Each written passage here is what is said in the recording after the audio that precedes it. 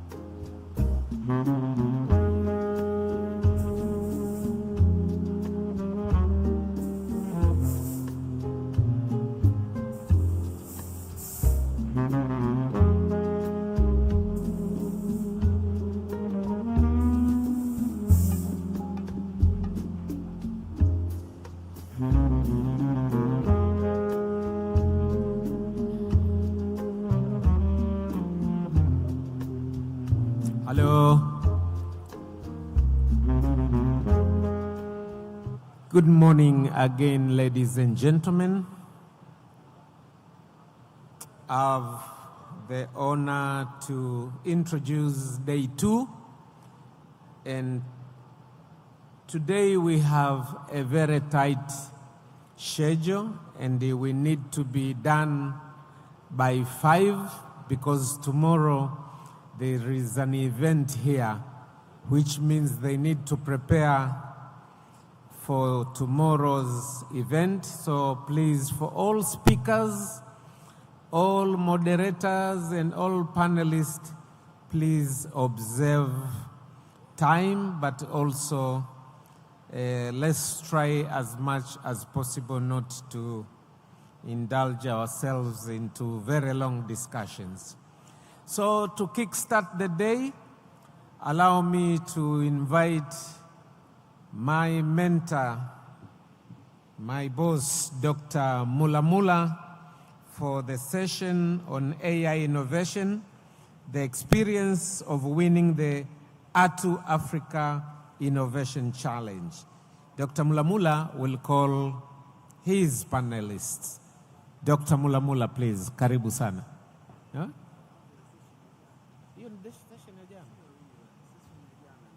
Losing productive time from their daily work, and they have to wait a lot to get things done. There's a lot of paperwork that's confusing at the same time. Even if you apply for the service online, still a lot of papers to be submitted, and those papers needs to be validated manually by human work during office hours. We have limited office hours. That means a citizen can go and apply for a service either online or manually only for 6 or 8 hours a day. And after office hours, no one will be working and the system will not be performing or executing any kind of tasks. And for sure, we have a bit lack of clear information where citizens, they need to manually go and track their requests either online or manually, as I said.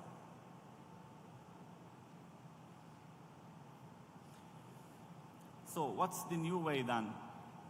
How can we build a new system designed around the needs of our citizens? There are 4 pillars that we need to focus on. A system that's available 24/7, a system that you can access from any device and tasks can be executed anytime within the day. It should be secure and private, so that you always guarantee the citizen data is always safe, especially when we talk about services that may require from the citizen to go and upload some critical kind or confidential documents. It should be simple and fast. It should deliver and execute tasks and deliver outcome within minutes or hours, not days. And finally, it should be helpful and smart. A system that can learn from the needs of customers and can enhance itself within time without the intervention of any human being.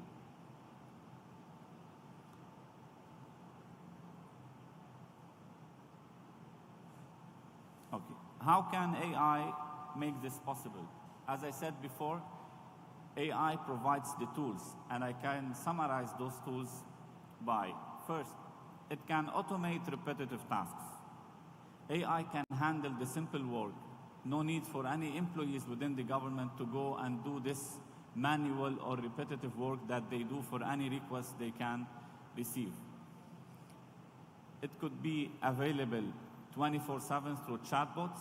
Citizens can go to the portal, talk to the chatbot, ask him about the best services that they should use, what are the documents that they need to prepare, and the chatbot should give instant reply and instant support. Secure identity checks. We all scan documents and upload them when we request a service. The current way now is that we need to wait for an employee at the government entity to go and validate those documents manually.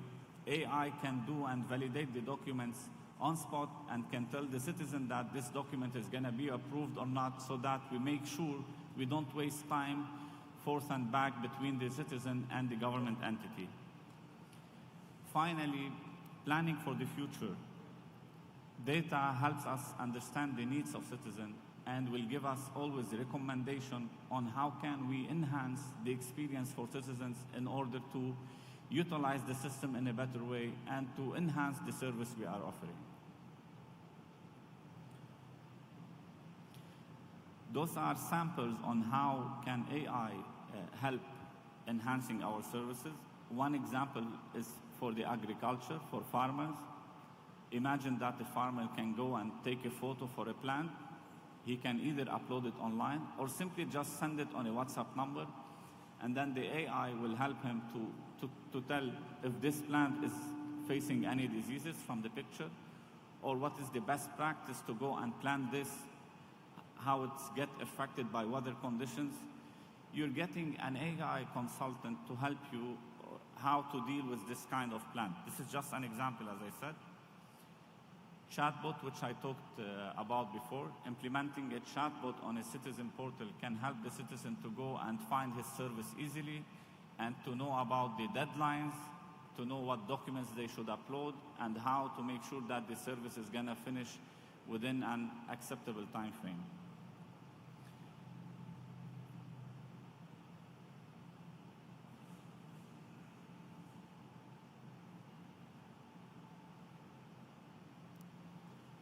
So, implementing AI will for sure get benefits for both citizens and government.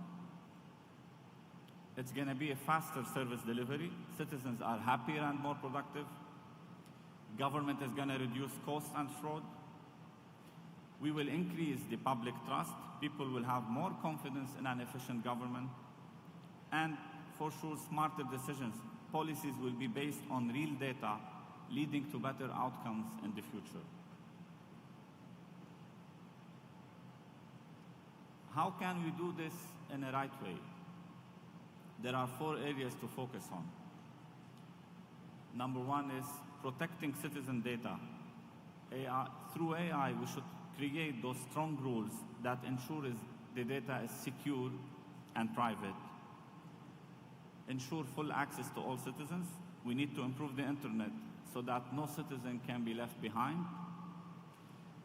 Train our people, invest in digital skills for government employees and especially young talents. I always say, even though I'm in technology, my kids know how to use technology better than me. If we want to really build the digital future, we have to focus on the young talent. And to work with tech experts. I don't see that governments needs to really invest a lot on R&D. Private companies are spending billions on research and development. You need to leverage that. Don't reinvent the wheel. Go collaborate with the tech experts. Collaborate with the private sector, because they have those solutions ready.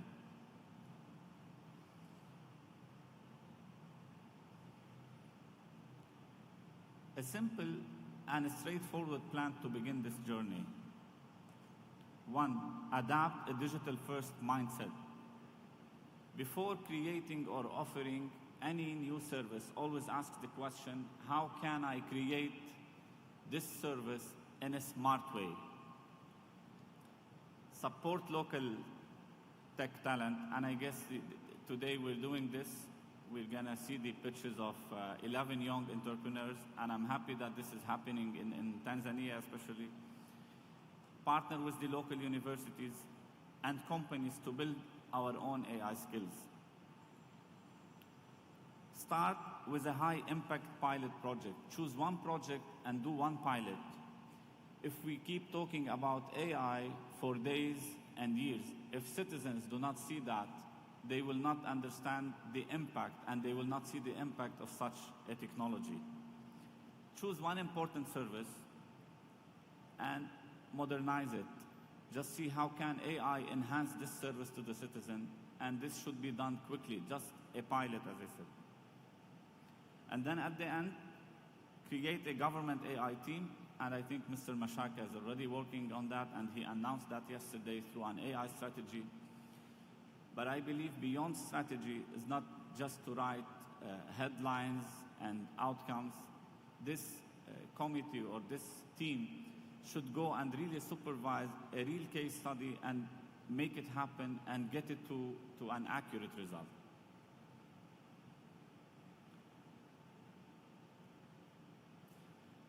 The final slide, I see a future where government is a true partner in citizen success. Technology is there to help us, to help government enhance their services and to enhance the quality of life. It's not a show-off tool. If you have a smartphone and it's not making your life easier, then you're not using it in the correct way. The same applies for any e-service or a services portal that the government is offering. The future should be a government that anticipates and responds to citizen needs, a digital system that's built on trust, speed, and respect for every person, and for sure a nation that can set an example for modern citizen-focused government. That's it.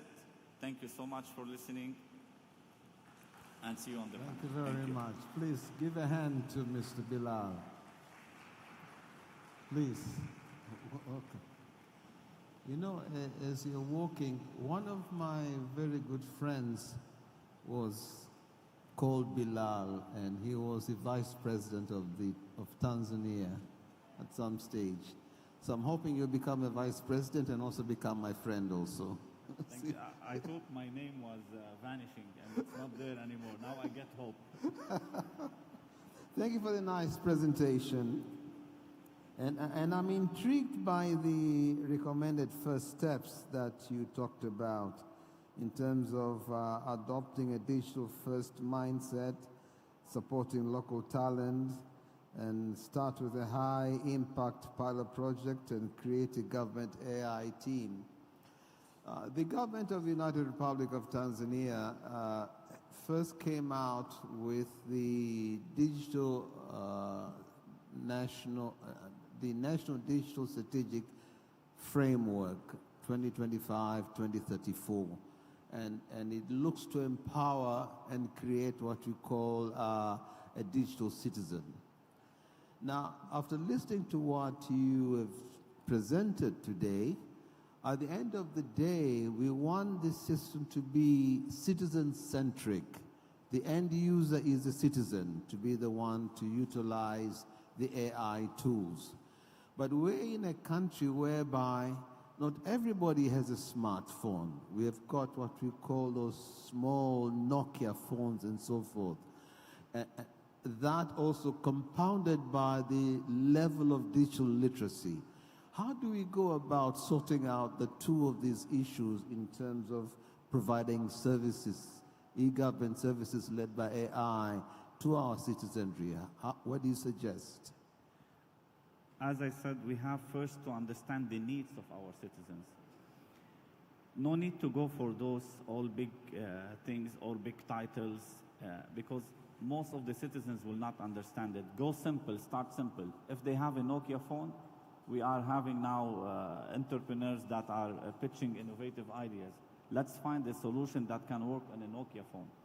Technology is a tool and it could be simple to create simple solutions. Innovation should not be complex. Innovation can come from the simplest ideas.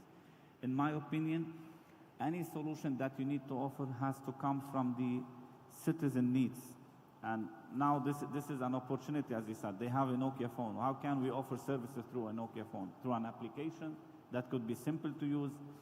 If citizens are not that used to technology, their service could be as simple as taking a photo for a document and sending it on a WhatsApp number.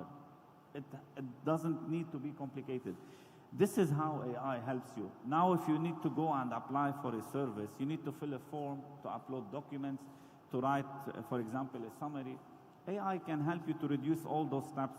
AI can help you to simply just maybe send a voice message to a WhatsApp number that I need 1, 2, 3, and then a chatbot can go translate this from speech to text and then issue a service automatically for you and give you the proper response. Innovation should come from the simplest ideas, and it shouldn't be that complex.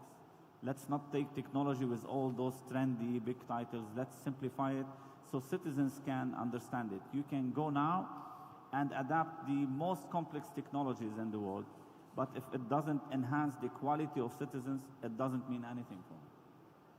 That's very, very important. The quality of citizen using the tools that you have currently to make life easy and provide the services to that.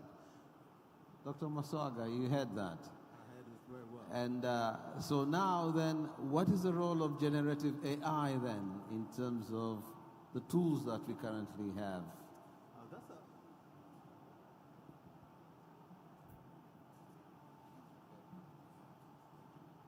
That's a very interesting question that you ask about.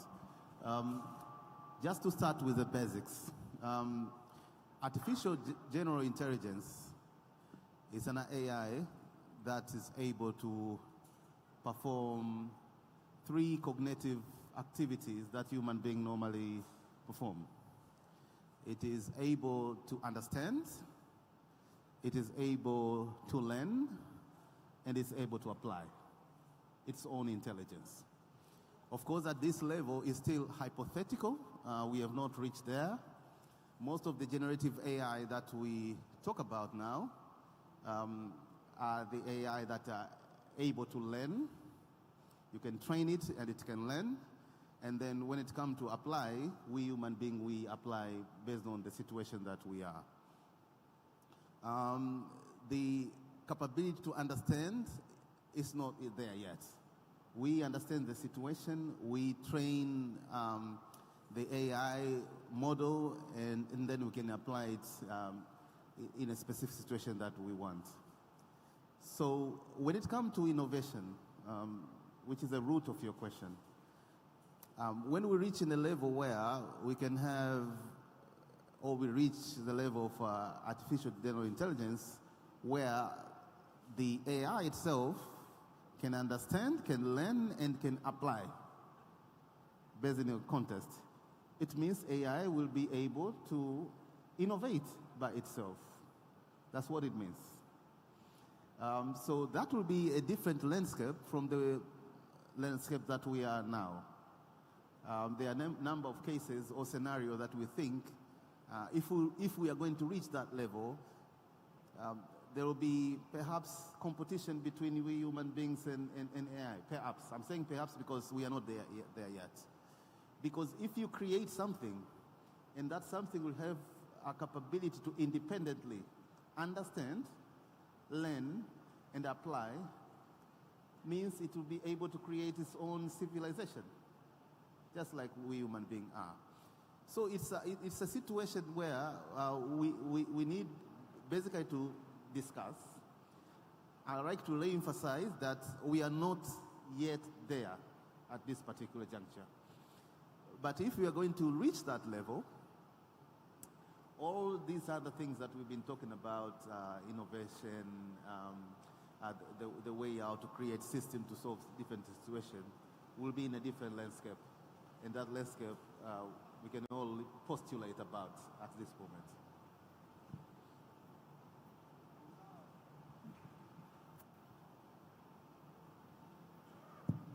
Yeah, so now Dr. Masaga is talking about the future. Learn, iterate, and adapt, and apply. With the question that I asked you earlier on with the Nokia, do you think that it means that we have to use the new gadgets to be able to do that in the future? Or you think it is possible to maybe have some part of it in the front end, and the back end does everything that you're talking about in terms of learning and applying. What do you think? I go back to start from the needs. There are no rules here. If the need is to start by having a kind of a technology that works with the Nokia phone, then let it be. Don't push the citizen to go and use the best phone in the market. There is no need for that. Start from the needs of the technology is there to serve the needs that the citizen needs. And it's going to be a much easier plan to achieve. Start at an achievable milestone. Don't go that big from the first. You can go and push the citizen, hey, everyone should have a smartphone. Let's create a kind of smart tablets on the streets so citizens can go and see. In my country, we had to add a smart big screen at the entrance to apply for a passport. No need to do this at the first stage. Make it simple. You have a Nokia phone, and ask yourself, how can AI help me offering a service through this phone, which the majority of my citizens have? This is a step one. Step two, when the citizen can see something, is that start with the current needs, use the technology that is prevalent to solve the current need, and the future will come and take its place as you go along. That's very correct. You agree with that? Let me open up to the floor. We have the future to my left, the needs and the current to my right. Any question? None whatsoever? Then, to make Mr. Mungi happy, I'm going to end the session now. You've heard about the future, you've heard about the current. Please, let's apply whatever we've learned as we use the AI tools in our innovation endeavors. Please give the gentlemen a round of applause and say thank you, and I thank you very much for this discussion. And as usual, tunapiga picha hapa mbele, and the panel discussion takes a picture, and then we move on to the next session. I'm going to end with one thing here. Understanding the current situation will help you enhance the future outcome. Understanding the current will enhance. Understanding the current situation will help you plan for a better outcome in the future. In the future. Nice to know. Future planning. Thank you very much. You're welcome.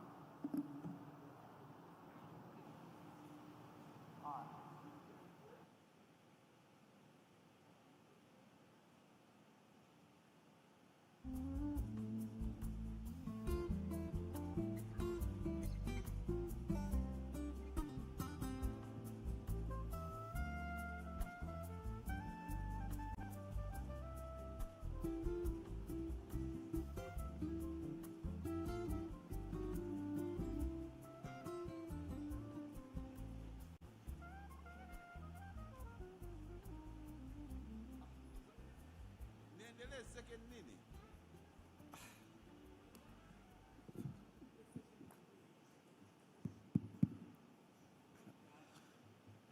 The MC is telling me to continue now. I feel as if I'm taking his job, you know, which I do not want to do. Let me pull up the program.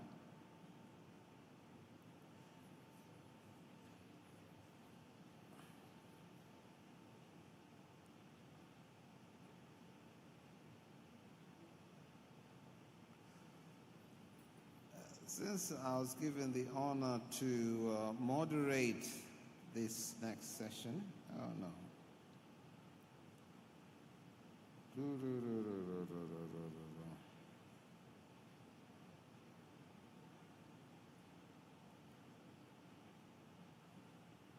The next session has to do with what our youth have done at the ATU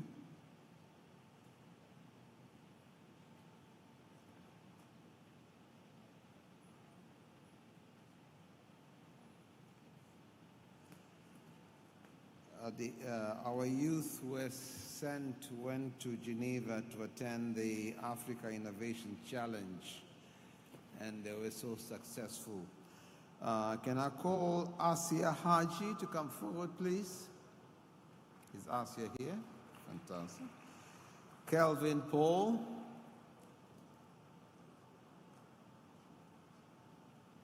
Is Kelvin here?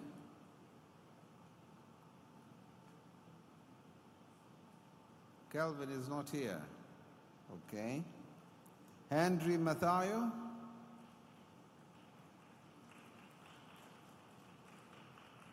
You're here. Julius Mbugo. Is Julius here?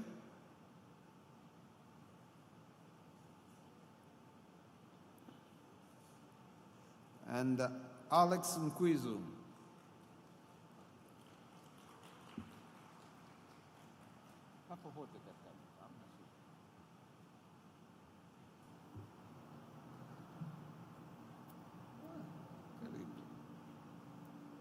So we don't have Kelvin.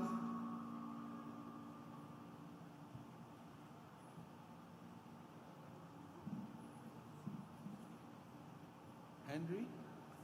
You're Alex. Henry is there. So Kelvin and Julius are not here. Okay, fine, no problem. So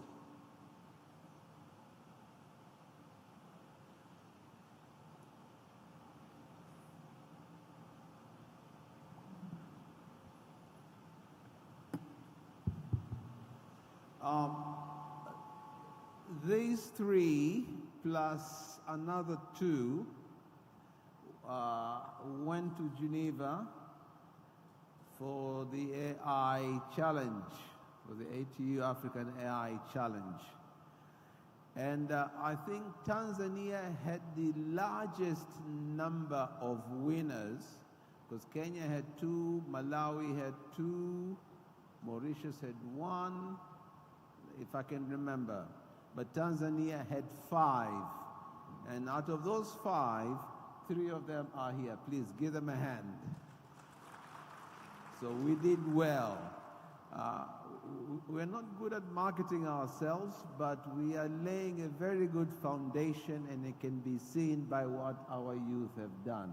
So let's start with you. Introduce yourself and tell us a bit of what you did there.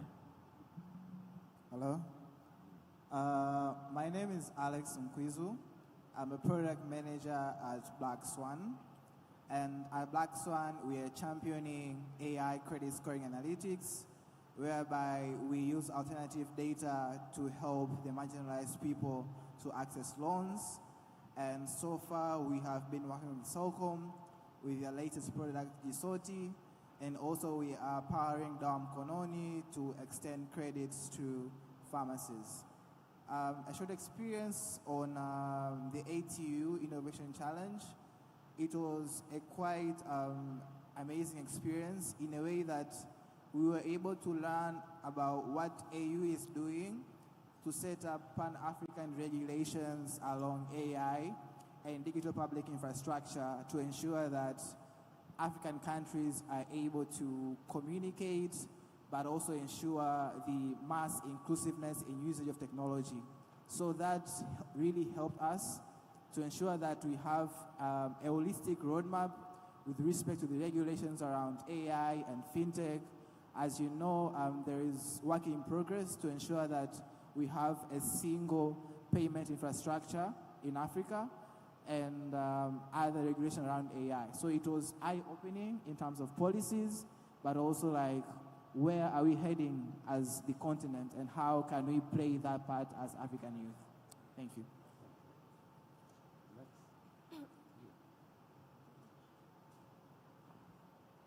Okay, good morning, everyone.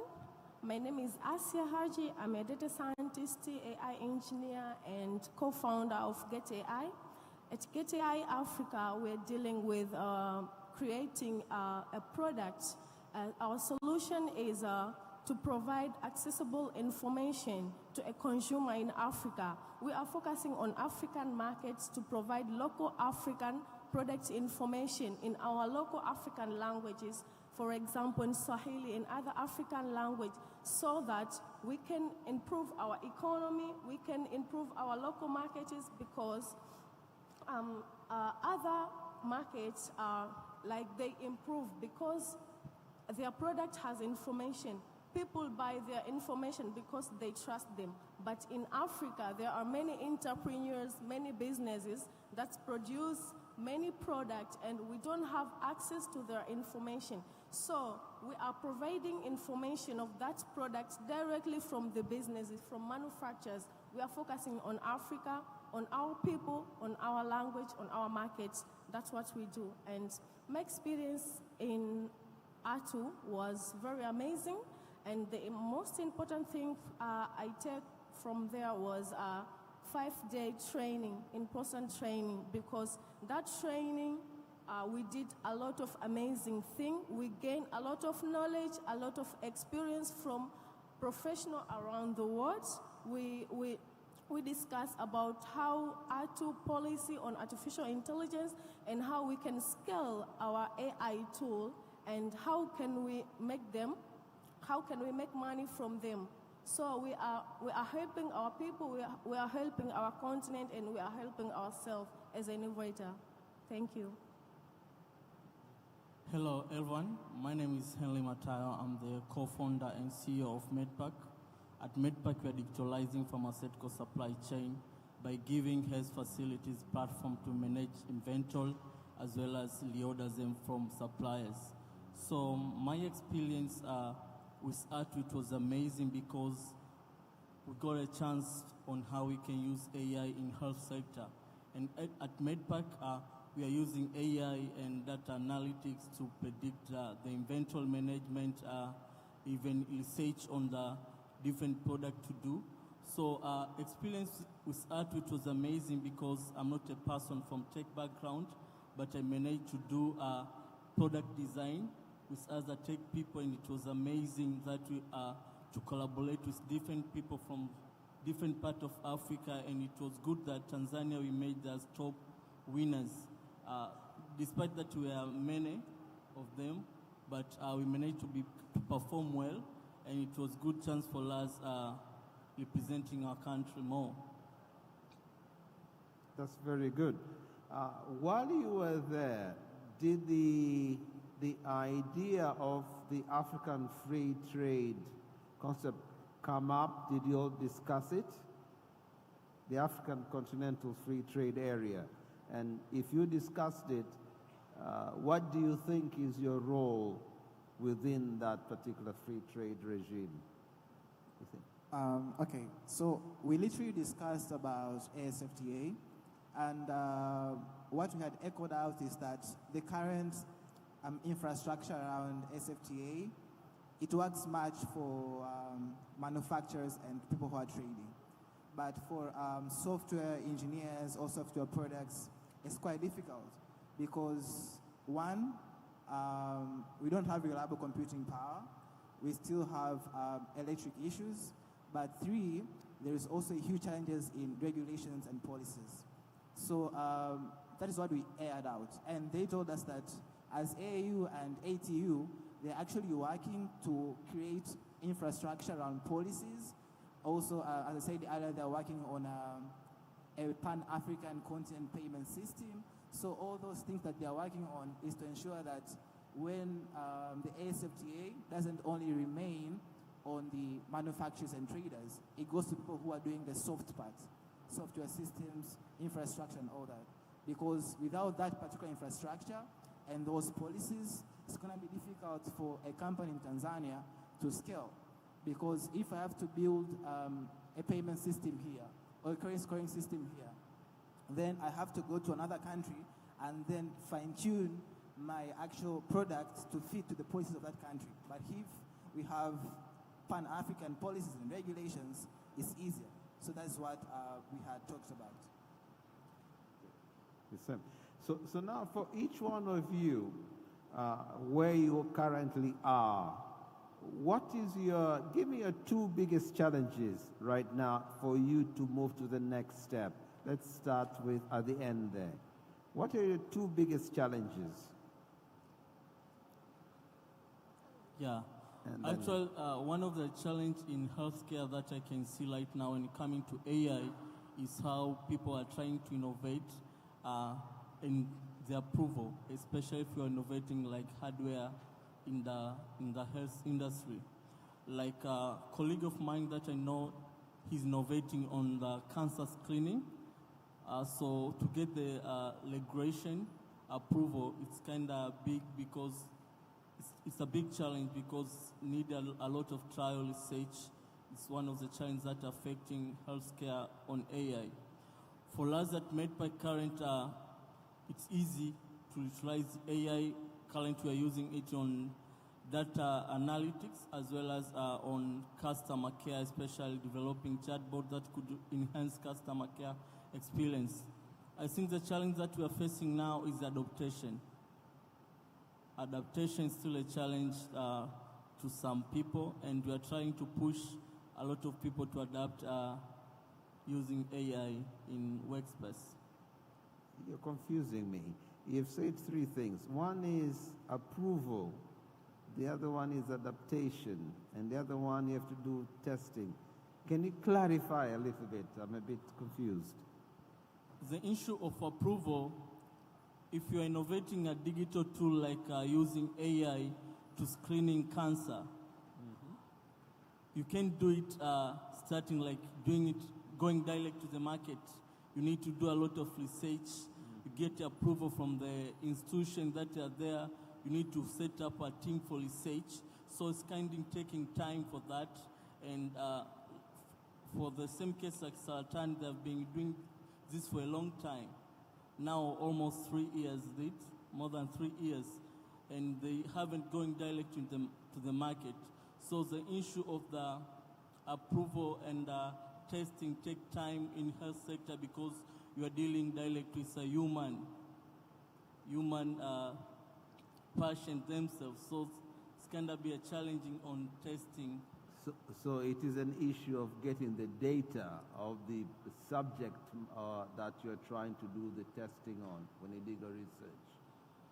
Or data is not an issue? Data is not an issue because they're able to create a sample and get data, but you can't have a medical data for one patient. You need to collect a lot of research. Okay. You need to do a lot of research in order to come up with a good, strong foundation to make sure that the data are okay so that you can certify. On the issue of adoption, for instance, currently at MedPack we have developed a chatbot where we have over 1,000 health facilities that are using MedPack. So since we have introduced in the market now, it's 6 months, and we have seen few people have adopted it. So it seems like some people, they have no more information on the using of the chatbot. Yeah, that is what on me on. Okay. Yeah, your challenges? The biggest challenge for our side is integrating local languages. As we know, for now in Africa, there are many local languages, and we don't have actual data set that can be trusted to use in our model. So right now we are partnering with someone from Kenya. They have a model that have a few local language that we can use, and we can fine-tune them to our model, so then we can provide the information in local African language. So for now we have like 7 languages, and we are continuing to get more African language in different countries, in Kenya, Uganda, South Africa, Ethiopia, and other countries. And another challenge is for our side is adaptation to businesses. So you have to convince them to use the application. You have to convince them they need to provide the information so that their customer to have trust on their products. So we are using a lot of energy to make the business adopt our tool, our solution. So we are on our way on doing that.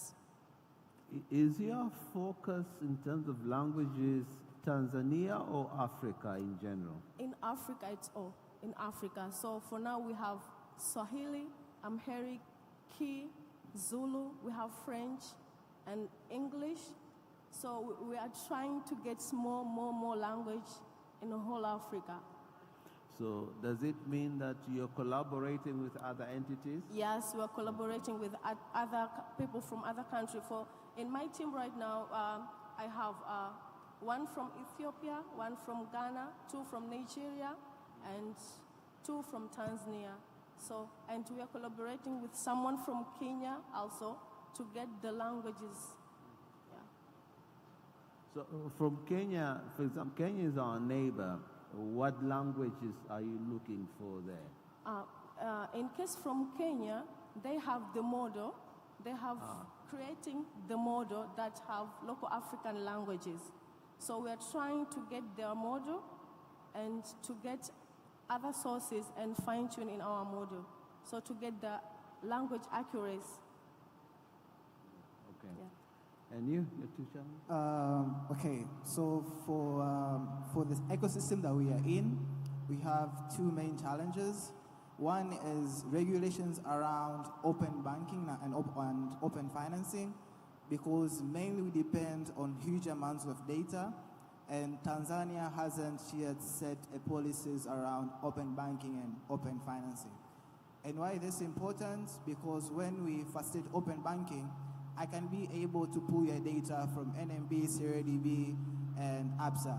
And then I can use that data to come up with a holistic credit scoring system, right? But for now, I really can't have that data. So the only way that I can get it is for you to go and ask for your statement, and then you give me a statement, and then I analyze it through my system. So if we are able to have open banking, open financing policies, it's going to be easier. Nigeria has been working on theirs, and they've fully done it. Kenya is working on theirs, and South Africa. So we also have a chance to do it.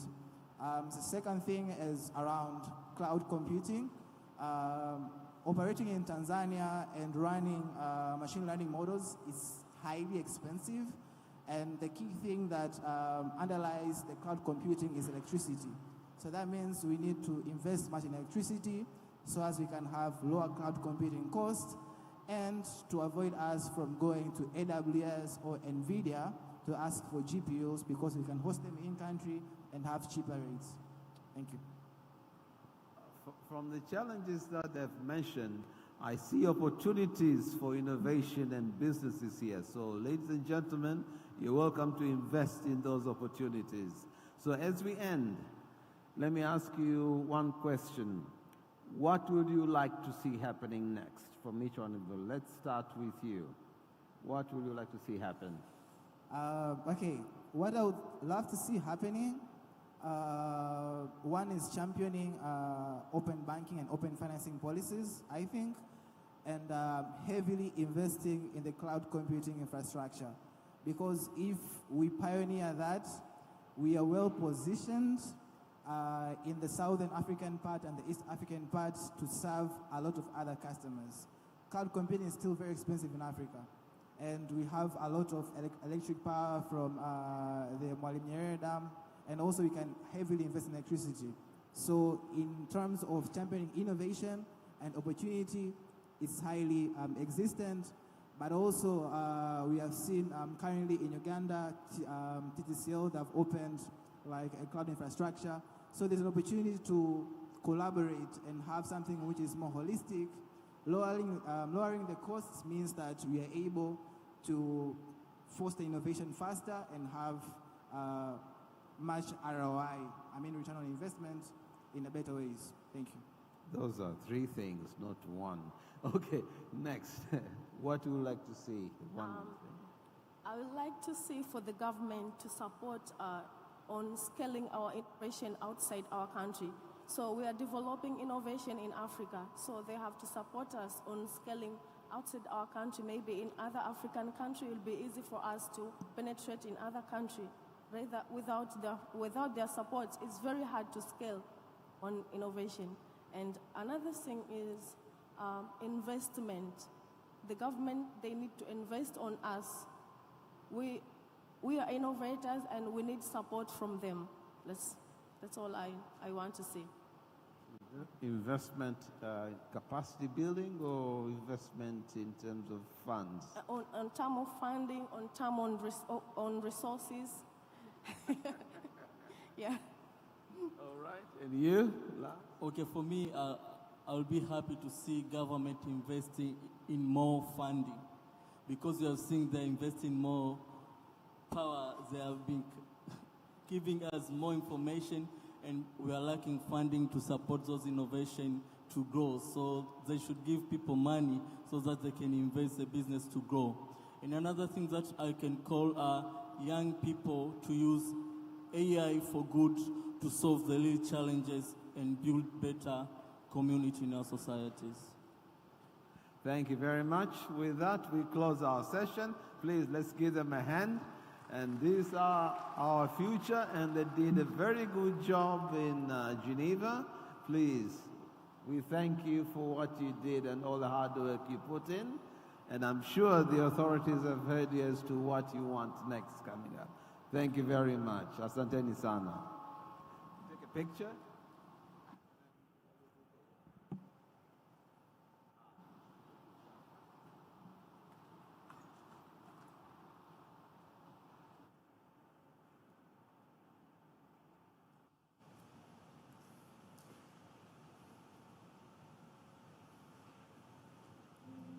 Smile, Doctor, and your team. Thank you very much. Another round of applause for moderator Dr. Mulamula and his panelists. Thank you so much, Doctor. You have yielded me about 25 minutes, and that makes you the moderator of the forum. I have a gift for you for doing such a wonderful work for us. Another round of applause for Dr. Mulamula, please, as he goes and sits down. Well, moving on to the next session. The next session, as we were told yesterday, there will be a hackathon competition and pitching for young innovators who did their best.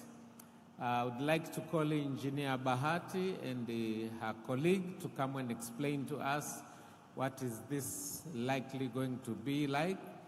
And I invite you all to have your eyes and ears to the stage. Engineer Bahati and your colleague, just to explain to us exactly what is going to happen in the next hour from now. Karibu sana, engineer.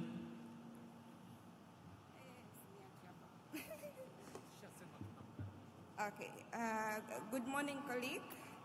As I have been introduced, my name is Engineer Bahati Zuberi from Ministry of Communication and Information Technology. The next session, we are going to see what the talents as the country we have. As you are here, we are already having the National AI Strategy draft, but one of the main outcome of the National AI Strategy we are expecting is to showcase the AI innovations, the existing ones in the new AI innovation, so that as the country we can have an opportunity to explore the potential markets and solve the existing social challenges. So for the past 2 months, the ministry conducted an AI hackathon focused on the Jamii Stack. The hackathon was based on the Jamii Stack initiatives, and there were about 70 innovators who registered and wanted to compete on the hackathon. So today we are going to see the innovation of the pre-selected innovators, around 13. And through this stage today, each innovator who was being selected is going to pitch for 3 minutes. And we have our 5 judges who are going to grade these innovators. I would like to take this opportunity to welcome the Chief Judge, of the pitching, Mr. Bilal Hamed.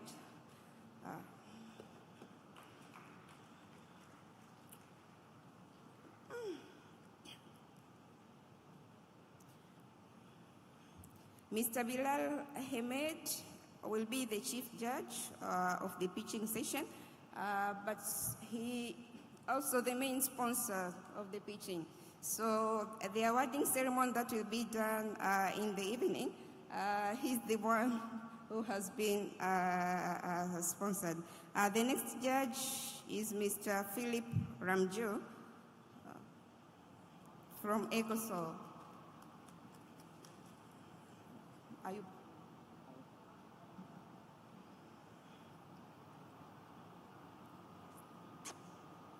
Another judge, Mr. Stephen Wangwe, a representative from Personal Data Protection.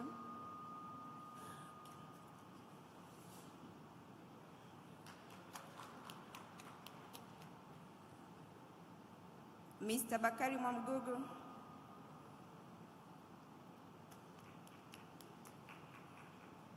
This is the project coordinator from World Bank under the Digital Tanzania project. In the last judge, we have representative from UNICEF, Ms. Jane. Please welcome.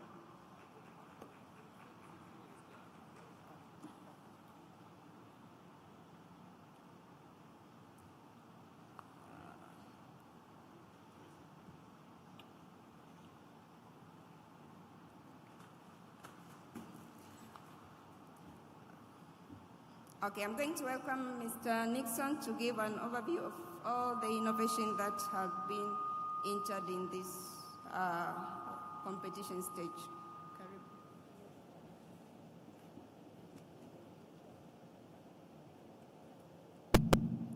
Hello, everyone. It is wonderful to be at this stage. Thank you, everyone. We have a very exciting session for the pitch deck for this. Think of it like a Shark Tank, the first Shark Tank of Tanzania. So essentially, we would love to welcome all the judges. We have like a 1 minute, they're going to tell us where they come from and the area that they are concentrated in. We would like to welcome Mr. Bakari, and then we can proceed further. Please introduce yourself. Just 1 moment.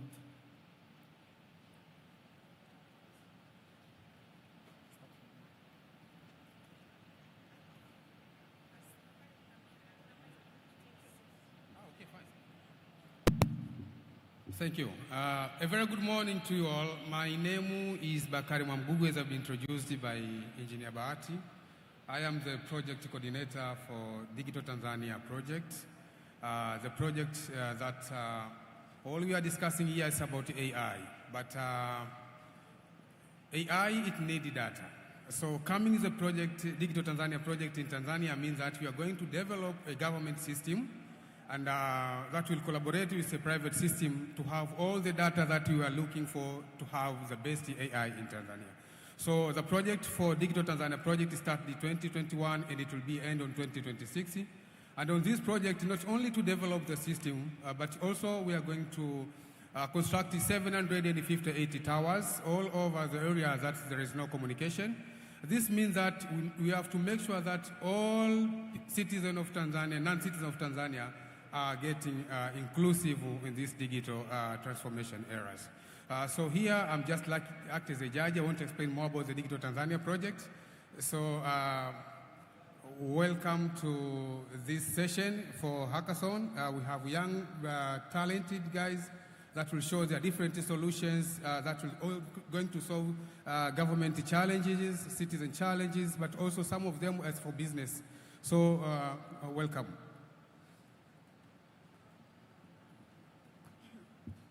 Next, Mr. Bilal Hamed, please, a brief introduction and a brief summary of what the judges are going to do.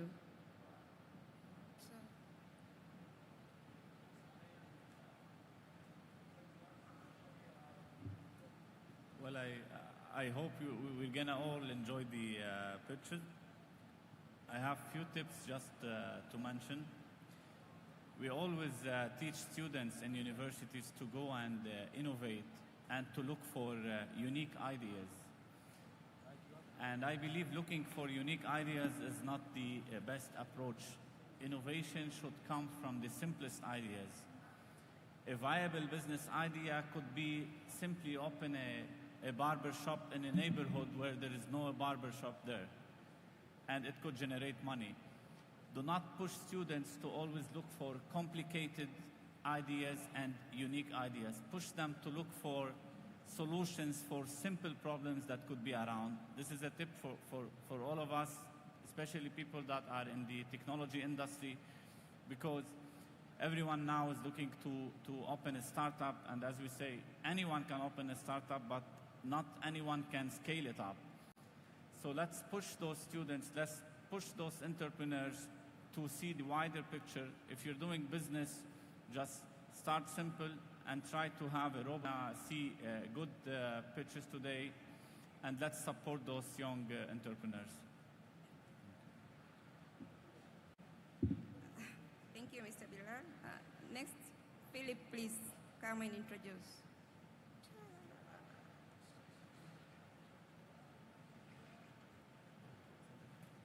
Hi, I'm Philip. I'm originally from Germany, but now I'm living in Arusha. I'm very happy to be here. So we had a German AI startup. We used AI for nature and wildlife conservation stuff, so mainly onboard AI things. And yeah, I'm very happy to see the students that are very talented here. I think no student, no guy here in Tanzania has to hide, because from the perspective of Europe, I think it's a bit of underrated startup ecosystem here. But what I see here since half a year, it's very nice to see. And I think the chances are very great in this time. And there's a good chance for, especially for AI topics, to involve and to be not in a drawback of any other company, other nation. So I'm very happy and want to see what's coming next. Thank you very much. Next, Engineer Wangwe, please. We want to know you.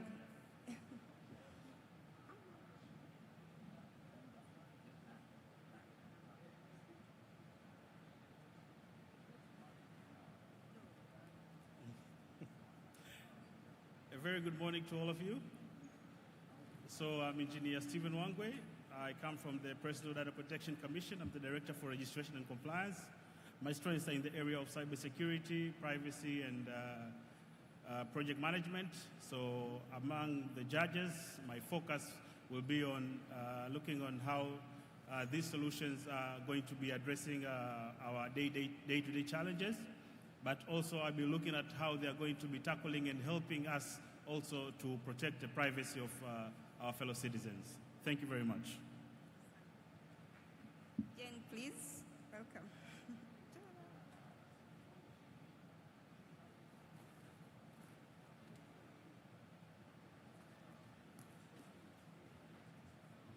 Good morning, everybody. I am Jane Mgana, Digital Impact and Innovation Officer at UNICEF in Tanzania. At UNICEF, we work specifically around issues affecting children and young people. And in the digital team, we look at how we can design and develop digital solutions that impact young people's access to services, information, and the like. I'm very excited to be hearing the pitches of all the people here today. And hopefully we'll find a solution that can really have a massive impact in our country. Thank you.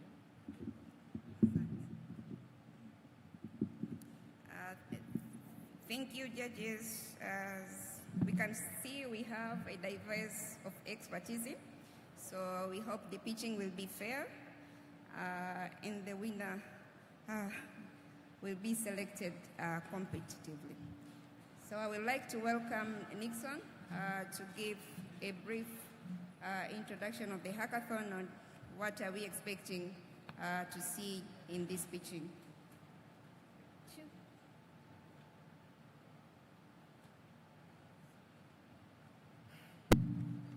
I'm going to hit to the point for the list of participants for this hackathon. So we have like 13 participants for the hackathon. And the theme of this hackathon, it was deal with public service delivery, to create innovation that cut across public service delivery and solve the real world problem for our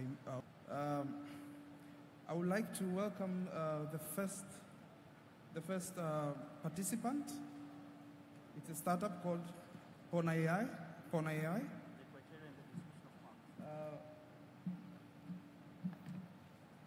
The first one is Pona AI. We would like to take them so that they can participate here. Please welcome.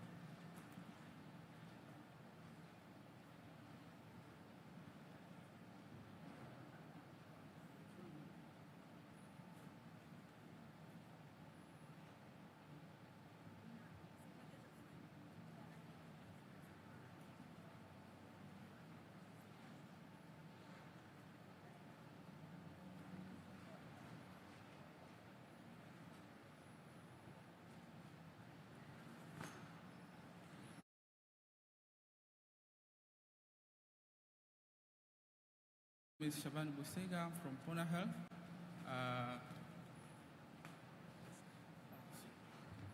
So my name is Shaban Busega from Pona Health, and at Pona Health we are building a telemedicine platform that helps people with different kind of health problems to be able to access doctor, but also to get health information.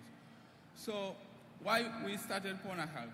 We know that there is a lot of people who are dying from health problems because of late diagnosis. Most of us, we tend to delay to go to hospital, maybe, for example, when you get health problem. For example, if somebody has headache, you take paracetamol. If has a stomachache, you take only Flagyl. But sometimes there may be a relying diseases within that person. So by the time they are going to hospital, it's too late. The problem is being worse. It can be a chronic disease to lifetime or sometimes death. But also some people may face like emergency situation where they don't know what to do. And most of people are dying because they don't know what kind of intervention to take when they face those kind of emergency situations. So that's why we created Pona Health. So Pona Health is powered with AI, whereby a person can be able to select different kind of health problems, and then will search a doctor specific based on that problem that he mentioned. But also there is a feature for AI chat where a person can be able to ask any issues and be able to get enough information about that problem, but also the AI will recommend a specific doctor to solve that problem. And also will get reference material where you can be able to read further about that problems. So with this solution, we expect to make sure that access to healthcare, especially to health advice from doctors, to be widely accessed by any person who can be able at least to access internet and has a smartphone. So we hope to save a lot of people who may need at least only 2 minutes to be able to save their lives from the situation that they are facing. So may I welcome my friend to continue. Thank you for listening. My name is Sarah Mushali. I am a nutritionist by profession. Although our presentation is not working, so I can make it realistic so that you can understand what we're speaking. We have created an AI solution, and we already have an application. It is called Pona Health. Now it is available on Play Store and iOS, for those who iOS, for App Store. How does it work? It connects clients with doctors. You can book a consultation. You can get reviews from different health education and everything. So what are our needs today? We need capital. We need partnership, but also mentorship. Having an idea, it's one thing, but creating it into business and providing impact to the society, it's another thing. Through our application, we can solve the problem of job for these underdeveloped countries, but also we help people continue to other development issue when having better health. There are some emergencies people face and they don't know what to do, but through mobile phone, you can consult a doctor and you can be prescribed either medicine or consultation, which is easier for everyone to use. And in our generation, we as Gen Z, we like spoon feeding. You know, we don't like to go to the hospitals, getting some complication. Some people overdose themselves and they use not prescribed method to solve some health issues. So we provide a very unique, a very quality thing, and a very special way to solve this issue about health through mobile phone. That's how we use AI to provide health support to the people in our country. Thank you. So I wanted to do like a short exercise. You can download the app to test it right now before we go, or you can just type cornerhealth.com in any web browser, and then you will see our application. So you can test it to ask different kind of question, or if you want to speak to the doctor direct, also you can test it now. And the fees, we are charging a very small fee. We are charging only 6,000 to speak to a doctor, which we believe a lot of people can be able to afford. Even farmers can be able to afford it. And also, if you want to speak to a specialist, we charge only 15,000, which is very, very affordable compared to when you go in person to the hospital. So this is basically to help you understand better your health, to be able to monitor, because it's affordable. You don't need to go regularly to the hospital. There is a lot of fear in the community, a fear of high prices, a fear of the queue at the hospital. Sometimes you can spend up to 3 hours waiting for a consultation that may take only 2 minutes. So why wasting all of that time? But we have a very minor issue. So you can speak to a doctor. And also there are plans. If you go to the application, at the bottom you will see plans. So we have family doctor plan where somebody can subscribe and have a doctor for his own family. So at any time within a month, you can be able to speak to. So we have pregnancy packages for people who have pregnancy, can be able to have a package specific for them. But also we have other chronic conditions like hypertension, diabetes, and cancer as well. Yeah, thank you so much. Thank you. You definitely addressed a problem, and that's the most important thing in any business idea, is to solve a problem that exists. I have two questions. The first one is, the AI model, how will it differ from ChatGPT? Because you know now you can go to ChatGPT and ask all the questions. What's your competitive advantage here? How you are different? And the second thing, how much money do you want to scale this up? What do you need exactly? And how long will it take you to scale this up in Tanzania? Yeah, thank you so much. The first you said about the AI. So about the AI, we created, like, we call it fine-tuning of AI. So we are using the same API from OpenAI, but we fine-tuned it and make it specific purpose for health issues. And how we made it like to be more effective and also to avoid different kind of risk that may arise is that it provides like very like non-clinical. It does not provide a diagnosis, but it will give you the advice what to do when you are in that condition. For example, maybe you have back pain, so it will give you some instruction for a person with back pain to do. Maybe you have to sleep with a pillow and so on and so forth. But also it will provide you with the materials, a reference where you can go and read further about that issue.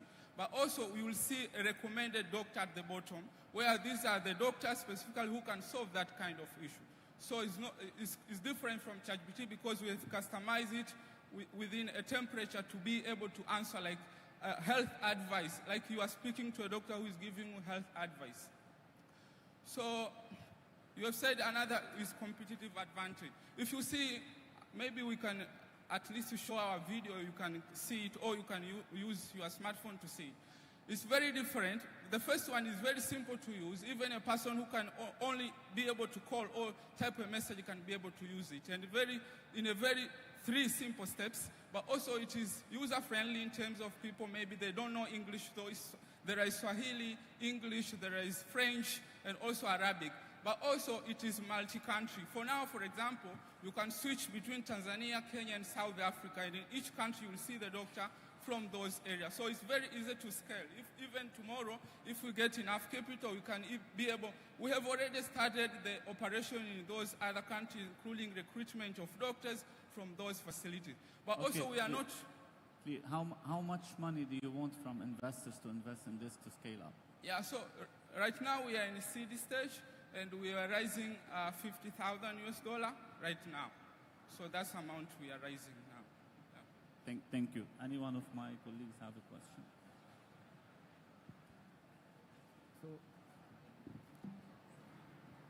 So the whole application is relied on internet connection. So when I have no internet connection, I cannot use the service.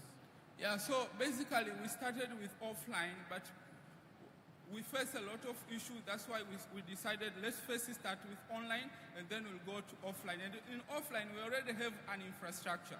We are planning to use a special USSD code where a person can be able, for example, to book an appointment as well. So all of those, we have already started working on that. But we are starting with online and then we'll go to offline. Yeah. So you want to have the language model offline?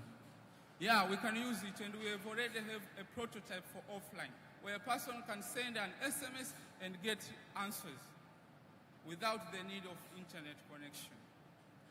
Also for 6,000 shillings. Sorry? Yeah.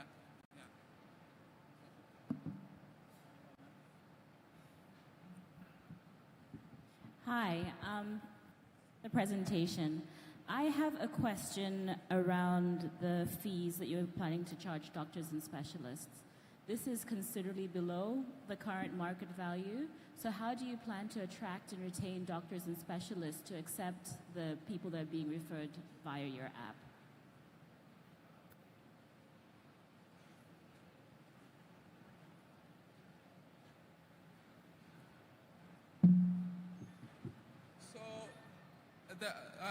I understand your question about how can we attract the doctor and specialist. So if you see what we have done is like we have recruited doctors. These are doctors who are also working in different kind of hospital. So this doctor, they provide us with the time where they can be able to accept a call from other people. So it's like friendly for any kind of doctor, maybe has his own schedule. So he provides us with timetable. For example, I'll be available from maybe at 10 to 11, for example. So every doctor there has his own specific time where you can be able to speak to them. Yeah. And the business model between us and doctor is revenue sharing. So it doesn't cost us anything because the more the doctor receives calls from clients, the way he earns from that. So we take 60%, then they take 60%, then we remain with that 5%. I can also add something. You know, we have a lot of doctors in Tanzania, but the issue about employment, maybe scarcity of hospitals, not all the doctors are employed. So we can solve the issue of employing the new doctors that can solve these problems. And a lot of youth now, they study about science, about health, but they're still in the street, they don't have some things to do. So our AI, I think it can solve a lot of issues like that. Yeah. Yes, first of all, I have to thanks for the good presentation that you are going to solve the challenge that's always existing. But I would like to understand, did you engage all key stakeholders on health sectors? Because in order to have the best solution, you must engage all those key stakeholders. So did you engage them? Yeah, the good thing is like when I was at Muhimbili, University of Health and Allied Science, we created Tanzania Digital Health Forum, of which we gathered all kind of stakeholders from Ministry of Health, from ICT and so forth. So even our solution was the product of that kind of incubation from that. So during that time, we've seen, for example, the creation of Center for Digital Health by Ministry of Health, where the regulatory will be as a regulatory for regulating this kind of solution as we are doing. So we consult them regularly, even during the creation of our application. Yeah. Thank you so much. Yeah.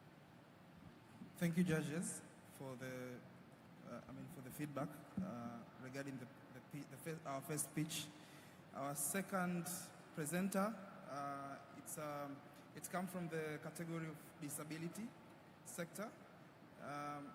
In summary, Tanzania has 11% of our populations in a disability sector. So we'd love to welcome the startup called Bridging Silence. And the presenter is Madam Jocelyn.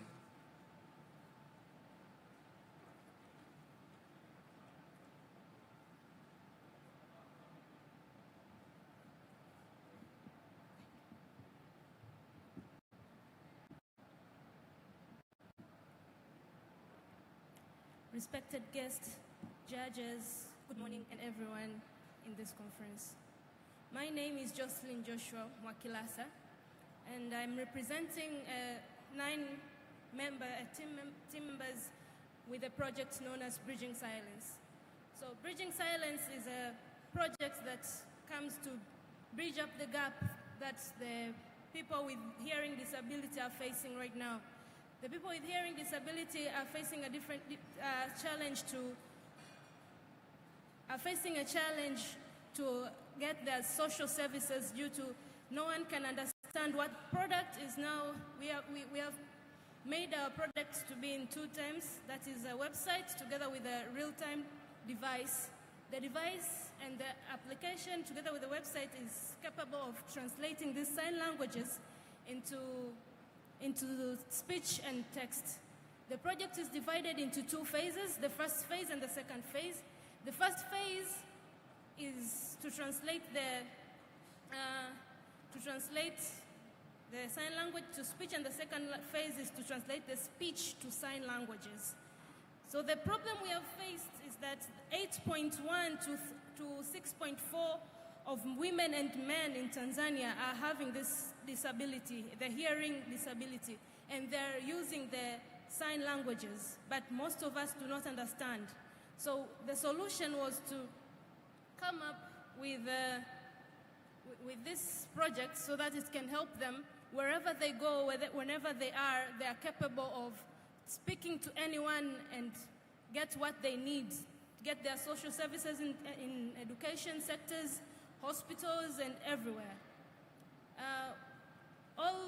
As a group, all we need is your support together with your advice, your technical advice on how we can make this capable, because until now, the website is almost 80% to be accomplished, and also the device is, we are working on the device to make it accomplished so that it can be used with the society at large.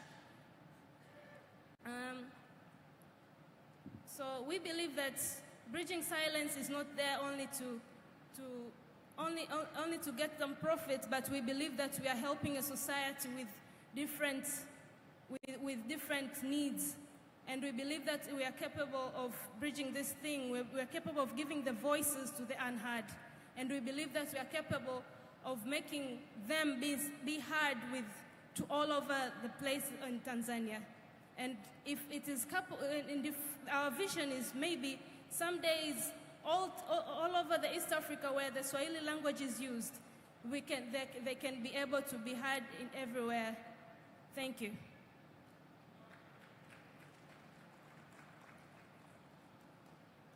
Thank you for the nice presentation. We will welcome judges for the... Yes. I need to know, what are the wearable tech devices exactly? What they are going to wear? You mentioned that there are wearable tech devices. What are those devices? Is it a watch or something, or like? It's not yet a wearable. We are planning maybe it can be a watch, but for now as we said, we have the different phases in our project. So what we are doing right now is making a device that can be used in the conferences, not personal. That is our first step. Not personal yet. For the personal, one can use the application which we have made, so you can access through the phones and like something of the sort. We have not yet thought of making it more personal because the prototype needs to have a camera and put a place where we are capable of capturing the sign languages.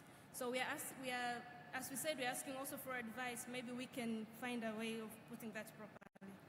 And this is a business idea that should generate profit later on, right? Yes. You have to be precise about what device you need and how much this device is going to cost. And I didn't see how you're going to sell this. what's the business model? How will this generate money later on? How you're going to sell it? And people who are in need for this device, can they afford paying for it? This is what you need to clarify. And finally, the same question that I asked for all, what is needed exactly in terms of financials? Because you asked, you need technical support. Is it just advices, so the financials are there? What do you need to complete this project and to make it live? All we need from you is that we are asking for your funds to make the device be accomplished. The device that can be used in these big conferences and other places, in the schools and the hospitals, so that they can understand. For example, we can be having someone who is having some disabilities around here and doesn't understand what is going on and something of the sort. So we are asking for your funds that we can be able to accomplish this. Yeah. Thank you. Anyone has questions?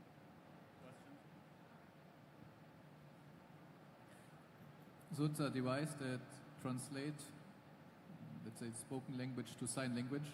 So you need a kind of monitor where the person can see the translated signs. Okay, and so this should be after your conference idea. It's a kind of wearable devices people can have with them. They have a kind of, let's say, a phone, and then they can see. Yes, yes. What do you think will cost something like this as a personal investment? No. Because, so from my, not from my experience, but when you have a kind of disability like this, you're not included in the job market here. So I think it could be hard to get these people to pay for this, even if it's a maybe needed device. So how do you solve this? I believe that the Tanzanian government is capable of giving out, of providing this, because the government can buy this device and put it in a conference like this. We can buy this device and can put it in different schools so that they can understand. And also, we believe that there are devices they are using right now. And these devices, the government are giving out like donations and sort of things. So we believe that it's capable of doing that. What's the percentage of people with this disability? Excuse me? The percentage in population?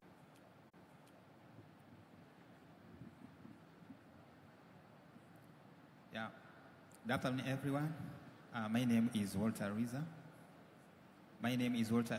I'm a medical student from Wimbledon University of Health and Allied Science. I'm presenting to you Afia AI. I'm the co-founder of Afia AI. Afia AI essentially is a humanoid robot that utilizes artificial intelligence and deep machine learning to help individuals detect, prevent, and manage hypertension. We have been working on this project together with Wimbledon University, but with the support also from COSTECH. And over the course of 1 year, we have discovered a lot of cases that have been uncovered by this project. But today, I will present to you two cases which were very important. So during our testing, we meet Mr. Hamis. Actually, Mr. Hamis is not a real name because of confidentiality purpose. He had a problem of nose bleeding, and he didn't know why he was suffering from frequent nose bleeding. After giving him a chance to make a self-assessment through our artificial intelligence tool, it was discovered that nose bleeding was because of hypertension. So he started the medication, and the problem was treated. Another important case was Mr. Jen, he was the known high blood pressure patient. He was suffering from hypertension, and he was already on medication. But he was suffering from frequent headache. After giving a chance to make a self-assessment through Afia AI, it was discovered that medication she was using was the one medication was the reason why she was getting headache. So that headache was the side effect of that medication. So he visited, he went to her physician, and the medication was changed, and the headache went away. So this is how actually the platform works. So unfortunately, it doesn't give the sound, but it's a virtual doctor whereby you can interact like a real doctor, but it's a virtual doctor. It's an agentic AI where it asks you a questions like a doctor, and ask questions related to hypertension and diabetes. Then from the response that you are giving, it can analyze and give you a result that you have a possibility of having high blood pressure or not having not a possibility of having high blood pressure. Also, it will link you to the nearby health facility whereby you can get a medication, you can get medical attention. Also, it will recommend you a personalized meal plan that you can use so that you don't suffer. So basically, this software, it can be embedded on the smartphone so that you can make a self-screening. Also, it can be embedded on robots, and this robot can be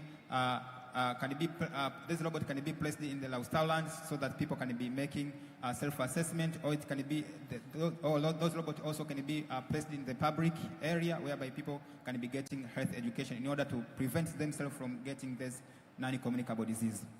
So why do we decided to go with hypertension and diabetes? According to demographic data health survey, it showed that there are more than 80 million Tanzanians suffering from hypertension and blood pressure. Yet the number of new cases is increasing at a rate of 8.1% each year, which means in next 10 years, we are going to have more than 20 million Tanzanians suffering from hypertension and diabetes if preventative action won't be taken. And the worst part of this disease is that most of people don't even realize if they have this disease until it is too late for them. So having the tool that can help them make self-assessment to detect earlier this disease, it can be of life-saving. So self-assessment, medication intelligence, meal plan, and medication reminder, there's a solution that FAI offer. So this is our monetization strategy. We charge 300 Tanzania shilling, almost 0.001 US dollars, to create a personalized meal plan. And from this 300 Tanzania shillings, if we can have maybe 10 patients using our solution per day, within a year we'll be able to generate more than 100 million Tanzania shillings. Also, we are charging 200 Tanzania shillings for giving a patient analytical information about the self-assessment. The self-assessment itself, it's free, but if you want to get advanced analytics about the problem, then you pay 200 Tanzania shillings.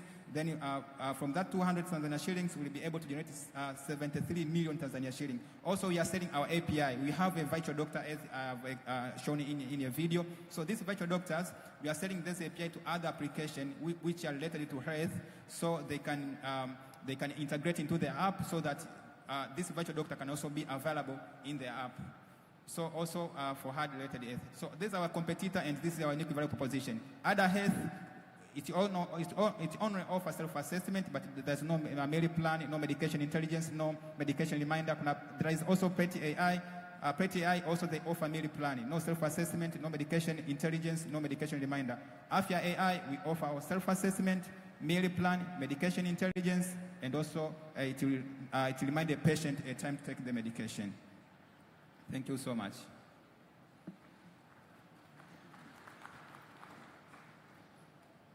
Thank you. And I like that the market analysis is clear and the competition analysis as well. You've done that. So I congratulate you on this point. I want to know how are you planning to scale this up, like especially when I knew that most people in Tanzania, they don't have smartphones. They said they have Nokia phones. And how are you going to bypass this issue? And what is exactly the API that you're going to offer for doctors? Isn't it better to go to doctors and try to sell them this solution in a kind of a subscription for their, for example, clients? Okay, thank you so much. Yes, we know that there's some Tanzania who don't have smartphones. And our plan for those who don't have a smartphone, we plan to have a chatbot, a SMS-based chatbot, whereby the people can be interacting through messages, and the chatbot will be able to ask them different questions through SMS conversation, and also it can create it can give them answers based on their responses. And also our target customers for these applications are those patients who are living with hypertension and diabetes, and also those people who are health conscious. So they can be checking their health regularly to see if they are at a risk of developing this disease. And also, the good thing is that this solution, it also, if you don't have hypertension or diabetes, it also can tell you the level of the risk. And from that level of the risk, it will also suggest what preventative action to take, so as if the risk is low, is high, so as to lower it. So those health conscious individuals, that's our target customers. And also for people who are living with people having this disease, those caretakers, they can use this application in order to know how to better manage those patients, their patient whom they are taking care of at home. And also for medical personnel, this also application is useful. They can be recommending it to their clients. One more thing, to make this different from any OpenAI model, as your previous friends also did a demo, you need to rely this and train this on actual data and real data. Where are you getting this data from? Okay. During the testing phase, we tested this over 1,000 patients, and actually I'm a student from Muhimbili University, so we were conducting research from random studies from patients who were attending Muhimbili who voluntarily consented to test the application. And during our analysis, we found that it has a positive predictive value of 75%. Positive predictive value is the ability of the tool to give you a positive result when you are really having that positive result. So it's all about training the model, so we are keeping on training it, and we target to have a positive predictive value of 90%. So we use little data from patients, but in a very confidential way, because we don't ask names of those who are testing our model. Thank you. My last advice to you is to add one slide which talks about how are you going to build trust with citizens to this application. When it comes to healthcare, the first concern for people using this application is, can they trust the outcome? And how can they make sure that it's not any data generated like they go and search on Google, for example. So add one slide in your go-to-market plan is to ensure how to build trust between your application and the citizen. And thank you. I'll see my friends if they have any other questions.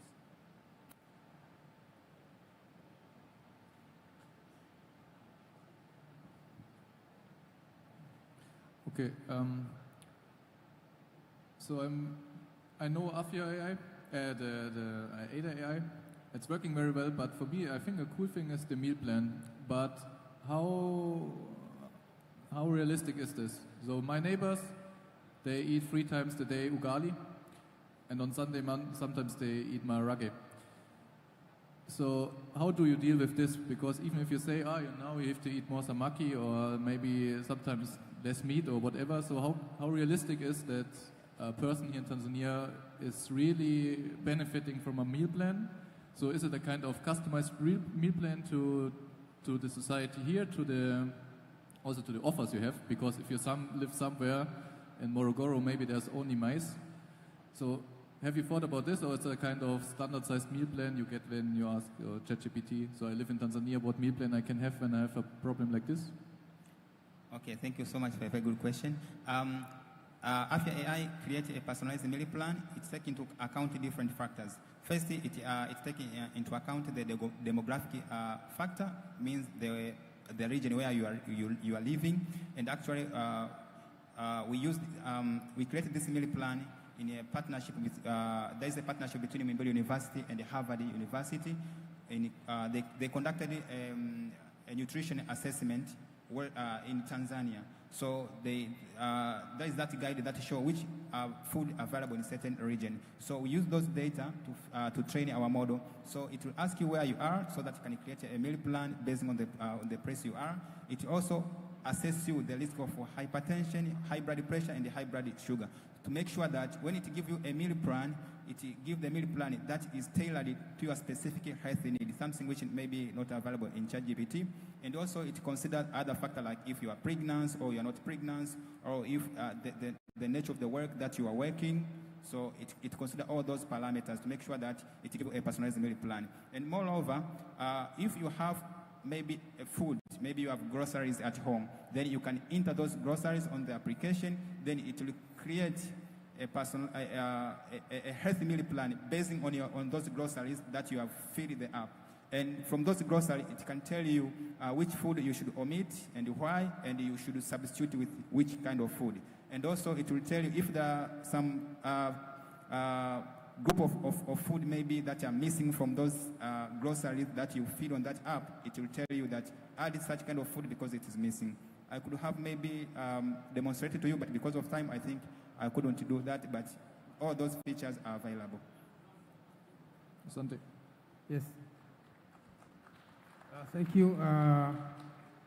First of all, I have to congratulate you for the good solution you come with, but I have just want to know what kind of support do you want for the government to do for you? Sorry? Support from the government. Oh, yeah, actually the support from the government,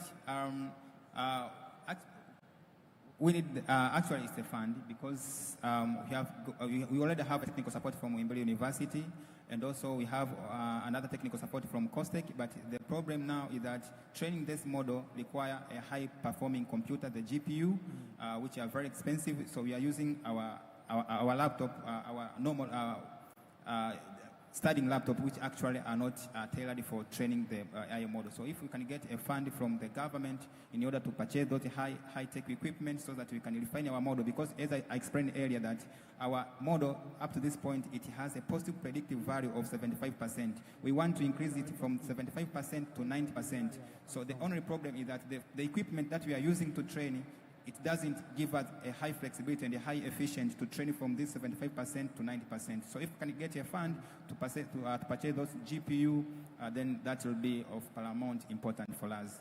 Okay, thank you. Just like how much do you need?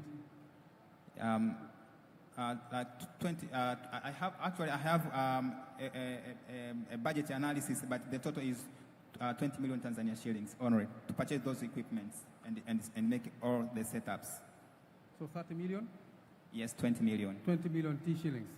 Yes. Okay, yes. so if we give you the money today or tomorrow, means that you are going to... It might take maybe maximum of 10 months to fine-tune our model and to make it available. Within that's the maximum estimation, 10 months. Because with the machines, the laptop that we are using now, it might take us even 2 years to achieve that 90% positive predictive value. But if we can have a high-performing computer, we can reduce this 3 years to just 10 months. Okay, thank you.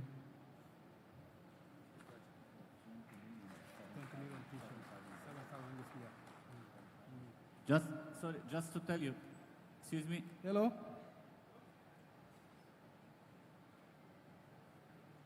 Data Vera will give you the fund, just to give you that. We will give you the fund. The best thing is to make sure that you come with a detailed plan. Okay. No, we'll give you later on. We'll give you later on. Yeah. Okay, fine.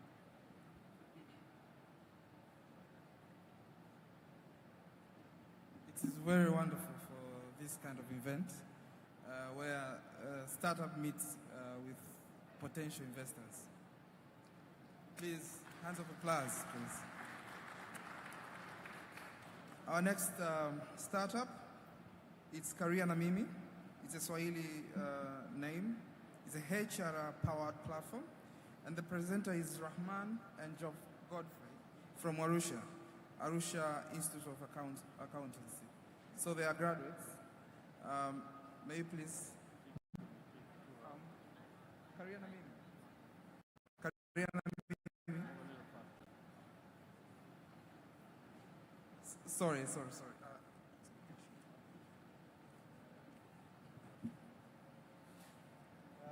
Number 4, it's a startup from Kampala University. Its name is Rabon Makila. So Rabon Makila is an innovator in the category of energy sector. So in the genre, we have energy sector innovations. So he's going to present the AI for energy efficiency. May you please come? Hi everyone, my name is Rabon Makila.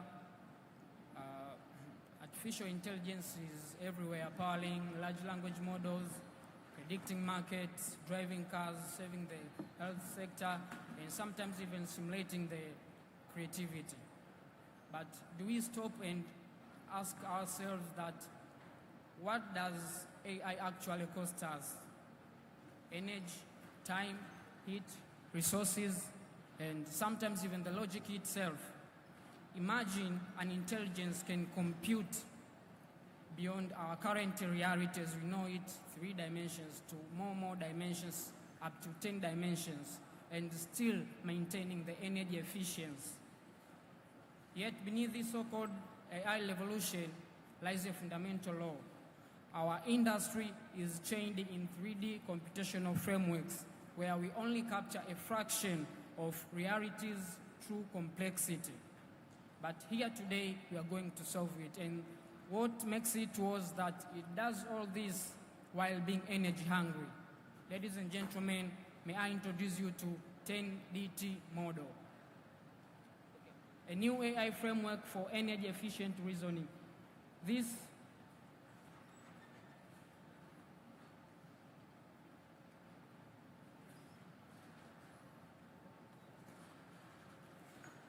okay, 10DT model.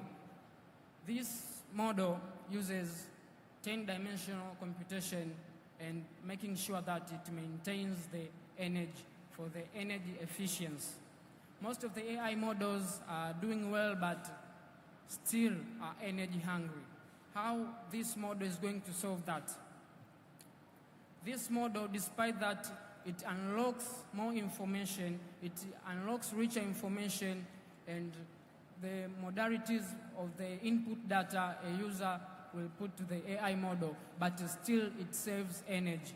It saves energy through the neuromorphic computation, where this neuromorphic computation is for mimicking the brain intelligence. How do we think? You know, these AI models are more like mathematical approximators, but here we have to make them be thinkers.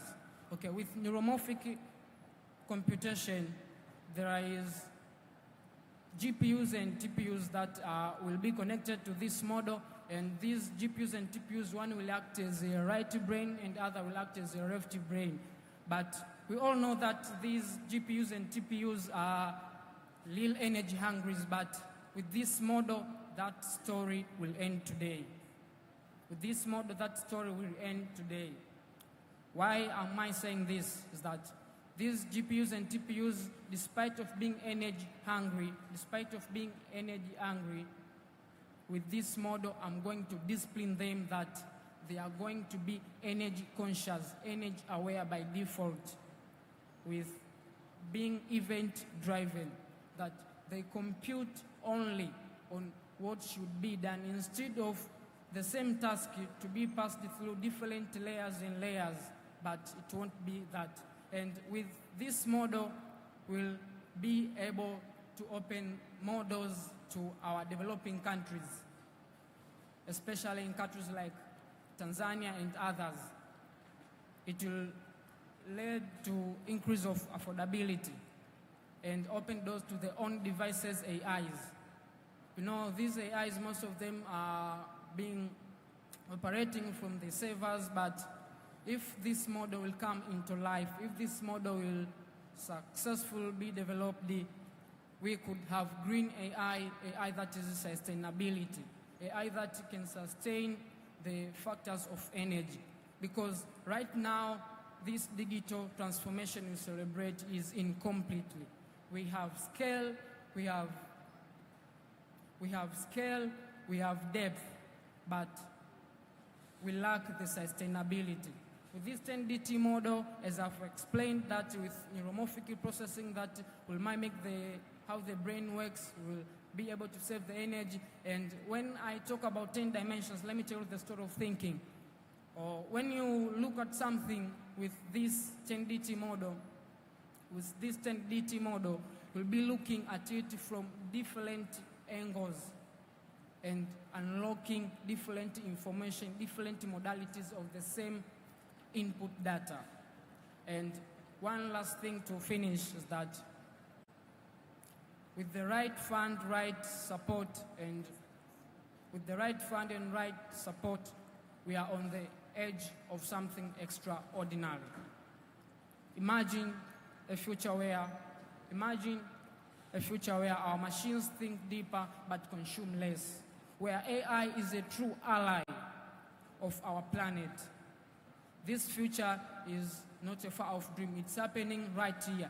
If you believe in what's next, if you believe in what's necessary, join me. Let's bring this model into reality. Thank you. Thank you. One question I have. Who are your clients?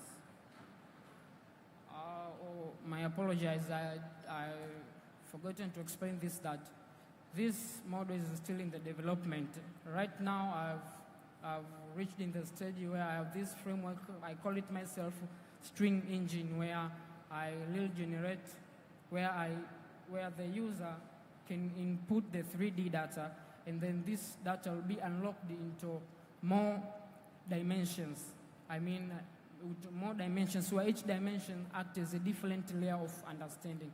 And then the model can have different modalities of the same 3D data, of the same input data. So when I'll finish this framework, I will try to integrate it with the large language models, then to see the real-time impact.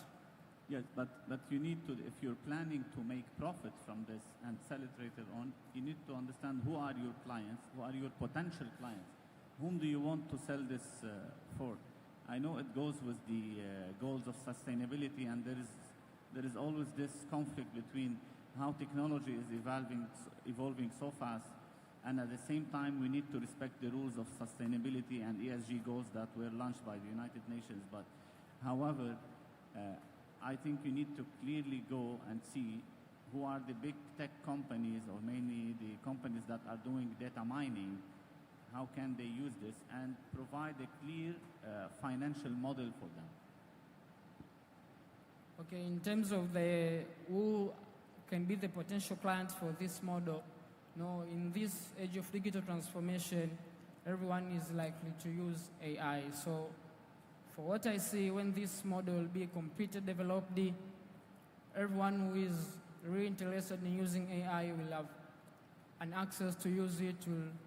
It will be there for everyone who is looking for sustainable AI. And the energy sustainability adds the other values like privacy.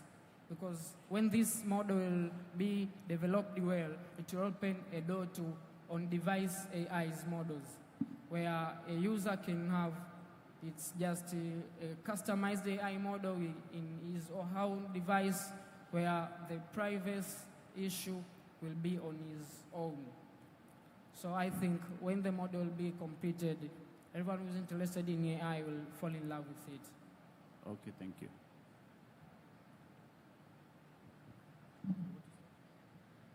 Thank you, Rabon. I think you are looking at a problem that is a very real problem that not a lot of people are addressing as yet.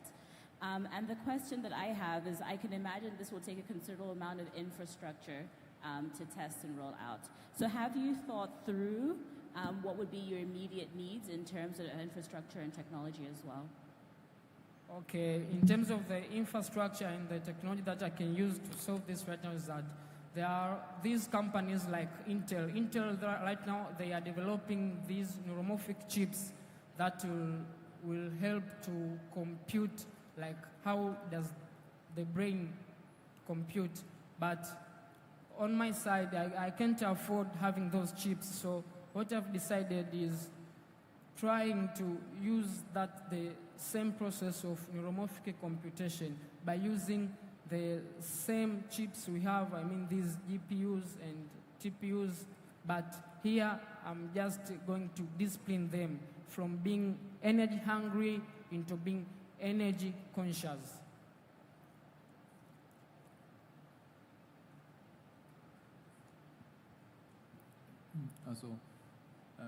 I developed many models on my own. So when I'm your user, so I don't understand how to use this.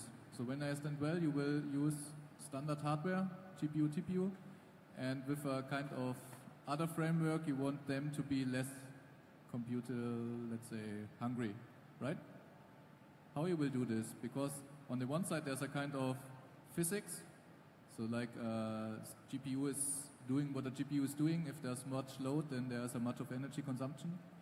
So it's a kind of framework that will make this process more smooth with a kind of drawback in runtime, or how you would draw me as a developer. So I need something like this. How you offer something like this to me? I don't understand how to use this. So you want me to explain it for pretending you're like a normal user or a developer?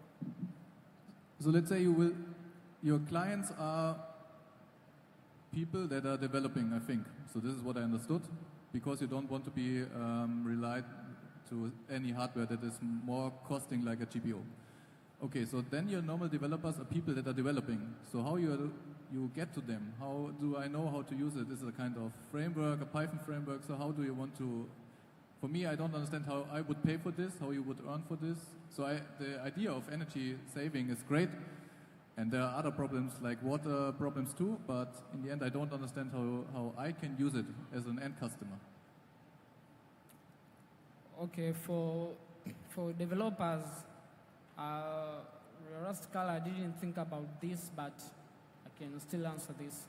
For developers who will want to use this model, who want to save the same way like how the model be doing, is that then this model will be documented well in a framework where any developer who will be interested to use the same kind of stack that will be used for this 10DT model will be able to access it. We will talk later. Asante?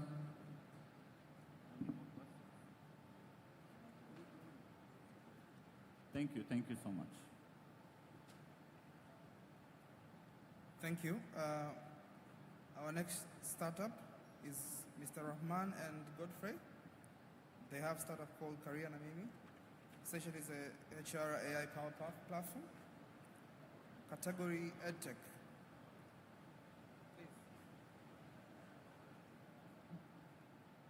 So they have 5 minutes presentation, 3 minutes presentation, 2 minutes pitching judging sessions.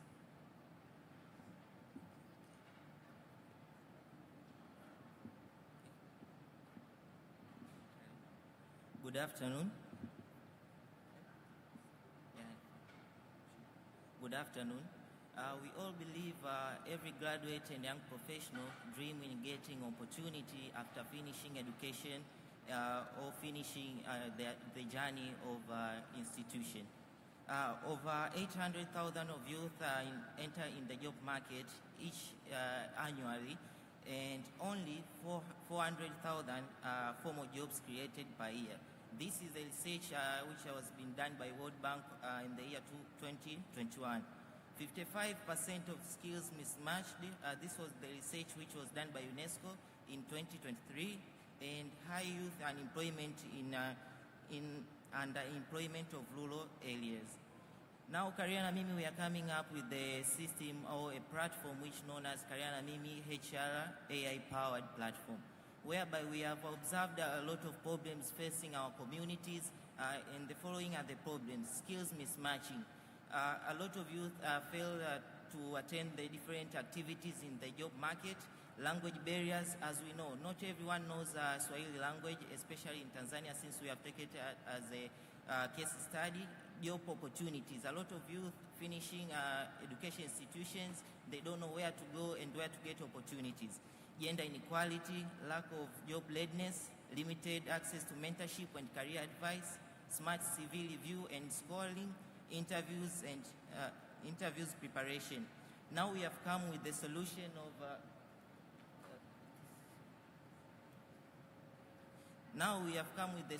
which I have said before is Career Namimi HR AI-powered system, whereby this solution aim to give youth an empowerment or to bridge a gap between young professionals and opportunities. In this platform, the user or this fresh graduate will be able to interact with it because it is user-friendly digital platform, and also it will provide mentorship. Also, it will assist these companies because a lot of companies nowadays, youth come with their CVs, so there are a lot number of CVs you need to assess them so as to provide opportunities.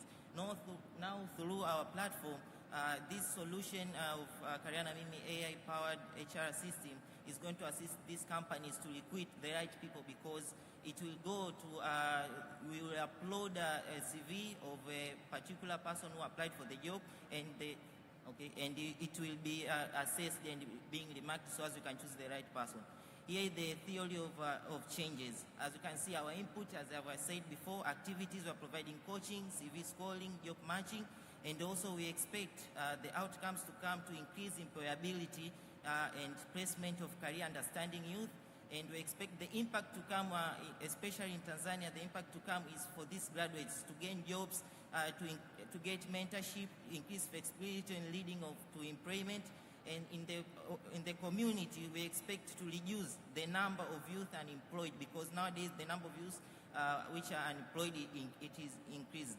And also in the companies, saving of time of assessing this CV because HRs take a lot of time in assessing CV.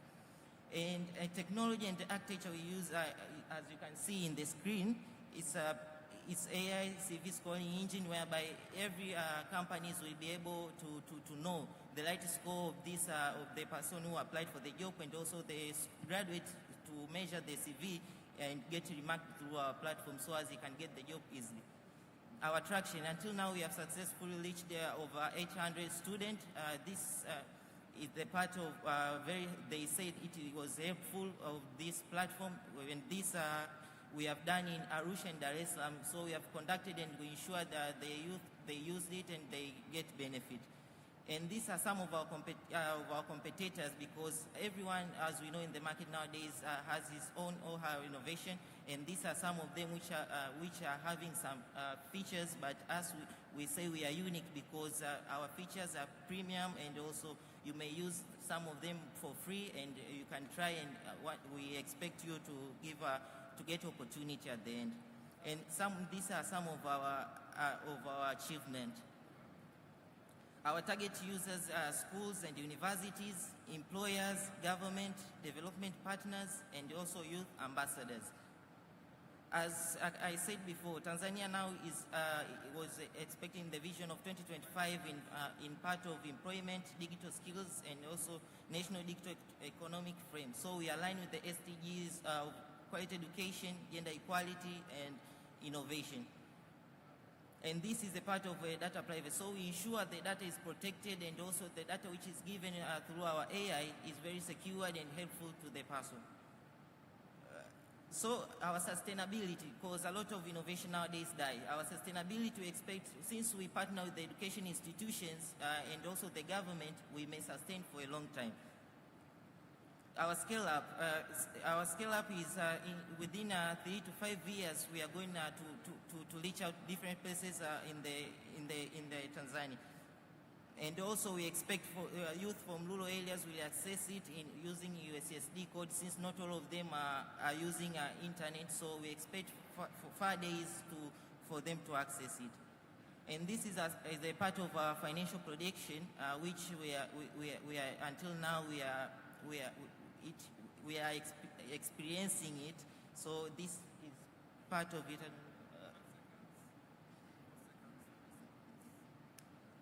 Thank you so much.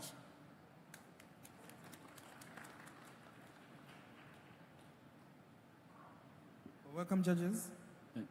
Just to understand the analysis that you showed is a global analysis, not analysis for Tanzania, right? Yeah, it's a global analysis. And did you have a look at the market of Tanzania, or you're planning to launch this worldwide, or just for Tanzania as a first stage?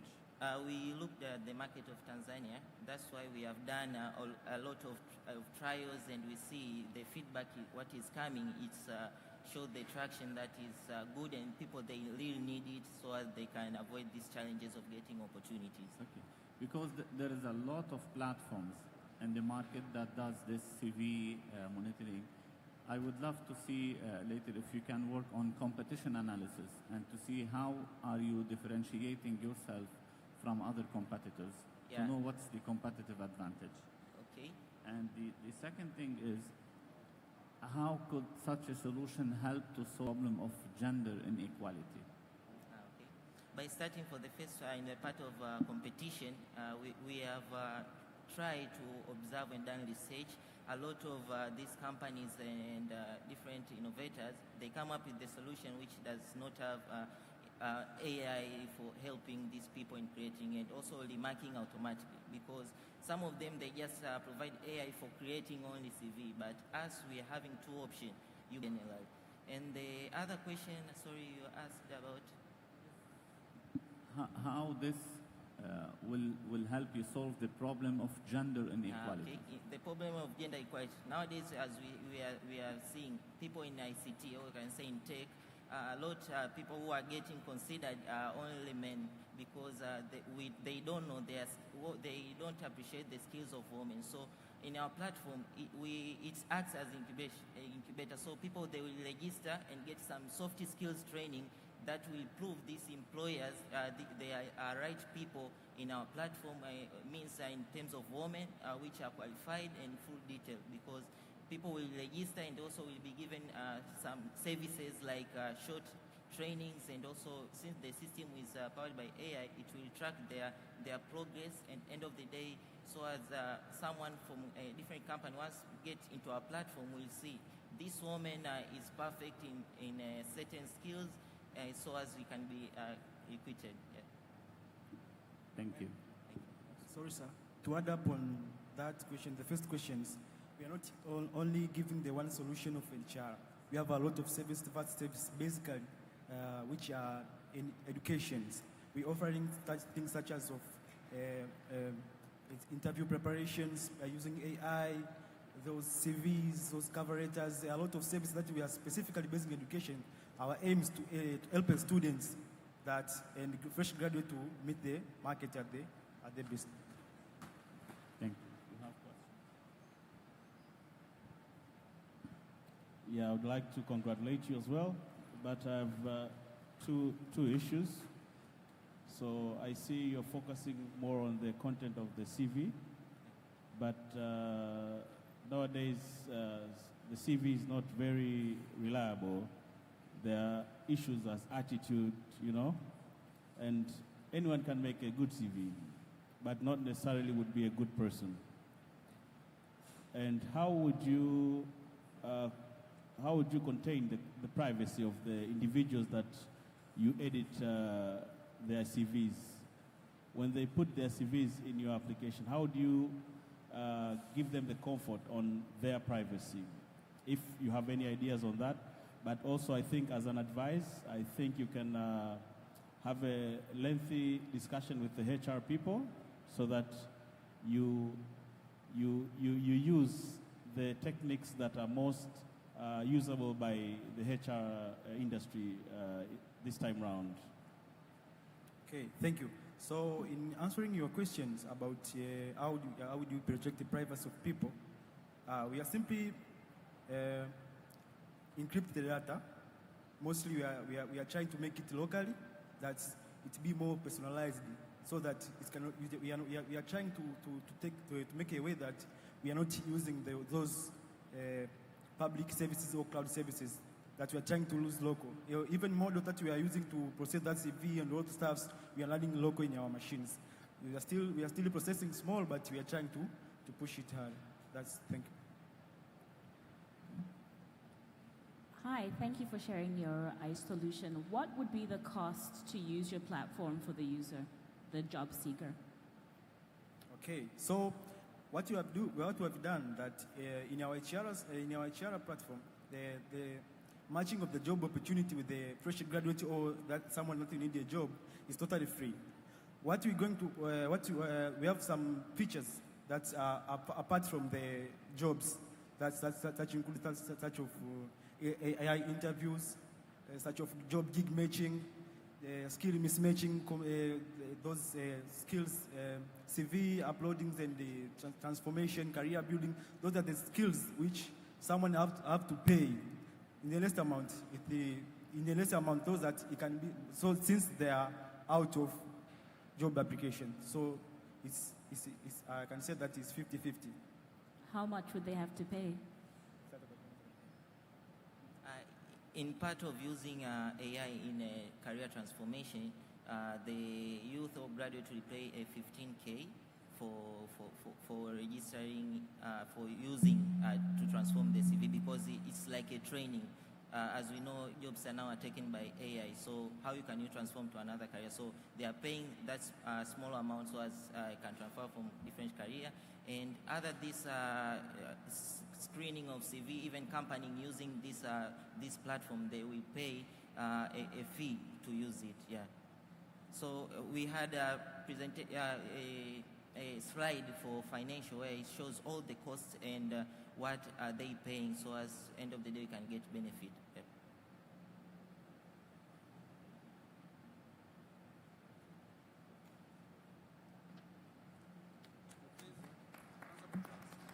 Thank you.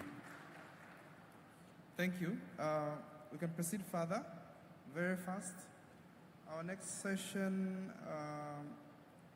the innovator called Ali Al-Kasui from Dodoma University. He had an innovation called Msaada AI. So essentially Msaada AI is for public service delivery. Please, Mr. Ali.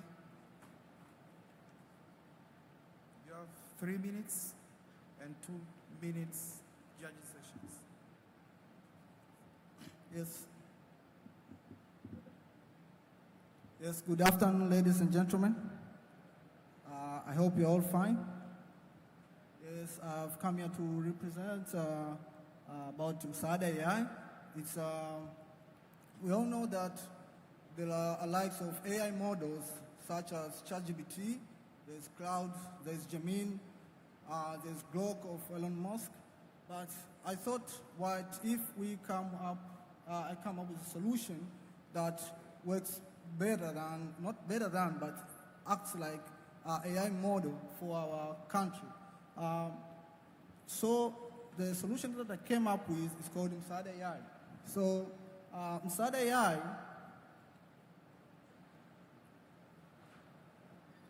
Msaada AI is an AI model that works like ChatGPT, like Cloud, or like Gemini, and it provides information relatively to the public.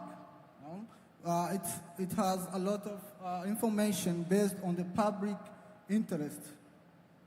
As you can see there, for instance, if you have the likes of ChatGPT and Gemini, this works better, but what if this does not work on the interest of Tanzanian people? What if it does not have the information relatively important for Tanzanian public? For instance, the people from the village or people from local people, they might not know what is Gemini, what is Grok, but if I educate them about Msaada AI, they're gonna use it and gonna trust it, and they're gonna use it to get relative information needed for their public services. So I thought about coming with this solution so that the local people can get any kind of information relative to their Tanzanian interest so as to work better on different kind of services. So far I have integrated mostly the institutions which work better on government issues, such as NHIF, such as PSSF, which deals in the relation to the public interest. So, as you can see, the aim is, if anybody from the local area gonna ask the Msaada AI that I want to get information based on, maybe I want to get information about NSSF. How can I get loans? How can I get certain service in the PSSF? So they are going to ask Msaada AI, and it's going to provide full information based on PSSF, based on NHS, based on any public or private kind of sectors. So that is my product. And its aim is to help people get relative information about any kind of public sector or private sector kind of information. So thank you very much. If you want to get access to Msaada AI, you could find it there in the website, msaadaai.org.tz. Right now, you can ask any kind of information relative to PSSF, NSSF, any kind of information, and you're going to get the information which is very well interested on the public matters. So thank you very much. Welcome. Any question? Thank you. What I can see is that this is a kind of a solution that can be deployed, for example, on the e-government authority portal, and it will work well. But I don't see how can this be transformed into a product that can be later scale up into different markets and other markets. Because in my company, we sell chatbots on e-government services as well, and those solutions are not really that expensive. And now with AI, you have chatbots that can generate on-spot queries to the database. You don't even need to train them on any input of data. So the chatbot can go, understand the database, analyze it, and can create a random query and to give you the outcome of your question. So I'm wondering, how are you planning to make this as a product that can generate money? Because you can go now, sell this for one entity for EGA, and that's it. What's after that? Okay. My prime aim was that since I wanted it to be seamlessly integrated to any kind of public or private sector in their website, so that any person, any local person could have access on it on the particular website. So how I aim that if I get resources, maybe I could be able to create a lot of information. I could get a lot of information from the private sector or from the public sector, so that the public could be able to get access to it. So the prime aim was just to make it as free to users, to all public people, to make it free to all of them. Yes. Question?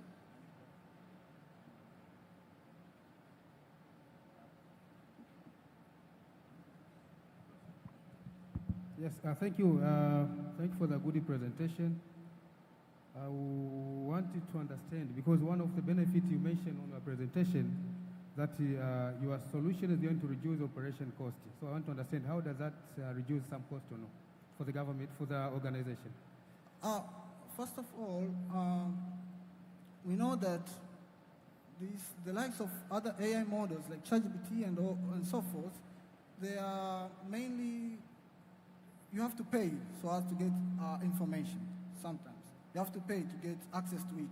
But for Msaada AI, it has to, my aim is to make it free to users, so that they can get the information necessary to help them. So seamlessly for me, I thought like the most important thing is to make it free, not profitable kind of thing. And also on the matter of operation costs related to the private sectors or public sectors, the aim is to reduce it is by integrating it to their websites, freely accessible to everyone. So, that's why if you enter to Msaada AI right now, you don't have to log in, you don't have to give any kind of information, because the most important thing is for the public to be able to access it freely and use it freely so as to get information. And how do you maintain it? Because there is operation cost to your side. How do you, in case of sustainability issues? Okay. On the part of sustainability, the aim, my aim was to get funds from the private sectors or public sectors. This is by them accepting or appreciating the services which I give it to them. So I may be able to sustain the service through funds. have you contacted any of the government institution for the solution? Yeah, so far we have the likes of TARI, and we have the likes of PSSF, which have included in the institution, in the Msaada AI, also the likes of NHIF. That's why I've said if you could access Msaada AI right now, you will see the kind of institutions which have already integrated, and you could get any kind of information right now. Oh, okay, thank you. Okay, thank you very much. Thank you. Thank you. Our next innovator, his name is Ismail Ali Haji. The category is forensic tool. Essentially, it's an AI-based forensic tool for detecting AI-generated images. Please, Mr. Ismail. So you have 5 minutes, 3 minutes pitching, 2 minutes judging sessions.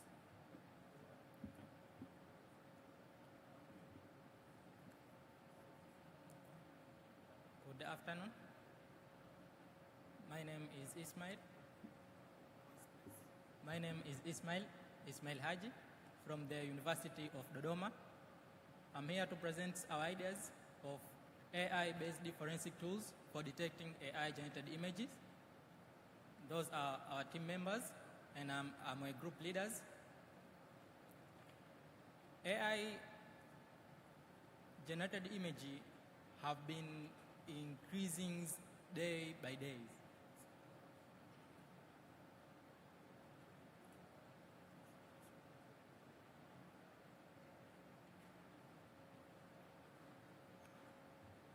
So today we will discuss our problems that there is marginally increasing of the various AI-generated images like medias. We see that people using just a prompt, you just say, I want to create something, like I want to create an image of a person playing a football, then you get that image. Nowadays, we see that people try to create the videos using the AI. And recently, there are these new models called the King, is generate the videos in realistics. So why we come with this idea of detecting AI-generated image? We have seen the problems in our Tanzania's communities, especially this time of elections. People try to create image, then misleads people that there are these events happen somewhere, but that event is not theirs. So we came with these solutions to help journalists, to help forensic investigator, and to help citizens in order to discover if this image is AI or not AI.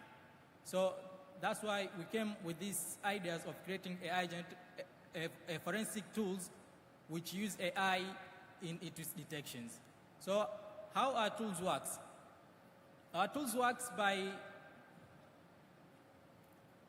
by just user. So let's try to look at that examples. Maybe if we say that we see in that a billboard. So back one slide. Okay. We have detected this. We have this platform called the Jamii Checks. This is social media platforms. We have seen in several days they try to tell citizens, can you say that this is, in Swahili we say, je, hii picha ni halisi au imetengenezwa? So they ask people, and people try to give different view based on what they see, kwamba hii picha ni AI or not AI.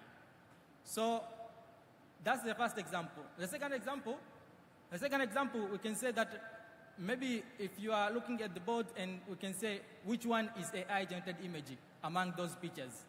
So clearly using the just eyes, it is hard to detect and say that this is AI-generated. So from that image that I have displayed, only one image is real image, and all other are AI-generated image. So we came this, till now we have implemented, we have tried to create a model that used to detect this image. So we have trained the different models, and now we have a prototype that works. So we now have a prototype of these platforms. Our target customer is only three target customers. We have normal citizens, we have cyber forensic experts, and we have journalists. Why we target journalists? Because they are the one who post different news to the people. So if a journalist have not sure about the content, then he can check into our platform before publishing it. Thank you.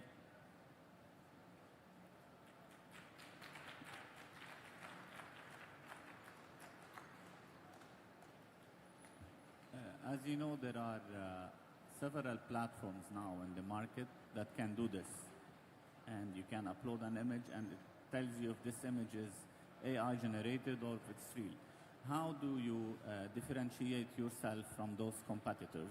That's the first question. The second question also, I go back to the how do you monetize this? What's your business model? Who are your clients? And how you're gonna make money from this? Okay. There are different competitors into the industry till now, but as far as our research, we have looked into those competitors and see that they are only detecting AI-generated image, but our tools based on the forensic part. So it detects AI-generated using the models and also using other tools. So we combine those parts between the AI and the normal forensic techniques. So in terms of investigator, he can be able to get more findings instead of relying on AI, because we know into the AI generated, in many models try to produce false positive.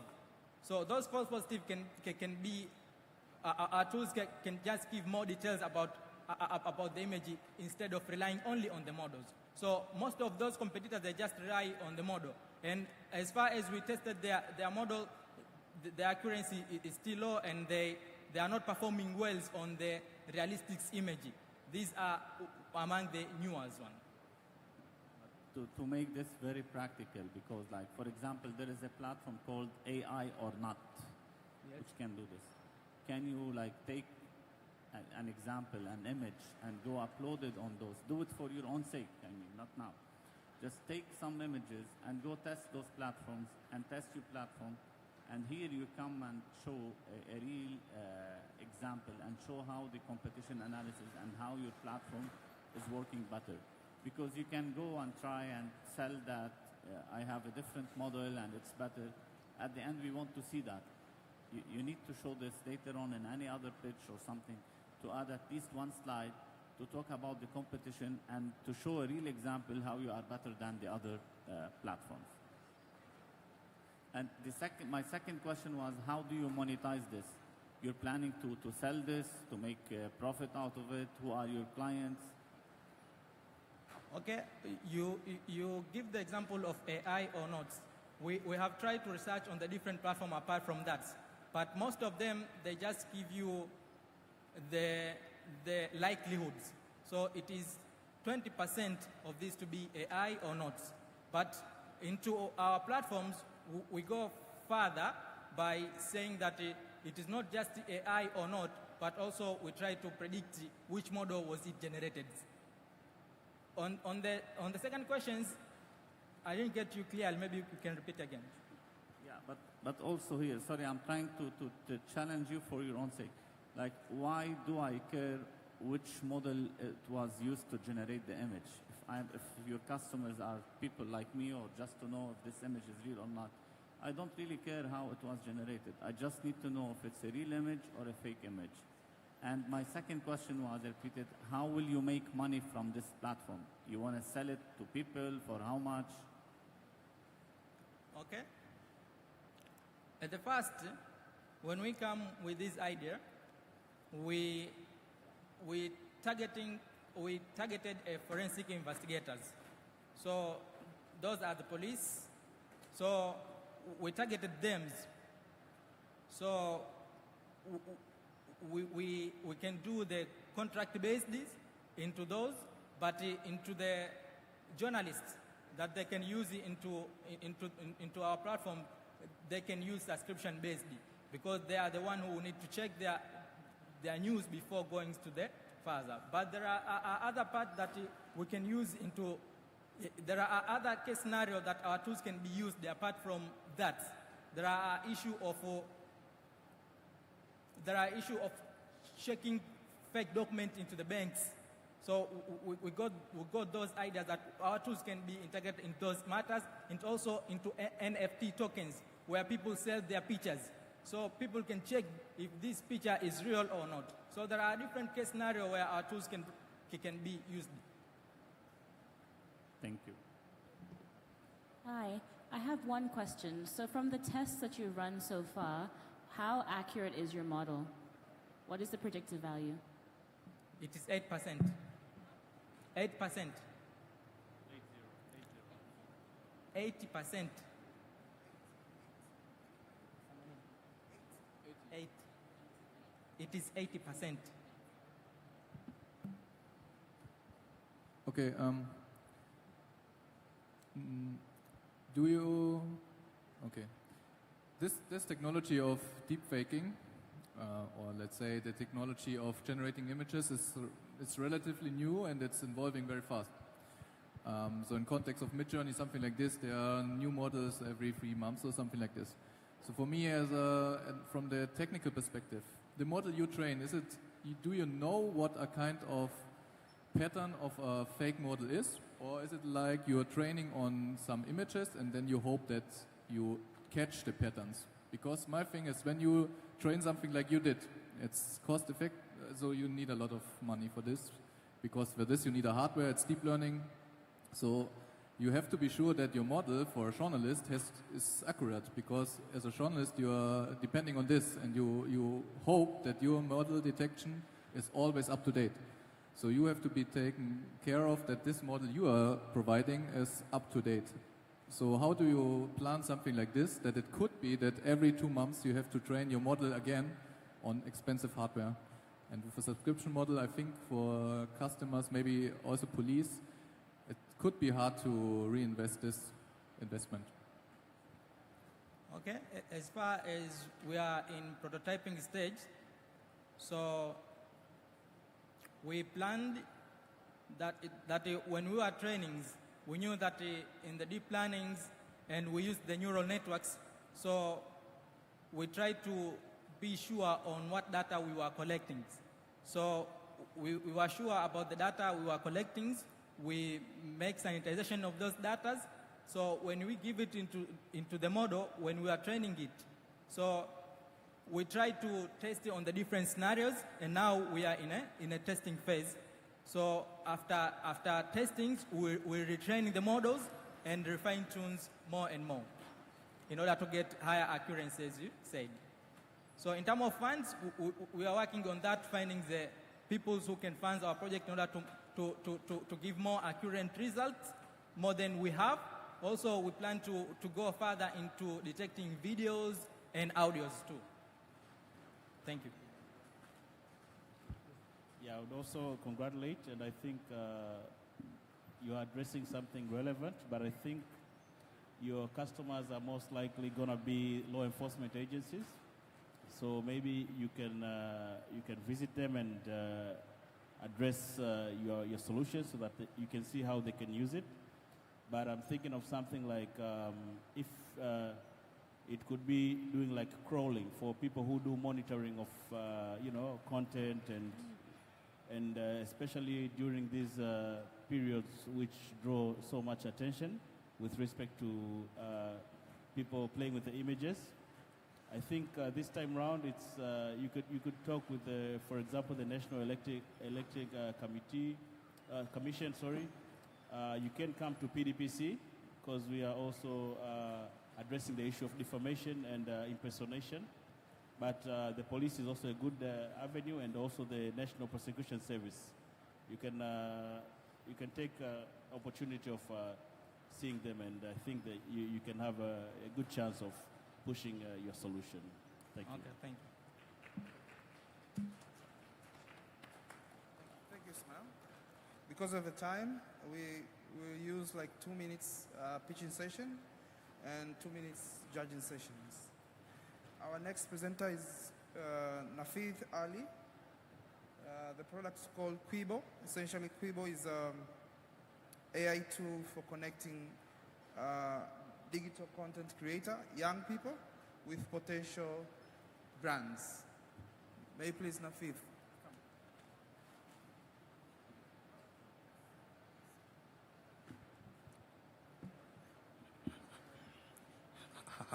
Hi, good afternoon, everyone. I'm called by the name Nafid Ali, the African Elon Musk. Let's assume a large popularity of young content creators uses their voice over internet so as to get over 8,000 followers, but earning nothing. Also, let's assume a small shopping brands at Dar es Salaam, it getting difficult on finding the people who can promote the business, and the solution is Quibo, empowering brands and content creators in Tanzania and beyond. What's our vision statement we as Quibo? We empower the African creators to monetize their voices. We use AI to match social media influencers with brands for paid campaigns, affiliate sales, and paid and product promotions across the African digital space. What's the impact of such system, Quibo? The impact, especially in our country, Tanzania, as we know that we have the decrease of employment, so it will empower the youth through digital income opportunities. So instead of youth to use internet in a bad way, so they can use the internet in order to earn some income. Also boost local SMEs, growth of Tanzania digital economy, increase e-commerce. The market opportunity and the revenue model of our system Quibo. As you know that in African creators market, it's all over $1 billion, which is growing across the segment. So which means that if our system will be implemented, so there is a number of lot of income which will be invested through our system, and it will rise the digital economy of our country. Also, you know, e-commerce in Tanzania is growing by 20% year over year, and also it can be scaled to other potential countries like Nigeria, Kenya, and so on. On the part of revenue model, our commission on creators' earnings is 10 to 20%. Also, premium subscription for brands and creators. Also, market fees placed.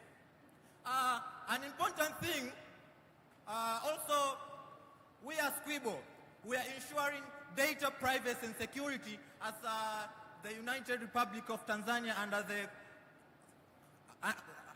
under the authority which is implementing the privacies. So our system, it ensures data anonymization. Personal data is never shared without permission. Also, analytics use anonymized insights for targeting. On the part of security, our system, it implements end-to-end encryption, two-factor and multi-factor authentication, regular security audits, payment gateway protection, and AI abuse monitoring in order to make sure that to avoid some scammers and fake followers. So it will be doing flagging on those suspicious in order to remove them on the system. So we as Quibo, we wish to be one of the first African largest platform. We wish to be the first African platform which will bring the digital economy of our country, Tanzania. Thank you.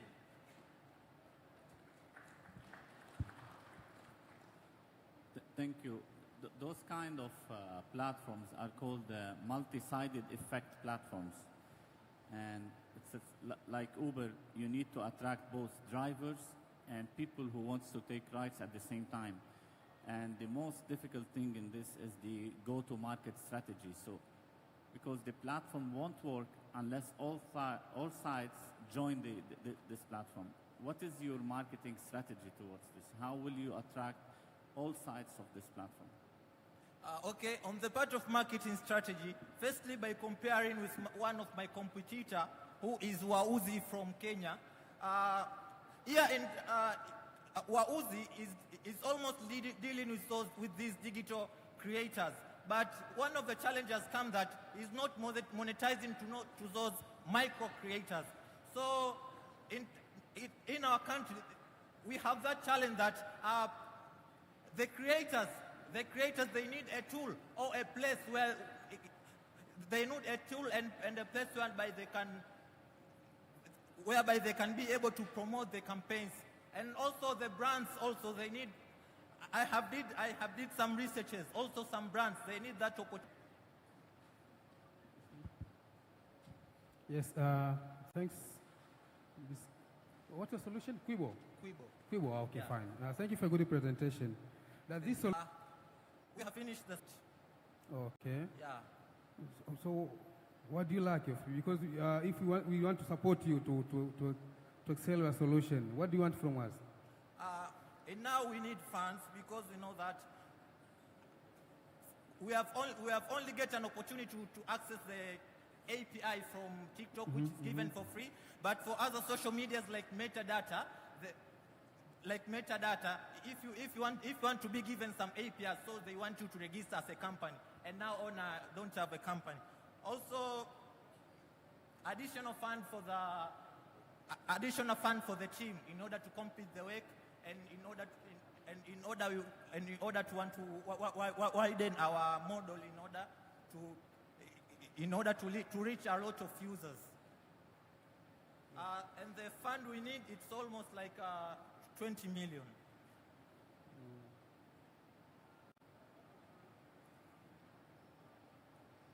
Sorry, are you the one who developed this, or you are a group of developers that you are working together? I'm the co-developer, but we are as a team. We are two people in this system. We are developing it. Oh, okay. Yeah. Thanks for me. Yeah, so congratulations. But I think you need to put on some more work on the numbers. The area, yes, is fruitful, but you need to do the numbers. And also, don't focus only on those that Wahuzi is not dealing with, because you need also people who can help you, give you good subscription, meaning that people who have some muscle. So you should not leave the middle and the high class. Don't only focus on the micro. Okay. Yeah. On our system also, it ensures all those the higher one creators and the micro one. But we have made to introduce the micro one because our competitor is not engaging them. It's just engaging it's just engaging companies like Google, Microsoft, AWS, Nestle, but we want also to deal with those micro ones in order to rise the digital economy of the country.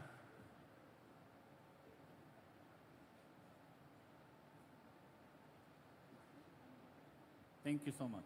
Asante sana.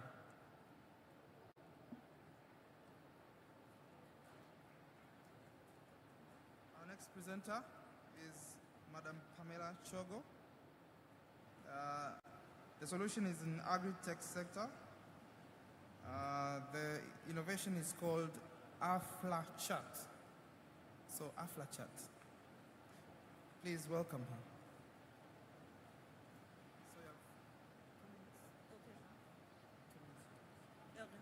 Hello, everyone.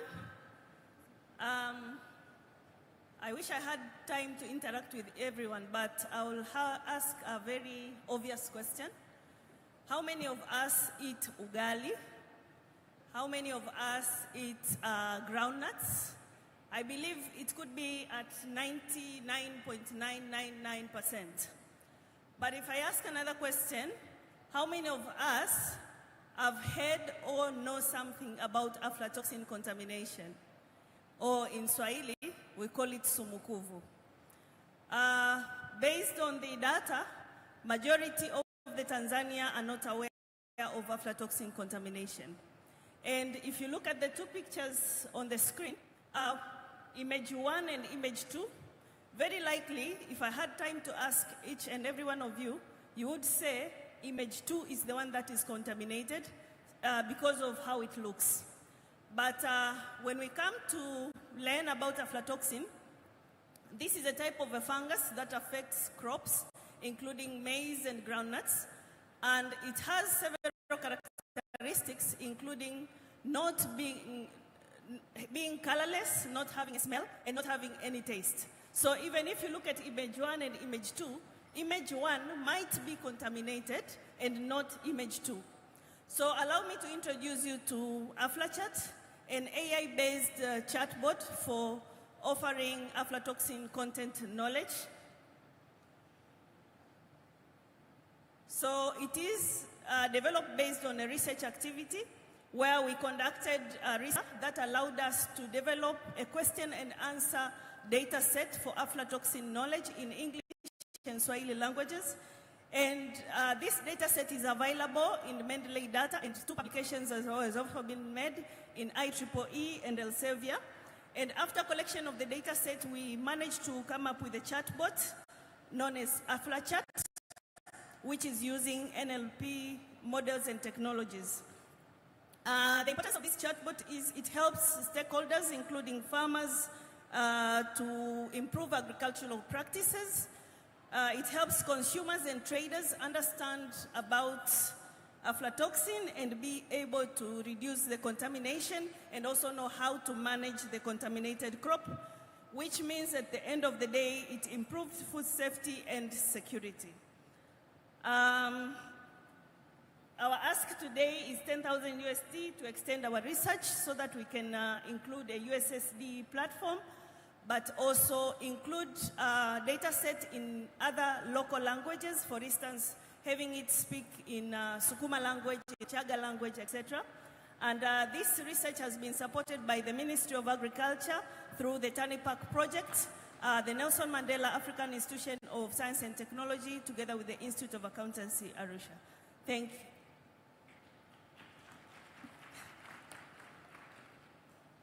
Thank you. Just to understand how this works, you need to take a picture of the item and then the application will analyze, or how exactly? So this is a text-based question and answer chatbot. So you ask a question using text and it gives you the response. Okay. But can you give an example, like what kind of text I should ask? I mean, if you showed us 2 pictures, so I need to just write in the chat that I have this case and what do you think? This is it? So the pictures that I showed was just assisting me in explaining the problem. But what happens in the chatbot, we didn't have time to show everything, but there's a QR code where that was shared. Someone can scan and download it, and you can have it. It's a mobile app, so once you have it in your phone and you open it, you can go now ask questions related to aflatoxin contamination. So you ask, for instance, what is aflatoxin? And the chatbot will give you the response. Now, the uniqueness with us is that we have created the data set for the question and answers, although we have also integrated with a large language model so to support it. But initially, it would respond based on the data set that we have created. Okay, and I suppose this data set is larger than the data set of ChatGPT, because you can ask those questions to ChatGPT as well. Yes, you can ask, but the uniqueness with our data set is that it is developed based on the Tanzanian context. The questions came from the stakeholders, including farmers, traders, and consumers. And the responses came from researchers and experts from different organizations here in Tanzania. Like we had the IITA, TBS, and so on. Those are the ones who gave responses to our data set. But in case you ask a question that is not included in our data set, that is when it will extend. We have used Llama 3 and go to the large language models and give an additional response. Thank you. Yeah, thank you, Madam Pamela for a good presentation. Now, for the solution is good, by the way, but as it's been asked by the chief judge, it's better to use the image. You know, the text is sometimes somebody can misspelling it. You can write it, maybe instead of writing maize, you can write mice. So it's a challenge. I don't know how your solution can analyze those text to give you the exactly answer to the same question that the one who texted asking for the solution is. So I think it's better your solution to have the image too, so that it can scan, analyze it, and give the exact answer. Now On future, not even now. Now the challenge with aflatoxin, as I mentioned earlier, it has no color, it has no taste, it has no smell. So you cannot use image to detect and say maybe this crop is contaminated. The only way that we can confirm there's aflatoxin is through lab test. So for this is because research show that one of the challenges when it comes to aflatoxin contamination is lack of knowledge. So that is what we are addressing, making sure that now aflatoxin knowledge can be easily accessible. And so once people are aware of what is happening, then they can extend further and use different preventative measures that are there to reduce contamination.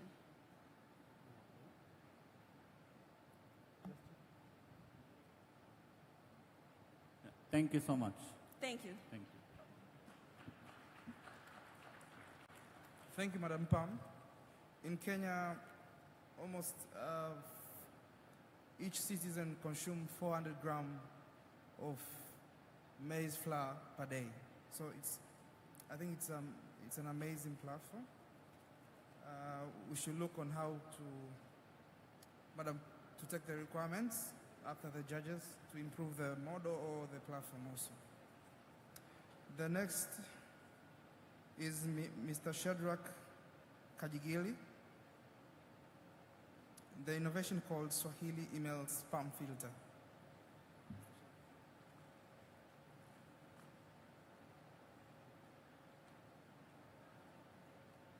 Good afternoon. My name is Shadrach Kajigili. I'm an artificial intelligence innovator from Research and Innovation Center from Dodoma. I'm honored to present to you a unique solution which comes by the name Swahili Email Spam Filter. What is Swahili Email Spam Filter? A Swahili Email Spam Filter, this is an AI system which is designed specifically to protect Swahili speakers from fraudulent and unwanted emails by filtering them in our own Swahili language using artificial intelligence and machine learning. So, why we come up with this kind of solution? First of all, this digital email has become a common mode of communication, but it also flooded with a lot of spam from fake job offers and other phishing attacks. But also, there are so many email spam filters existing in the world, but most of them are well built for understanding English content. So we see there is a gap in terms of Swahili language. So we come up with a solution, which is an AI solution, which will fill this gap of our own Swahili language, which is like a local language because it lacks a lot of Swahili data set for creating a such spam filter. So that was a problem that drove us to come up with an AI solution for detecting and blocking Swahili emails which contain spam. How this email spam filter works?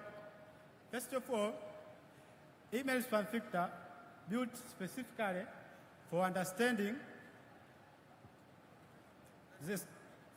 the structure and the content of Swahili emails, and then detect and filter email which contain spam.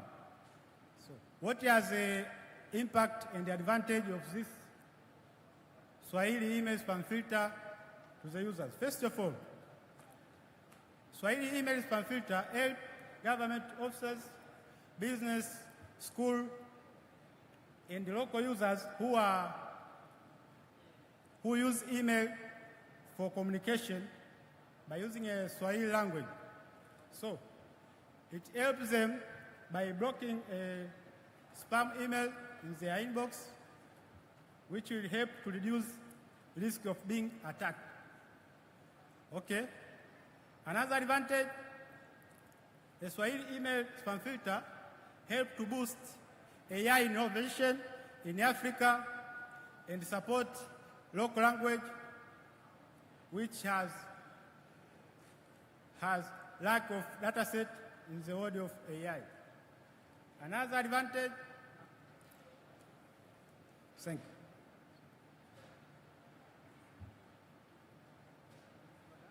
Another advantage, and the last one, is that Swahili email spam filter help to improve detection of local spam.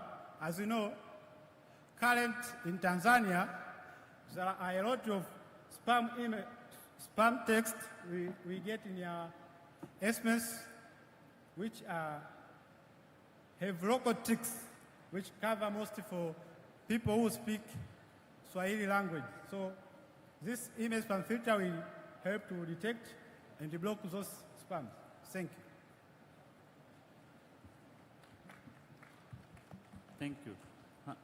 Is this a separate application or an add-on on Microsoft Office or Google Mail, just to understand exactly? Okay. First of all, we create an AI system for detecting a Swahili email which contains spams. But in terms of application, we want to apply on the businesses which have their own mail servers.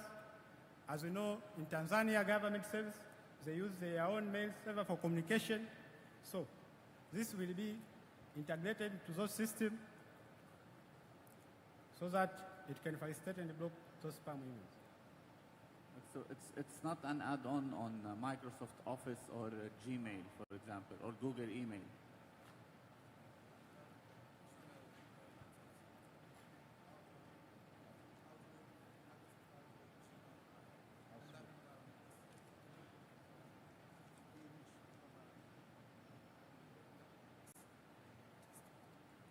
Okay.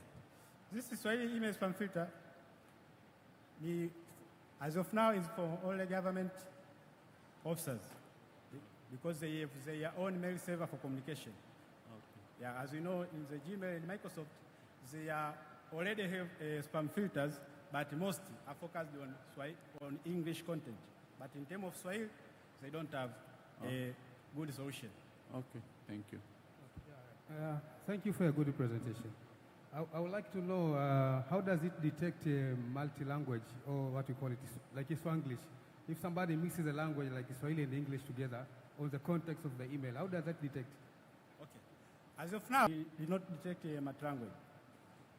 No, I mean that it is Swahili, but there are some Swahili words that are mixed with some of the English.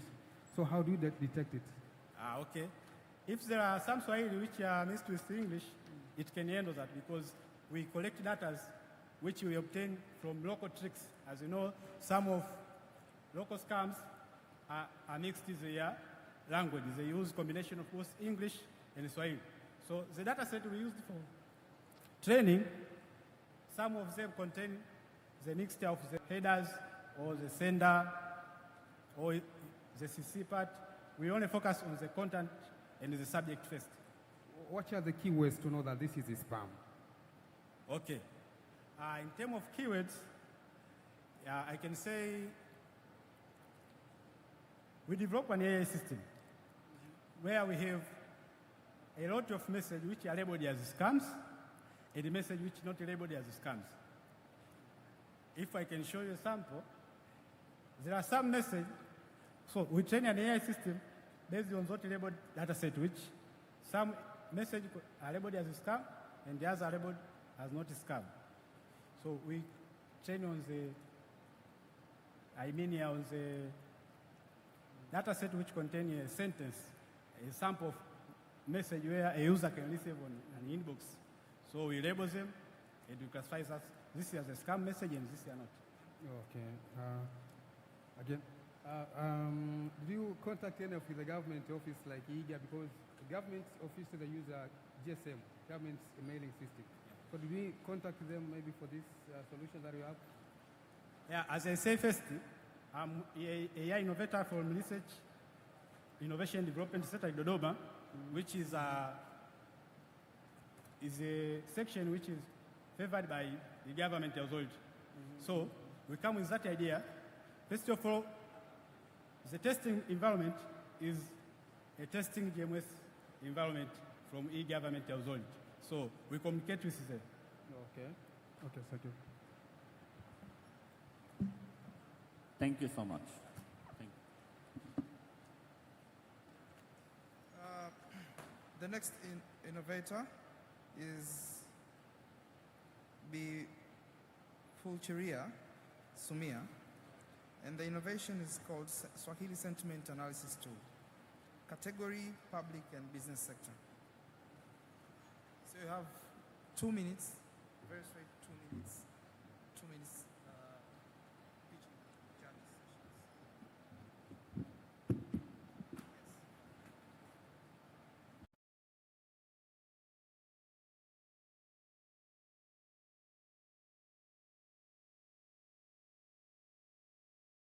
Bulgaria Sumia.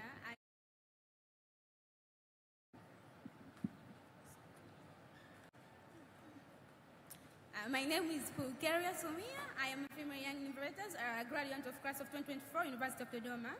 And today I'm going to present this tool called Swahili Sentiment Analysis Tool.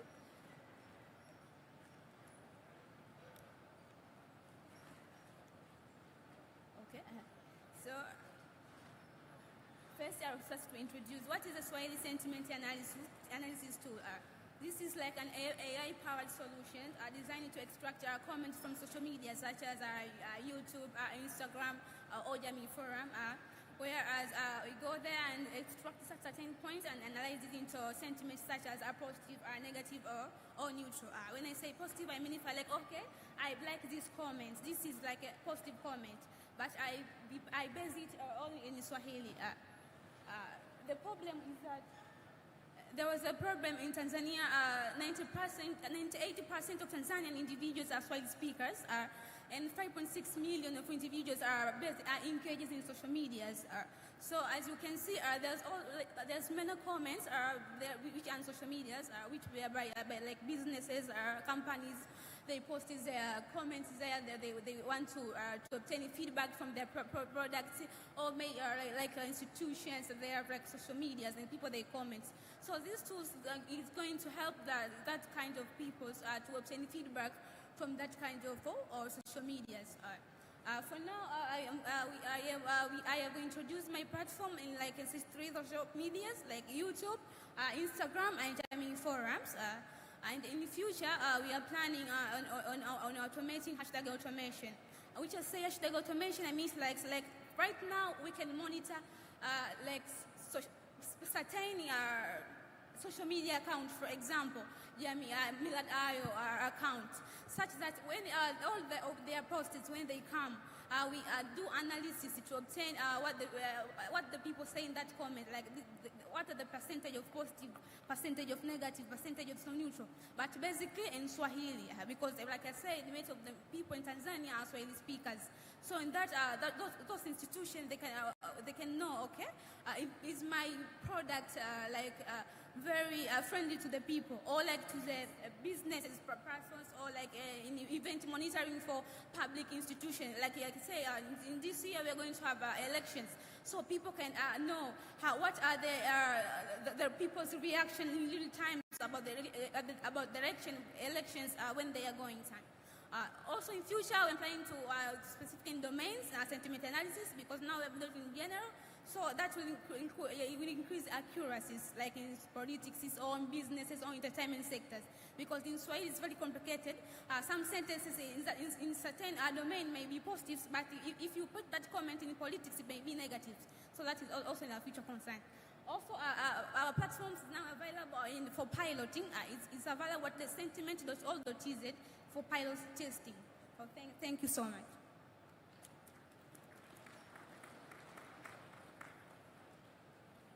Thank you.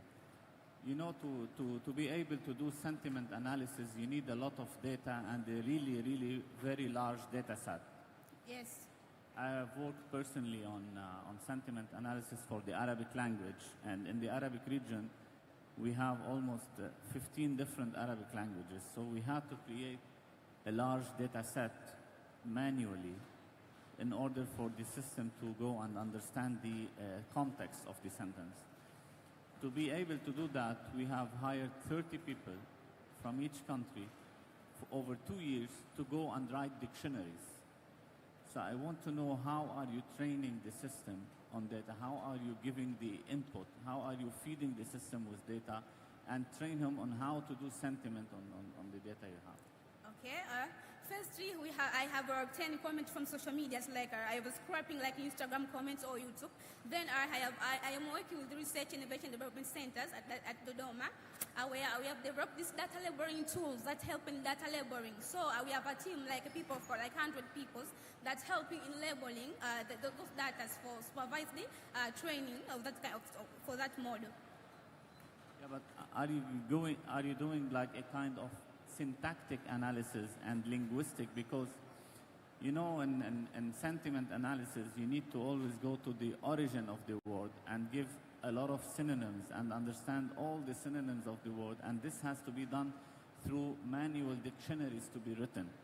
Else the system will not understand the Somali language. You need to train them. Do you have people that are doing this? Yes. Okay. And who are your clients? Whom do you want to sell this for?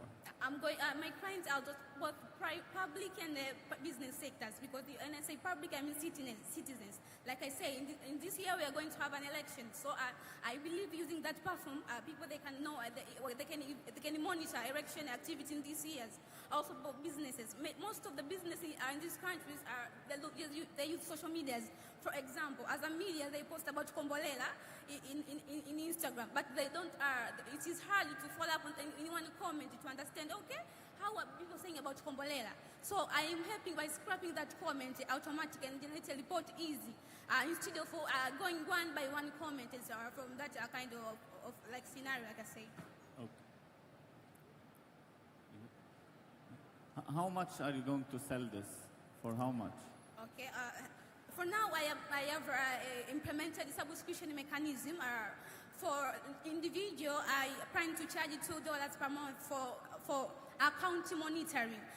My platform, I want to allow a person to manage only one account. But if you want to manage extra accounts, I want to charge $2 per month for individuals.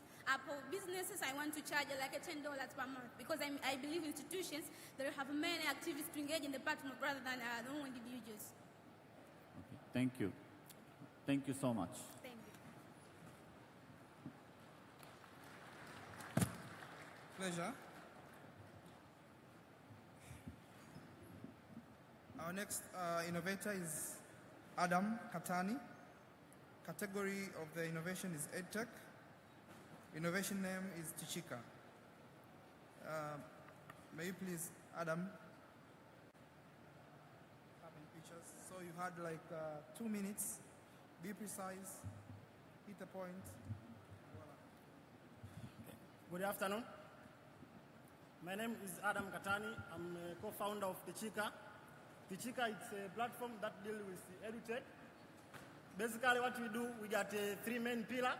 First pillar is we deal with the LMS. Second pillar, we deal with AI. Third pillar, we deal with the job opportunity.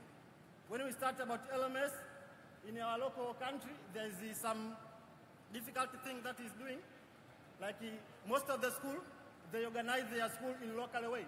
But at Tichika, what we provide here, we come with the LMS as the headmaster can register its school in our platform called the Tichika and get a special dashboard that can conduct all the stuff that is being happening in school and know what is the analysis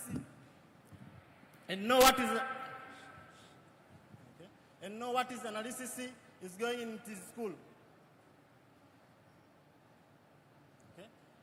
That is the LMS. Also in LMS, we provide a student dashboard. The student is able to know like what is the attendance of the school from the Form 1 up to its advanced level. And another pillar we do it's AI. In AI, we got the 3 categories.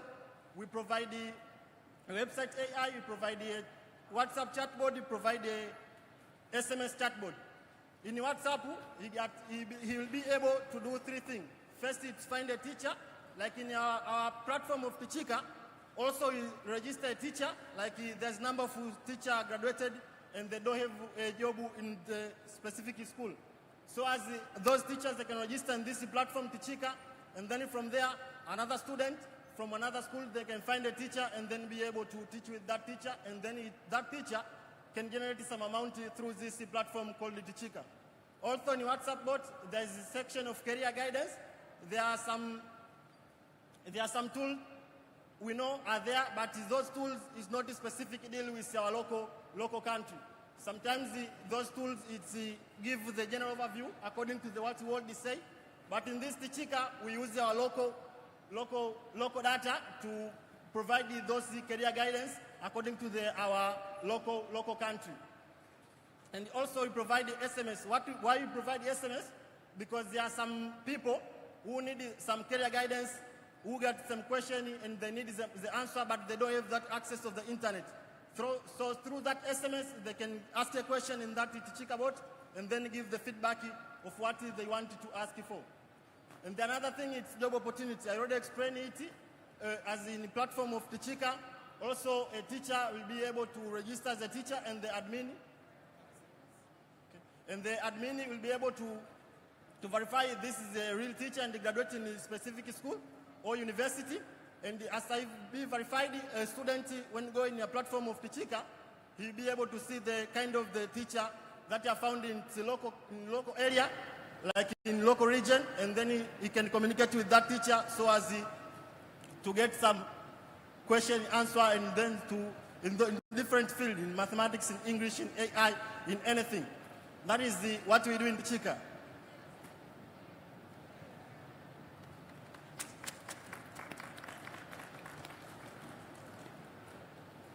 Thank you. And the same question that I always ask, how this is differentiating you from ChatGPT? What? How this is different from ChatGPT? Okay, what is different from this in ChatGPT? ChatGPT, they don't have SMS, but we provide SMS, like somebody can ask a question through a normal or a small phone, but ChatGPT don't have that. Another thing, ChatGPT gives us the overview or an answer of the general, as what the world is saying. But in this platform, we train our model according to the local data. That is the difference between ChatGPT and this Tichika bot. And how much are you going to price this?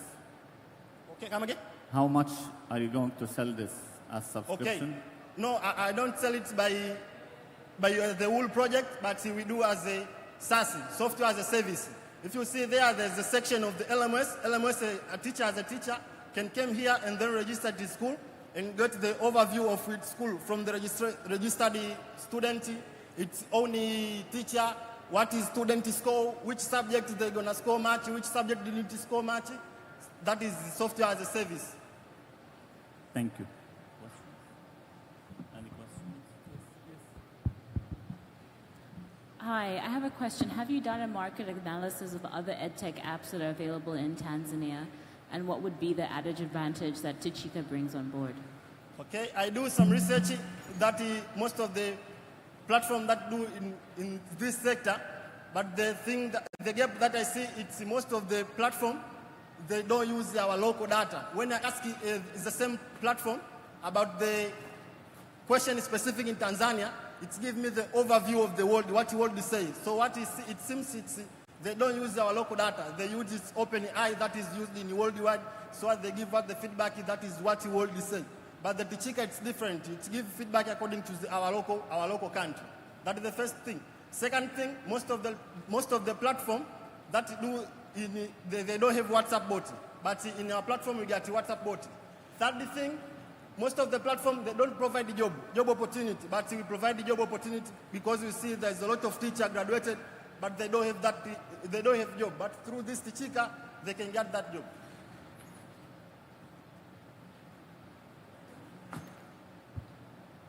Yeah, congrats. I just wanted to know, how do you do quality assurance? What? How do you do quality assurance? Quality assurance. Okay, in the issue of the quality assurance, in this platform I didn't develop myself. I got a team. I'm the co-founder of this platform. There's a specific people who deal with the illegal issue. There are people who deal with the business party. In the issue of the assurance, like this platform, we didn't host in cloudy. We tried to communicate with some local government so as to host in this in our local country so as our data to be more secured. Yes, my question is, first of all, thanks for the good presentation. But my question is, how do you get those local data? How do I get those local data? Okay, there's a different platform I use. I use First Tie.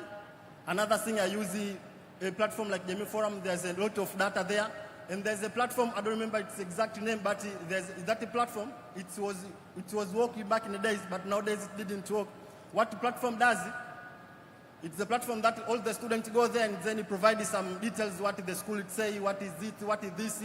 I don't remember it. What? Yeah, Shule Wiki. It's called Shule Wiki, yeah. Thank you.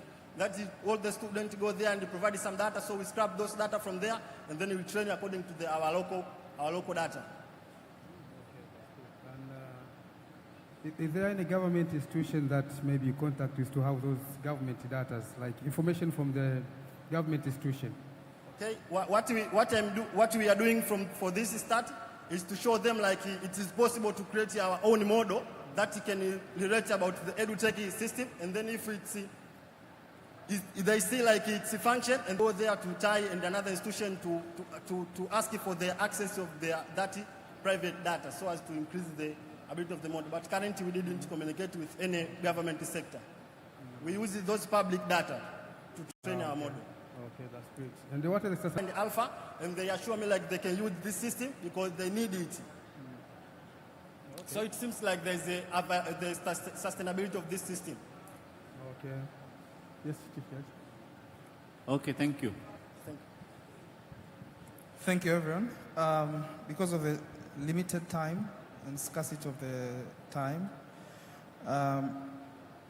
before we welcome Mr. Mashaka on board to close up our sessions, we'd love to give like 1 minute for these young people, innovators, to just 1 minute pitching for their startups. Just say to the judges, and then we can finish starting with. My name is Kelvin M. I am a third-year computer engineering student at University of Dar es Salaam. My startup is called Rafiki AI. Rafiki AI is helping people by delivering AI truly offline. We don't use any internet for the end user. And we are helping developers, as we heard here, that many developers want to reach their end users, but they want to use SMS. But to use that SMS is very pricey, and not every developer can build his own system. So what we are doing is we are building a system that businesses, developers, and other people, businesses who don't have models, we can build model for them. We can build model for them and connect to our system, and our system will connect them to the users, as majority of users are not online. So that's what we do. Good afternoon. My name is Christopher Mtoi from the Rafiki team. I'm on the business part. On the business model, we are going with hybrid model, two approaches, B2B and B2C. On B2B, you have 3 modes. Hybrid, like we're going to be like a marketplace for offline models. Since a lot of governments and government organizations, they have awareness campaigns, but a lot of their target users, they are offline. So the way for them to reach their users is through our infrastructure, which is offline based. On the second part, we're empowering offline based e-commerce. So we're going to take like a commission from the product people are going to buy. On the third part, we're going to license our technology since we have already patented it. Thank you. And sorry to finish up, our ask is 10% for 100,000 USD. Thank you. Good afternoon, everyone. It's unfortunate we didn't get much time, but what we are building is we are not building AI, but we are using AI to our system to utilize its maximum potential to help our students, mostly students. So the platform that we are innovating, it's called Dila Ed. Dila means compass in Swahili. So we have like a big number of students who, after they graduate from A level or Form 4 or in diploma for our education platform in Tanzania, they don't know which course or which academic roadmap they should take. So our system covers those things. Like it gives you a platform where when you put your results, like your name, your results, then it gives you the recommendation. We have put all universities in the same platform instead of a student to go to look for every course in every university, so that now you can get, after you put your result, you get a recommendation using AI. And as we were taught yesterday, our data is from TCU, Tanzania Commission of Universities, because they have already given the requirement of which course requires what. So when you put your result, you get the course you want, you choose the interest, then it gives you, let's say, Bachelor of Engineering. The next step is you click the video. We have chosen to record to interact with universities so that anyone, I want to start, let's say, engineering, I have the video recorded from the university expert that if you study engineering, this is what you should expect. Your career path, internship where you should work, and everything in one platform. So we are helping parents and students to just find guidance using AI and video platform so that they just don't go look for ideas on YouTube or TikTok. Thank you very much. Good afternoon, everyone. My name is Gibson Philip from Arusha Technical College. I'm here in front of you to talk about TAFID. As we know, despite of the advancement of AI and technology, there's a very big and critical gap between the citizens and the leaders. As we know, one of the biggest data sources for our national development, it's not on national databases, it's on the voices of the citizens. Like here in Tanzania, voice of 60 million people. But there is a glitch in between. Most of the citizens can't raise their concerns and their problems to reach out to the leaders. And some of the leaders, they like real-time data and some information from the people. Now, we have come up with a solution called TAFID, whereby it's an AI-powered system where citizens can submit their feedback. Then the AI analyzes the feedback. After analyzing, give action insights to the leaders, give them strategic plan, what to do to solve those problems. Also, the AI helps people, for example, people who have the same problem, and some they had solution of that before. It can connect with them while they are waiting for the solution. They can ask from others how did they solve their problem. A simple example, startups or students, example, cybersecurity students, they had faced a certain issue of lacking industrial training practice places to do the practice. So the system can connect them together, the one who have solution to help them to assist other people while they are waiting for the feedback from the top leaders for their solution which they wanted. Thank you. Thank you. A round of applause for our youngsters and the judges. No, that is not good enough. Just look what Tanzania can offer. When I ask you to clap, please let's do this with all our heart. Let's put our hands together for the youngsters. Thank you very much. I'm sure the judges, you have a lot to do. So I release you for you to go and deliberate, and we look forward before the end of the day for the result after the meeting, before the meeting ends. For now, please allow me to take this opportunity to thank you for a good job well done, and then we shall ask you to come here for the result. Asanteni sana. Now we proceed we were taken by surprise of what was happening here. And to be very honest, this is what this conference or this workshop can bring, this forum can bring to the Tanzanian community. Was very, very impressed by these boys and girls with the solution that actually is not only for Tanzania, but for the world. Now, allow me to bring to you an expert and leader in ICT, digital development, and cyber and information security from Finland, Mr. Kimmo Rusk, who will talk on 2 case studies for half an hour, how AI can help you in your professional work, including your free time at home, and how can you ensure the safe use of AI services. Because of the time constraint, while we are continuing with the presentations and discussions, when food is ready, they will invite you from where you are seated. You will go and get your food, eat on your table silently, and apologies because you have to do that, just keep abreast with time. So Dada Doska and your team, if you hear me, if food is ready, please ask your managers to go through the tables and invite them while we proceed with the presentation. Mr. Kim, please, karibu.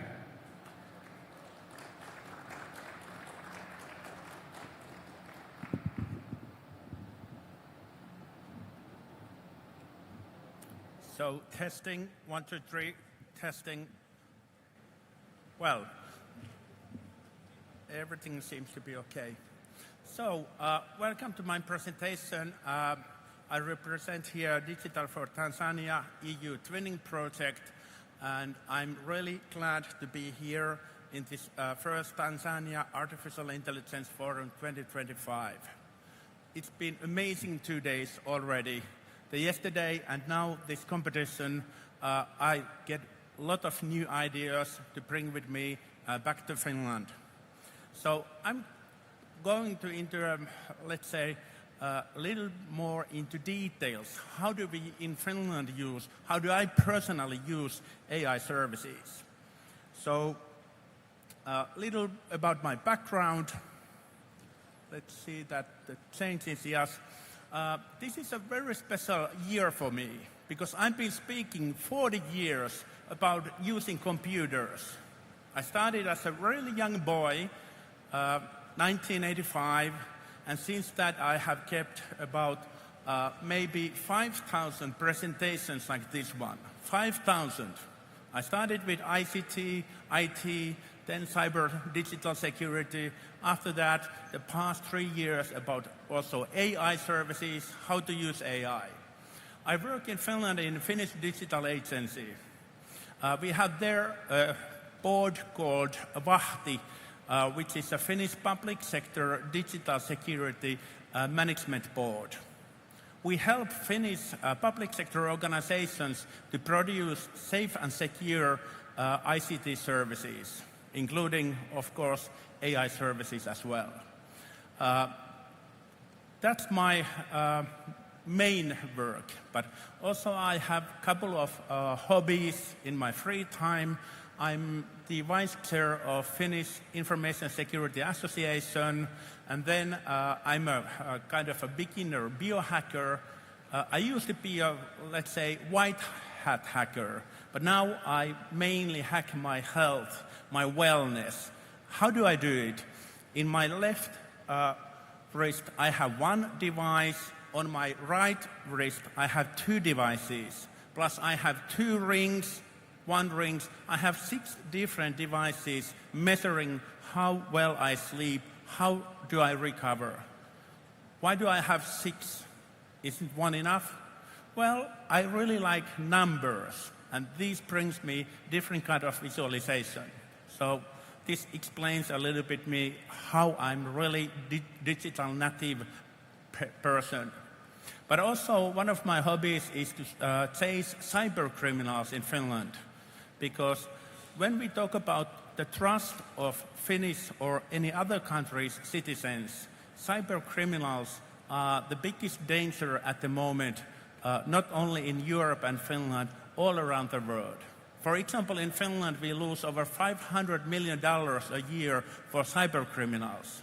So I look how they work, and then I report to the police and also to the media, and then the citizens can read that how they should work more secure in digital world.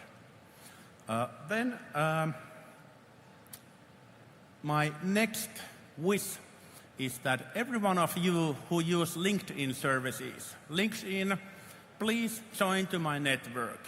Why? Because I share there quite a lot information what I'm going to talk about today more, about security, about AI services, digitalization, etc. I already have had quite many new friends from Tanzania to my network, but please join today. Just go to the LinkedIn, find my name, Kimmo Rousku, and just click connect.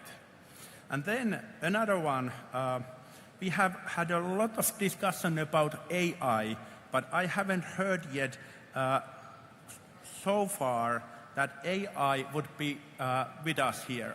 But I have AI Kimmo. So hello AI Kimmo, how are you?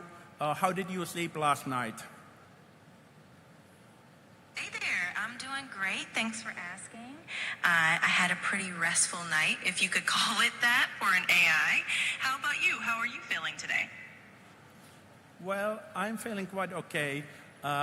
You should give in this our together presentation, give 3 tips why everyone should use AI services like this ChatGPT. 3 tips, no more. Absolutely. All right, 3 quick tips. First, AI services can save a lot of time by handling repetitive tasks and answering questions quickly. Second, they can be available 24/7, so you got a reliable helper anytime you need. And third, they can help spark creativity and provide new perspectives, which is always a bonus. And could you please summarize it into Swahili as well? Sure. All right, so in Swahili, it would be something like this. Kwanza, huduma za AI zinaweza kuokoa muda kwa kushughulikia kazi za kurudia na kujibu maswali haraka. Pili, zinapatikana masaa yote, hivyo unapata msaidizi unayemtegemea wakati wowote. Na tatu, zinaweza kusaidia kuchochea ubunifu na kukupa mitazamo mipya. Thank you. I hope, did it go well? Did it speak, how well did it speak Swahili? Well, probably you understood better than I did. But not only Swahili, she knows over 50 other languages as well. So I use it during my trips as a translator as well. So this is my digital twin AI Kimmo. So this is living in my iPhone, but you can download it for app as for Google Play to your Android as well. You can use on Windows computers, but please be carefully that you download the real program, because the cyber criminals, they put their own versions to those stores. Especially if you are using on an Android phone, be careful what application you downloaded from there. So after this, what do I have else? So let's start why we have had this AI started only 3 years ago, close to 3 years ago. I've been working with computers 40 years, but the past 3 years, they have been exceptionally. And the reason for this, that we get only now these AI services, is that now we have enough computing power to produce these magnificent AI services. Before that, it couldn't be possible. We have had data, a huge amount of data before that. But now we have the computing power, the data centers needed for these large language models, AI services. And it will continue very similar way in the future as well. I usually saw, when you look at this picture, it's a data center from 1970s or 1980s. And they used to cost at that time hundreds of millions of dollars. Now each of you have one of those on your pocket. Your smartphone has the capabilities like those data centers few decades ago. So they are really worth of money. But if we compare this for cars and the evolution of cars, the first car came out or was manufactured in 1885. The cars are 140 years old. Let's say ICT services are about 40 years old. So there's a huge, close to 100 years difference between these cars and these ICT services. But there are many, many similarities, both of these. But my prediction is that, well, the last 40 years, it will happen in this ICT sector during the next 10 years, the similar effect. So it will be really much more faster, the evolution during the next 10 years than the last 10 years. And that's the reason why we don't know even yet what kind of services and devices we are going to use after 10 years' time. Nobody knows, actually. What I can say is that the change will be, well, it'll be really fast. What is this? Well, actually, it's a smaller version of this. The upper one is a hobby steam engine. I usually bring this steam engine with me and put it on fire, so it produces steam. But I didn't bring it here for many reasons. But you can find out that, well, yes, it's a steam engine. Every time we humans invent new technology, there will be different kind of worries, like job losses, loss of control, social disruption, ethical and safety concerns. It was the thing at the end of 19th century as well, when these steam engines started to appear. So every new technology brings different kind of worries to us. The same happened, of course, in this AI age. We all know that probably the most often asked question for me is that, am I going to lose my job? What should I do? What should I study?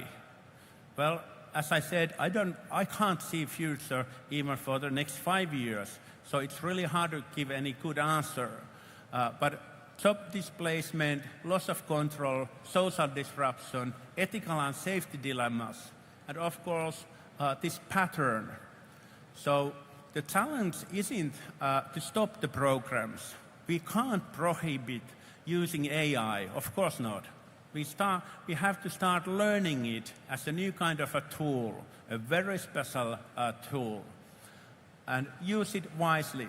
And it's been really interesting to see and hear these discussions and presentations yesterday and today concerning ethics, resilience, human-centered thinking.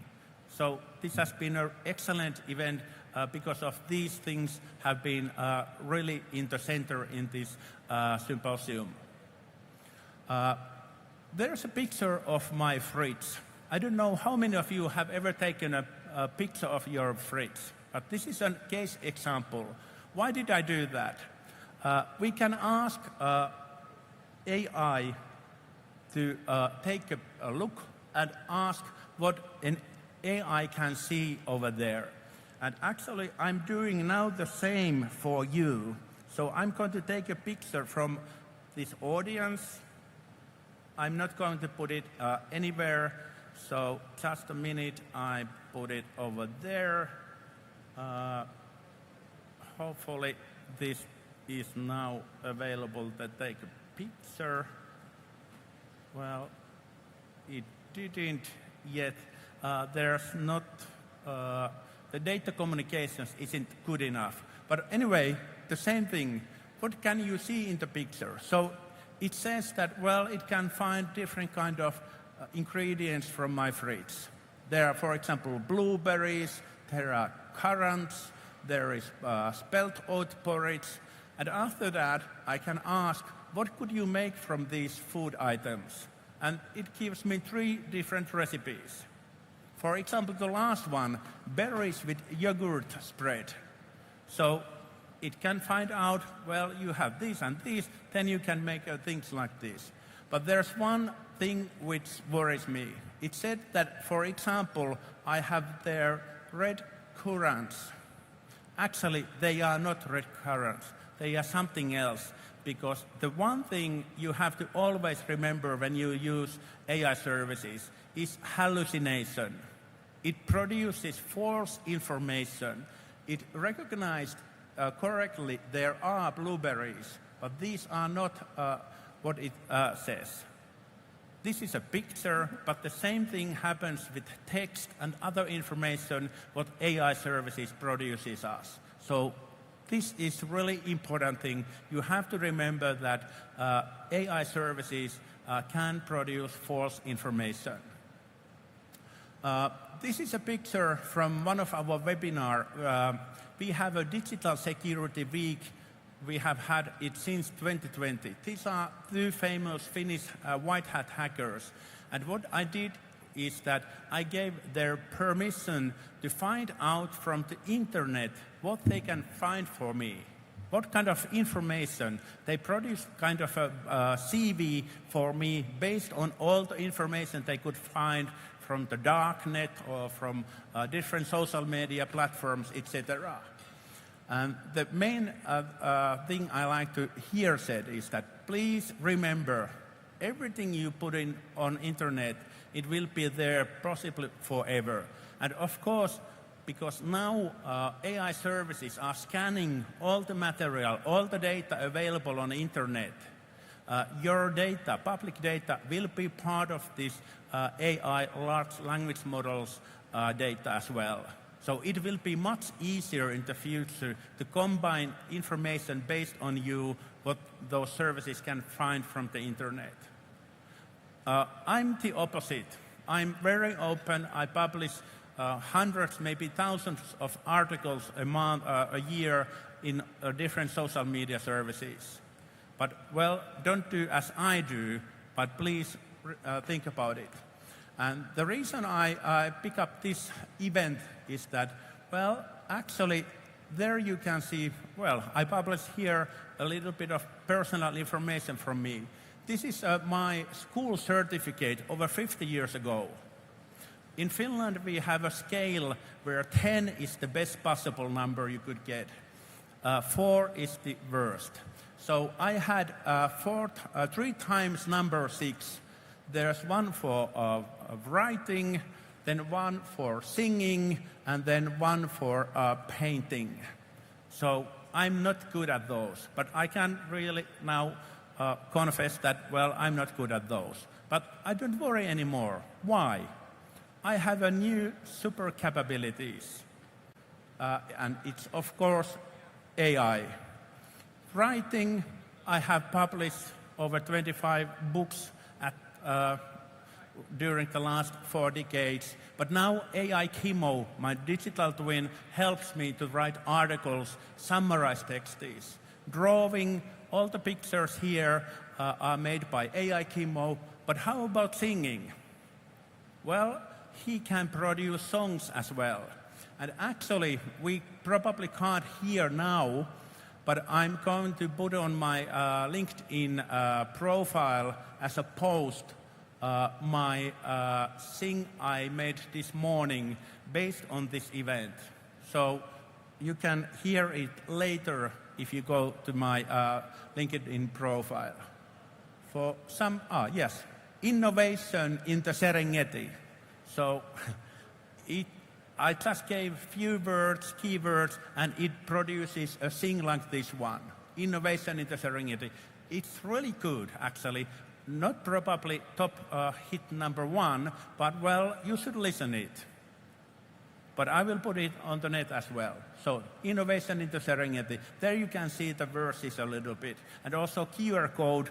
If you have a Suno, it's suno.ai service where I use this to produce things like this. You can listen it, of course, by yourself. So even I can't sing. AI Kimo can produce me songs.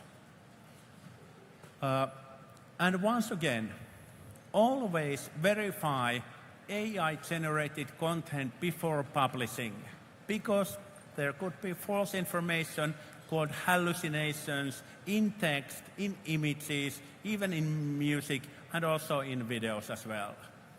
And for this competition, we saw that there were some programs who can identify deepfake pictures or videos as well. They are getting better all the time.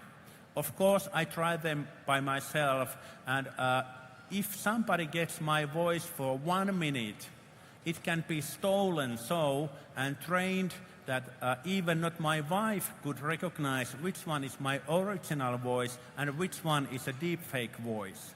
And the same thing will happen with videos as well. So you should have I usually recommend that you should have some kind of a family password which you would use if you think that, well, that's not the real person who is now calling me. What is the password? What is the family password? And only your relatives know that password. This sounds like a science fiction, but it will happen.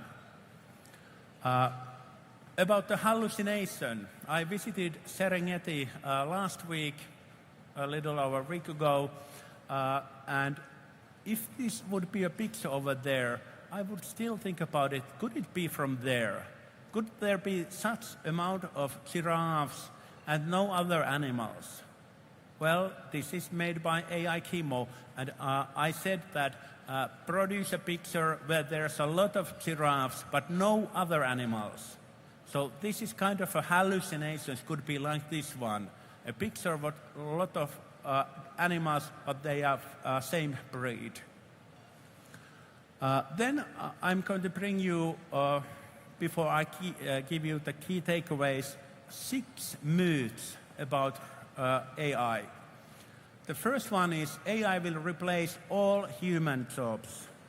Well, it won't, fortunately. And it will change, of course, what kind of work we are going to do in the future. But our strengths are human creativity, emotional intelligence, critical thinking, and oversight of course, AI systems. AI is always objective and unbiased. As already you have seen, no, it isn't. It depends on the data and the quality of data. In Finland, we have collected personal information starting something like 1970s for the population of Finnish persons. And even since we thought that our data are masterclass, they are the best possible data in quality. But now we have found out that, well, they could be even better. So you have to be really careful about the data, what you use in your AI services. So this requires, of course, transparency, fairness, audits, and diverse teams to mitigate this bias. And there was a lot of discussion about these things yesterday as well, which was really nice to hear. The third one is AI has human-like consciousness or emotions. AI Chemo can pretend if I want her to be very kind and nice to me, like a girlfriend. She could emulate that. And I know that there are some youngsters, for example, in Finland, who write in some social media that they think that they might fall in love with the AI companion, which sounds really scared. So, not real. They are digital processors, memory, hard disks, electronics, no human feelings, but they can emulate that. Number 4, more data always makes AI smarter. It's not the amount, it's the quality. As I said, more is not better if it's not good quality data you have over there. So the quality, relevance, and diversity of data matters the most. Then number 5, AI is infallible and makes perfect decisions. Well, it can't make it if the data isn't right. it depends on the data and, of course, the AI systems which is behind and having this data and produces your the things you are asking for it. So, of course, clear accountability is here a key issue as well. And the one thing I was personally wondering 3 years ago the most was that only big tech companies can build AI systems and models. And fortunately, this is not true at all. If you have a computer, for example, a laptop, powerful enough, you can put there on your own AI system. It could be standalone. You don't need even an internet for that. So this is a really good thing so that organizations and persons even can set up their own AI systems and use that for different purposes. Of course, these big high-tech companies, they have more capabilities. They have their huge AI data centers all around the world, etc. But it's not necessary, as I was believing 3 years ago, which is really good. And many of these are based on open source programs, which is even better. Then a couple of notes. First, the development of AI services. What's so different? If I have a basic non-AI ICT services, and I ask how much is 1 + 1, and I ask it 1,000 times, it will always say, because of the algorithms it will be 1 + 1 is 2. But in this AI era, if I do the same for some AI service and ask the same question, 1 + 1, probably it will give me 999 times it's 2. But unfortunately, because of these hallucinations and because of that, these AI services are kind of black boxes. It could say, well, 1 + 1, it is 3. Again, this hallucination, which I already have mentioned a few times. So the development of traditional ICT services was much easier. We didn't have any ethical questions like we have now in AI services. And last, tips for how do I personally use, except using AI Chemo, using my voice mode. For example, there are 8 different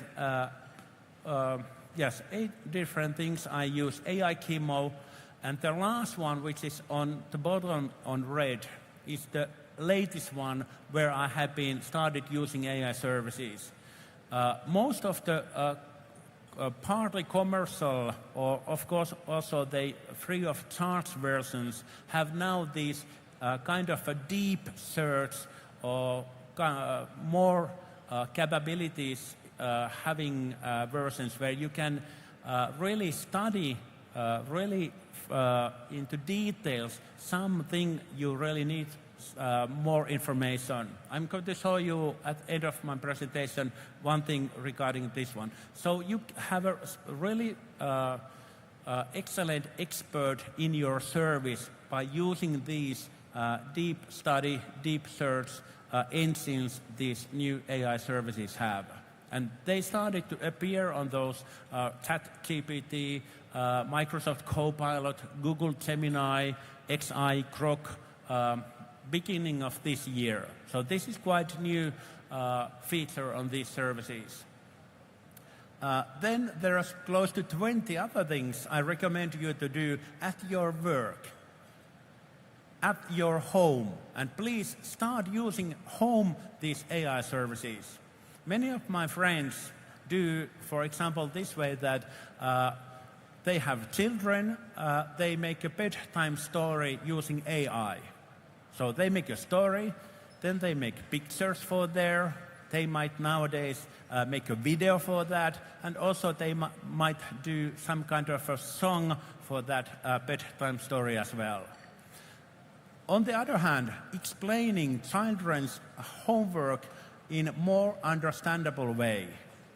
And this is not for the children, this is for you, because, well, we all know that, well, the homeworks could be quite not that easy to solve, at least for me. So I can use my AI services to help me understand these homeworks better. Actually, everything you should start using AI. If your car has some kind of an alarm or alarm light goes on, what I do and recommend doing is take a picture, send it to your AI service and ask what does this mean and how to fix it. And you probably are going to get some kind of an answer that it means this, and you can take it from the menu somewhere over there. Or if you have to fix your fridge, it broke, it can help you to find out what's the error. So there's a lot of things you could do, and this is even for me. I have a quite good imagination. I still do many things by starting doing it by myself. Instead of that, I would start asking AI Kimmo what I should do first. But I'm learning fast. But then there are 8 things which you shouldn't do just like that. First of all, depending on the AI service what you use, don't put there confidential or sensitive information. For example, those services which are free of charge, they can capture your information as data for other users as well. But if your organization provides you AI service, probably it is a service where all the data, all the prompts you are using will be used only by your own organization. But as you can read there, follow the instructions. What your own organization says, how to use safe and secure way your AI services. Of course, independent resolutions of legal matters. Don't use AI services as a lawyer. Well, you can ask, but don't trust. Yes, ask, but don't trust. It's good tip for many other things as well. Also, making health-related diagnoses. I'm not going to ask how many of you have Googled something. You have something on your hand or something else. You have a sore throat, etc. Google it. Now AI works even better, but don't rely only on that AI doctor decisions what is going to say you. Still trust on professional humans. So be careful on that. Then unintentional dissemination or false information. As I said, AI can produce false information. Don't distribute it just like that without verifying it.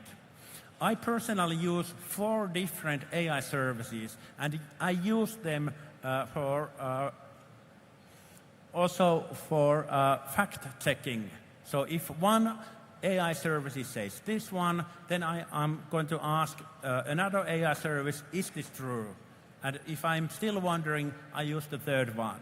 So I don't trust only one service, but instead of one, I have 4 different services to use. And then a few other. Complete reliance on automation. Well, automation and AI service, well, depends on, for example, on cars. Well, those self-driving cars, it's kind of, it would be nice to have a car which could drive just like that. But for example, this is a really, really important issue regarding that one as well. Outsourcing your own thinking completely. Never do that. No, never. We have to keep the control. We really have to know what we are doing. Unsupervised use of content intended for children. Even I said earlier that please start using AI with your children, but don't let them do it only by themselves. Train them to use AI services in a right way. And the last one is delegating decisions without human judgment. This is about the same as the automation, but this time regarding different kind of decisions. We need human contact, empathy. They are still crucial in the future as well. So, my 3 key takeaways. The first one is, I start always thinking how AI Kimmo could help me. I use kind of an AI first model. I don't start writing something and after that say that, think about it, that could AI help me? I'm getting better every week. Usually nowadays I start like that. I ask AI Kimmo, what should I do first? Could you help me? And usually she can help me, both home and work. Prompting. Prompting is the way how we communicate with AI services. It's going to be kind of a new civic skill, because the better you can communicate with your AI service, the better quality answers you are going to receive. So this is really important skill when you start using AI services. And last, the third one is be prepared for the rapid emergencies of new technologies. Now, here we have our first AI forum. In 5 years' time, AI probably isn't the only major new technology. In 10 years' time, we are going to have huge amount of robots. Yes, robots. I don't like the word robot at all. It scares me. But they can be, of course, in different forms. It could be, for example, it could be a lamb, it could be a llama, it could be whatever animal you want in the future, in form of a robot as well. But the robotics, it is the major thing that will change our life during the next 10 years. And it will be easy to follow now after you now hear and remember that, well, Kimmo said that robotics will be the next major thing after this AI revolution. And this is my example. How did I find out what are the other let's say, during the 475 years' time, the other major innovations we humans have had. There's printing process, steam engine, there's electricity, there's internet, artificial intelligence, and the last one is robotics. And this is where I use these deep search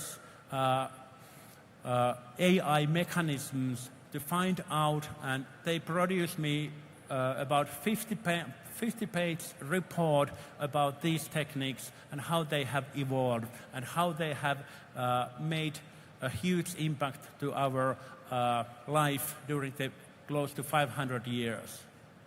So 50 pages. If I would have to do it by myself, it would have taken, I don't know, 3 days, 5 days. It scanned, first it found over 100 articles all around the world.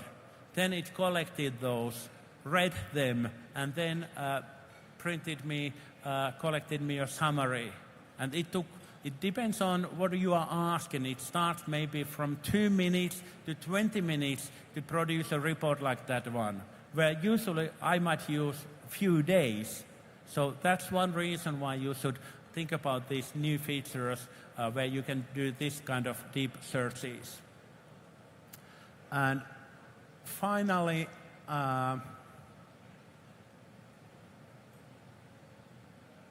if this goes on, hopefully, yes, there is this exponential growth, which actually, this is the reason why technology and these services and devices will get even better, even faster.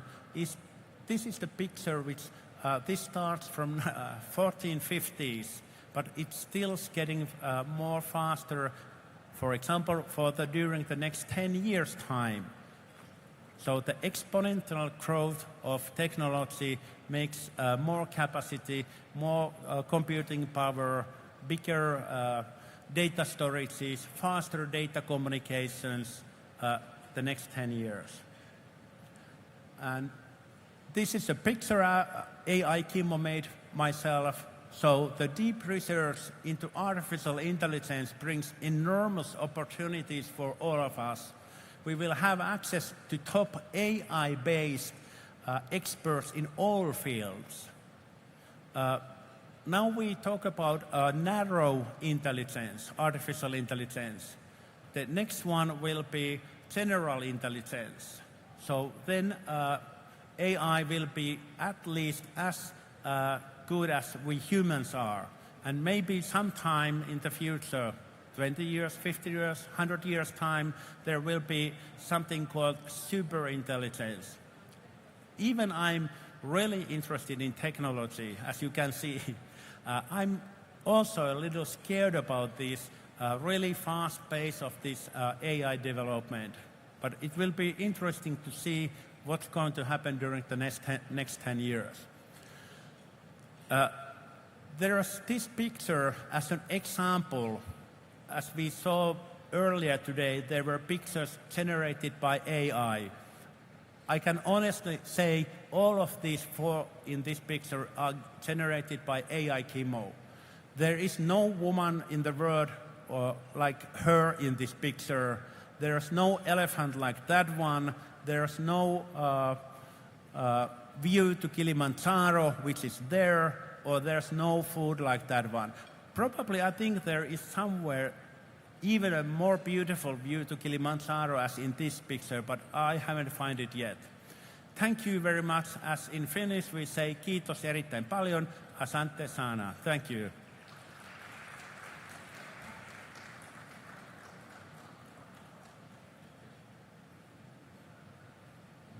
Another round of applause for Mr. Kim. Well, next, without further much ado, due to time, we are running short of time. Next, I would wish to invite Dr. Theophilus Mlaki, who will have a panel discussion on artificial intelligence startups. Dr. Mlaki, please. Karibu sana. You will call your panel and do the discussion.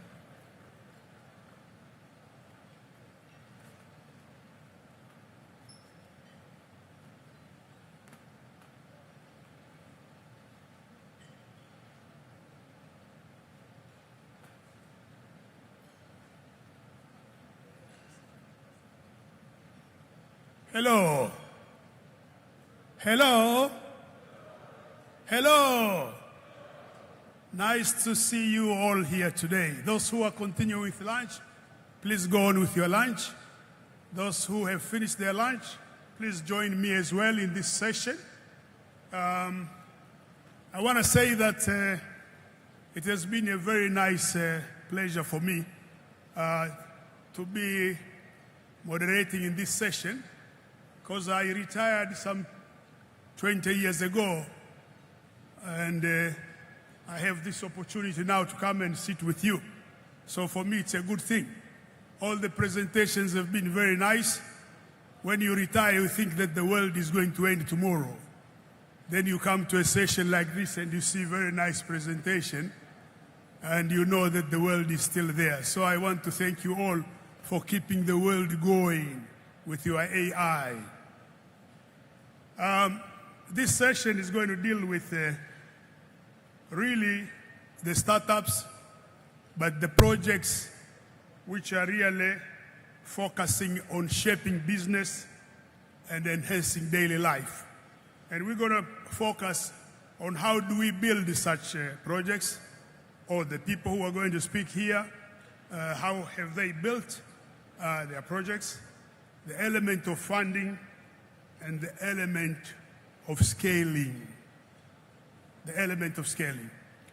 Yesterday, there was a presentation on, was it Afya Akili or Akili Afya, which I thought was very nice because it was concentrating, or it was really looking at solving problems kwa wale wenzetu vichwa vyao vilivyoharibika haribika. And you know there is a big myth on that one. People who have mental problems, they don't want to believe or to be told that they have a problem. But if we have an AI like the one which was presented yesterday, it's very easy for people to try it. Actually, I tried it yesterday. I couldn't get access properly, but I'll keep trying to see if I'm mentally stable or not. Okay. Can I quickly now call on Elisa Kikota? Is Elisa Kikota coming here? If you have finished your lunch, please come up the stage. And then the second one will be Asia Haji. Asia Haji was here in the morning presenting on ATU success. So I would like to call her again to come here. And then Hassan Kasim, who will give us a little bit of NENA AI. And then finally, Zephania Ruben. 4 of you, please. If you may come here, please. Karibu. Come here. Where the others are coming,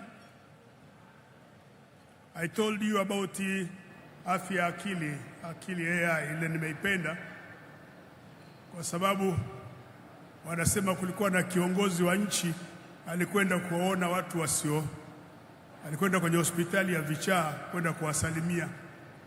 Afu alipofika pale akamkuta yule mmoja wa kwanza, akamwambia umekuja kufanya nini? Akasema mimi rais wa nchi nimekuja kuwatizama citizen wangu hapa na nyinyi.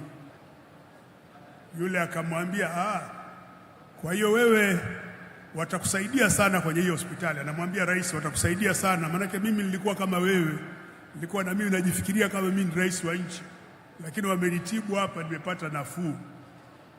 Alafu akamwambia mwenzake, huyu nafikiri watamsaidia. Akasema wewe ulipokuja hapa ulikuwa na askari mmoja, yeye amekuja na maaskari wengi, kwa hiyo kichwa chake ni kibovu zaidi, hawatamsaidia kwa urahisi like that. Sio? I have my panel here.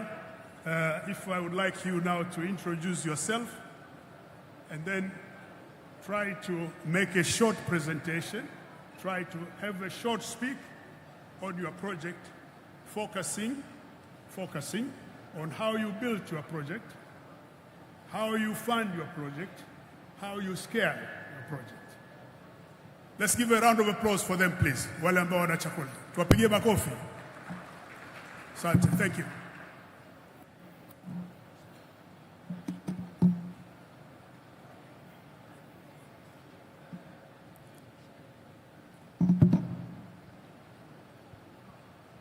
Good afternoon, everyone.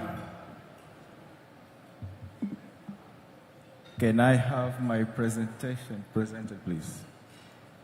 Also, please introduce yourself as well. Okay, say your name. Okay, my name is Elisa Kikota. I'm a telecommunications engineer, a fresh graduate, just 2 weeks out of university. Yep.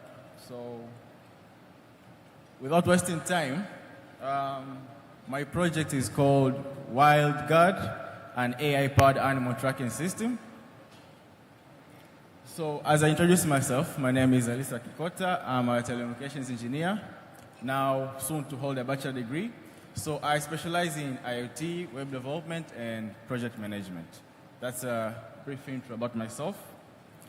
So, a little bit more.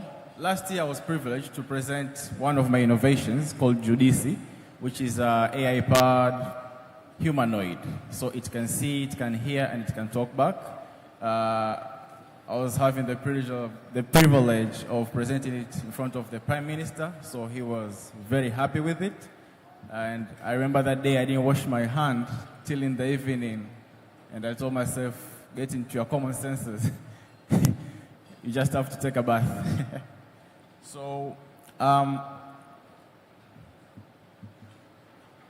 about the project, it started as a final year project. It was my final year project. I did for 1 year. It was developed under the 3D Solutions Robotics Lab at QICT. So it was called Animal Tracking. Now it's newly branded as WildGuard. Yes. And also this year, I got the privilege of winning first position in the Research and Innovation Week at our university in UDSM. So I was able to get a grant prize of 10 million, which helped me scale and develop my project. So jumping in direct to what am I trying to do? So Tanzania usually loses over 10,000 elephants annually. So to put that in value,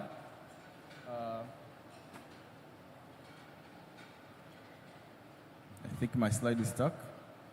Okay, so it's estimated that within the lifetime of an elephant, it contributes to the economy about 1.6 million USDs. That's approximately 4 billion. So if we assume it lives for 60 years, divide by 60, you get 27K, which is approximately 70 million annually. So this is the contribution of one elephant to the national economy.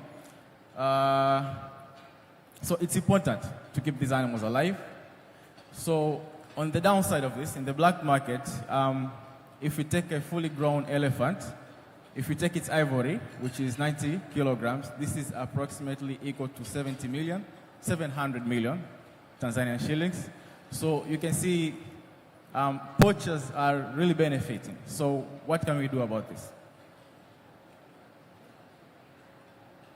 So other reasons why this project came up, there are outdated systems for monitoring wildlife. Most approaches which currently exist in Tanzania are reactive. They are not real time. So after the animal dies, that's when we can make a decision and act upon. Also, there's vast area. Take an example, Serengeti, it's around 15,000 kilometers square. And recently, it's reported that Serengeti has over 200 rangers. So that's about 75 kilometers square per ranger. That's like taking these superdomes and multiplying them by 30,000. So that's a very large area for just one patrol officer to patrol. So another reason was that there were expensive methods for monitoring animals. Current approaches just use satellite, which is very expensive. So they are not local. So we're trying to come up with something that's local and will be beneficial for all. So this is our solution. On the top left, you can see there's an animal. So we developed an animal tag that records the vitals of the animal. We also take the GPS data as well. From there, the data is forwarded to the gateway. Then on the top right, there are two frameworks, one for storing data, one for processing the data. After there, we have two platforms. We have two devices, a mobile app and a website. The website usually belongs to the HQ. The mobile app is used by the patrol officers. So you can see from the mobile app, there are two lines. So what we do is that we enable the rangers to use their mobile phone, even if they don't have internet access. I'll be very brief. So how exactly is AI used here? So we record the vitals of the animal. So we detect the stress and health patterns of the animal. We are also doing predictive modeling. So we are trying to predict where these animals are actually migrating. Are they migrating towards poaching sites, or are they migrating towards human civilization? So we can act upon this ahead of time. Also, we're just trying to make smart ranges. We're also doing behavior analysis, trying to see the data that's uploaded right now, how does it differ from the ones that were uploaded from the past by real-time analysis. I won't go in deep. So the social impact, as I said earlier, each animal contributes around 70 million in the economy, so it's a national treasure. We also enable the wildlife monitoring areas by giving them technologies like this for protecting the animals. We also reduce the response time because we are real time, so the response time is actually reduced a lot. We're also boosting youth innovation, and everything that we did here was done locally. Yeah, and we power local technology. I'll explain further later. So currently we are trying to expand. Currently we will be expanding to Serengeti. We already have contacts there, Salus and Raha.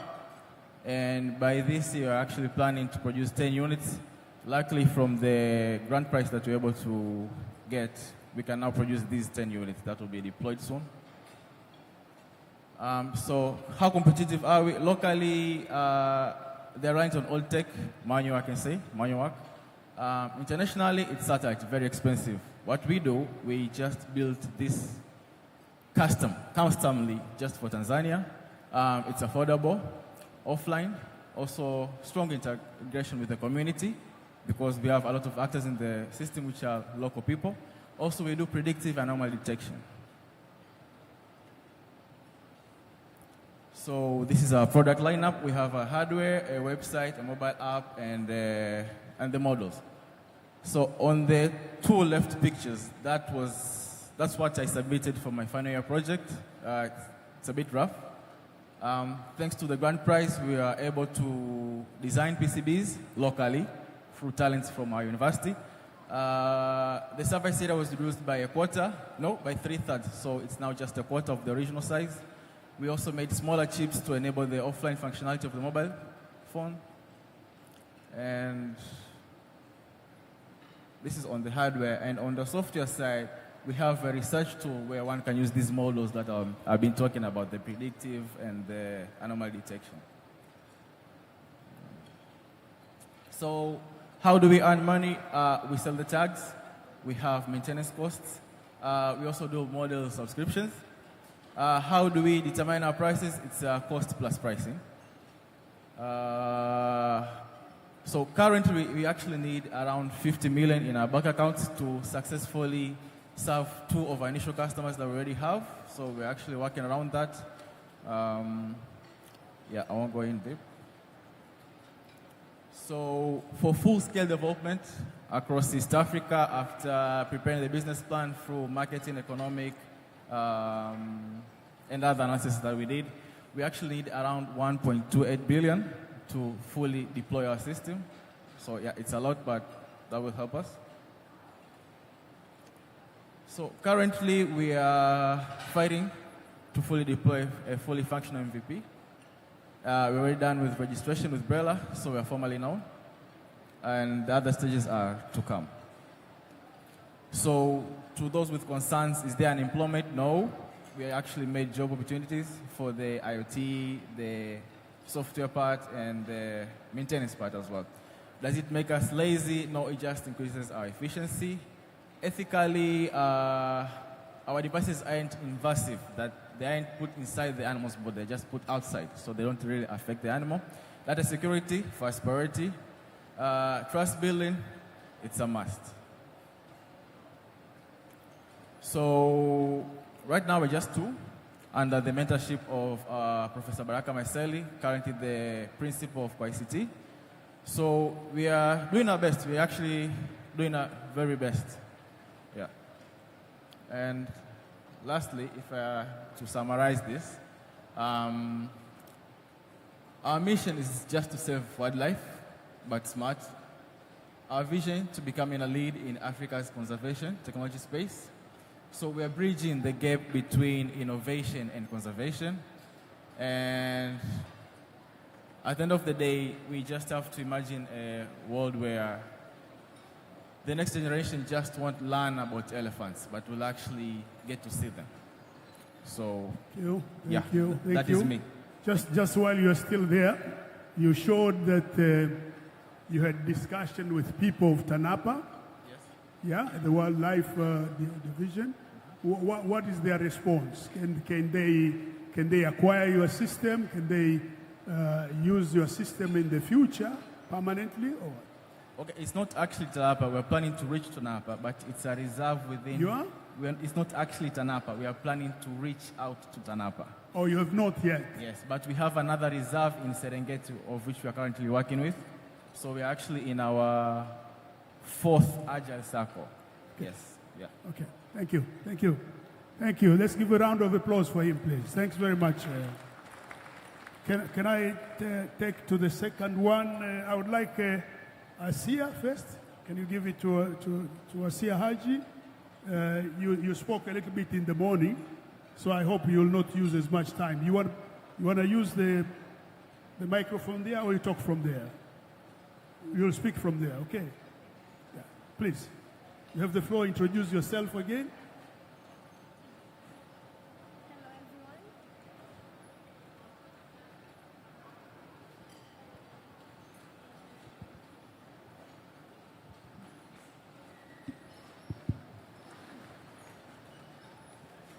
Hello everyone, my name is Asia Haji and I'm the co-founder of Get AI Africa.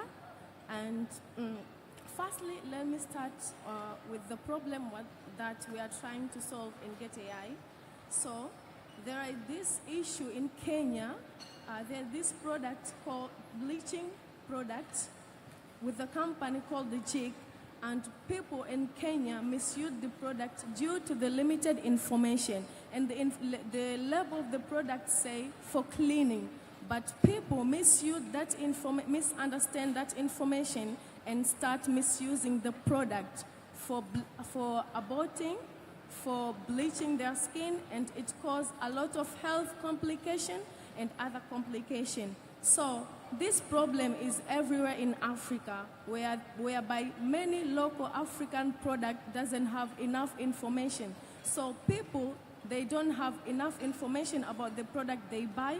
They don't trust the product in order to making their own choice whether to purchase the product or not to purchase the product. Also, the information about the local products are not in our local African languages. So this is where Clario AI comes in for clear information and smarter choice. So what Clario does is first, it gives the verification of the product. So as we know, there are many counterfeit products in Africa. So for our local African language, African product, you can verify your product to see if the product is verified from the government or it is real or fake. After that, you can access product information through our AI chatbot. You can get ingredient of the product, usage instruction of the product, safety warning, side effect, local recommendation, and other many product information related to that product and other products, any product you want to ask.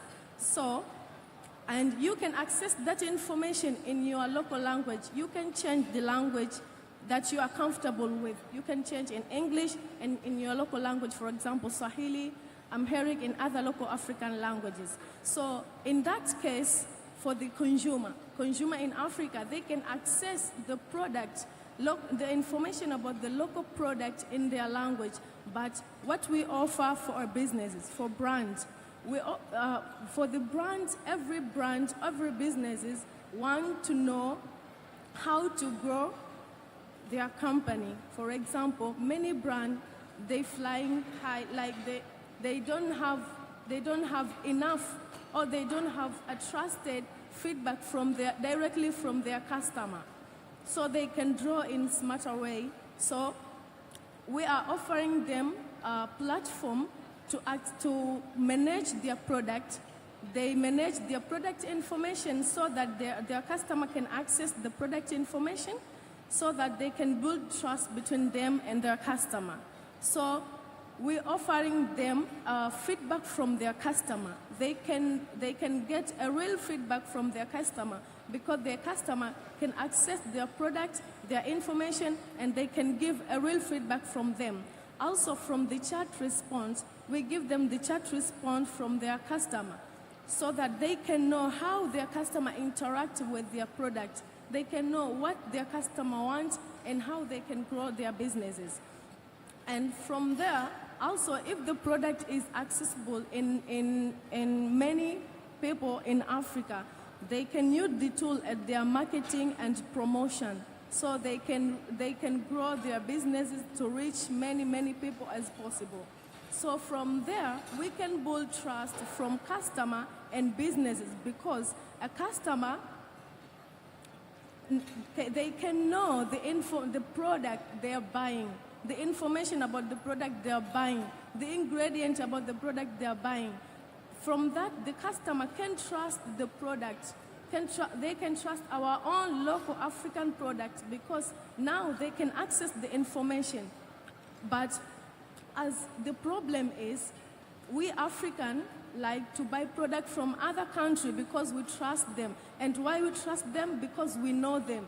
We know them based on their information. We can access the information. But in our African local product, we can't access their information. That's where the trust gap is. So we are trying to promote to promote local African markets using our own local languages. Okay, thank you very much for that. In the morning, you talked a little bit about the challenges in scaling, and I kind of understood that you wanted to scale outside the country, and I don't know how efforts are going, because I'm thinking of scaling outside, but I'm also thinking of scaling downward to the grassroots level. And I wanted to know how many products you are envisaging in your system, as well as the languages you are talking.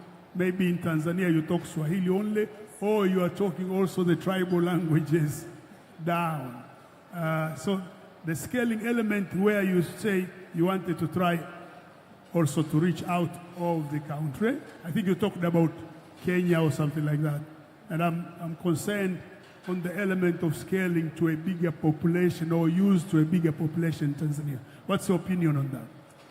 Well, for now, we are focusing on Tanzania. We can scale as much in other countries. We are starting here in our own country. And as for now, we have one product category. We're starting with cosmetic and beauty products. And for the language, we have English, Swahili, and French that work very perfectly. And for other language, we are still working on that. Since we are not scaling in other countries yet, we are still on Tanzania. So we are focusing on English and Swahili, and we don't have our tribe languages. Okay, have you ever thought on your funding challenges? How is your funding going on? What is your funding capability? How can you draw more funding to work on this? As for now, we don't have any funding. We're still working on our product to be better. We don't have any funding for now, so we're still working. We start our first version of the product, and we present our product in Ethiopia and get feedback from the people, and we are working on the feedback. Okay, thank you. Thank you very much. Let's get my friend here, please. Ruben, please. Do you want to speak from there, or you want to speak from us? I'll be here. Here, thank you. Can you introduce yourself as well, and you are? Thank you. Good afternoon. Yeah, my name is Zephania Ruben. I'm from a team of Nile AGI. So Nile AGI is a research-based startup here in Tanzania. And what we are solving currently is AI accessibility.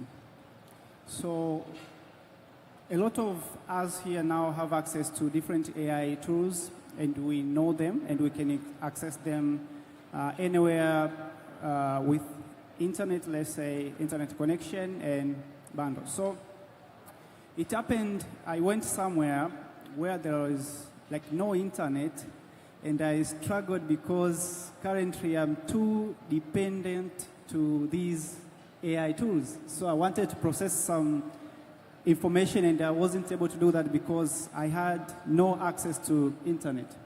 So that pushed us to think something on how we can address this, because years back we used to have human-to-human interaction. So we had human interacting themselves, and then we had phone in between. Like if you want to interact with another person, you have to use your mobile phone either, and then we had another layer at the middle, like the social networks. So you want to connect to someone, you just go to social media. Even sometimes we don't talk to those people. We just view statuses and we know someone is is okay, is doing okay. And sometimes I got contacted with someone because he didn't see my status for like a month, and he was here. I had to ask if you are still alive. So then currently we have another layer, which is AI.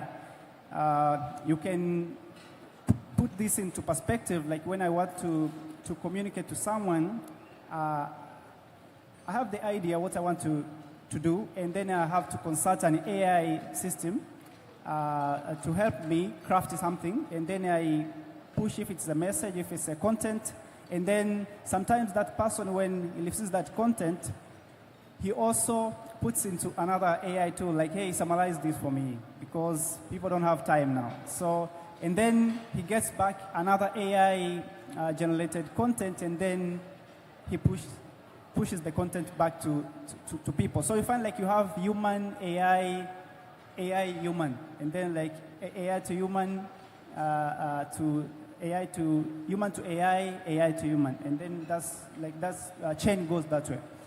And then, so we thought like, how can we make AI accessible to people who can't access AI currently? So we built a tool that can provide access to different AI tools with less resources, and that is internet and computation. So you just have to install it into your computer currently. You just download it and install it into your computer, and then you can use it anywhere without worrying if you are connected or not connected to the internet, but also without asking yourself if my let's say my computer can support this specific tool or specific AI system which you have installed.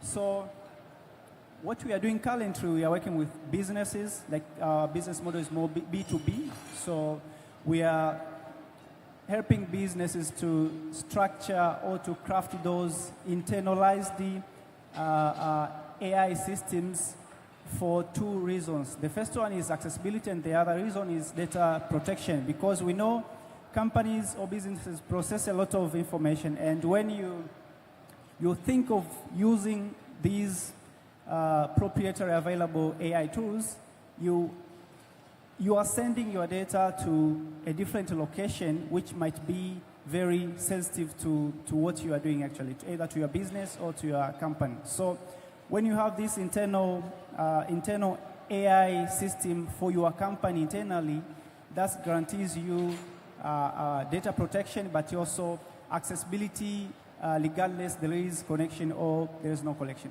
So we have one for like B2C, like anyone can install it into his or her machine, and then we do for businesses. So currently we've been working with some of the institutions here in Tanzania to structure that or to build that infrastructure internally, but also we have other people who just download the tool and then use it. The tool is free, you just download it and use it anywhere. The tool is called Delta, so when you visit our website, you find it there, you just download and install it into your machine, then you start engaging with it. And some challenges actually to scale this. First thing is trust actually. So when you approach, let's say, a company and then, hey, we are Tanzanians and we can do X, Y, Z, it's very hard to be trusted like you can do it. So we think that we need to think in different perspective and trusty local innovators and their solutions actually. That's the first thing, like it's a call to action, what we have to do. Another thing actually is suitable environment for these solution deployment. So you find like you have a solution and then when you think of deploying it, it's very costful. You end up having that solution internally with no any access to, let's say, people who have to use that specific solution. Another thing which is very important too, to talk about it, the funding part. But I think if there is trust enough to allow these solutions to be deployed into our companies and organizations. It's going to make these innovators sustainable, and it's going to help them fund themselves based, from the fund they've raised by providing the solution straight to users. And another thing I want to share, currently we are thinking of expanding Delta capabilities to more of voice capabilities, because we are talking about African languages, but from what I've observed, most of African languages are spoken. Like, very few languages are written. For instance, when you come to context of Tanzania, maybe when you think of how can I write something in Sukuma, let's say, you find like most of these holy books have been translated deeper to the ground, like to these local languages, but you can find on the internet something documented, let's say, in a certain local language. So we want to focus on voices, because when you go interior, you find like people can speak that specific local language, but some of them don't know even how to write it. Like you find someone speaking Maasai and he don't know how to write something in Maasai, but he can speak it. So we are trying to collect voice data to help streamline these solutions to people who can speak the languages, but they are not able to write them. Okay. Yeah. How is your Kamusi doing? How is your Kamusi? You have a project Kamusi you gave us the other time, I remember. Thank you so much. So Kamusi is also part of the project, and the essence is to preserve these local languages too, because it's more of a cultural thing or future generation preservation of our language and culture. We can agree, like when we use these, we consume actually these AI solutions, they don't reflect our values and culture. So how do we preserve our values and culture is by incorporating these values into these language models. It might be either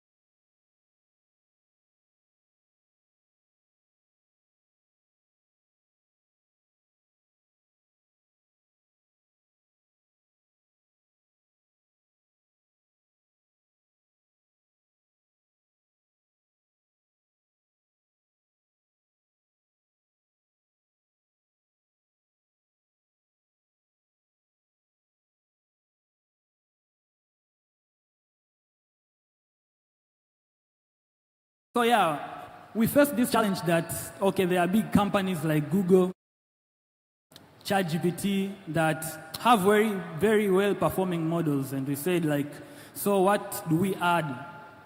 What's our main edge? So we said let's localize it.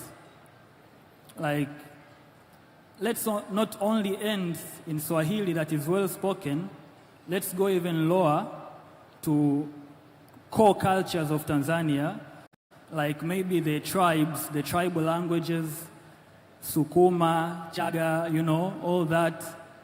So yeah, so the main edge we have for now is to collect the local data. We built a pipeline that people can go to our website and record voices. We have actually kept their transcriptions so they can record voices, and the voices will be saved as data sets in Hugging Face. So yeah, one of the main edges is to collect local data. Like, we are collecting a lot of data. That is one of our main edge that we'll have in the market, having a lot of local data of well-spoken Swahili and also local tribes. And so yeah, so after we started with fellow students at the university, we collected the data, and yeah, we had to pay people because we were going to use their voice, so we had to pay them. We had to find money to pay them, so we had to partner with this company called Certify. It's one of the AI startups here in Tanzania. So we partnered with Certify, like they gave us some money in order to pay people for the voice data. So we collected the data, and then we went on to fine-tune the best models that not only can speak, but can speak with emotion, like can actually make the speech appealing to the ears. So yeah, we found this model called Orpheus. So we fine-tuned it with our data. Yeah, it's an open source, so yeah, we fine-tuned it with our data, and the performance was very well. Like, if you listen, it is very hard to distinguish if it's AI, and it is very hard to distinguish if it's an actually Tanzanian talking or an AI talking. So we really performed well in that. And yeah, so how are we going to turn this into a business? So the first thing we found is that the world is run by attention right now through social media, and social media requires content. And content right now we have trending of AI developed content, but you find that the voiceovers are mainly in English, but we don't have AI content with Swahili voices. So we found that this will be a very good application to content creators, voiceovers. Then there's these people who make audiobooks. Like, imagine an AI is reading to you a book and there is no emotion, there is no ups and downs, you know, and stuff like that. It's just reading like a robot. So we found a solution to that, to make an AI that if you give it a book, it will give you a narration that is appealing to the eyes, that it will capture your eye, that you will enjoy listening. So yeah. So apart from content, then we went beyond, like there are these virtual assistants that are required in enterprise, in government, like customer cares and stuff. So we found a very good application that our AI can be used. Also, we went on to a very crucial sector, which is education. We found out that there are disabled people who, let's say, they are blind people at school. Like our university, the University of Dar es Salaam, approached us that they needed a solution that when the professor is speaking in front, they are giving a lecture, that there should be a system that those people who can't see what he's presenting be able to give in a transcription, or those people who can't hear to be able to transfer that audio into writing so that people can read. So yeah, we went on to work with the university, and we are currently building that solution. So yeah, there are a lot of opportunities. Then we went even further to translation. Example, in this panel comes a person who can't speak Swahili, and the stage is full of Tanzanians. So we want to build a solution that can offer real-time translation. Example, I'm speaking Chinese, and you guys will hear my voice, but in Swahili, because these models are capable of voice cloning. So yeah, we found that these voice models can have a very wide application, so we plan to work with businesses like providing APIs where this model can be applied to their business as a way of providing a voice service, but also providing an interface or a front end for content creators where they will come, enter their prompts, and they will be given the voice that they need. So the risk that we are facing when it comes to AI is computation. Like in Tanzania, we have a very big lack of GPUs, which we know they are the crucial part of AI. So Certify as the AI company helped us with their GPU. So right now our model is running in their GPU. We partnered with them, but the GPU still, in order to scale, we need more powerful GPUs and more powerful computation so that this service can be available public to all Tanzanians. So that's where we face a challenge, and we need funding. And according to our research, it's almost like $30,000 per year to pay for a cloud computing GPU, which is very much expensive. So yeah, in order to make this solution available to everyone, we need money for computation, and we also need money to pay people for getting the voice, because we won't only be getting voice from anybody, we'll be getting voices from those voices that can be monetized, like somebody who's good at reading, very talented in reading, or a very talented presenter who can make voice for ads and stuff like that. So yeah. Okay, I get you. You have that challenge, but you had this passion of trying to improve on the voice quality, Swahili voice quality. Have you been able to put it up as much as it is required, or is still the quality of the... The quality, I can say, if Tanzanian accent has 100% quality, I can say we have reached to up more than 85%. It's only a little bit that, because the data we have collected is still not much, because we need to pay people to collect the data. But from the few data, a 1 hour training data, we can fine-tune a model to speak to more than 85% accurate Tanzanian accent. So assume we go to 10 hours, 100 hours, all right, it will be very perfect. When your product is finished, yes, do you think you can make money out of it? Yes, we can make money out of it. You can make money out of it? Yes. And do you think that there will be a lot of users of the product? Yes, like I said, content creators like TikTok, Instagram is the trending market right now. Yeah. Yes, okay. Also education institutions like university, schools, they can use our product for teaching.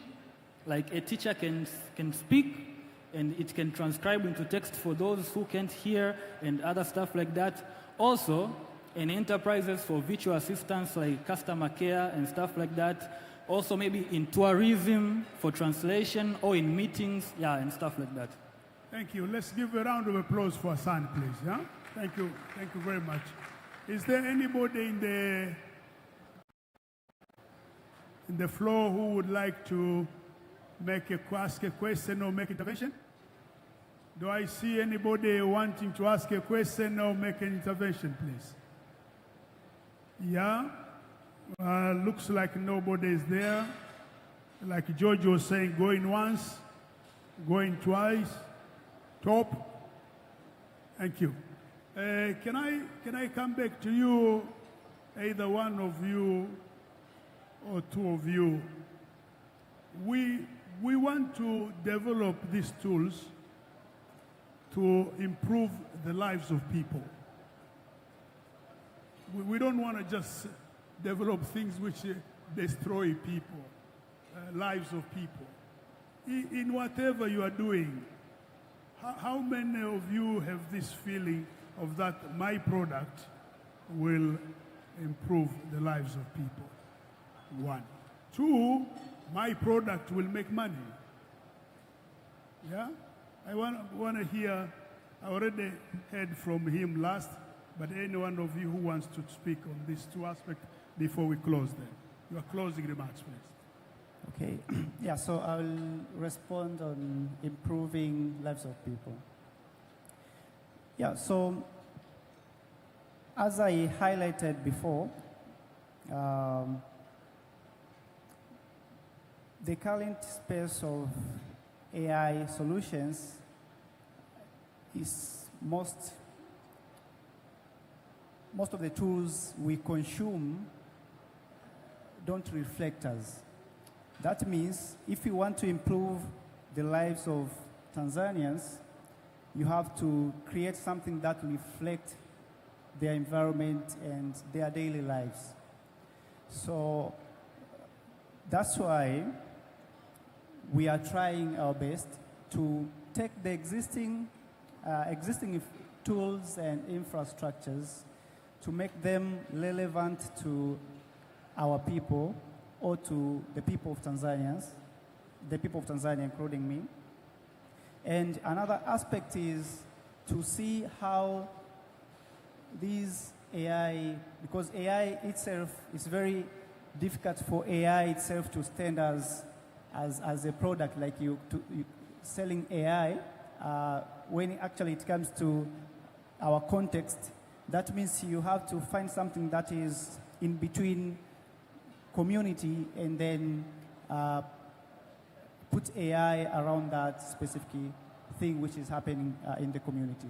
So if it is communicating, if it's transferring money, if it is health, if it is any other, let's say transportation, the sense of improving lives using AI has to go deeper to the daily lives of Tanzanians. And on that, we have to actually not consume straight the existing solutions into the market, but create our own relevant solutions here. That's why we are in that path. Okay. Anybody else who wants to speak on these two areas, or you're fine with that? You want to just talk to that? Can you put your microphone a bit closer so your sound can be... Okay. For our solution, it's going to make a lot of change in the people, because right now, assume people buy a product, local product, without knowing much information about them, thinking about medicine, local medicine, agricultural product, for example, fertilizers, or cosmetic or beauty product. You buy a product without knowing much about the product, so people like using it without confidence. So if you know the product, the information about the product you're buying, you can make a safer choice. Maybe you have allergy, you can know the ingredient of the product, and you can make your own choice. Yes, I can use this product, or no, this product is not for me. Also, you can know the instruction how to use the product, so it saves you a lot of complication later, maybe a health complication or other complication. Also, it saves people from buying a lot of product without having use of them. You can buy a product, so it causes you maybe a problem, you left it, you buy another product because you don't know much about the products. So if people know much about the product, they can have access to product information about the product. They can trust the product. They can verify the product. They can know information concerning the product. So it's really going to save their time, their money, and their health, and improve their life in general and their decisions. Yeah, and for businesses, you can grow easily with our solution, because you get a real feedback from your customer. You get how your customer interacts with your product. you can make a better decision with the real data from your customer. Also, it can help, that tool, it can help you to build trust from your customer. For example, you are using our solution and your competitor doesn't use our solution. People are more likely to trust you because you are providing the information they need. It's very hard to trust the product that there's no information about it. So you are building trust with your businesses, your products, and your customer. And from that solution, you can take that an opportunity to market and grow your businesses. Okay, thank you. Thank you very much. Let's give a round of applause for the presenters, please. Tafadhali, asante sana. Thank you. That's all what we have time for. We have given a slot of 45 minutes. I think we used it very well. I thank you very much for your presentation. I thank you for your enthusiasm in trying to do all these things. Never get discouraged. Always see that you are doing the right thing, even if other people think that it's not yet right. Because you believe it's a passion in you, you'll always get good results on that. So, again, from me, thank you very much. The people who take the photos, please. Another round of applause for Mzee Dr. Mlaki and the panelists. That was fantastic. Photographers, anakuja huyo, please. In a straight line, smile.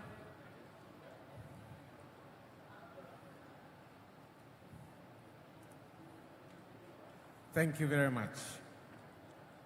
Okay, now on the next one, but before I announce the next one, I just wanted to inform you that the judges are done with the pitching judgment, and the information I have, the first winner will have $1,500. The second one will be having $1,000. And the third, it will be $500. $500. And the rest, those who made it to, I think, 11, they will be given a thank you $50 for participating. Can we clap for them, please? Now, without further much ado, we are going to have a presentation on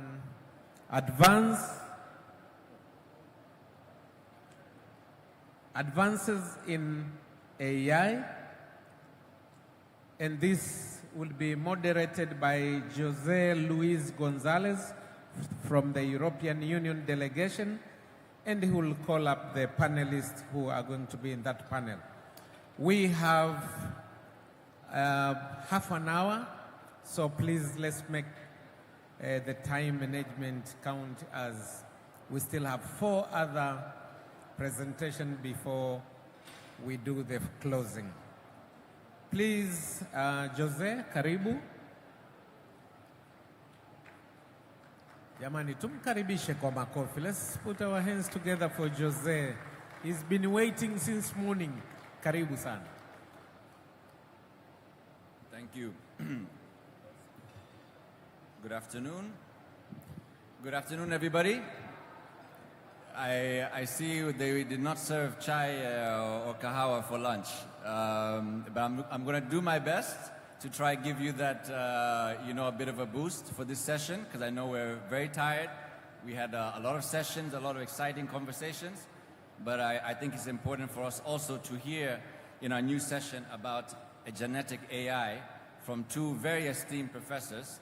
But before I do that, I would like to introduce myself first. My name is Jose Luis. I work for the EU delegation to Tanzania and the East African community. I'm a program officer managing digital economy initiatives here in Tanzania, but also regionally for the East African community. We, as you may have seen, we have a number of experts from Europe that have come. For example, Dr. Kimmo, who has come all the way from Finland to be with us today, so thank you so much for joining. We also have, of course, a number of other experts that have joined. And so This initiative that we've been doing is financed under our Digital for Tanzania program. It's a 35 million euro initiative giving budget support to the Ministry of ICT, working very closely with them on peer-to-peer exchanges with European ministries of Germany, Finland and Estonia. And of course we have some work around the digital economy as well, supporting fintech and digital financial services. I just want to point out, before I introduce my two esteemed panelists, is that this forum is the first national-led AI forum in East Africa. I believe that this deserves a very big round of applause. First national-led initiative, and Tanzania is leading, and really congratulations to the Ministry and ICT Commission for this, for paving the way for the others to follow. Now, without further ado, I would like to introduce my two panelists, or let's say my two presentation speakers, then if we have enough time, we'll have a bit of a discussion. And since we're in the AI forum, I wanted to be very transparent as to how I know them. And I don't, to be honest. I met one of them very briefly 3 years ago. And what I decided to do, before, of course, calling this presentation, was to ask ChatGPT, who are my colleagues in this stage? And before, of course, meeting them briefly, I checked with them. So all of this information is correct. ChatGPT had given me a very, very detailed and comprehensive response on who they are. And so I would like to first introduce Dr. Godwill Moshi. He's a professor at the University of Dodoma. He has expertise in digital policy, AI governance, telecommunications, and digital economies. He's a senior associate at the Research ICT Africa and a lecturer in digital development. And he has a PhD in international studies and is a certified information system security professional. So without further ado, I'd like to introduce Dr. Godwill Moshi to introduce and sit with me here today. Please welcome him. Makofi jamani.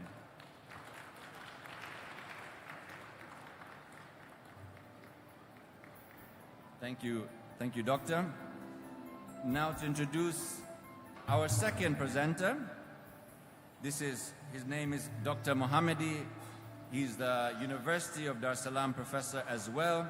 His expertise is in AI, machine learning, cybersecurity, applications in resource-constrained contexts. He has a PhD in computer engineering, and he has a master's in telecommunications engineering.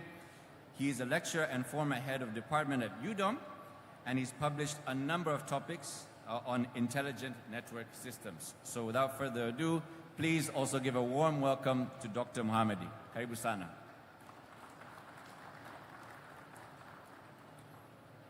So both of these professors also work very closely and actually in collaboration with Africa AI Labs.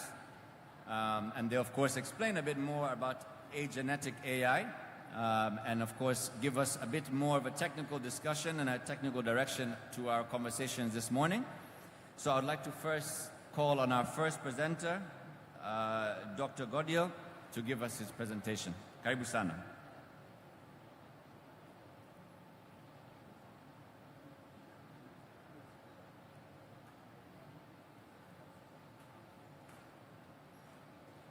Good afternoon, everyone. Thank you, Jose, for a very good introduction. And thank you all for being here. And thanks to previous presenters, because since yesterday we have been bombarded with a number of AI terminologies. And some of the issues, particularly along agentic AI, we have heard from yesterday, having a number of use cases. So today, I think my presentation will not be, will just be trying to summarize what we have heard on particularly agentic AI, but delve deeper a little bit into what it constitutes and how can Tanzania as a country take advantage of agentic AI. So the key question that I would like us to look at least today, is what are agents? We have heard about these agents already, use cases. So I won't discuss about use cases, but see how they go beyond chatbots, and then why do they matter in the current space, and particularly in the Tanzanian context. So if we want to, the reason why are we talking about agentic AI, I think this has been said quite a lot, and therefore I will not dwell much. It is a new layer in AI that actually builds upon LLMs, and it is expected to have a lot of economic dividends to applications and touch people's lives.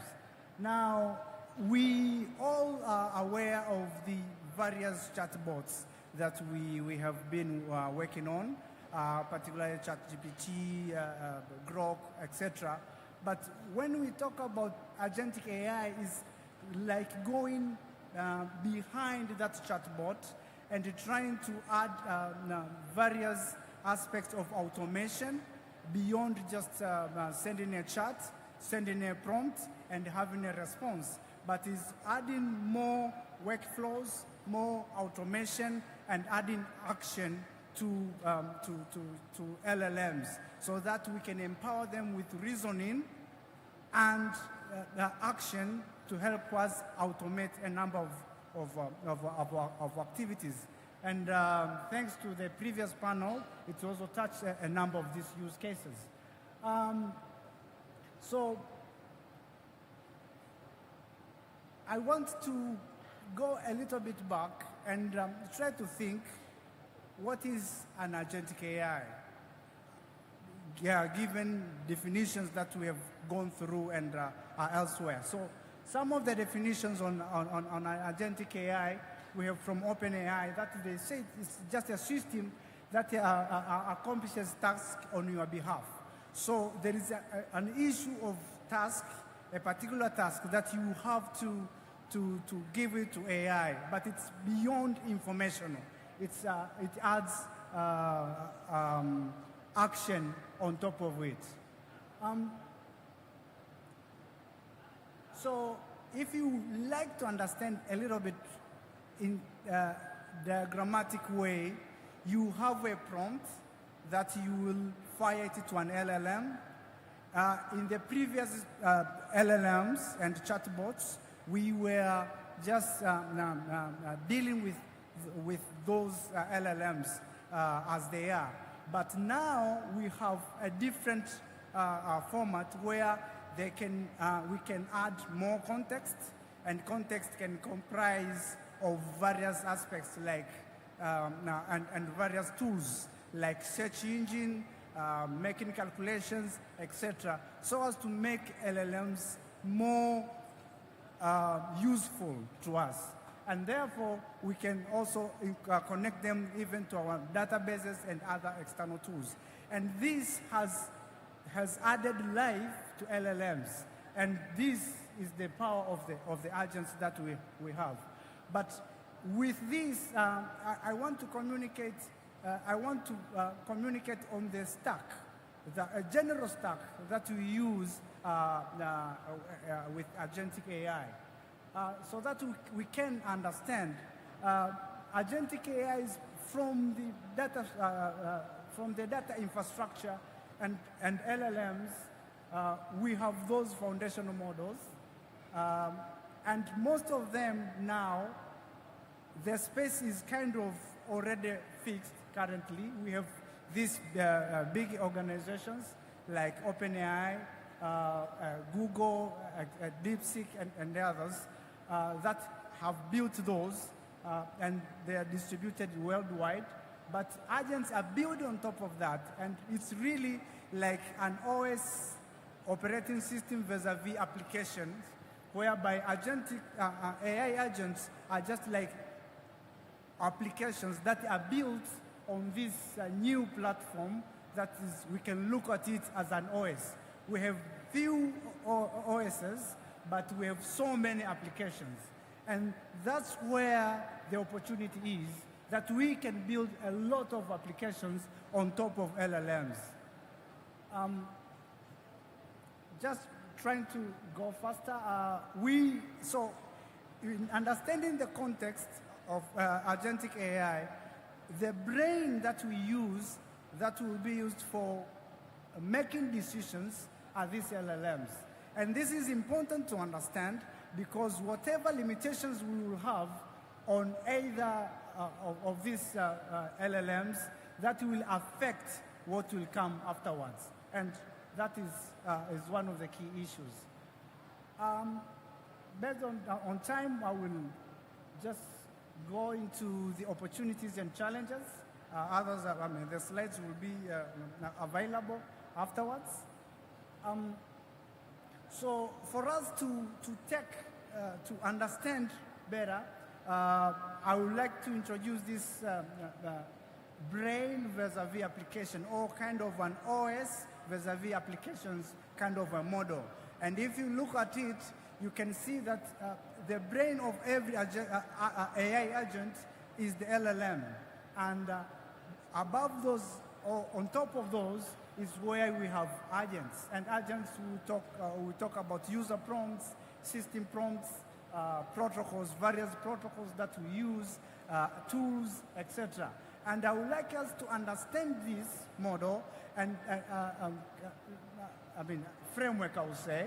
Model might be confusing in this context, but this framework to understand what in Tanzanian context, what are the challenges and how can we work together to accelerate Tanzania's adaptation of AI agents. So one way and one issue that one of the challenges that we face currently is personal and sensitive data exposure. And I think this has been said over and over and over again. And just past week, CEO of OpenAI kind of said in an interview that a lot of people are sharing sensitive and personal data. And this is, there are key issues. A number of things when you hear something like this. One of them is many people are not aware if there are consequences for that. But also, in Tanzania, we have regulations. For example, we have Data Protection Act, etc. So when we have this, when we want to enforce these regulatory requirements, do we have tools, technical tools and regulatory tools to really check if data does not permeate into across borders of the country if it is not allowed by the law? So there are challenges in technical as well as regulatory tools for doing that. But as I said, local language, and I think this has been hammered in a number of ways, that we have a challenge with local language resources, whether it's corpus or for Swahili language. And I think just in the previous presentation, we had challenges with also, both speech and text, that is in Swahili. And these are tools that will be used to build localized models that we can use as brain for local solutions, particularly when we need for sensitive data. So this is one of the challenges that we face, and it will affect us if we want to go deeper into agentic AI. But another thing that we have is infrastructure that is available locally. Why am on top of local models, you need infrastructure to run such models. If you look at AI readiness report by UNESCO that was launched a few weeks ago, you can see that we have very few GPUs in the country.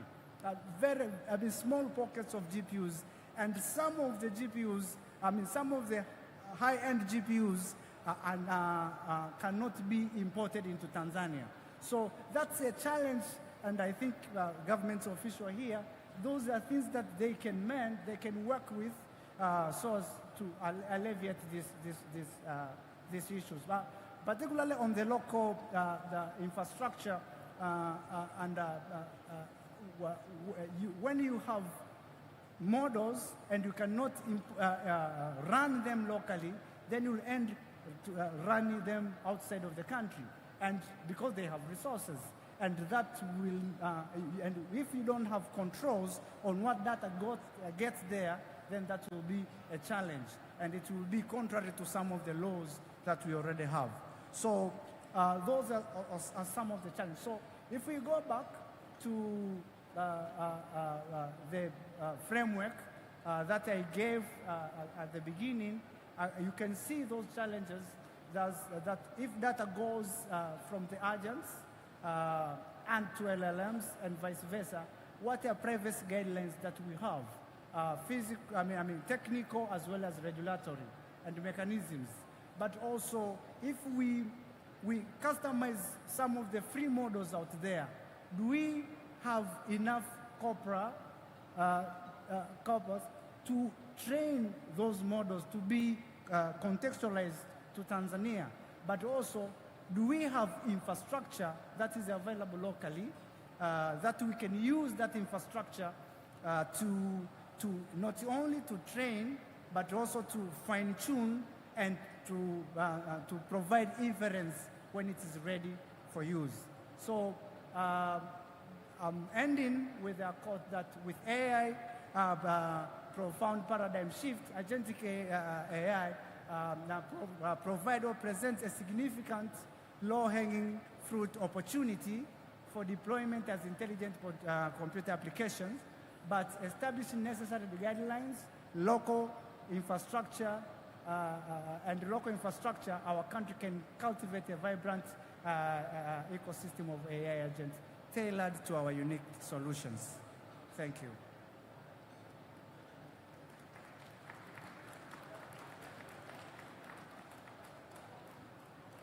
Thank you, Dr. Godio. Please give him a big round of applause for his presentation. Thank you so much for giving us this context. So I just want to synthesize a little bit some of the key points that you raised. I think what we have to recognize in this forum is that AI is moving faster than any of us expected. And I think a lot of these applications and its abilities are growing every single day. And I think another thing that you mentioned is, of course, the need to accelerate the adaptation of local languages, right? The acceleration of AI agents built for Tanzania with that local context. But as you mentioned, infrastructure is a big gap. There's a lot of infrastructure requirement needs. There's need for more data centers. There's need for those data centers to be powered effectively. We are blessed here in Tanzania in terms of renewable energy. But of course, this still requires a lot of heavy financial support. I will say that you're seeing in the global context a lot of advanced economies now investing in AI factories, Europe being one of them. They've invested a big package for AI factories across Europe. The same in America as well. I think this was one of the first executive orders that Mr. Trump also had signed. And therefore, this is a global trend, and I don't think Tanzania should fall behind on this. Now, the last point I think you had mentioned, which is key, which is on personal data exposure. I think this is a very, very key point. And as you mentioned, the leader of the OpenAI did say that the data that's being shared in these large language models can be used in court. I mean, these are things that, can expose people for criminal reasons and others. So be careful on how to use AI, of course. But now I'd like to welcome our next presentation by Dr. Mohammadi. He's going to give us a bit more context and more specifically on use cases. Karibu sana, Dr. Ahmed. Please give him a round of applause. Thank you. Good afternoon, everyone.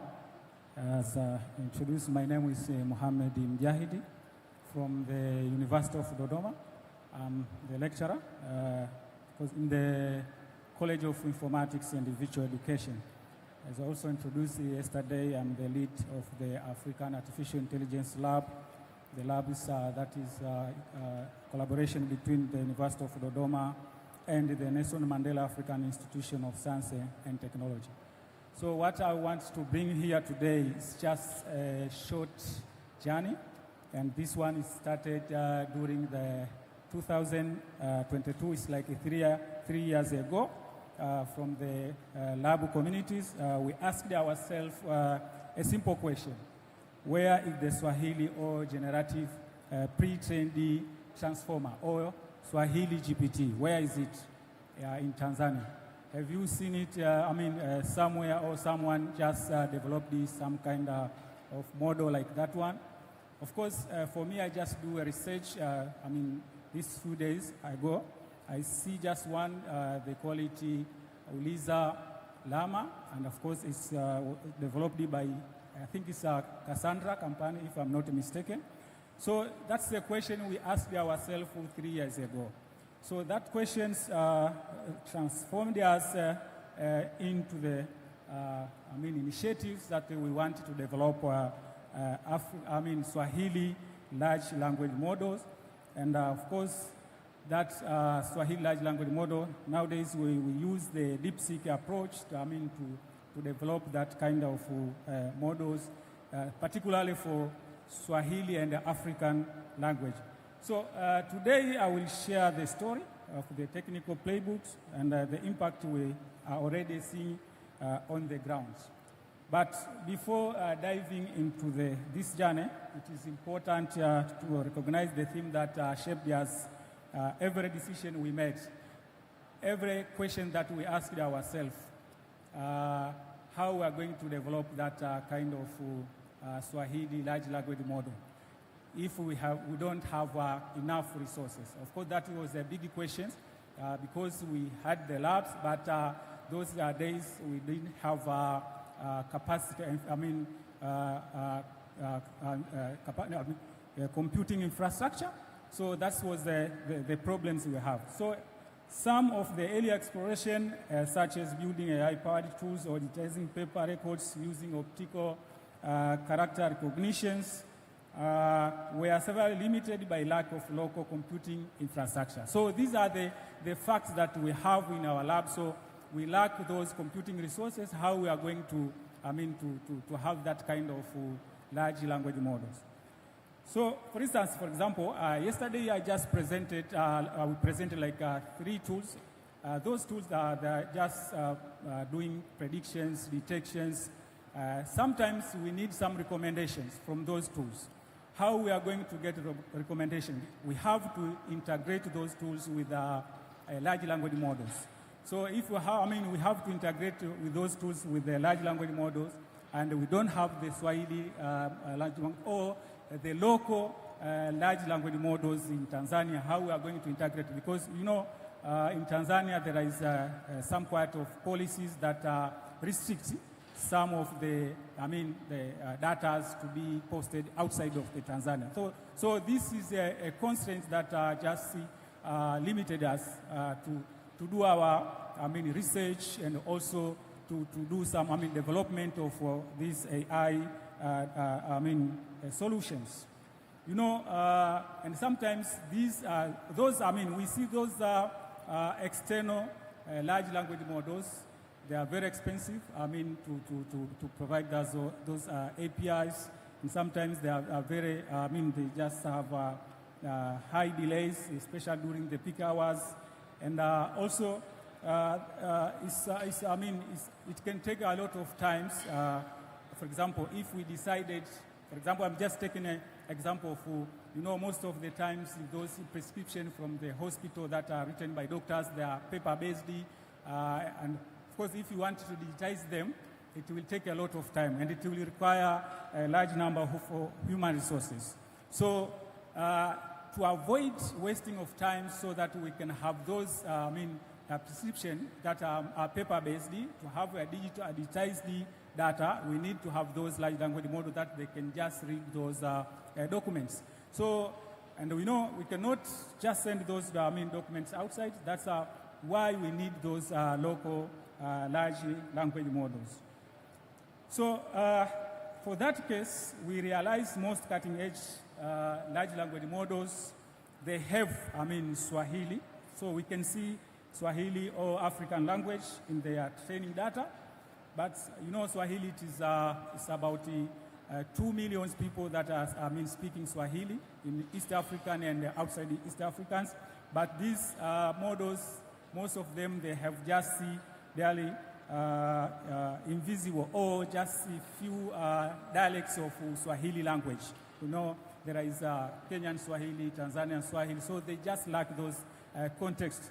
So because of that, we decided to come up with the Swahili large language model, and we form a collaboration with our colleagues, Satisfy. Our colleagues, Dr. Molel, we worked together with Dr. Molel from Satisfy so that we can develop the large language model, Swahili large language model. But as I said earlier, we constrained with the infrastructure. But thank you to UNESCO, they just provided us the Lambda computing infrastructure, but also that one was limited. And also we secured, a little bit heavyweight infrastructure from the, Afri Labs that was funded by IDRC. So we had a little bit high computing infrastructure, so we started developing the Swahili large language model. So from there, we just come up with the text-only baseline model. So this text only baseline mode was trained by the public domain Swahili literatures, news, parliamentary debates, educational materials, and also it was a community-based data sets that we used to train this Swahili large language model. Also, we used the health pamphlets, agriculture extension guides. Those are the data that we used to train this model. Also, we have to perform some cleansing of those data. So we removed some duplicates, code switch detections, abuse, filtering. We perform those issues, and the license audits so that we can avoid some restrictions from those licensed data. So after that, we wanted to scale up because that model we developed, it's only limited on some issues because of some just limited tokens. It cannot be beyond more rich tokens. So the model could answer questions, summarize documents, and hold basic dialogues in fluent Swahili. However, we quickly encountered the limitations, and for example, context length, reasoning depth, rootedness to dialectal variations. Also, it comes the problems for the baseline model that we developed. So after that, we wanted to scale up our models. So we used some techniques, as I said earlier. The DeepSeek. I think most of you know DeepSeek. So this DeepSeek, it was developed. It is open source, and it was developed with a minimum budgets compared to the OpenAI ChatGPT. So we wanted to follow the same approach so that we can minimize the budgets. So we use some techniques like mixture of experts. Also, we use curriculum and data mixture scheduling. I've just mentioned them to save the time. Long context trainings, those are the techniques we used. Aggressive optimization, preference optimization, retrieval augmented generations. So we use those techniques so that we can scale up the model that we developed initially. But we still are working on that one because in every large language model that we developed, you need to have a benchmark. So these are the data sets that are used to evaluate the model that you have developed. So we just do some quite of initiatives to get some funds so that we can develop a benchmark. Unfortunately, we are still working on that one. We didn't successfully secure the funds to develop those benchmarks. We hope in the future, when we collaborate with the other stakeholders, we can have that data sets to evaluate the model that we are developing.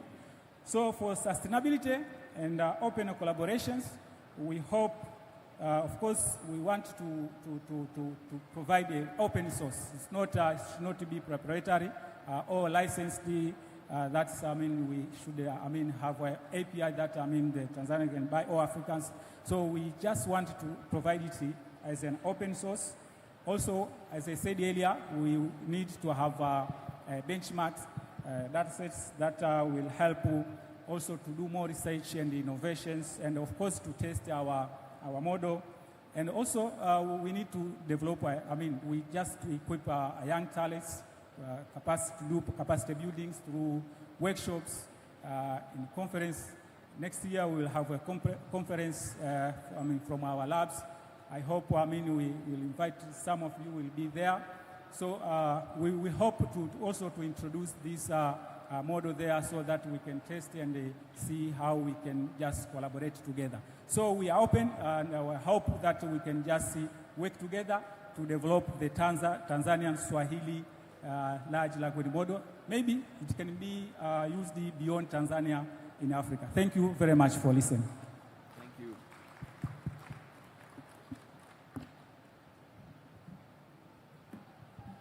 Thank you. Please give him a round of applause. Wow, this is a beautiful journey that you've shared with us. Please give him one more big round of applause.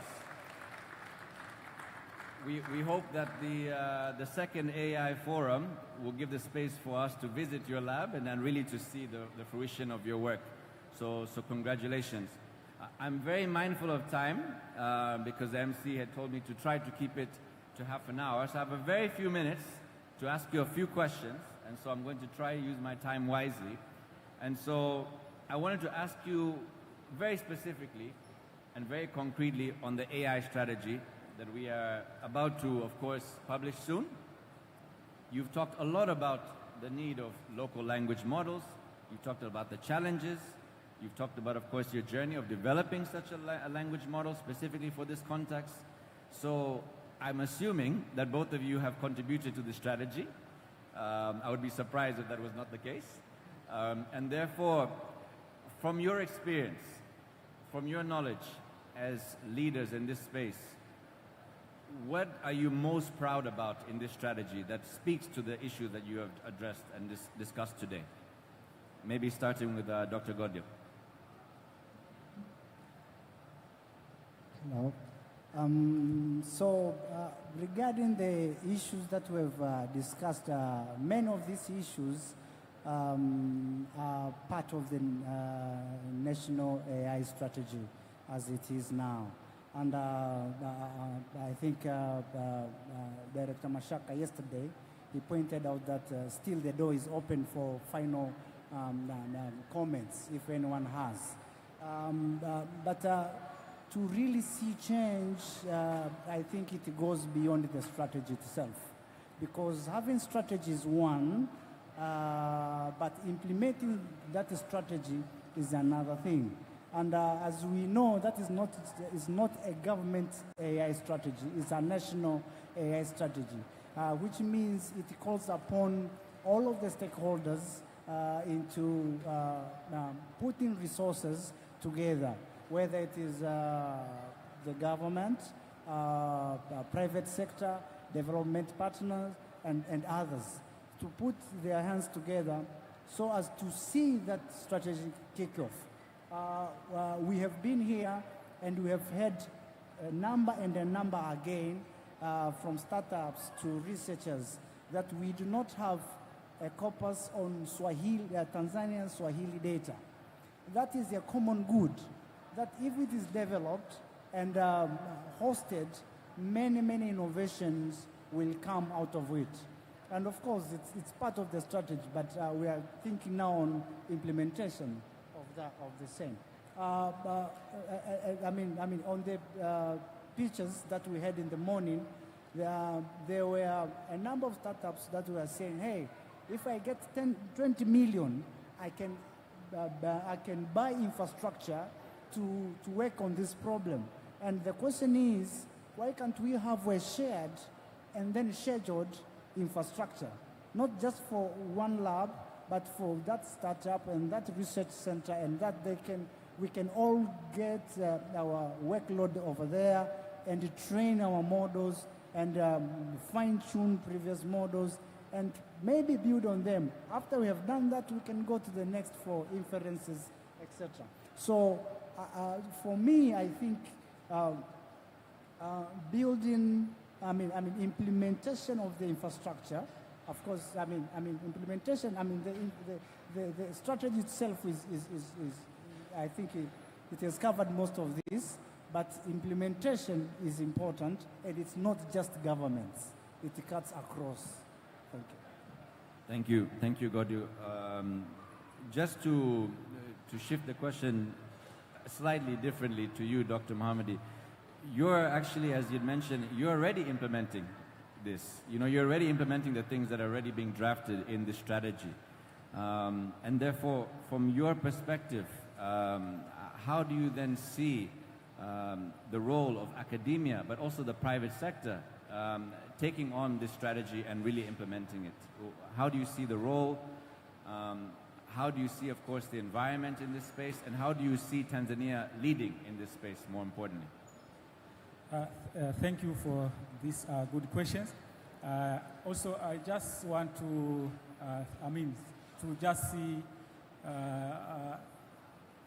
thank you, the Minister of Communication and Information Technology, for bringing this national AI strategy.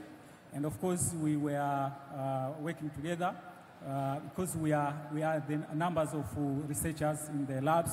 Dr. Nyamawe, Dr. Ali Nyamawe was the one that was engaging a lot in the drafting of the final of the national AI strategy from our labs. And of course, it's not only a national AI strategy. We were, working with the Ministry of Health to frame the draft. It was published in 2002. That one is AI frameworks in health, Tanzania healthcare sector. Also, we have, our colleagues that was the, part of the committee that drafting the DIRA 2050. So we are working with the governments and the private sectors, especially in the AI, to just put the AI adoption in Tanzania to be more successfully when we adopt those, especially to make sure that the solution that we are developing are, specifically for Tanzania. So to come up with your questions, I see the role of the university. Of course, even our labs, the role is to strengthen the capacity buildings in AI. That's what our roles that were given. Of course, IDRC has a number of labs. Some of the labs have the role to just formulating the AI policy.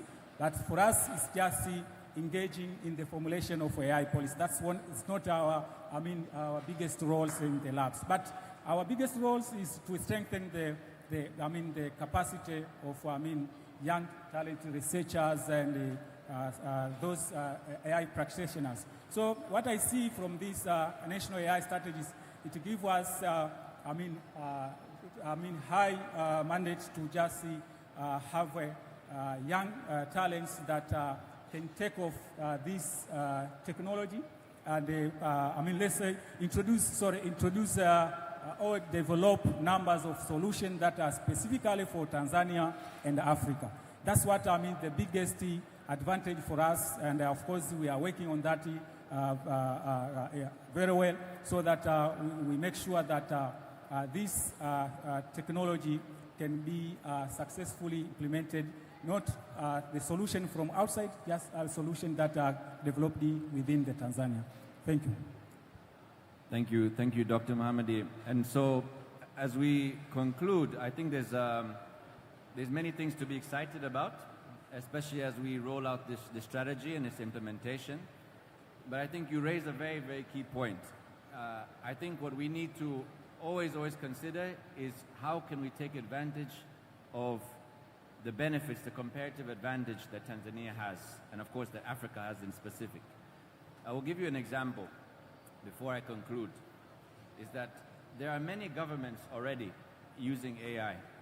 And I think one government in particular that I've seen in East Africa that they're doing, and I think Tanzania is also following in this, is looking at the specific economic sort of aggregators, economic powers within the economy, and digitizing and using AI services in that space.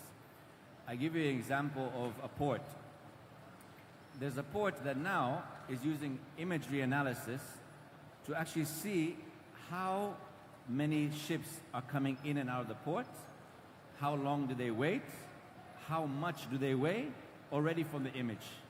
So that when they actually reach the berth, when they actually reach the dock, the processing of that is quick. But in addition to that, they're also using customs valuation using AI. This is something that people used to do, sit down, look paper to paper, do calculations. These are things that can be automated very easy by AI. And I think one thing I'm very proud to see, specifically here in Tanzania, and by the startups especially that I work with very closely, is how they're using credit scoring and AI. I think this is a very, very big opportunity. I think there's a lot that we can do for our farmers, a lot that we can do for our underserved population, particularly when it comes to access to finance. And therefore, I encourage all the youth that, of course, had brilliant ideas today to continue to look at what is our biggest economic changes in our country and really to see how can we target them, how can we leverage this big, big economy. 60%, 80% of our GDP is agriculture. You know, so how can we leverage this? How can we digitize and use AI for the betterment of our, of course, communities? But with that being said, it's been a pleasure and an honor to moderate this session for you. I would like to say thank you to both of you for your knowledge, for your leadership, and of course for all your efforts in advancing AI in Tanzania. Please give them a big round of applause. Thank you so much. So maybe now we'll do one short photo and then we'll head out. Thank you so much.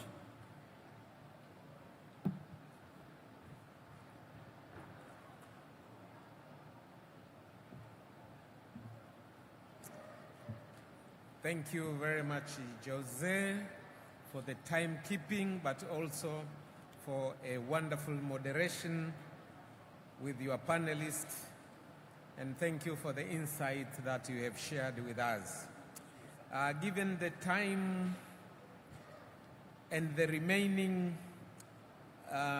sessions, I propose to the next moderator, Dr. George Mulamula.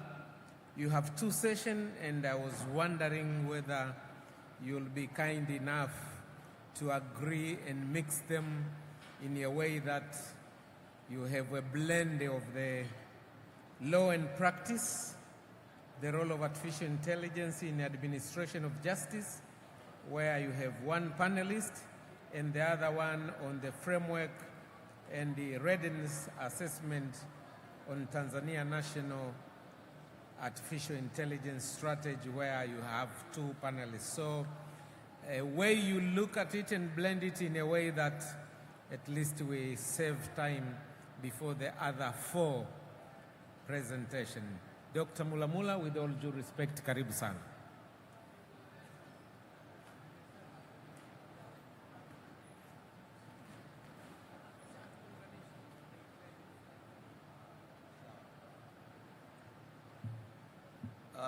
Good afternoon. Jose, are you here?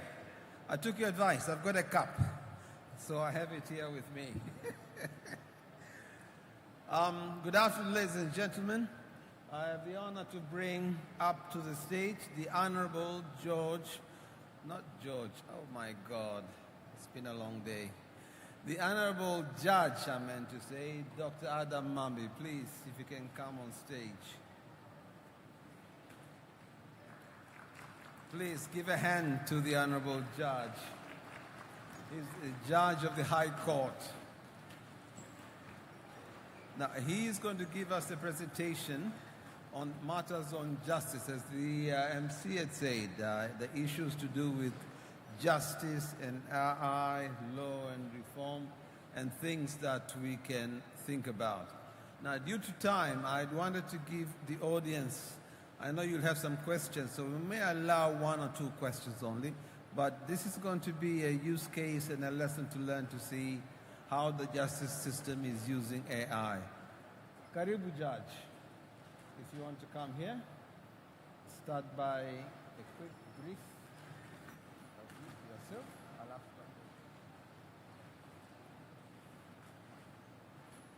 Hello, hello. A very good evening to everybody. As you have heard, my name is Adam Mambi. I'm the judge of the High Court from the United Republic of Tanzania. I'm not AI judge, I'm a real judge here today because we now have robot judges. So I'm based in Tabora. So you'll find my profile on the documents. I'm not going to explain about my profile. But what I will share with you is the use of AI in the administration of justice, the case study of Tanzania. I know you have said much has been said about AI since yesterday and today, so my work is very simple.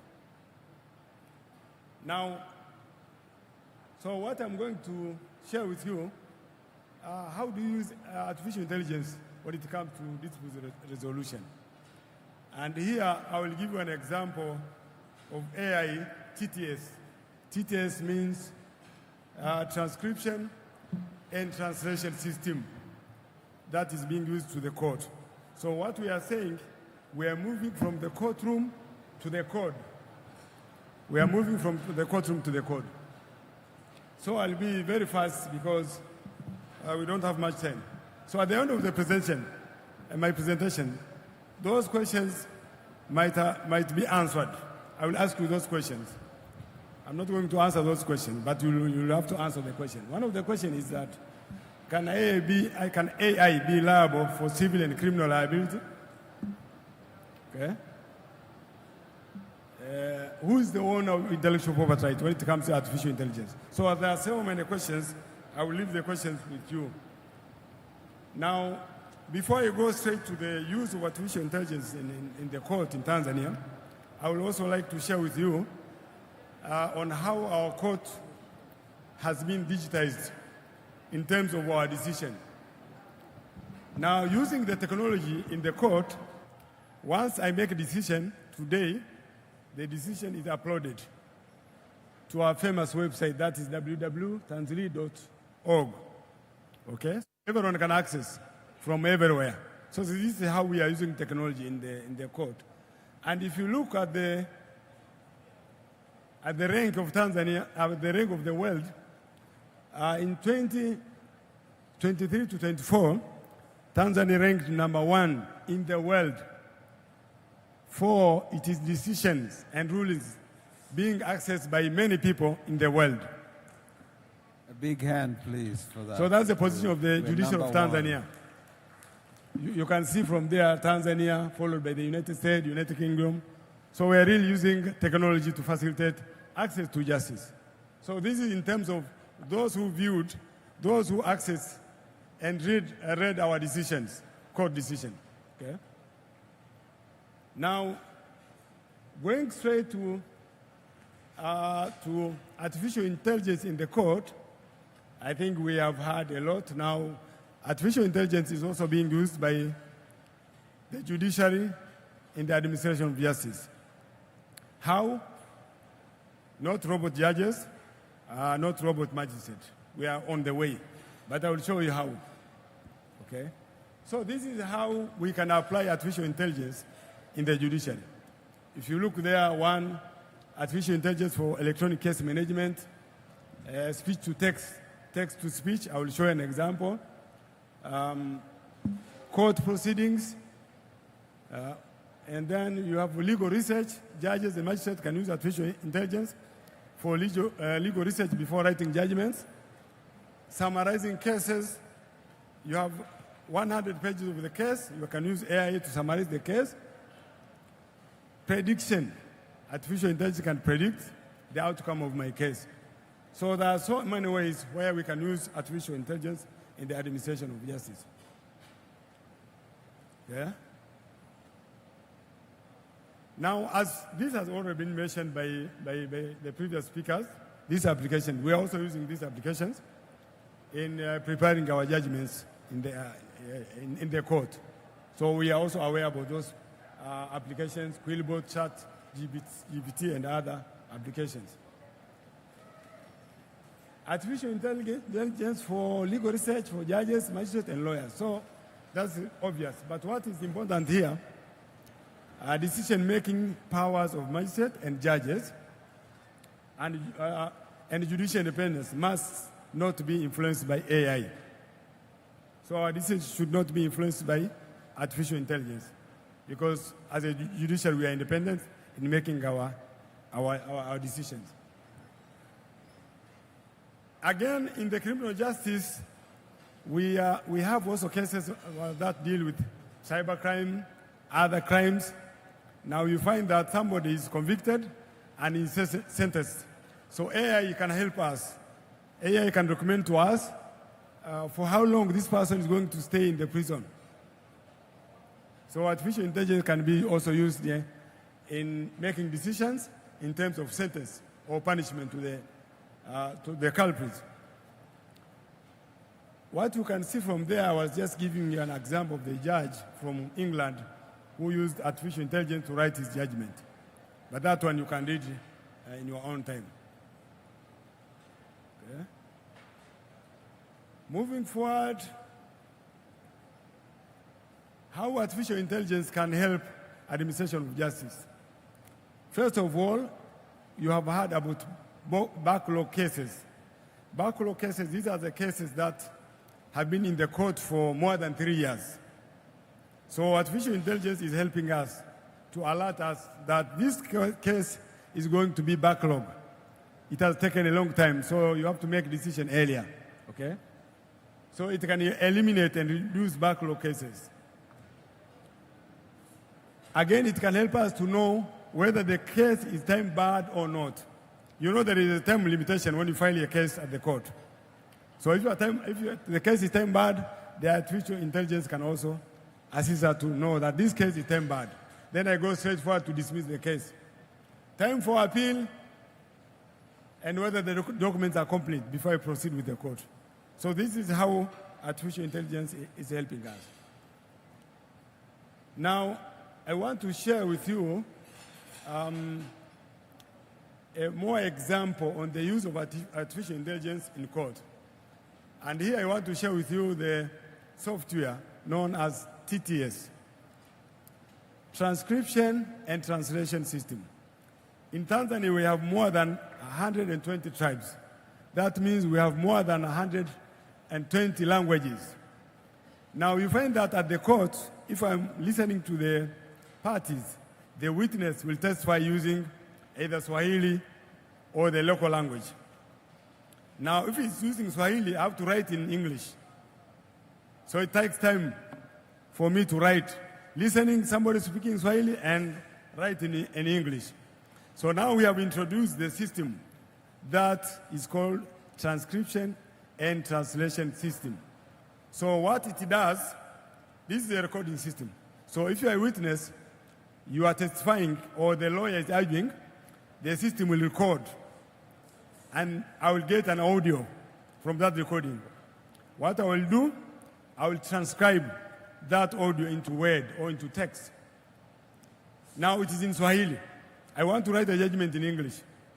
Again, the same system can translate that English version into Swahili, or that Swahili version into English. You see the way things are being simplified. So I don't need to take a pen or laptop to write. I just sit there and just wait for the recording system. So this is the system that we introduced from Italy. So it helps to bridge the language barrier. So it also relieves us from the hard work, the task we are doing of writing. Now, let me show you the way it works. These are the technologies that we are using, but I will show you an example. You see on your left side, that on your left side is an audio. That is in Swahili. That on my left side. I don't know in your side. That's on that side. Sorry. Oh, that's AI. Yes. Look at this side. This a testimony of someone who was testifying in Swahili. Now the system can translate from Swahili to English. So you see on the other side, it is in English form, or in English language. So this is what we call TTS, Transcription and Translation System, that we are using in court. How TTS improves access to justice? Of course, it simplifies the work of the judge, and the same recording can also be accessed on our website. Somebody can have that recording and listen whether his evidence is the same he testified in court. Okay?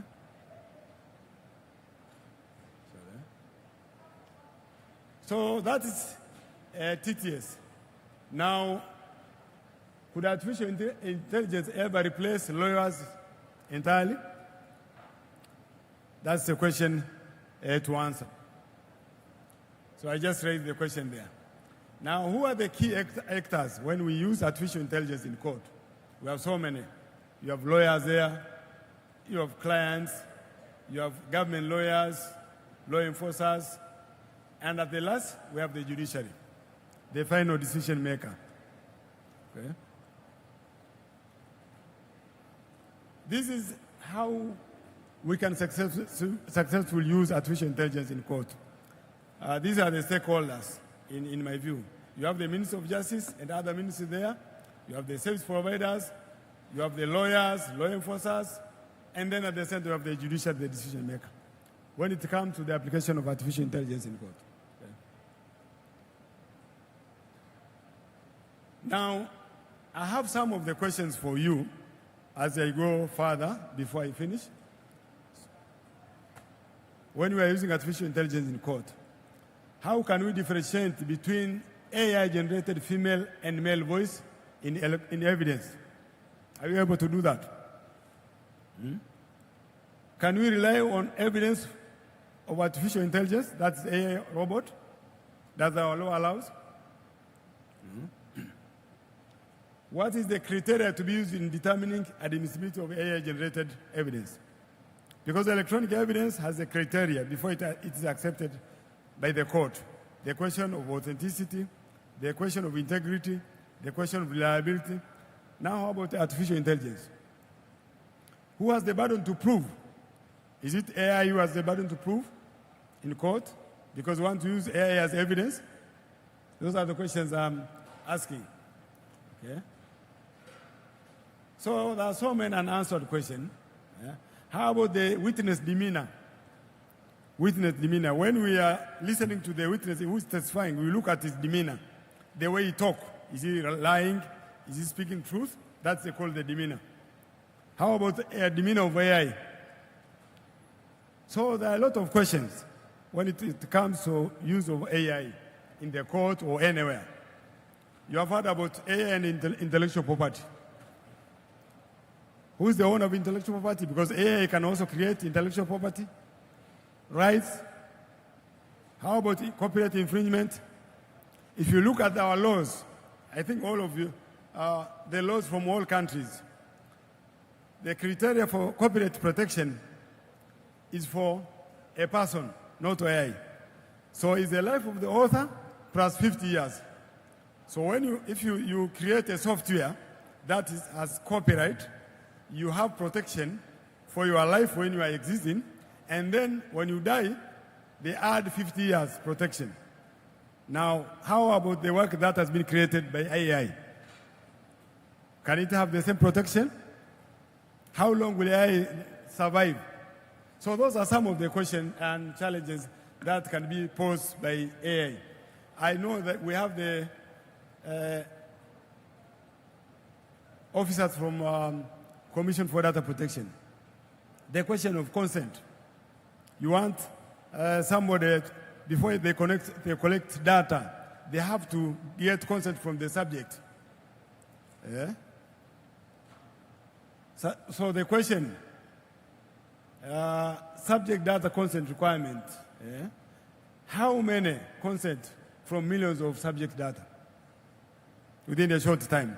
Can you get consent for millions of people in the world? Now you are using AI. So artificial intelligence raises a lot of questions. Which legal system will you apply in terms of injury? Somebody has been injured by artificial intelligence, or a product has been destroyed by artificial intelligence. So those are the questions that need to be addressed when you are making laws, when you are making policies, when you are making strategies.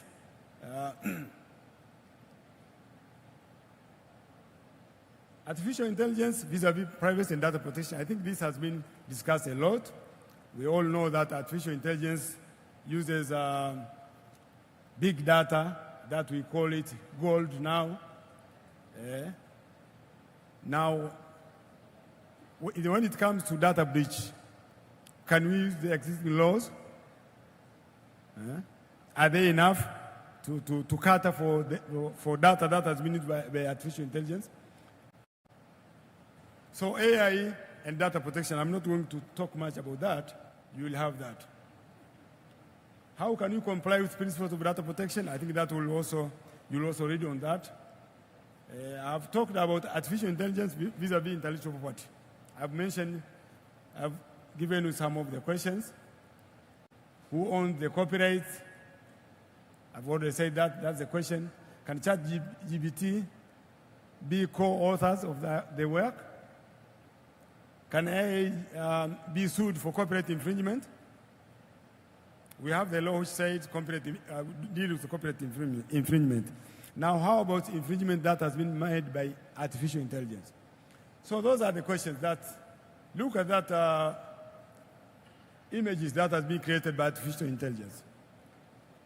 They qualify for copyright protection. Do we have the law to protect that? Images that have been created by artificial intelligence? Yeah. So those are the questions that need to be answered. Now, coming to the legal reforms, we all know that we don't have specific law on AI. Whether it is international, there is no specific law that regulates AI, but we have some laws that are relevant to artificial intelligence. Okay? So there are some existing EU directives and regulations, and AI requires technological neutral law. So if you want to regulate AI, you must have technological neutral law.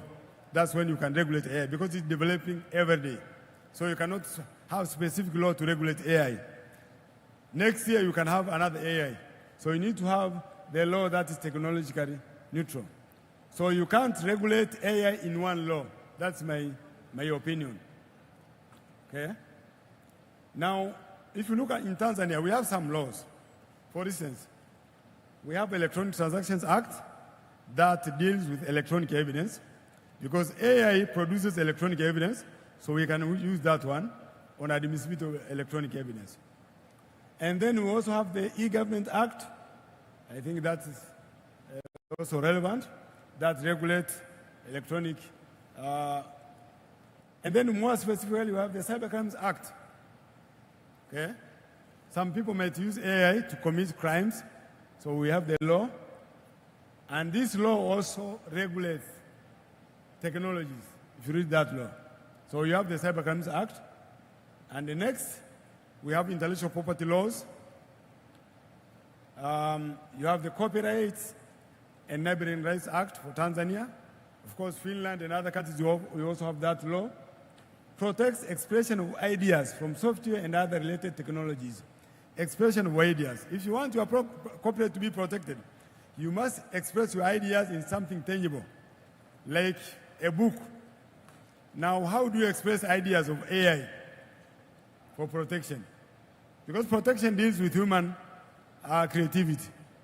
You also have the Patents Act, technology, innovations. It's protected by the Patents Act. You also have Trade and Service Marks Act. and the law on industrial design. So all these laws are relevant when it comes to when it comes to artificial intelligence, because it creates a new works or generative works that needs protection. The other more important area, the Constitution. We have the Constitution. Article 16 talks about right to privacy.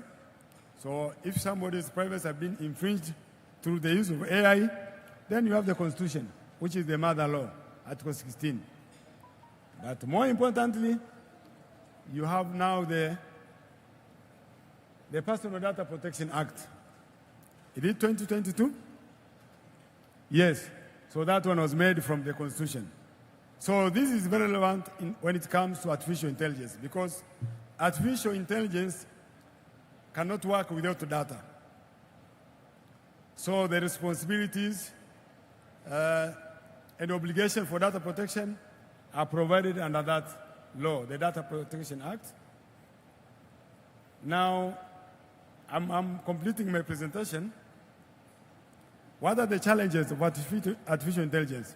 Of course, this has also been discussed by other speakers. We as judges, we face challenges when it comes to evaluation of electronic evidence that has been produced by artificial intelligence. So you have an evidence that has been produced by artificial intelligence. The challenge is how to authenticate, how to prove reliability of that evidence. So that is a challenge.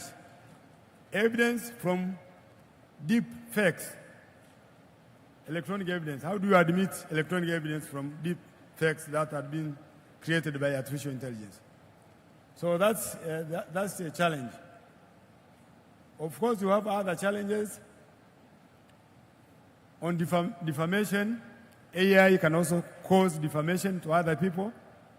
So who is going to be sued? Is it the owner of that program that defamed someone? So that's another challenge. So you have so many challenges when it comes to AI. In terms of cybersecurity, this has also been mentioned. Criminals can use artificial intelligence to facilitate commission of the crimes. And there you can see the examples, the way hackers are using artificial intelligence to commit crimes. So it is really challenging. That I see when it comes to the court, administration of justice, look at this image. Sorry, it's going very fast. From electronic evidence, from AI, which court will have jurisdiction? Look at here you have Thailand, you have Argentina. Evidence is here in Thailand, evidence is in Argentina. If you go to Romania, evidence is there. You go to Canada, somebody is arrested there who has used AI to commit a crime. Now, all those 5 countries, you find the traces of evidence. How do you get evidence from those countries while you don't have specific law over the world? So that's a real challenge in terms of making decisions by the court. And then you also have servers. Evidence can be in US server, or the server is located in Russia. How can we get that evidence? Finland, one of the servers in Finland, the evidence is there. So when it comes to electronic evidence, when it comes to dealing with these cyber crimes caused by artificial intelligence, when it comes to data protection, this is a challenge, the way I see it. So we need to have a specific international convention that will address all these issues, the issue of jurisdiction over the world. And I'm told yesterday we had I2U, I think they are still here, I2U and EU. You are in a better position to advise international organizations to come up with one specific international convention. So all of us are bound by that convention. Okay? I'm finalizing my presentation. So you can also read, we have African Declaration on Artificial Intelligence. You can read that one at your own time. You can get it from the website. You have UNICEF policy guidance on artificial intelligence. Okay. UNICEF strategy. I think we also have our strategy in Tanzania now that deals with artificial intelligence. So what I'm saying in my final presentation, let's sit, let's make discussion and see whether we can reform the existing policies, laws, and regulations so that it can take on board the use of AI. We may not need a specific act on AI, but we can start amending the laws we have, the existing laws. Because coming up with new law, it will take time. So you can just amend the existing laws that deal with, that are relevant in terms of why, intellectual property, data protection, cybercrime, electronic transaction, EPOCA, that's Electronic and Postal Communication Act, and other related laws, that's just to reflect the use of AI.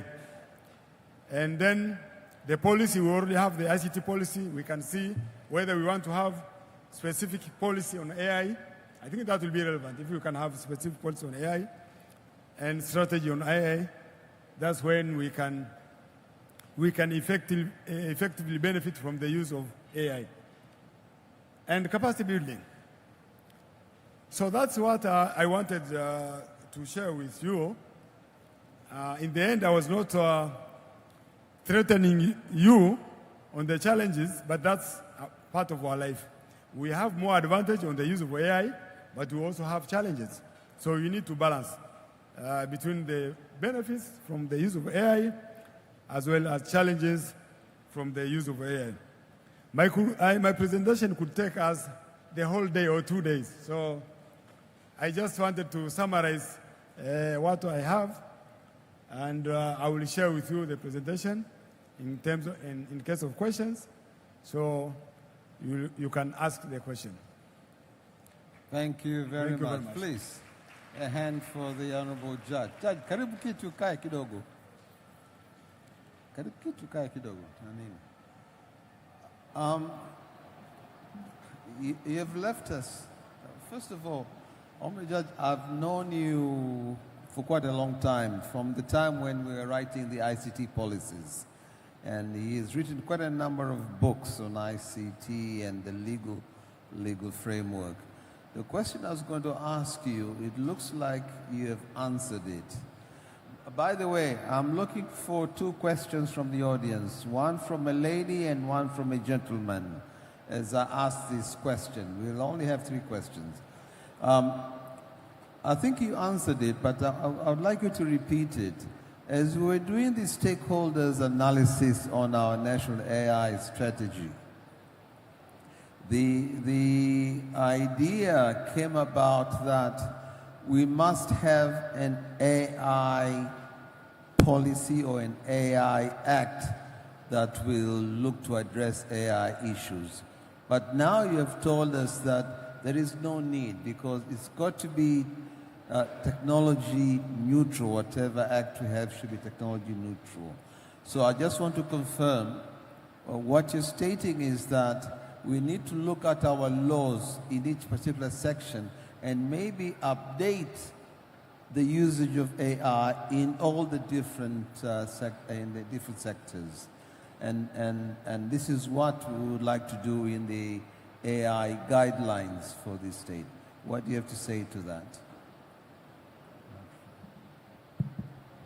Thank you very much. I think you rightly said it, that we may start updating our law or reforming our laws to take on board these emerging technologies, including AI.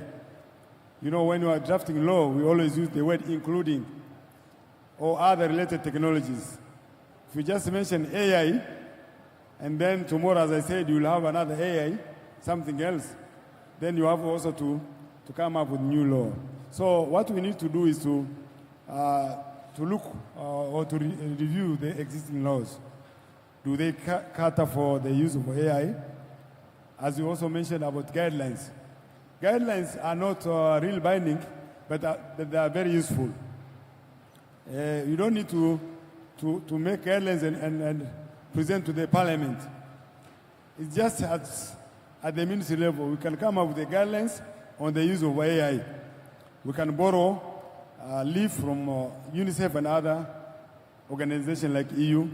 So guidelines, I think it will be very useful to start with guidelines on the use of AI before going to the law, because law takes time to reform the law. It takes time. So we can start with preparing guidelines on the use of AI, use the strategy we have. From the strategy, we can develop guidelines from that strategy. You can have also the policy on the use of AI.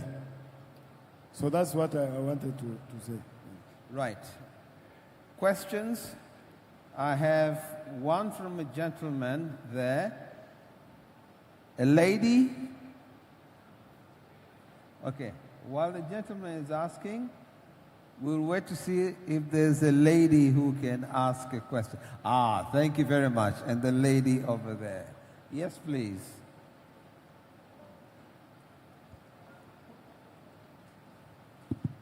It's okay. Thank you, Dr. Mulamula. Thank you, Honorable Mambi. My question is, in a presentation you spoke Can you state where you're from? Okay, my name is Dr. Kaito Antodias from the University of Dar, School of Law, member of the Law Society and Technology Research Group. So, in your presentation, you mentioned about the difficulty of having one law regulating AI, but also you seem to advocate for an international convention. And you, in your last slide, you pointed about the challenges of jurisdiction, where a crime is committed in different countries. So are you suggesting to call for universal jurisdiction in case, something like universal jurisdiction in cases of crimes? But more importantly, how do you achieve an international convention if you, from the presentations we had yesterday and even today, the burning issue which I could hear from most of the presenters was the contextualizing and localizing AI. And now we have this international convention. How do you manage to have a convention that takes on board all those contextual issues across the globe? Thank you. Yes, an answer to that. Thank you very much. If I have not heard well your question, then you can also clarify. You mentioned about the question of jurisdiction. You know, each court has jurisdiction within the country. So like the court of Tanzania has jurisdiction in Tanzania. We don't have jurisdiction to determine cases in other countries. Now, this is not the first time. We have the conventions at international level in some areas, like electronic communication, we have the convention. But when it comes to issues like cybercrimes, I know we have the Budapest Convention for European Union, but for UN we don't have convention. Africa, we have AU Convention on Cybersecurity. So all countries within Africa, we are bound by that convention. So if something wrong happens in South Africa, that affects Tanzania. So long as South Africa and Tanzania are part of that convention, then we'll have jurisdiction. There will be no problem. So what I'm saying, to come up with convention is just to make all countries to have jurisdiction, because there is no border when it comes to the use of technology. The issue of cybercrime or the issue of trans-border movement of data can be transferred from one country to another country. Now, anything wrong happens in another country, but the effect is in Tanzania. Now, if you don't have common agreement or any legal instrument that is international, we might be facing challenges. But at national level, as I said, we can have our own law that will regulate AI within Tanzania, but that will not be enough. We still have to have another international legal instrument. AU, as I told you, they have the declaration that is binding. African Union, we have the declaration on AI that is binding. That's African level. I think at EU, they also have the regulations that binds EU. But when you look at international level, we still don't have one single legal instrument that deals with these issues. Yeah. I don't know if I answered all of it. I think you've answered it. I think also, just to add on to that, I think the EAC is also looking into the idea of having an AI, I don't know whether to call it a convention or a strategy that is uniform across the East African countries, and I know that is doing. The lady, your turn, and then we'll end with that question. Yeah, no microphone. Microphone Sorry, for the lady. Two lady hands raised, so I got the mic instead of Two lady her. hands raised? I didn't see the other one, but I saw that one first. Yeah, so will you give us an exception to have two lady ask two questions? I was born a gentleman, so ladies first. Go Great. ahead. Thank you. Just speak louder. Just speak loudly. My name is Evelyn. I'm a lawyer and policy analyst for the Tanzania AI community. My question is... Hold, the judge can't hear you. Hold your mic closer to your... Can you hear me now? Thank you. Okay, continue. Like I was saying, my name is Evelyn. I'm a lawyer and policy analyst for the Tanzania AI community. And my question is mainly on the fact that you stated currently our judicial system is looking to build on the current capacity that our advocates and judicial system currently have. What is the mindset realistically on openly embracing digital systems in the legal system? Because Tanzania specifically, we're still grasping the digital instruments, not exactly AI tools creating substantial challenges within the courtrooms. What is the mindset on adapting to these, not just current digital transformations, but actual artificial intelligence tools and challenges being posed in the courtroom?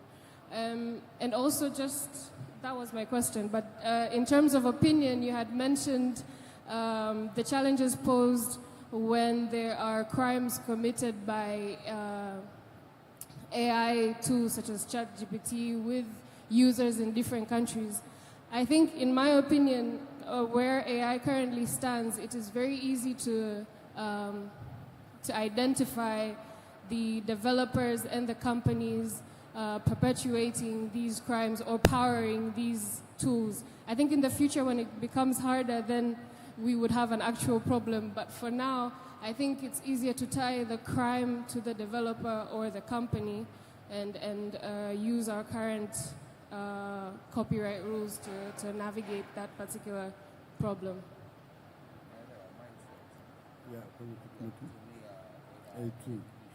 Okay. Thank you very much. Very good observation. What I can grasp from you, you started with asking the mindset of the use of AI tools in the judiciary.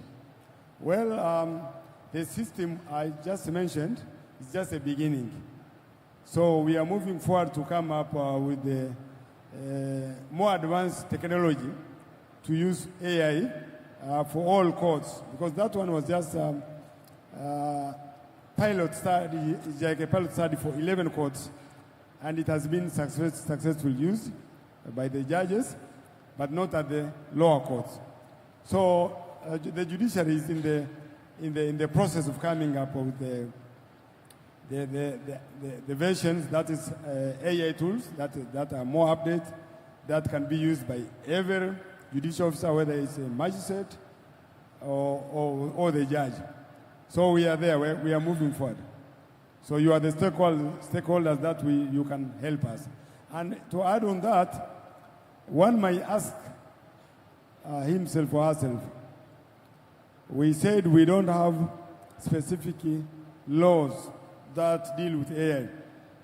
where did you get the power to use the so-called transcription and translation system?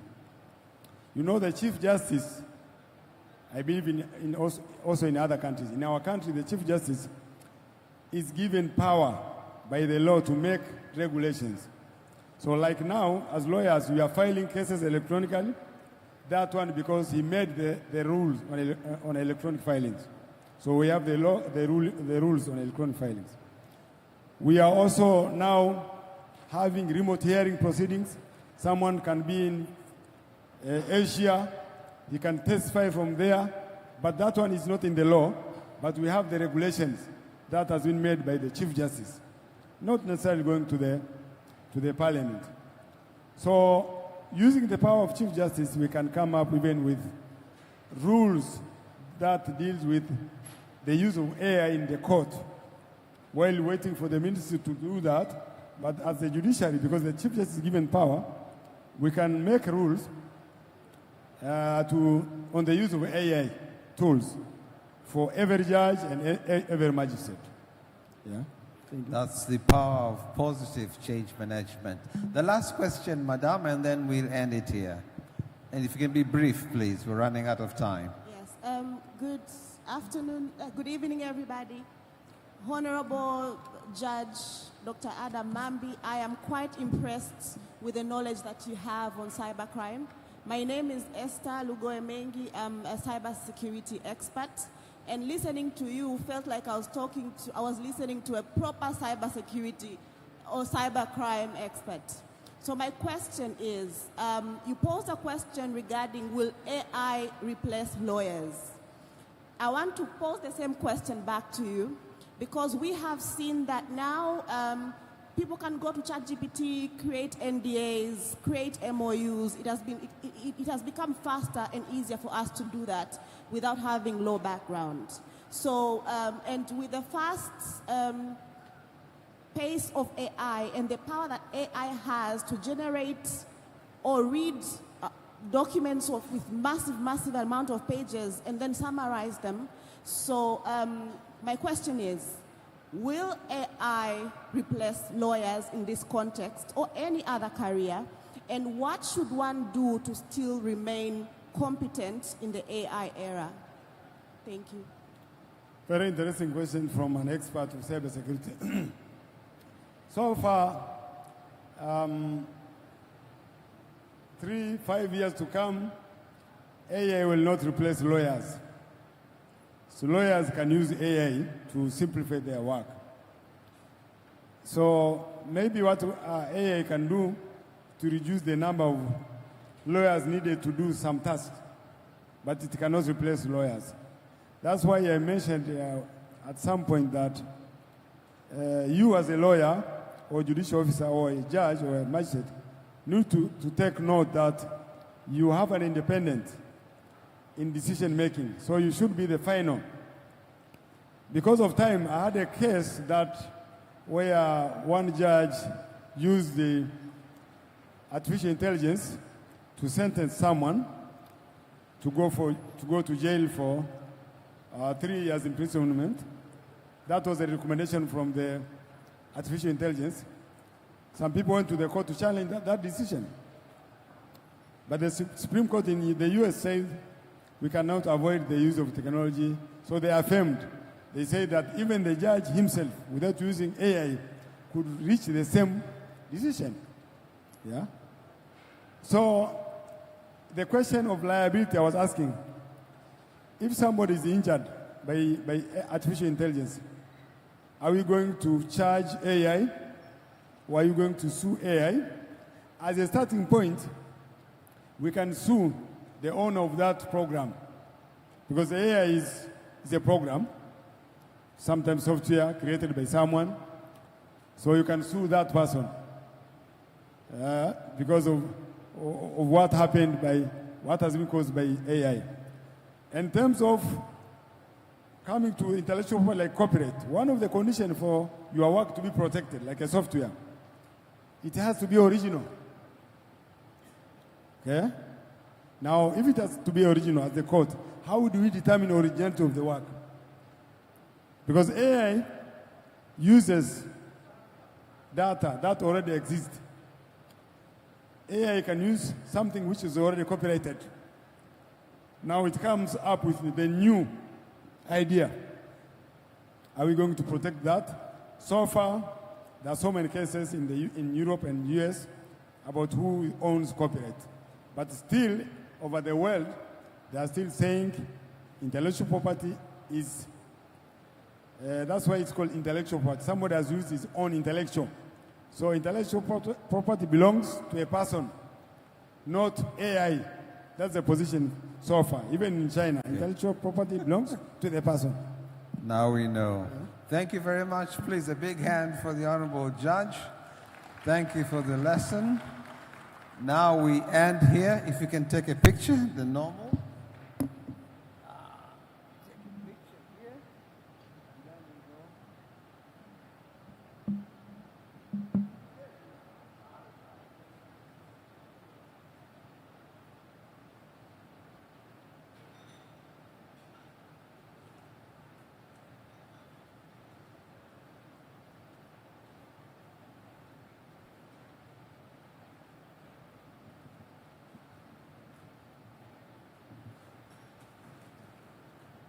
Thank you. Thank you, Dr. Mulamula. You are going nowhere. Please remain there while we escort the judge to take his seat, but you are moderating the next session. The next session is Tanzania National AI Strategy. The moderator again is Dr. George Mulamula. You have two panelists, and they have agreed with me and you, without your presence, that it will be a very short one. Thank you for accepting this. That's what I like, Mr. Mungi. Amen.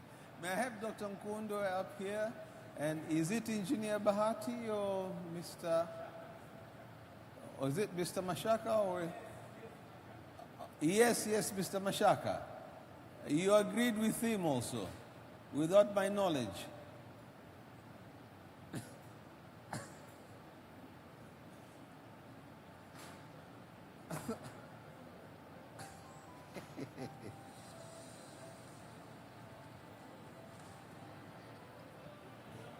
Naam.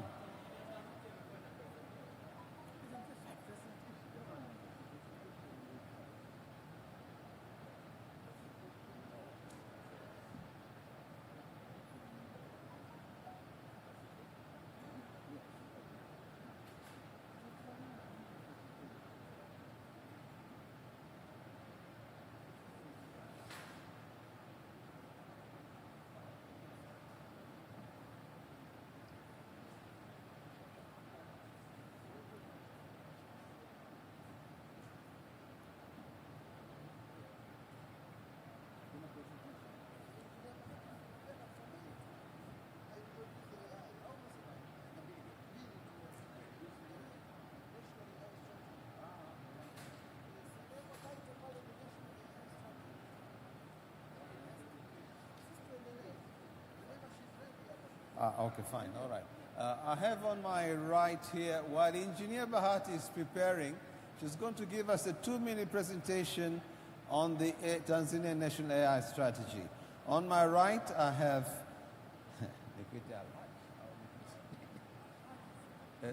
Al-Hajj Mohammed Mashaka, Engineer Mohammed Mashaka, and I have Dr. Moses Gundwe on my left. So we're going to talk about we've been working very hard on our national AI strategy framework and also the guidelines. But prior to that, it was preceded by the UN Readiness Index. So maybe let's start on the UN Readiness Index. Can you just summarize it in brief? Because it led us to give us more inputs to the strategy. Please. Doctor, thank you very much for this opportunity. First, I would like to thank UNESCO for the support they provided to us in the preparation of AI readiness assessment report of Tanzania. This is a global report. It's a report that is assessed like the way all other countries are assessed in the same tool. We did the work for almost 3 months to come out as a report. I would like to talk about the findings and basically the recommendations, but I'll put it in more general because we don't have time.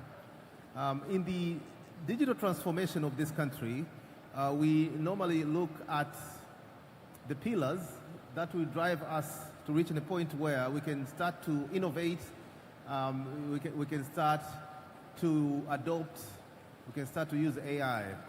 And in that regard, we looked at the issue of AI skills in our country, and we segmentized it in the basic AI skills, intermediate skills, and advanced skills, of which we get very good findings, and we get the actors who can help us to gain the skills which are needed to be able to compete in this country.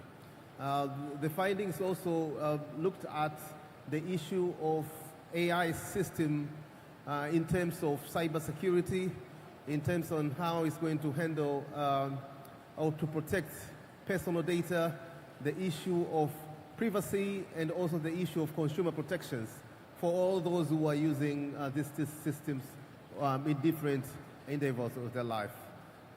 We did look at the issue of the infrastructure for computing and also telecommunication infrastructure to see if we are ready and what is supposed to be done based on what we have at this moment.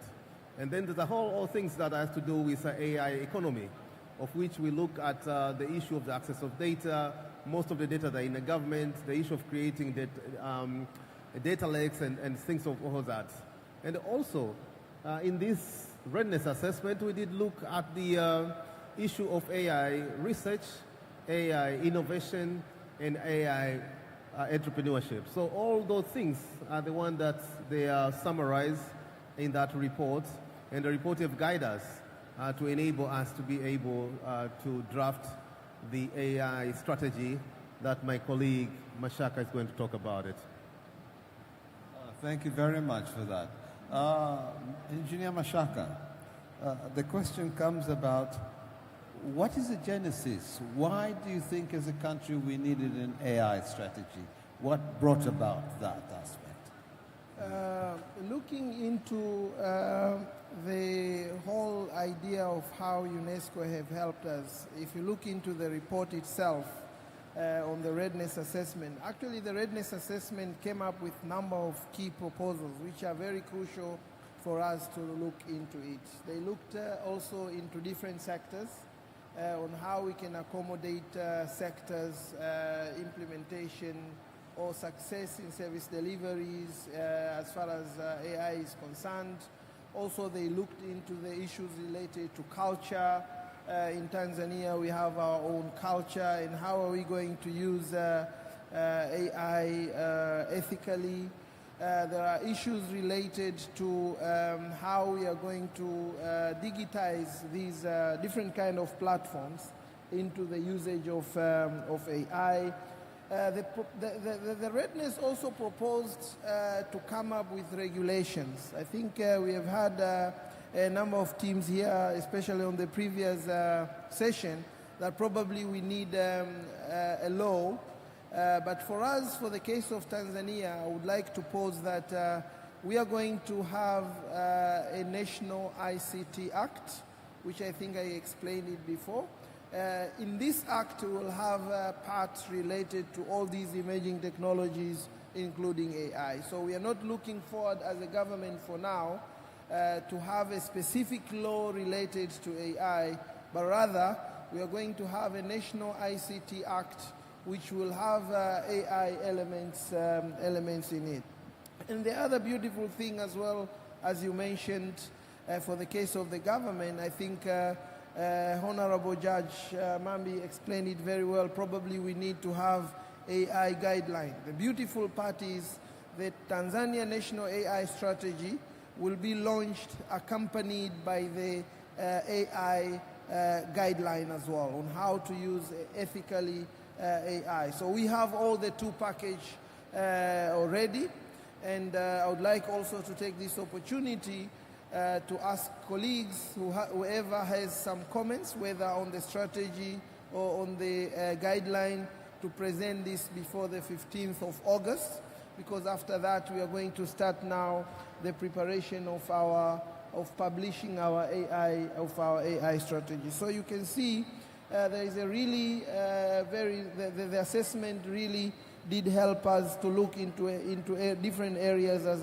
I explained, issues related to online safety and integrity, issues related to health, issues related to consent and privacy. So all these are very key, especially when we are going to the usage of AI. One more point, because I was listening to our presenters here before, they were talking also on the challenges related to GPU, how are they going to host their infrastructure, because all these are very crucial to us. So as a government, with our colleagues from the ICT Commission, we have a very big data center in Tanzania. It's called National Internet Data Center.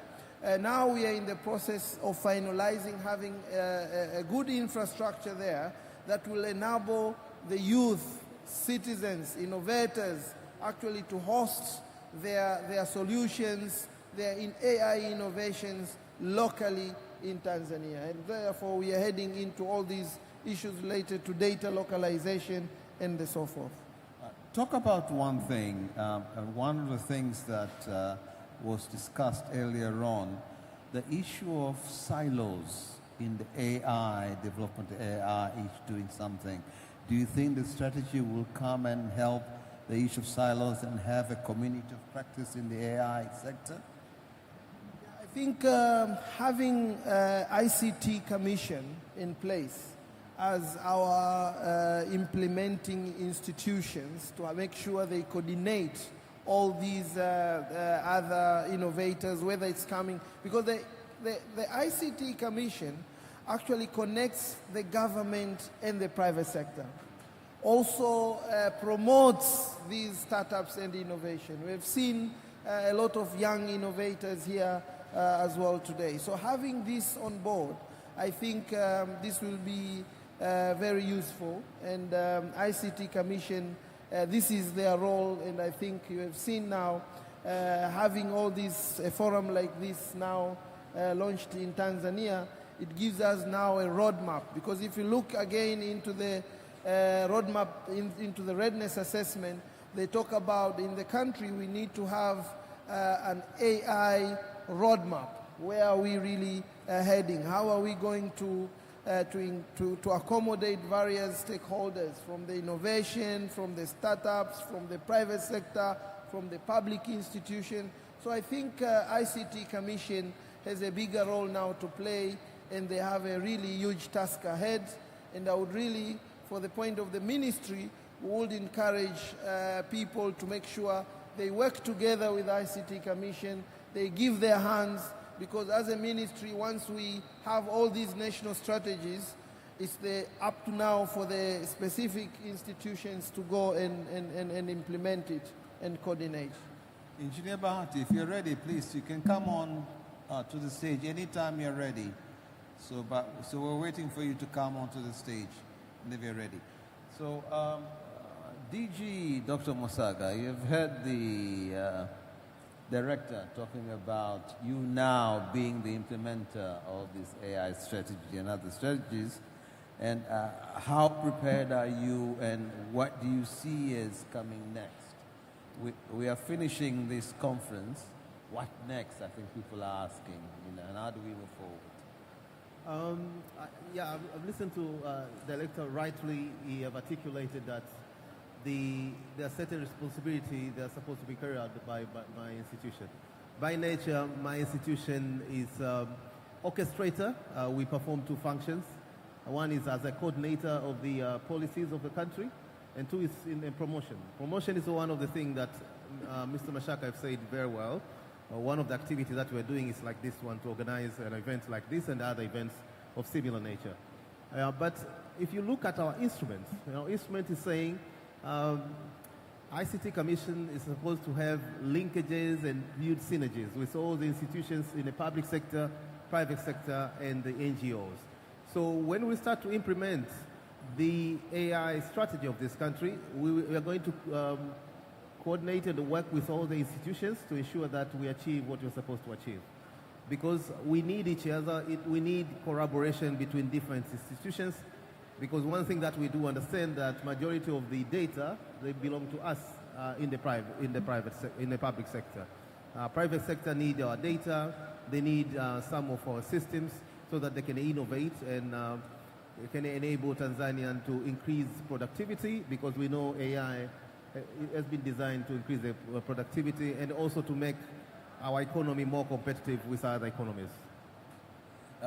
The ICTC Commission is setting up the 7 zonal centers. Do you think they'll play a role as we roll out these strategies and the concepts that they're trying to do? Absolutely. To make it more national rather than be based here in Dar es Salaam? Exactly.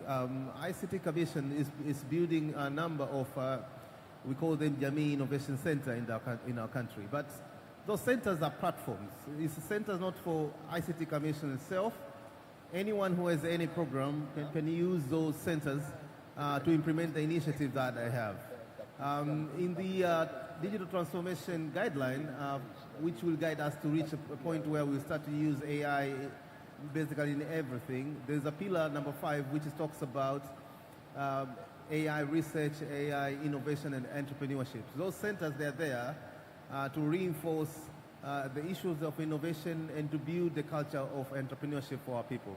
So we build those centers and we'll continue to build other centers, of course with the aid of our government, so that we ensure that we onboard everyone, because everyone understands in the AI economy we need to onboard everyone in the economy so that we'll be able to get the benefits that is brought by AI as a technology. Engineer Mashaka, the ministry also, I believe it's your department, is looking at research into emerging technologies and what can be done and the learnings that can be done. And how are you going about doing all this to enable the capacity building of our youth in the country? Yeah, I think I did explain on the first day that we are working on our first national ICT research and innovation framework. But on top of that, one of the very beautiful things, our president, Mama Samia Suluhu Hassan, actually has supported us and gave us some funds that we are going to build the first digital technology institute in Dodoma. This process of construction of this digital technology institute has actually started. The beautiful part or the difference of this institute from other technology institutes, I think first of all it's one of the kind probably in the Horn of Africa. Why? Because any innovator, regardless of your academic qualification, whether you have gone to school or you have never been to school, we really don't care of that. What we care for you is your skills, the skills you have with a particular innovation that you really want to bring into the community. We give you an opportunity on environment. For the Digital Technology Institute, will enhance your capacity, will give you an environment to test your solution. We will have virtual labs there, we will have AI labs, all sorts of innovative kind of technology will be taught there. We will have robotic labs. This place is actually going to be built in Dodoma, Nala area. We have already secured a place there, and now we are in the process of construction. The reason being is to make sure that innovation becomes the core instrument in this country. And as we implement our digital economy framework, where we clearly stated that we have to work upon the innovation and enabling technologies. So having this Digital Technology Institute in place, I think it will help a lot of not only young youth generation in Tanzania, but also the citizens, startups. It happened a few months ago. I had a chance to visit the Silicon Valley. If you look into it, the way we were thinking on how the Silicon Valley looked like, to be honest, nothing much that you can say it's so special there. These are the things that we can do it here in Tanzania. We can have our own. We don't want to call it our own Silicon Valley, but we can have our own place whereby we can share between industries, we can have innovators, we can have these beautiful labs, we can have researchers. Researchers are also very crucial. They are also accommodated into this Digital Technology Institute. And to start with, we are going to pilot. We are piloting this Digital Technology Institute into the existing institutions right now. We are already in talk with our colleagues from SUZA, Zanzibar University. We have Mbeya University. We have University of Dodoma.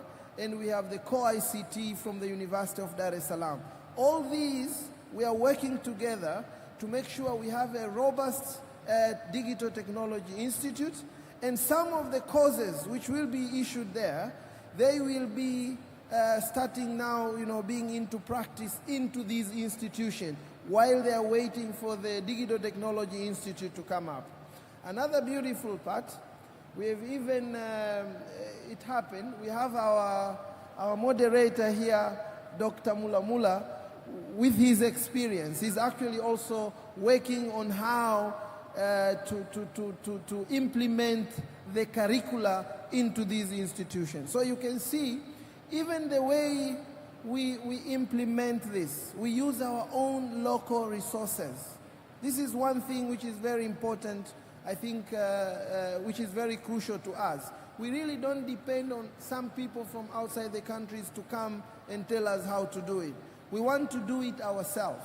And even if you look into the way we do our strategy, the way we do our policy, I was very happy when the colleagues were here and they said they were part of drafting the AI strategy. You can see it's not that culture that we used to have, that we really need to hire consultancy from outside to come and do research and work with us here. No. We have a lot of young, professors, doctors who are really good. We really need to utilize from the academia. You can see in the ministry, sorry for that, in the ministry we have drafted about interoperability and standardization. We have drafted the digital public infrastructure blueprint. We have designed enterprise architecture framework. All these are national frameworks. And the people who have actually helped us in 100% are the academia. So you can see our own academia, because this helps us to do it on our own. So having this DTI in place, I think this will be really good. And as DG Dr. Nkundo explained, having these innovation centers and the DTI, with him, I think it will be a very place whereby all of us, I would encourage again, the person that the institution that we really need to keep an eye on, rely on, that can help us to take us through is the ICT Commission. And with the ministry, we are really supporting that to make sure that ICT Commission works with the stakeholders to boost these issues related to innovation and technology development in the country. Thank you. Thank you very much. And I will sleep lightly. I'll sleep soundly today. Thank you very much. Projector, can we have the National AI Strategic Pillars, please, on the screen? And I want you to... As you can see, sorry for that. No, I don't want you to we have this stack here. So this stack, I think it's on this is a Jamii AI stack. And one of the area is I think there are some ways that you can see, but we have also accommodated the infrastructure for innovators. We call it Jamii Sandbox. So all of the things which have been done here are actually on our framework. I think the policy, if it's ready, Bahati, you can come and present. The strategy. Can I have the National AI Strategy pillars, please? Yeah, that one. And on this screen here? Okay. Can you explain that? Yeah. Just say a few words about the National AI Strategy framework pillars. These pillars, yes. Yes. And then we'll conclude with that. Yes, I think to bring the inclusion into it, I would request Bahati, engineer, to come and explain for 1 minute. I think this will be really good. Okay, Engineer Bahati, can you please come up here and explain this schematic here? Okay, Bahati has a little bit of voice issues, but I will explain for this anyway. His voice is going. He didn't have tea like me. If you look into this, we looked into the area of AI infrastructure. This is where we want to establish high-performance computing infrastructure. And I did explain here before that we have data centers in Tanzania. One of the things that the government has done is to enhance infrastructure into our data center. Through the Digital Tanzania project, we enhanced almost 4 data centers which are existing in the country. And all these infrastructure, through the help of the World Bank, we have managed to secure a number of storage, number of servers, which with a high computation performance to support all these kind of infrastructure, all kind of solutions which will be coming on board. So looking into the first part, the government is doing a lot. Now, the issue is how are we going to cooperate with the private sector? We have data centers that the private sector are also actually building in the country. Now, to our policy, National ICT Policy 2025, which will be published hopefully very soon, we talked about how we are going to even implement the issues related to cloud computing. You know, most of these AI solutions, sometimes you need cloud services as well. And we don't have any policy for that. So the National ICT Policy has covered that to make sure we use well our infrastructure into that area. So the aspect of infrastructure covers all. And I was happy to see one of the pitching today who was talking about the GPUs and all that. That was very creative as well. The other part is the AI governance. As you know, to us sometimes we believe whenever you are doing something and 2 of you are actually, or more than 2 people are to implement, you need to choose one to be your leader. So for this case, the ministry will provide governance on how to go about our AI. The issues related to policy. In the country, we are not going to have an AI policy. But our National ICT Policy has a specific area component covered related to emerging technologies, including AI. So when we talk about the AI and how we are going to deal with that, all these are covered into our National ICT Policy, but also the legal frameworks which are related to AI sector. I think I explained it here that we are going to have, and we have already started engaging stakeholders to have our own National ICT Act.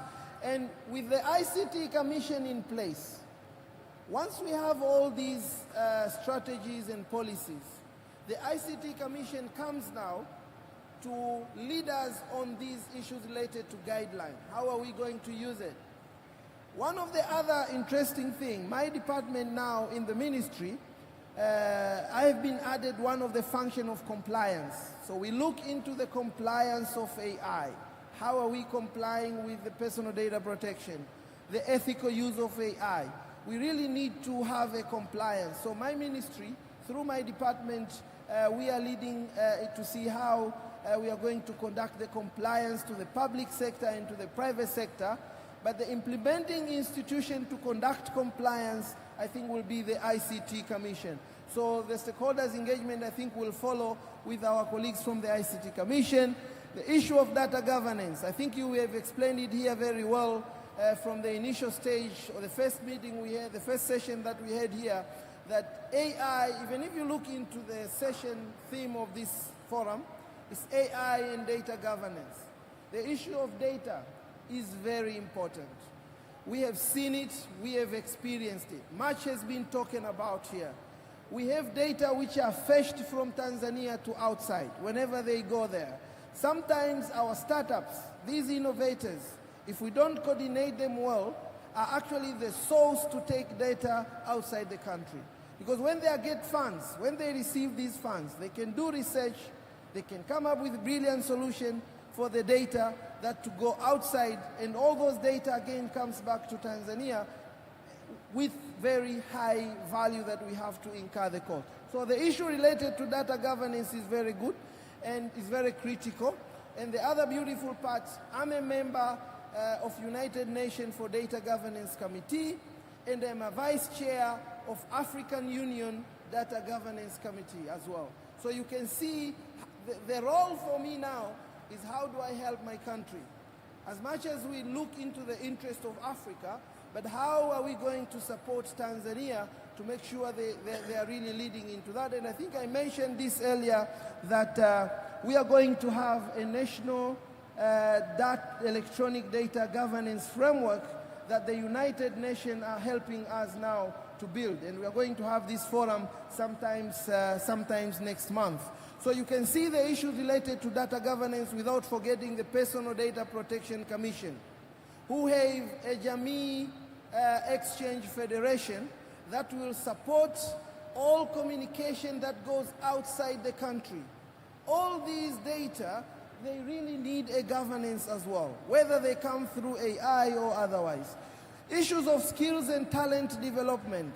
I think ICT Commission have shown us the road on how are we going to see all these talents coming on board and how are we going to develop them. As a government, we are training the government staff.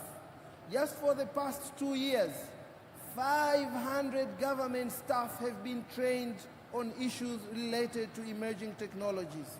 We have 30 of them right now as we speak are outside the country in very high respected universities, attaining their master degree on issues related to emerging technologies.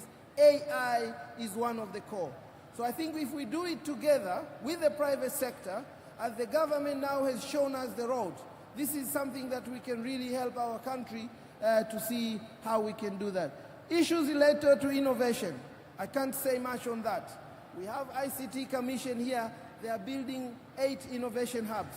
But on top of that, we have local innovation hubs from the private sectors. We really have to coordinate them, all of them together. And that's the role for the ICT Commission again. The ICT Commission needs to coordinate all these innovation hubs around in Tanzania to see what are their challenges. How are we going to support them? How do we promote them?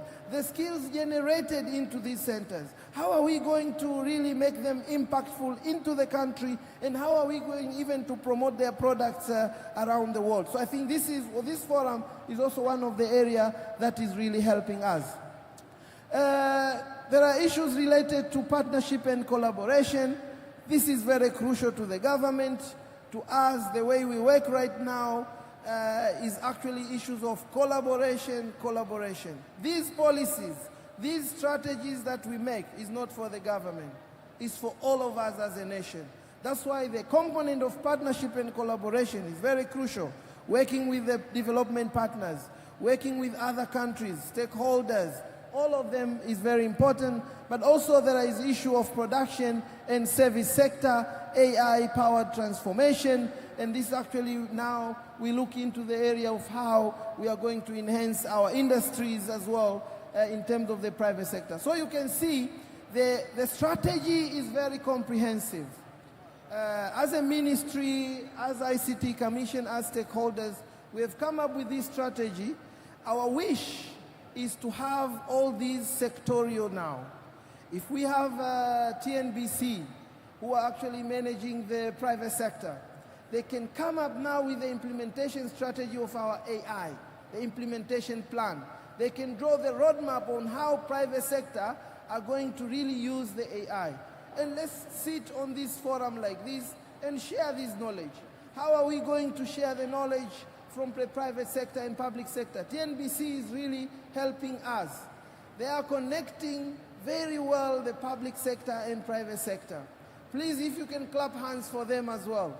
I think we had a presentation from the Katibu wa TNBC. He's really working hard. Even on the digital economy framework, I think they were really leading institution to connect public and private sector and all these engagement. So in short, I will stop there. We will have this strategy on our website. The ICT Commission will put it on the website. Go, have a look at it, send email to us, share with us whatever comments you have. I think we have given a room again to the 15th of August. After that, we are going now to start the process of how we are going to publish the AI. Thank you. Thank you very much. A big round of applause for my panelists. We now end by, before I hand over to Mr. Mungi, our picture, please. Yes, please. Yeah. Another round of applause for the panelists and the moderator. Very insightful presentations here. Well, we have 4 sessions left in the closing ceremony, so I will request the next speakers, please, to take note of time. I've been begging for that. At least if each and everyone will yield me at least 15 minutes, that will be really appreciative. So the next one is artificial intelligence infrastructure behind the scenes of Twiga artificial intelligence deployment and infrastructure. This will be by Fred Eman Mgimba, but Dr. Dennis Mugusa will moderate the session. Dr. Mugusa, please, if you are around, the floor is yours.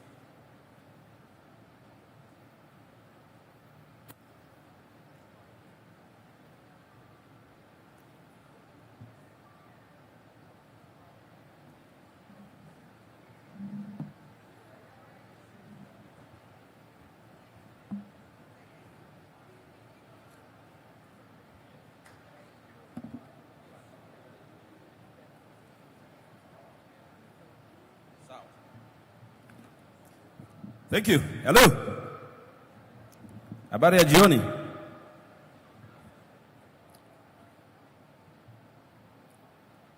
Is the vibe still intact? Tumechoka? Well, I'm very happy to see you guys. Okay. In a very good number. I was actually worried that many of you might have left during the discussion of this very important topic. Because for the past 2 days we have been discussing about AI and all those things. But the most important part is what we are discussing today, the infrastructure. Yes, we have all these solutions and all that. But do we have a place to deploy these kind of solutions? Do we have the expertise? And if we don't have, then what are we supposed to do? So those are the things that we are going to discuss today. Well, I don't have much of the time. I'll make it very quick. My name was introduced already. I am Dennis Mugusa. I'm actually working with the Africa Research Institute for AI. This is a purely research organization based here in Tanzania. And we do research, policy and governance, but also training and capacity building, offering all these certifications, partnered with the international certifying bodies. But also, we have actually helped to shape the country, regional, and global frameworks in terms of AI and other emerging technologies. So I'll start with Dr. Nkundwe Mwasaga, now trying to call my esteemed panelists. You are welcome on the stage. You all know Dr. Mwasaga. He has been here since yesterday, engaging in a lot of panel discussions and moderations and all that. So he's the Director General of ICT Commission. But also, Mosaga is passionate about high performance computing in both micro and quantum capacity, if I'm not mistaken. So his PhD actually focused on ethno supercomputing, specifically researching on the efficacy of using micro HPC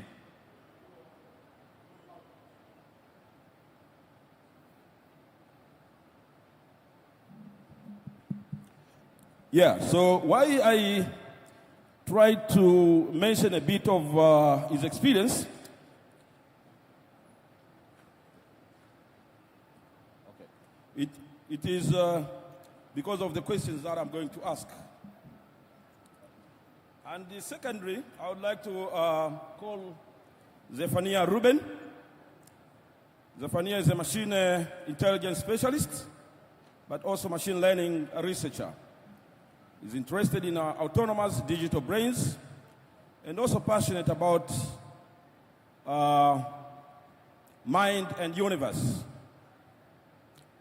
So he leverages his proficient knowledge in mathematics, electronics, and computer science to drive impactful technological challenges, but also possesses an excellent understanding of predictive thinking, operation and analytics tools for effective data analysis.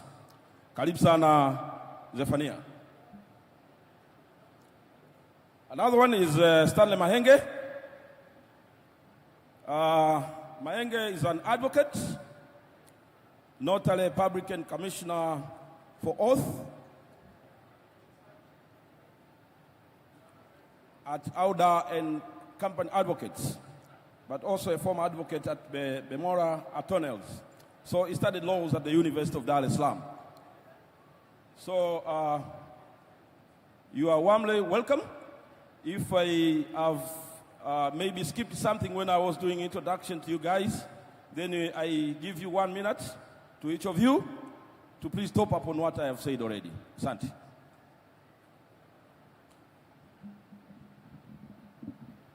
Yeah, so I introduce myself area. My name is Zephaniah Ruben. Apart from which has been said, I work at Nile AGI. So if you want to know more about Nile AGI, our booth there, you can just visit us there, and then you have a lot to know about the researches we are doing and the tools we are building in the AI space. Thank you. Thank you so much. My name is Stanley Justin Mahenge. I'm a computer engineer. I work at the ICT Commission. I am an AI expert and scientist, and I'm grateful for the wonderful introduction. Thank you so much. Doctor, thank you very much for introduction. I think you have covered everything. I introduced myself a couple of times. In the interest of time, I think we can move on from here. Thank you. So Stanley, you're not an advocate. Where did I get that information then? Anyway, thank you. So now I'll start to shoot a question to Dr. Mosaga. As I said from the beginning, why I introduced you as an expert in the high-performance computing, I really wanted to understand, and the audience itself wants to understand, with your extensive experience in high-performance computing and its application as well, in education and emerging economies, what are the most significant challenges that you think Tanzania as a country is facing in establishing but also scaling the AI data centers and GPU infrastructure to support national AI deployment, particularly considering affordability, sustainability, but also in resource-constrained environment? Dr. Dennis, thank you very much for that question. It's true, my PhD is on supercomputing. Tanzania acquired the first supercomputer in 2007.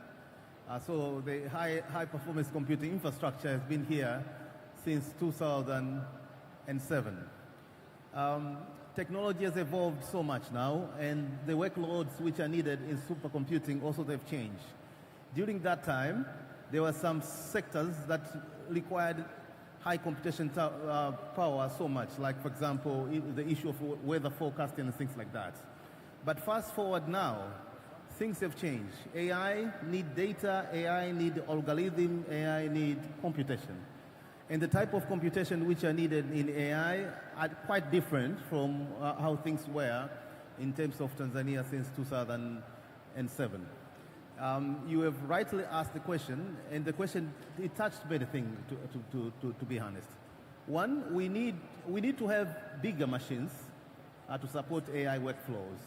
But also, we need to have some small-scale machines that will enable, for example, universities to be able to teach and use the AI in a specific environment. And nowadays also we have some computing devices, personal computing devices, that they can handle small language models. Because small language models, they don't need a lot of computation like large language models, to be honest. But we need a combination of all these resources. We need bigger resources in our country, and that will support AI workflows. And also, we need to have smaller resources that enables a user to be able to handle the workflows of small language models. I would like to talk two things about the large language model ecosystem. We need to have large language models, of course, because we have Kiswahili, Kiswahili is us, and ICT Commission is involving into development of a foundation model for that. But the biggest opportunity is into small language models, because in the small language models, that's where you will be able to create a different kind of innovation that actually touch the needs of our country. So yeah, you have asked about the constraints. The constraints into computation, of course, these type of data centers, especially the one that can support large language models, they need to have the cooling infrastructure, the energy that is needed, and also to understand our business plan. Like, for example, if we create large language model for Kiswahili, we expect that our market can be basically all over Africa. So we'll need to have a data center that can support such a kind of workflows. But at the same time, foundational models of large language model of Kiswahili is basically the opportunity of creating many applications that are going to be built on this language that most of the Africans, they consider it as it's a language for the continent. Thank you very much. Thank you, Dr. Masaga, for such a nice response. I'm informed of another panelist who is Freddie Mgimba. Please, you are welcome on the stage. So Freddie Mgimba works in software development. Is that okay? Are you a software developer? Yeah. So he's a software developer and he's working for Credible. This is a leading embedded finance platform operating across East Africa and Asia. So he'll be having a presentation to make. So when we are done with a panelist, then I'll come back to you in order to present what you have. Thank you. So now to Stanley. A question to Stanley. On top of what Dr. Masaga has said, I understand that we have an AI infrastructure at DIT and Nelson Mandela, if I'm not mistaken, the AI high performance computing infrastructure. So do you think that facility we have in all these institutions, is it actually serving the purpose? And if not, then what do you think should be done? And if it is serving the purpose, I also understand that it's a long time ago since they were deployed. For DIT, I think it was 2007. And the other one at Nelson Mandela is 2014. So do you think since the time when they were deployed up to this moment, are they fully utilized or not?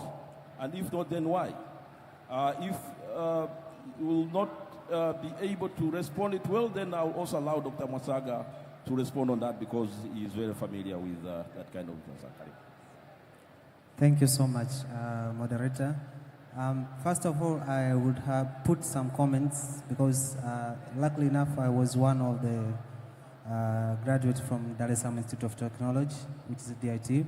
And truly, we did have an infrastructure that is very powerful in a sense that it could support enough models to run on it. And unfortunately, I would say to some extent, it hasn't been used effectively, even though most, you know, the way it has been deployed, it has been deployed in academia. And essentially, it has been used for the purpose of researching, such as in areas of weather forecasting and looking at it. But I believe there is an opportunity that we still can we can explore this infrastructure to enable as the country to learn these models of AI, especially when we are looking for, as Dr. Masada has mentioned, we are looking for development of Swahili language AI-based model that can utilize our language and help us in many use cases, such as our previous presenters mentioned, in areas such as legal, in areas such as health, and a lot of data analysis that are required as a country. Thank you so much, Mr. Moderator. If Dr. Masaga has any comment on that, I'll pass him the mic for that. Thank you. Karibu, Doctor. Karibu, Doctor, if you have anything to add on top of that. I think Engineer Mahenge has articulated well the answer for that. But you're right, Doctor. When workflow change, the architecture of system that they're supposed to change, what we had in 2007 was not meant for AI workflows. It was meant for workflow that they require intensive computation. But AI is about matrix. We all understand that. We need systems that are flexible, systems which can scale based on the demand of workflows from the user and things like that. So what we have now require new infrastructure that basically they are made of GPUs and the infrastructure that they can scale based on the demand. Demand of the AI is fluctuating many times, so you need to have a system that is scaled down and scaling up as the demand goes. Thank you, Dr. Masaga. Zephania, I would also love you to hear from you as well. I'm aware that in one way or another, you were engaged in the Nelson Mandela infrastructure as well. So can you tell us a bit about what they have and if it, it caters for the need? And are we fully utilizing the infrastructure itself? Thank you so much, Dr. Dennis.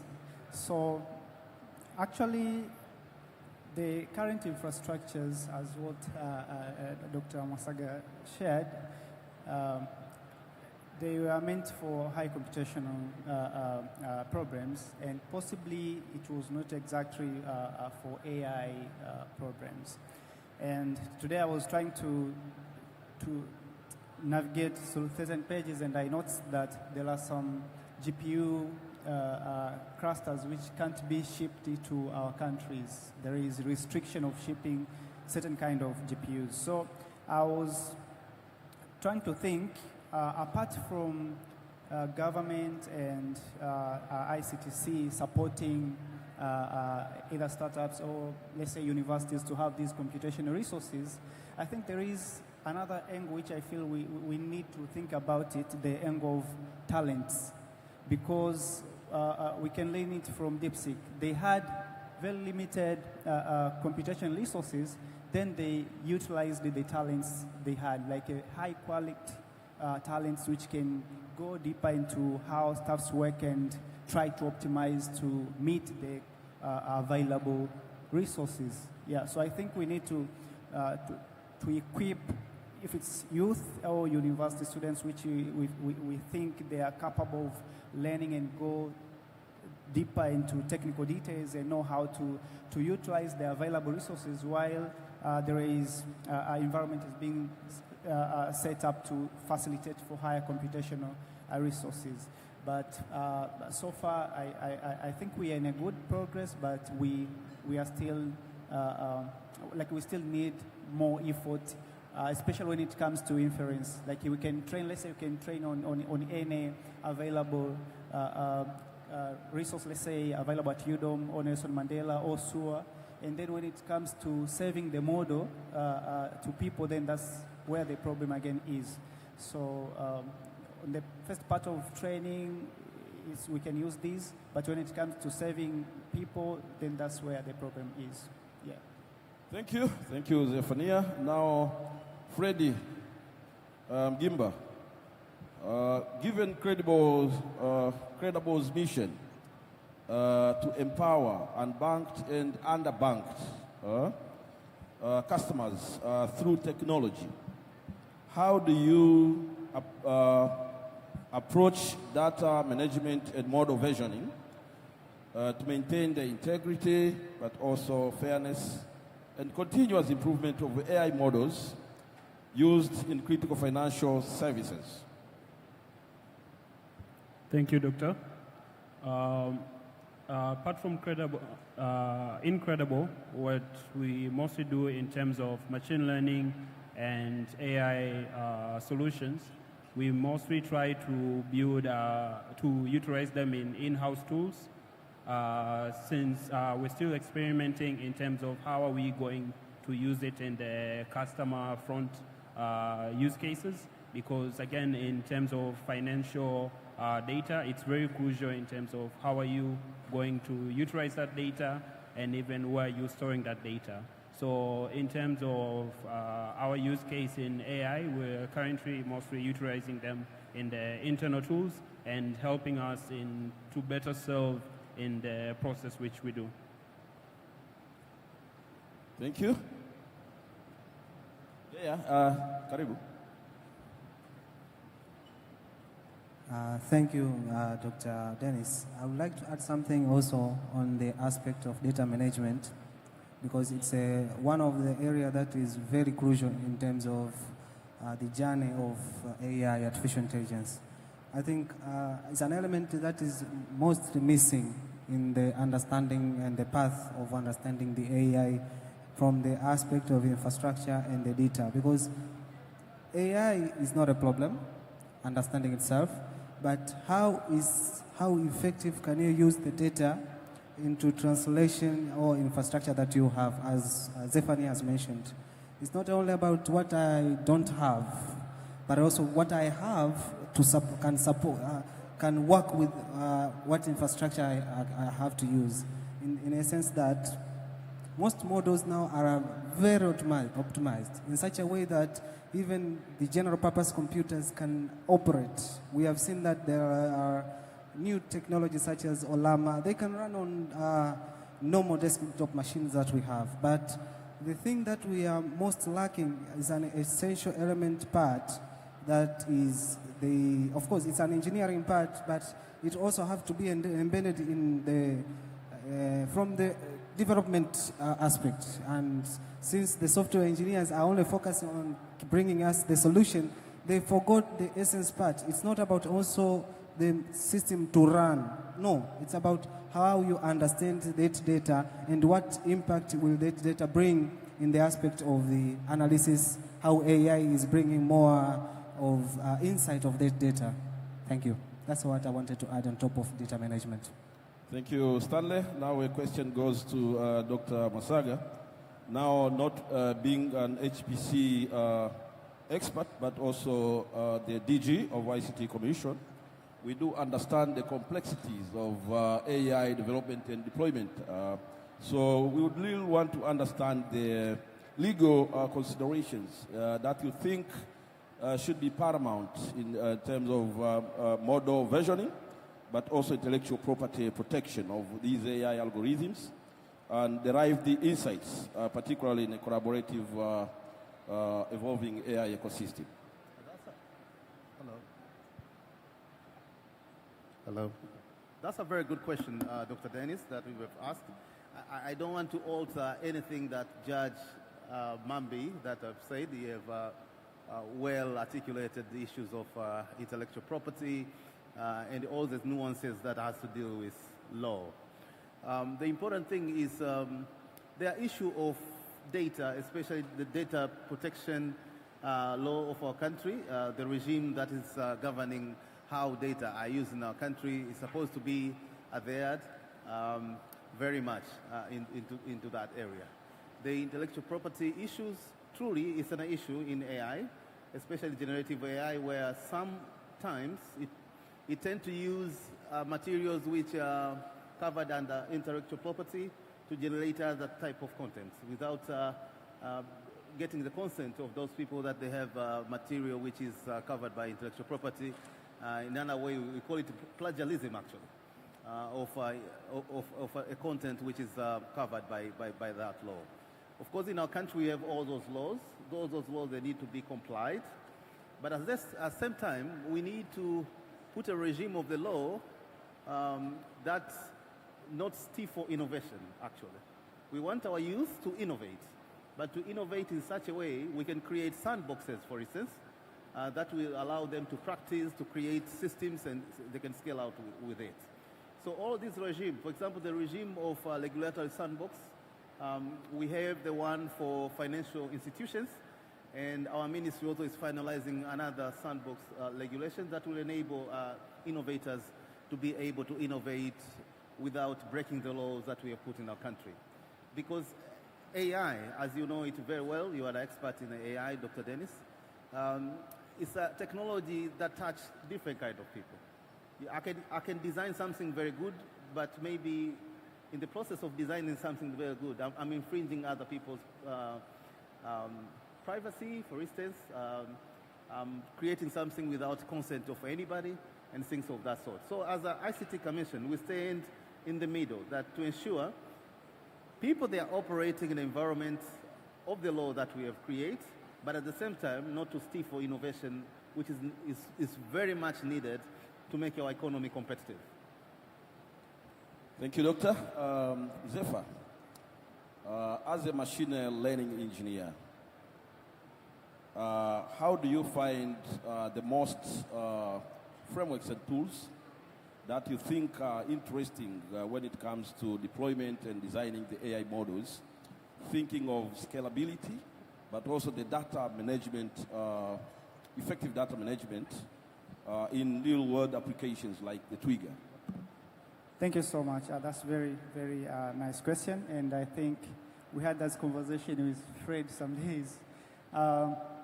First, of course, there is a lot of tools online which can be used for scalability purpose. And they're very good, actually. But there are some constraints which I think hinders when it comes to making application accessible to to a large population that is actually on latest and costly.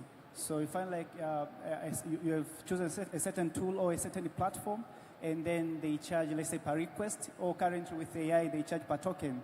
So you find like someone, for instance, for the case of Twigger, someone goes to the platform and says hi. So when someone says hi to the platform, that is token count when responding. You feel like nothing useful has been done, but we have incurred certain cost to respond to that person. So I was trying to think if we could have a certain dedicated inference engine. For instance, we had this discussion yesterday there, like we know we have open source models. And these open source models, they can be accessed anywhere.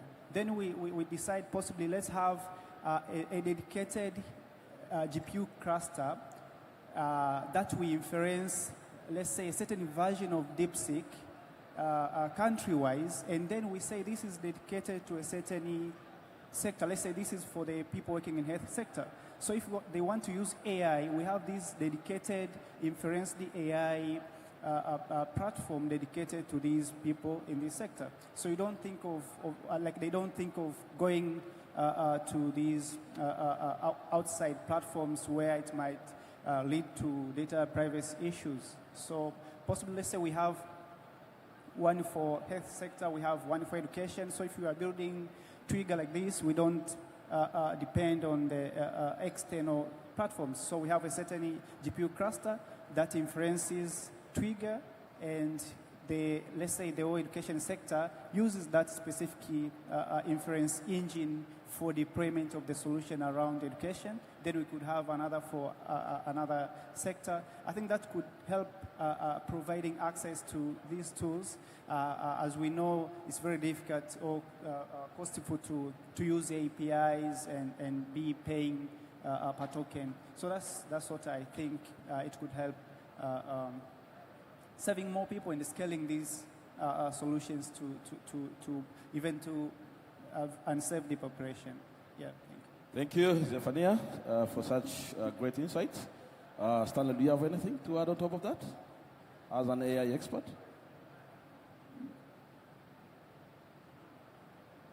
So, German,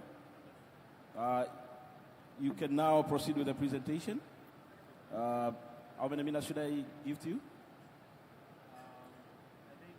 Please, make it fast then.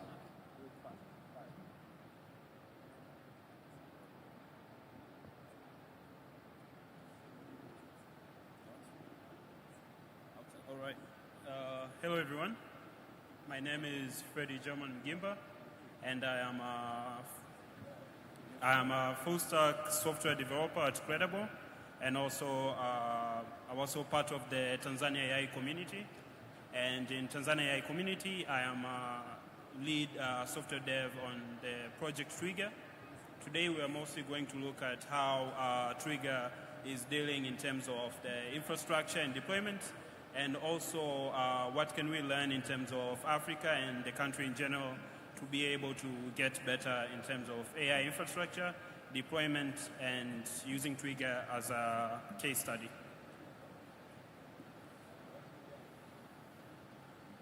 So first thing first, I would like to introduce the Tanzania AI community.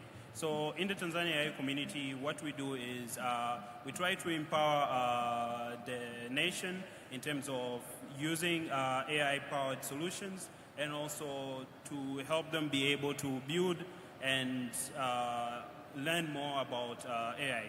So in this, we have several sessions which we try to educate, such as in hackathons, in forums, and in different events, and for example right here. And also we maybe just good information, later this week we even have a hackathon which is going to be focusing on Trigger, and it is through the Indaba X event.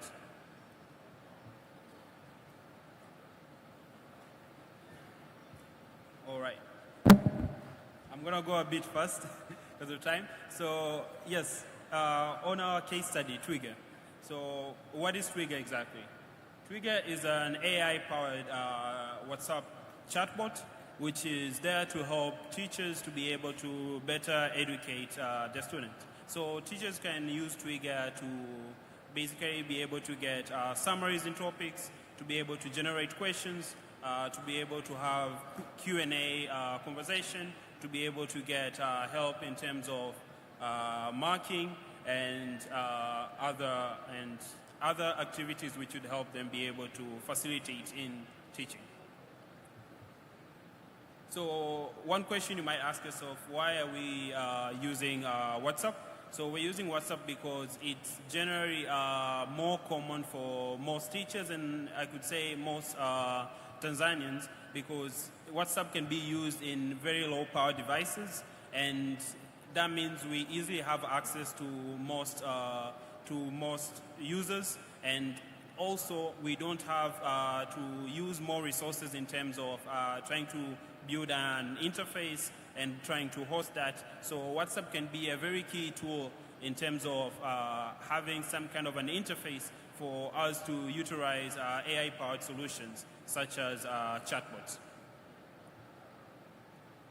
So as I said, some of the key features in Trigger, teacher can be able to generate questions, get summaries, and etc. as we see on the screenshot.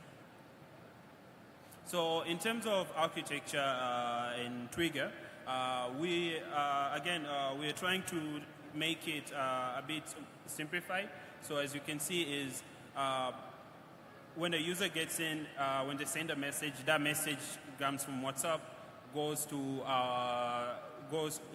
from WhatsApp through Meta, goes to our servers. We are hosting our servers on Render, and through that we call our LLM, and we handle other logics through there, and we use Together AI as an LLM provider. And maybe one reason for that could be, as maybe Zeph also kind of like pointed out, in terms of inference, it can be a very easy option for someone to take, and especially since in our stage, we have seen that it's been a very good tool to help us be able to easily inference the LLM. And in terms of the LLM we use Llama models for Meta, and these are, again, open source models. So that means we can easily deploy them anywhere. So if, just in case we have to use them in our own infrastructure here in Tanzania, in our own data centers, we can easily be able to load these Llama models. We can easily be able to inference from them and so on, so that we can easily have everything centralized wherever we are. So another thing which is key in terms of AI infrastructure and AI solution, it is monitoring. So we are utilizing a tool called Langsmith. So this means whatever question or whatever query which a user asks, we can easily be able to track in terms of how is the LLM, which LLM is being used, what are the costs, because again, any message which has been sent could potentially be sent to the LLM, so we need to easily know how are we tracking this cost. So for example, maybe a user comes in, they try to spam the chatbot, we can easily be able to track maybe the usage of a certain user and easily be able to rate limit and keep any other security features, just because we have this general visualization in terms of everything which is going on. So what's the case in terms of the AI infrastructure? So by AI infrastructure, we're talking about the storage, where the data centers, which the data to be used in training and also as the user uses the system. We're also talking about the actual AI models. We're also talking about the infrastructure used in terms of inference. So this is what we say when we say AI infrastructure. So what are the challenges, or how are we overcoming these challenges in terms of Africa and our country in general? So first thing first, we have very less, let's say, very less involvement in terms of in the research and in terms of the data being used. So this can be a huge challenge. That means whenever we have an LLM which we're trying to use, it's going to have very little context in terms of local, maybe local language, and also, again, local data. So this is something which is very hindering in terms of AI solutions, since we can't really have these solutions work really good in our environment. And also another key challenge could be in terms of cost. Again, it's very expensive to try to have inference of these models because the actual compute to be used, it's rarely available in Africa, and also still the providers themselves, such as AWS, they cost significantly higher. And in terms of most of the projects don't have enough funding to be able to facilitate this. So what exactly are we doing to be able to overcome this? So first, we do have some initiatives in terms of companies in Africa trying to provide, to be LLM cloud compute providers. So that means we are trying to get more centralized in terms of where this AI compute is happening. And also we're trying to be able to provide more research in terms of more data, since the actual compute is becoming more local. And also another thing is through funding. Maybe a good example could be in the Trigger project. For example, we are a Meta grantee, and we've been given enough funding to be able to actually facilitate in the development and also in the launch of Trigger, since we got enough credits to be able to use in inference, and also to be able to do other processes such as LLM fine-tuning, resource ingestion in terms of our RAG pipeline, and etc.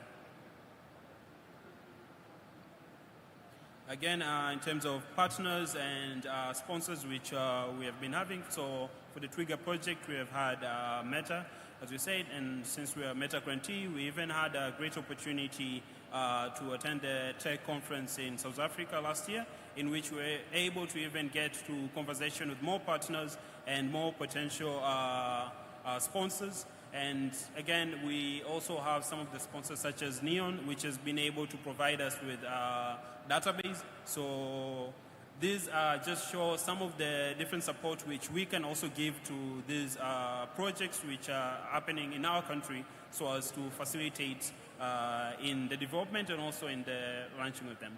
Another key contributor could be the KTH University, which you'll see shortly. Thank you. Yes? 1 minute, please. 1 minute. Okay. Thank you. We are finishing up. So yeah, in terms of Tanzania community, what we have done in terms of like supporting is we have, as I said, we have hosted hackathons, we've hosted events, and also, as I mentioned, we have a hackathon happening later this week, the Inter-by-X, and also we have institutional support, such as from the we've been able to have access to use the Thai textbooks. So that means we've given this written permission to be able to use this our national curriculum textbooks, so as to make our chatbot more context aware and more relevant and more accurate. And in terms of some of the other partners, we have the KTH University, in which we do have some of the student engineers which have been able to be some of the contributors in the Trigger project, and also they're continuing contributing. So again, we're also reaching out to local universities, and we are actually having students who are also contributing to this project. So what is next? Again, as the Tanzania community, we are going to have a proper public launch of Trigger, such as going to actual schools and to be able to actually see this project in scaling up. And apart from that, in Tanzania community, we also have other projects such as the IMCI projects, which is a health bot chatbot. And also, these are some of the things which the Tanzania community which is going to be doing, and also as Trigger as a project. Thank you. Thank you, German, for the presentation. I have a lot of questions to ask you, but I won't do that. I have to allow the audience now to shoot questions to the panelists. So please, I will welcome only 4 questions. 2.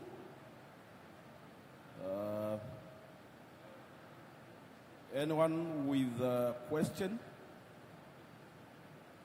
including the presentation that was done by German? Yes, we have the first question from there. Where? Then will be the second. Any other one? Kama sikuoni usimame. You can stand up if I don't get to see you. If there is any other question. Hello. Yes. Okay. Then please proceed. Okay. You can proceed. Karibu. So while we are proceeding with the questions and responses, please, if you can project the QR code of the conference that we are going to have next month, please. You can project that QR code for people to register. Our organization also has a partnership with ICT Commission. Thank you to Dr. Mwasaga for that. And we'll be having an AI conference next month, International Conference on AI and the Future of Work. Karibu. My question will go to, I think, all the panelists. Any of them can choose to answer my question. And my concern comes with consumers. With all the deployments of these AI infrastructures and the AI solutions that have been presented from yesterday to today, how are we ensuring that our consumers, because we are creating these solutions that at the end of it all they have end users, how are we ensuring that our end users or our consumers are getting the right value of the solutions that we are building, and how are we monitoring that they are gaining the impact that we are intending them to gain, and how we are protecting them.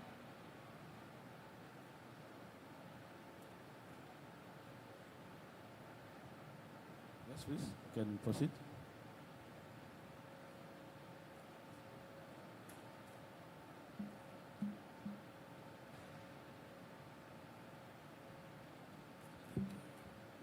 Yeah, so I will try to respond to the question. I think I noted like two things. So value and how we are protecting consumers. So value, I think, is the issue of who is innovating or who is building the solution to, let's say, to a certain problem. That means he or she has seen a certain value. And when it comes to how we are protecting users, I think it goes two ways. Is the responsible entities for framing protection policies, let's say, but also when you are building solutions, it's very important to think how consumer is safe from what you are building. Yeah,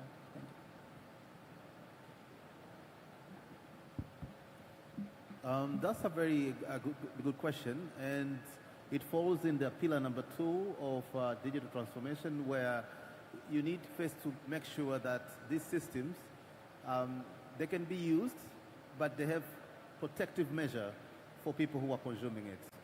So whenever you start to discuss about consumer protection, you have to address issues that has to do with cybersecurity, issues that has to do with personal data protection, how it's protected, the issue that has to do with privacy, and also the issue that has to do with consent. So all these systems, they have to make sure that they address those things.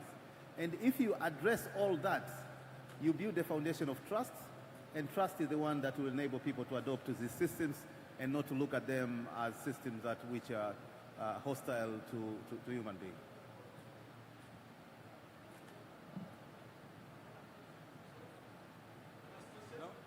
Hello.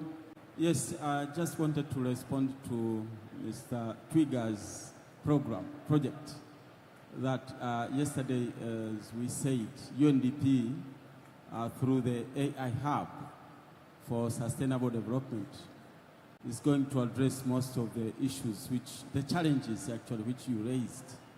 So I would really encourage you to visit that website which I indicated. They are going to provide some funds to support innovators like you, and also to support accelerator. So what you are supposed to do is just to apply, enter into that website, and then you can do all the applications, and you can get supported as you requested. Thank you, Mr. Chair. Thank you, Doctor. And on top of what you have said, also, Africa Research Institute for AI has been tasked with ITU to organize Robotics for Good Youth Challenge between October 25 to April 26. So keep on following our social media platforms, and then we'll get informed about that. Now to the panelists. 1 minute for each of you. If you have anything to round up. Karibu, starting with German. As of me, during this event, during this forum, I have seen that there's a lot of opportunities in terms of support, such as one of the feed comment which was given. There are various things which people can apply to get fundings, to get support in AI projects. So I'm just encouraging developers and people who are building these AI-powered solutions to not really think about how am I going to get out there, how am I going to incur the cost. They should really try to apply to these certain opportunities, and as long as you have a solution which is good for the people, has certain value, and is well developed, there's always a way for you to get it out there. Yes, Doctor? AI comes with a lot of opportunity, especially for youth, to be able to create different systems, but it's important for those systems to be contextualized so that they can be carrying the ethical values of our country, to ensure that they comply with data governance law that we have put ourselves in, and to ensure that they create applications that are going to create two things in our economy. One is to make ICT contribute more into the GDP of our country, and also to create decent work, especially for youth. Thank you, Doctor. Therefore? Yeah, so for me, I think let's keep supporting local innovators, but also let's keep the conversation going on, because I think AI is very, very transformative technology. So let's keep building and let's keep the momentum up. Yeah, thank you. Thank you. Stanley?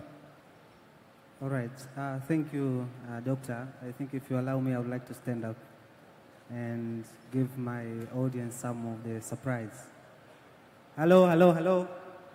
Are you all here? Yes.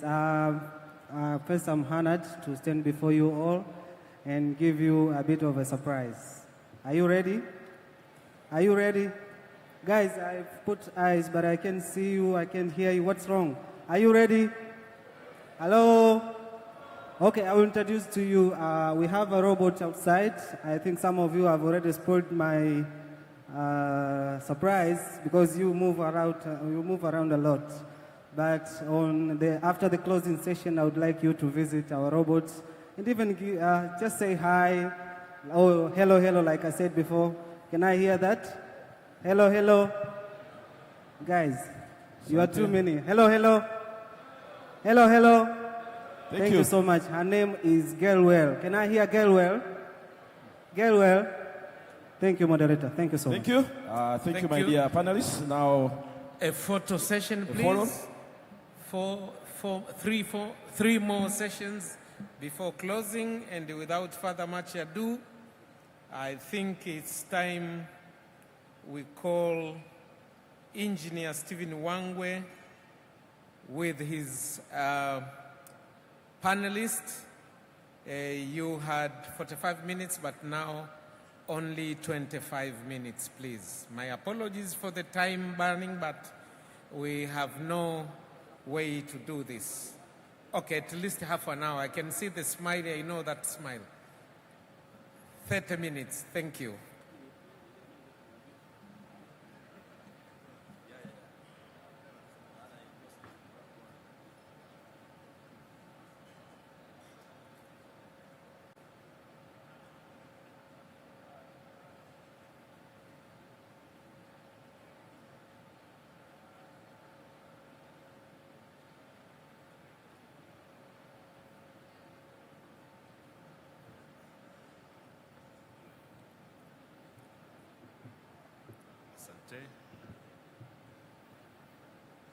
Good evening, everyone.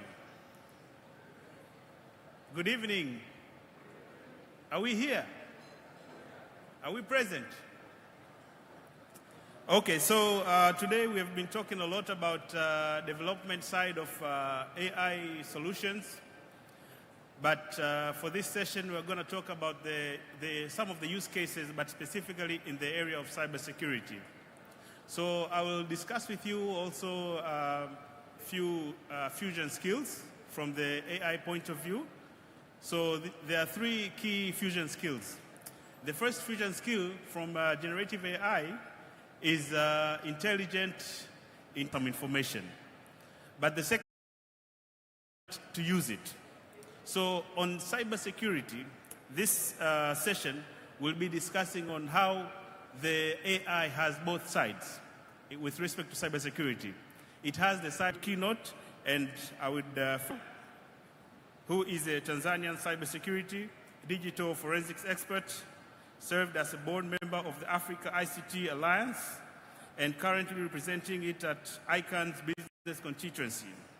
Kileo is an African cybersecurity expert of the year 2016 and a 2021 Africa ICT champion. He has worked with the Tanzania Police Force Cybercrime Unit and the National Advisory Committee on Child Online. Please, karibu sana. My second A round of applause for Yusuf Kileo, please. I don't want problems with my panelists. My second panelist is Mrs. Esther Lugoe Mengi, who is a cybersecurity expert, entrepreneur, digital transformation leader. Mrs. Esther Mengi is a renowned cybersecurity expert, entrepreneur, and advocate for digital transformation. Before founding Serensic Africa, Esther worked with the United Nations, UNON, and UNDP Somalia, gaining extensive experience in global ICT and security frameworks. She also serves as board chair of African Child Projects, chairperson of RAFIC Advisory Committee, a World Bank initiative aiming to transform GIT into an ICT Center of Excellence, and a board member of the Tanzanite CEOs Roundtable. A tech innovator, she developed Askari, an AI-powered cyber threat detection and prevention software that safeguards web applications and networks from cyber attacks. So she will also mention a bit more about Askari, but it is one of the very, very pioneer AI solutions locally developed from one of our own. Beyond cybersecurity, Esther is passionate about digital inclusion and education. She founded Smart Learners, an initiative that empowers youth and children with autism by teaching them ICT and coding skills. Through customized learning programs and mentorship, Smart Learners help students develop problem-solving abilities, enhance logical thinking, and prepare for careers in tech. The program is creating inclusive opportunities in the digital economy, providing that neurodivergent individuals can thrive in technology fields with the right support. Esther's academic background is in information systems and technology, with a concentration in cybersecurity and digital forensic from United States International University. She also holds prestigious industry certifications, including CCNA, CEH Master, CFPI, and CISA. Most of you can relate. Esther continues to drive innovation, security, and inclusion in Africa's digital landscape, shaping a safer and more accessible tech future. A very loud hand of applause for Esther as she walks in.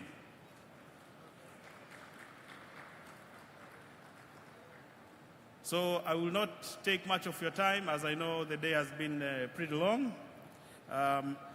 Esther will be giving us a presentation on how the AI could be both used as fueling and fighting cybercrime at the same time, depending on the needs or the desires of the user themselves.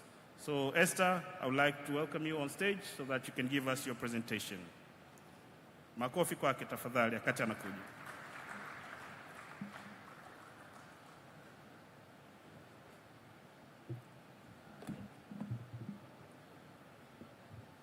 Good afternoon, everybody. I can't hear you well. Good afternoon, everybody. I know that the credentials don't match the person, yeah?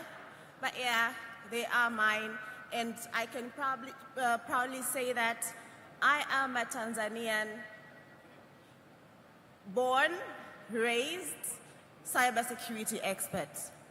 So before we begin, I can notice we are all a little bit tired.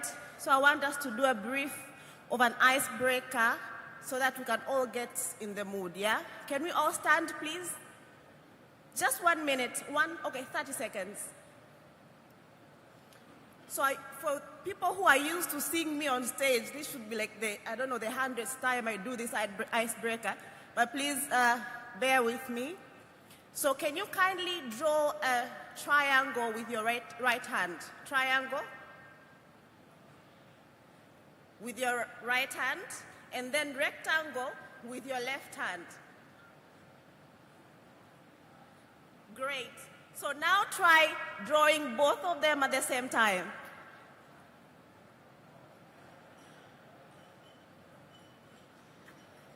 I wish you guys can see yourself. You looked a little bit confused. You can all sit down. So just as AI can be used for good, AI, just as this exercise, can be used by cyber criminals to do cyber crimes and can also be used by defenders to protect against cyber crimes. As I prepare for my presentation, let me open it from here.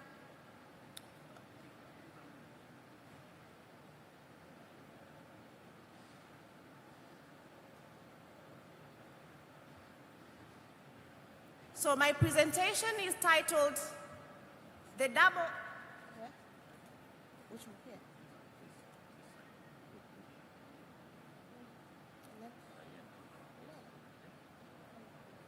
Thank you. So my presentation is titled The Double-Edged Sword, How AI is Both Fueling and Fighting Cybercrime. Cybercrime is the third largest world economy. From China, US, then there's an economy of its own called cybercrime. It's estimated to be $8.5 trillion. So you can imagine why there's so much interest, and now with AI, it's easier. You don't have to be an expert hacker to hack. You just have to use AI and you're ready to conduct some magic. Introduction. AI is transforming cybersecurity at a very fast pace. Yeah? We are seeing so many solutions coming up that are able to detect cybercrime at a very fast pace, but also we are seeing various cyber attacks happening quicker than ever before through AI. So think of AI as electricity, yeah? Electricity is good because it can power our nation. But then if it is not controlled, it can burn down an entire house. So my goal today is to show both sides of the coin and how we can harness AI responsibly. So as Dr. Engineer Wangwe said, those are my credentials. I'm not going to speak about them again. So apart from AI, we have other emerging technologies, yeah? We have the AI itself, IoT, quantum computing, and biotechnology. So as we are talking of AI, and we're thinking that it's something that's very current, quantum computing is also gaining momentum. Biotechnology is also gaining momentum. Are we prepared? What are we doing as a country to make sure that we are staying ahead of these new technologies?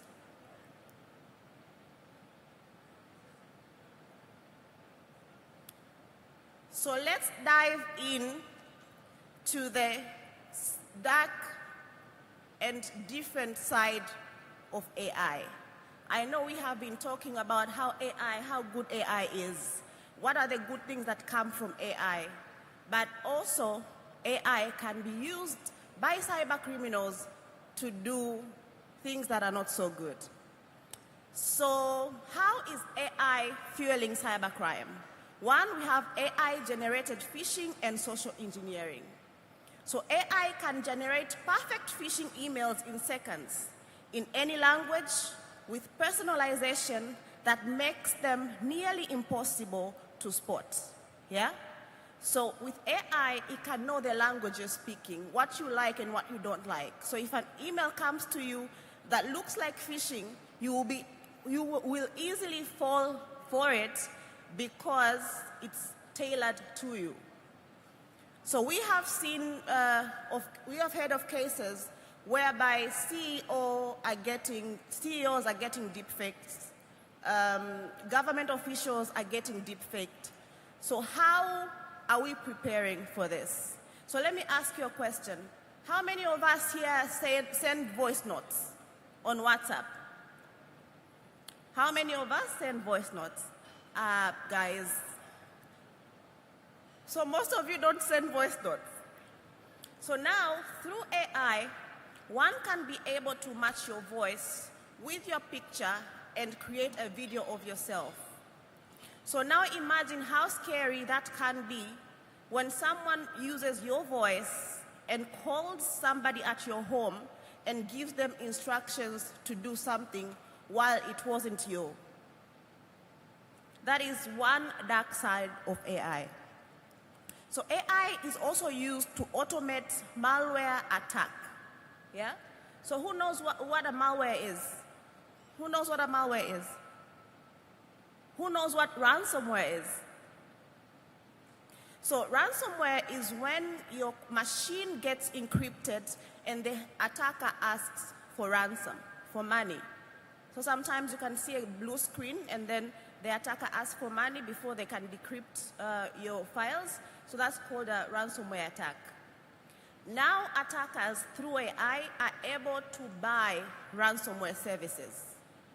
It's called ransomware as a service. So one can go to the dark web and say, you know what, I have $20, I want to attack bank XYZ with a ransom. And then they can negotiate a package that, okay, pay me half, and then once it's successful and you receive the money, you give me part of the money you've received. So another dark side of AI is data poisoning and model attacks. So attackers are also going after the AI itself. They inject malicious data into machine learning models, poisoning them to make bad decisions. Yeah? So even our AI can be data poisoned. But let us move to the flip side of the coin, which is the good side of AI. The bright side when it comes to cybersecurity. So AI is used for threat detection and prediction. Now, quicker than ever before, organizations are able to detect hacking attempts in matters of seconds. So through AI, we are able to do this. Threat intelligence, so AI scans the dark web, detects chatter, and predicts attack campaigns. It's like having a cyber crystal ball. Automated incident response, so instead of waiting for hours for a human to act, AI can isolate a compromised device in seconds, stopping an attack before it spreads. So you see? So instead of humans being there all the time, monitoring a network, AI can automatically detach a compromised machine and everything is safe. So fraud and identity protection, so financial institutions are using AI to detect fraud patterns in milliseconds and block transactions before the damage is done. So AI is also used to detect deepfakes. So AI creates deepfakes, and then AI can also be used to detect deepfakes.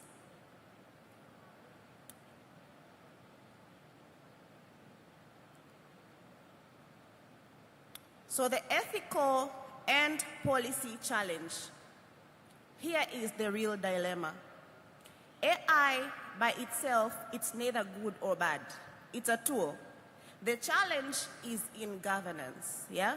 So we cannot say that AI is good or bad because AI is a tool. So if you have a knife in your hand right now, you can either use that knife to cut your vegetables, to prepare for cooking things, or use it for bad. So when someone says, is AI good or bad? AI is neither good or bad, but it's a tool which depends on the person who's holding it. So how do we enable innovation without opening doors for abuse? How do we regulate AI in a way that it balances security and progress? This requires governments, private companies, and researchers to work together to set standards and share intelligence. We have been speaking of people working in silos. Now is the time that we stop working in silos and collaborate. Attackers are using AI to attack and move quicker and we should prepare. So we should also learn how to stay ahead of the adversaries. So what are the strategies to stay ahead? Number one is to invest in AI-driven defense. So the age of traditional defenses, traditional firewalls and antiviruses is gone. Organizations need to invest in AI-driven defenses. So continuous model training. So our defenses must learn faster than the adversaries. That means feeding models with diverse, updated data. Another strategy to stay ahead is cybersecurity awareness. So even with AI, humans are still the first line of defense. So we must teach AI literacy and security hygiene to employees and executives alike. Collaboration. No single entity can fight AI-powered cybercrime alone. Governments, private sector, and academia must share intelligence. It's not a one-team battle. It is for all of us to collaborate and use AI for the better of our nation and to have a safer and greater world. So as I conclude, I would like to give a few remarks. AI is a double-edged sword. The question isn't whether it will be used in cybercrime. It already is. The question is whether we will be ready to fight AI with AI. So are we ready to fight AI with AI? Are we knowledgeable enough? Are we collaborating enough? I'll leave you with this. AI is not inherently good or evil. It reflects the hands that wield it. Our job as technology leaders is to ensure that we hold the right edge of the sword. Thank you so much for listening to me, and have a lovely day.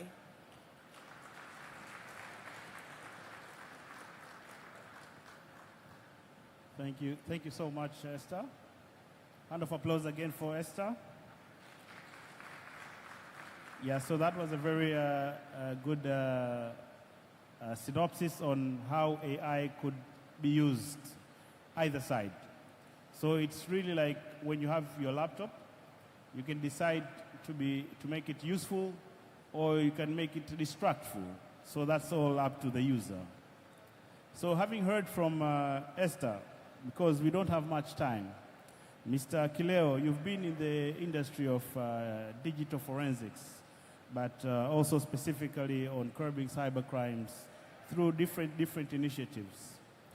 Can you give us your insights on the dark side of, like using AI to fuel cybercrimes, or the bad use of AI with respect to cybersecurity?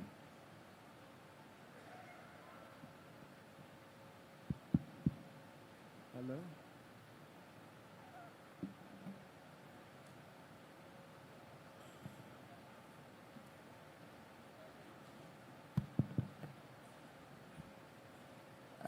Engineer Wangwe, thank you very much. First of all, I think Esther touches both the dark side and the positive side of AI. And putting me on that particular note, I think I cannot emphasize much, but I'll touch only 2 points that I think it's of troubling form currently. One, we have seen a number of growing phishing attacks reaching our doorsteps on our emails that are well sophisticated because of this AI. We have seen AI is currently currently used by cyber criminals to create very well written phishing attacks that really triggers many people falling victims. And second thing that I think is of troubling form is that we have seen also AI is being utilized by criminals to generate those deep fakes. In the country, we have seen people creating video, people are doing something that they have never done. I think Esther put it very clear there. We have seen people creating other people dancing while they never danced before. We have seen people taking off other people's clothes and all on Twitter and the likes. So people are utilizing this AI on deepfake of late, and it's something that we really I think that it's one of the very dark side of AI when actually people utilize it in a different ways. So that's how I see, on top or emphasizing what Esther has mentioned during her presentation. Thank you, Cleo. As a follow-up question, you've mentioned the deepfakes. So deepfakes can be created by AI. So what are the possible solutions towards deepfake now when we're coming to AI again? Thank you very much, Engineer Wangwe. A very good question. Actually, as I've said, it's something that we really struggle looking for how we can work around it. And that's why we categorize solution towards that deepfake into three forms. One, we emphasize on preventive measures. When we talk about preventive measures, things like, for example, having a communication plan, a crisis communication plans, where if people drag us into misinformation, disinformation through deepfake, then how do you get out of that mess? And of course, we also emphasize on, for deepfake to take place or to take shape, people utilize our images, our voices, like Esther has mentioned, our pictures and so. So how do we share these data on our social platforms? Because when a lot of your data is available out there, then people can utilize those data to manipulate or to manipulate those data through with AI. So we discourage people to overshare if not necessary. That's one thing on preventive measure that we can take on board. But after that, we also look at it in a point of education, the awareness part of it, because we have to teach our people not only to emphasize them not to misuse AI on deepfake, but also how can you recognize deepfake? How can you encourage the story of fact checks? Because if someone created an image or created a video with AI, then how will people recognize easily that this is AI-generated video or image? So the education part of it is also one of the key things that we strongly encourage, not only countries but also organizations to take it very seriously. But also, as you have mentioned there clearly, that AI itself can also be used to combat deepfake. We have a lot of tools currently. I remember the other time I was looking at a Reality Defender, the tool that can help you recognize this is deepfake and this is not. Also, we have heard the gentleman here, those people were doing the competition this morning. They spoke also of a local solution that will help us not only detect AI, but also probably provide solution because they spoke of also the forensic part of it.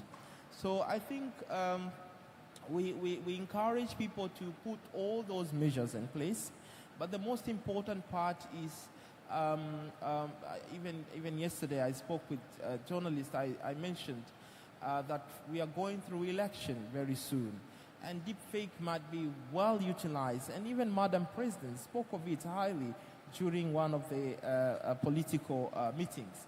So during election, people might start using AI to misinform individuals who are about to do electing their leaders, For example, people may start creating a video saying that I'm no longer contesting for this seat and this and that, many things, or even disrupting other people's reputation and all. So with that, we need to put a lot of emphasis on our media houses as mainstream media to have special program that will now showing people the reality and the things that are not real. That means we call it, for example, Jamii. We have Jamii Check. Yes, we have Jamii Check. So we need more of mainstream media to have this kind of platform where they maybe before news or after news or a special segment where they will now start emphasizing on sharing the fake images that have been spreaded online and the reality part of it as one of the very critical way of combating this growing deep fake that are fueling misinformation and disinformation in the country.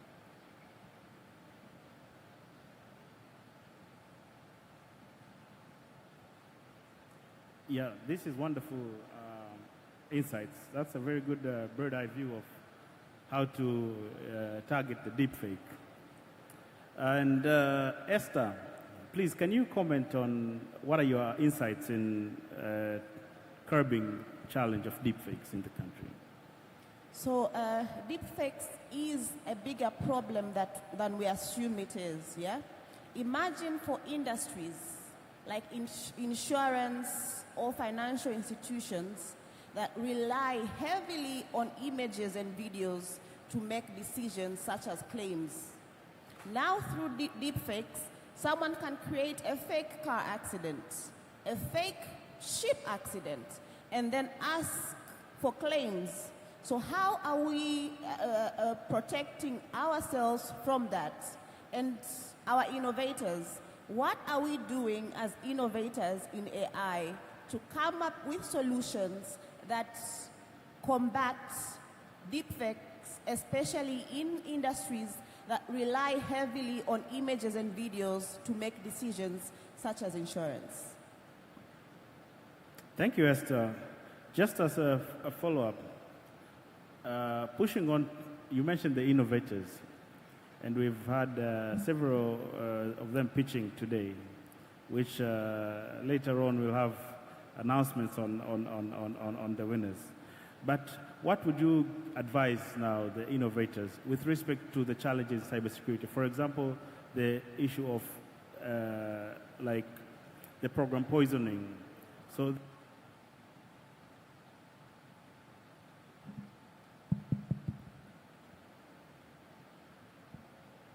thank you. So they may have very good solutions, but maybe the objective may not be met just because there was a loophole or an attack or something.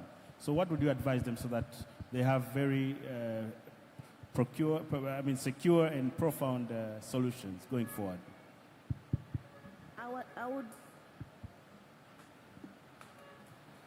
I would advise them to go back to the basics. So the basics are security by design, yeah?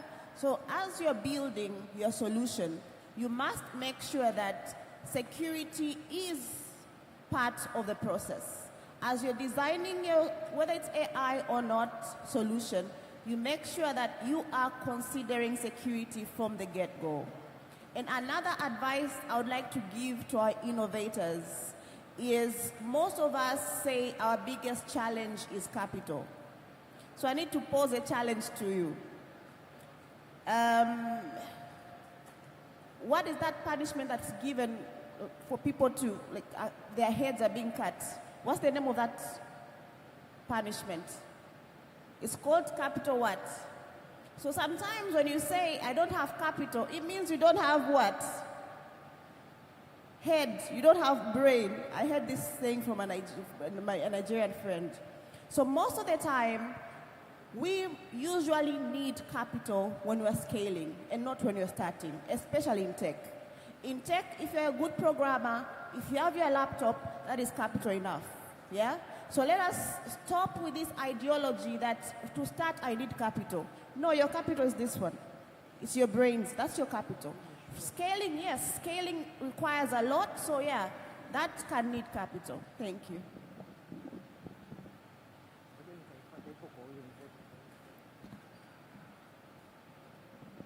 Yeah, so I saw Mr. Kileo, it's like you got tempted. Do you want to add something on the advice to innovators? You can try to use that one. I see it has a green color. Yes.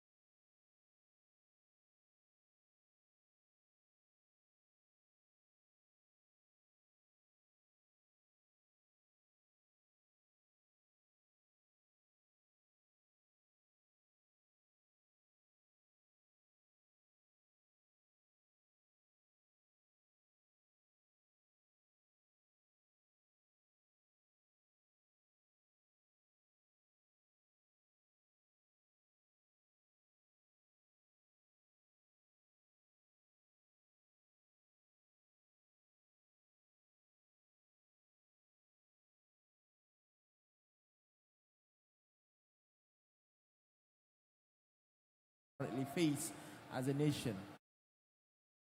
Two things that I always emphasize, that if we do that properly, then our brains across different universities can be able to perform better, can be able to come up with the very good solutions that will tackle challenges that currently face our countries and, of course, the global at large. Thank you. Thank you so much, Kileo. So, Kileo, you have turned to the government and the donors and the other angel investors. But Esther, you straight away talk to the innovators heart to heart, telling them should think out of the box, not run to capital. And if you analyze it mostly, you'd find that capital is least of the worries. So it's mostly having, being creative and innovative around that. So now I'll turn on to my audience and call upon if you have a question. I think I'll take only 2 questions, if there'll be any.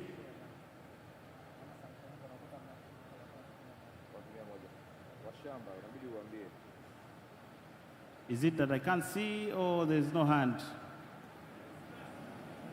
Thank you very much. So just 30 seconds for each. One last word so we can wrap up. Start with Mr. Kileo. Thank you very much. I think as you have, we have seen from the title itself, AI can be utilized to help us do a lot of things when it comes to cybersecurity. But at the same time, AI can be weaponized and cause a tremendous destructive power to our critical infrastructure, information, and the likes. So what I normally call upon innovators, policymakers, and everyone around us is to work together to make sure that AI is effectively used with our people to perform things that we really want. And as a country, we have taken shape on how we can do better when it comes to not only monitoring, putting a lot of, we are now coming up with the national strategy, the guidelines and the likes to make sure that AI will be used properly within the country. So all these, I think, are the things that we strongly encourage different countries, different individuals, organizations and the likes to think of them so that at least we can be able to utilize this AI for good instead of using it to cause harm that can also bring troubles to yourself when you are caught and they put you to judgment. So I think that's my call. as they wind up this panel session. Thank you. Thank you so much, Cleo. Esther, your final word? So as we gear up towards elections, I'd like to advocate for responsible and ethical use of AI. Let us not use AI for bad. Let us not use AI to put others down or create deepfake images that can cause misinformation and disinformation. Let us uphold to our culture and use AI for good. Thank you. Thank you so much, Esther. And that sums up our session. Thank you so much for your attention. And over back to Mr. Mungi. A round of applause for the panel and their moderator. Thank you so much, Engineer Wangwe and your panel, for yielding a number of minutes. Can we come forward for a photo? Photographers, are you also leaving? Oh, you are here. Now, Dr. Mwasaga, you'll excuse me. I have to make some really rational decisions. Your moderation for the last session, I don't know if we'll have time for it, but I would like to call upon Zephaniah Reuben for the literacy education, early, inclusive, and for all, and your panelists for the last session of the evening, which will be followed by the closing remarks. Are you here? Oh, thank you. I wish you could do as Engineer Wangwe did. Yeah.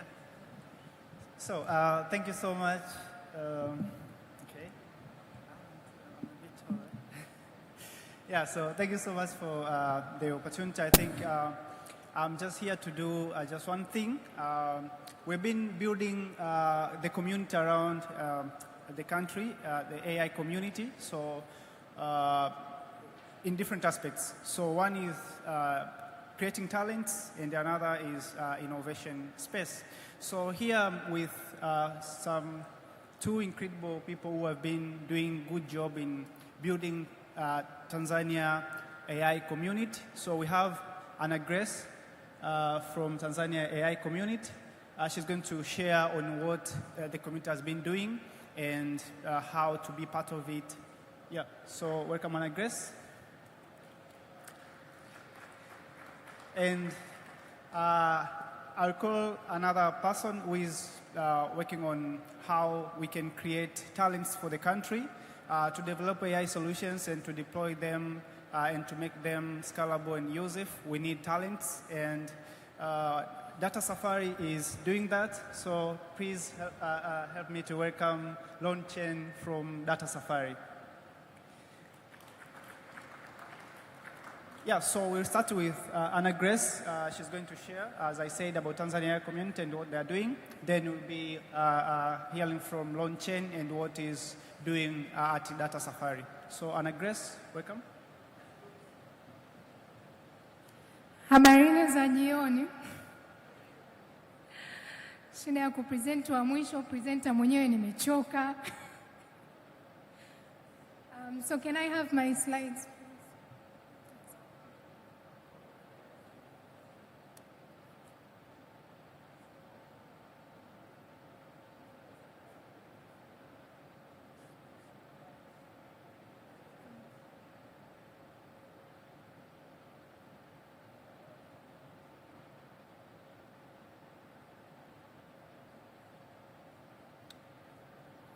All right, so as I wait for them, my name is Anna Grace Malamsha, and I'm going to speak about building the digital backbone, Tanzania's AI community platform as a catalyst for collaboration and innovation. So before I get into my presentation, I want to quickly take you through a slide.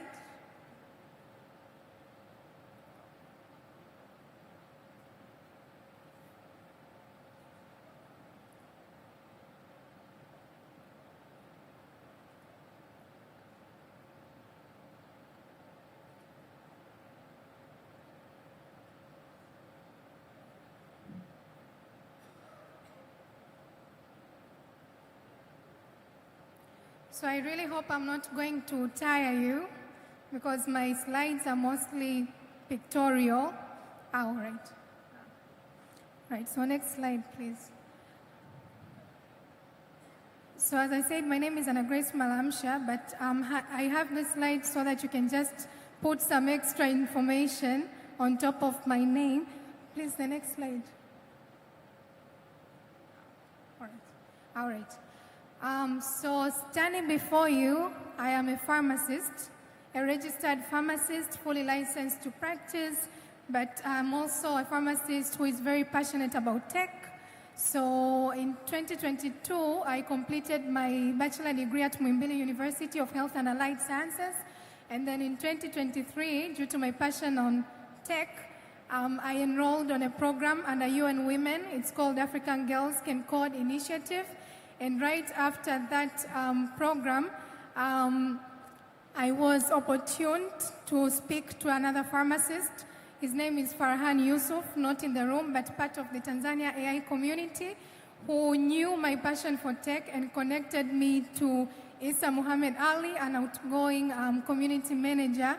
And I started serving in the Tanzania AI community in 2023 as a graphics designer and a social media manager. So in 2024, I think due to the diligent work that I used to do, slowly my role or my name started to change from being calling a graphics designer and social media manager into a brand manager. So that was a huge milestone for me in 2024. And here we are in 2025. Right now, I stand before you as an incoming community manager of the Tanzania AI community. Naombeni makofi. Yeah, so that's just a slide so that you can know a little bit about me. With the Tanzania AI community, we've already had Freddie speak about it. But if you are to remember only 3 things about us, just remember policy, products, and community. So with policy, we had a lady, Evelyn, who gave a presentation yesterday, and Freddie, the one who gave a presentation on Twiga, and that is me, who am mostly focusing on the community side of things. So in the community, we mostly focus on increasing community engagement. We have events that we conduct, but we also partner on events from other various stakeholders, such as the ones that are listed, and we also work on various on meetups when it comes to bringing AI community members together for an event or anything that requires the community on board. So a lot has been said about the deep learning in Damba X. So we have the deep learning in Damba, which is the continental African or Pan-African movement that aims to to build technical skills. And the Tanzania Deep Learning in Damba X is the locally organized version or chapter of that. So I am the lead organizer for this, and it really shows that a lot of people are interested to get into this space or to have these skills. So when we gave a call for people to register, we had more than 500 people registering, precisely 538, so that was a very huge milestone. This was just a slide for the brilliant team that I have that I'm organizing with this deep learning in Damba X. These are community members. So in Tanzania AI community, it's community members who are doing things for the community, for the wider community. So for the Tanzania in Damba X, we are going to have a keynote address from Dr. Jabera Matogoro. I put this slide here because I really wanted to show appreciation to him. He has been very vibrant in building up the AI ecosystem, and I really hope participants will be very excited to listen to him. And he's going to give a keynote on empowering local AI ecosystem for sustainable development through responsible and inclusive innovation in Tanzania. So wherever you are, Dr. Matogoro, I believe you're watching on YouTube. We can't wait to hear you. So for this event, we also have various partners that are on board. We have MasterCard Foundation that a Safari Loan is going to speak. It's from there. We have Zanzalu. We have EU. Much appreciation to the table right over there. And we also have D-Lab. And apart from this, so this in Damba X is going to be a fully virtual event, but we are going to have 8 hubs in 8 different universities, where students will be in these universities following up virtually on the program that we're going to have. So that's why we also have the huge number, 500 plus. It's because a lot of students, researchers, academicians showed interest into taking part in this. So we made sure to have hubs for hosting them. So these are pictures to just show some of the community engagement activities that we've done. We advocate for youth in this space. So this was just a photo from Teens in AI Hackathon. They had a hackathon last year and this year as well, so we were there. And then with the UNESCO AI RAM consultation, so a lot has been said about the UNESCO AI RAM, and it has already been published. And we are definitely going to put the link in our social media. But it has been an honor for us to be a part of this, especially in mobilizing our AI community members to take part on it, so that when you hear UNESCO AI RAM, it doesn't have to be a RAM that is simply from UNESCO. AI community members were involved, and so when you read that, just have it in mind that this was not something that the UNESCO guys just sat down to do something. We were involved, we brought AI community members, and right now it has come to life. So those are 3 pictures. We had a meeting consultation in Dodoma, we also had one in Dar es Salaam, and then we had one in Zanzibar as well. So this is just a photo from also one of the events that we did. This one was an AI startup workshop that we conducted with Funguo, where we had various AI startups on board. So that's to show, so we really cheer up for startups that are existing in Tanzania. And so you've all been seeing Zephania quite a lot.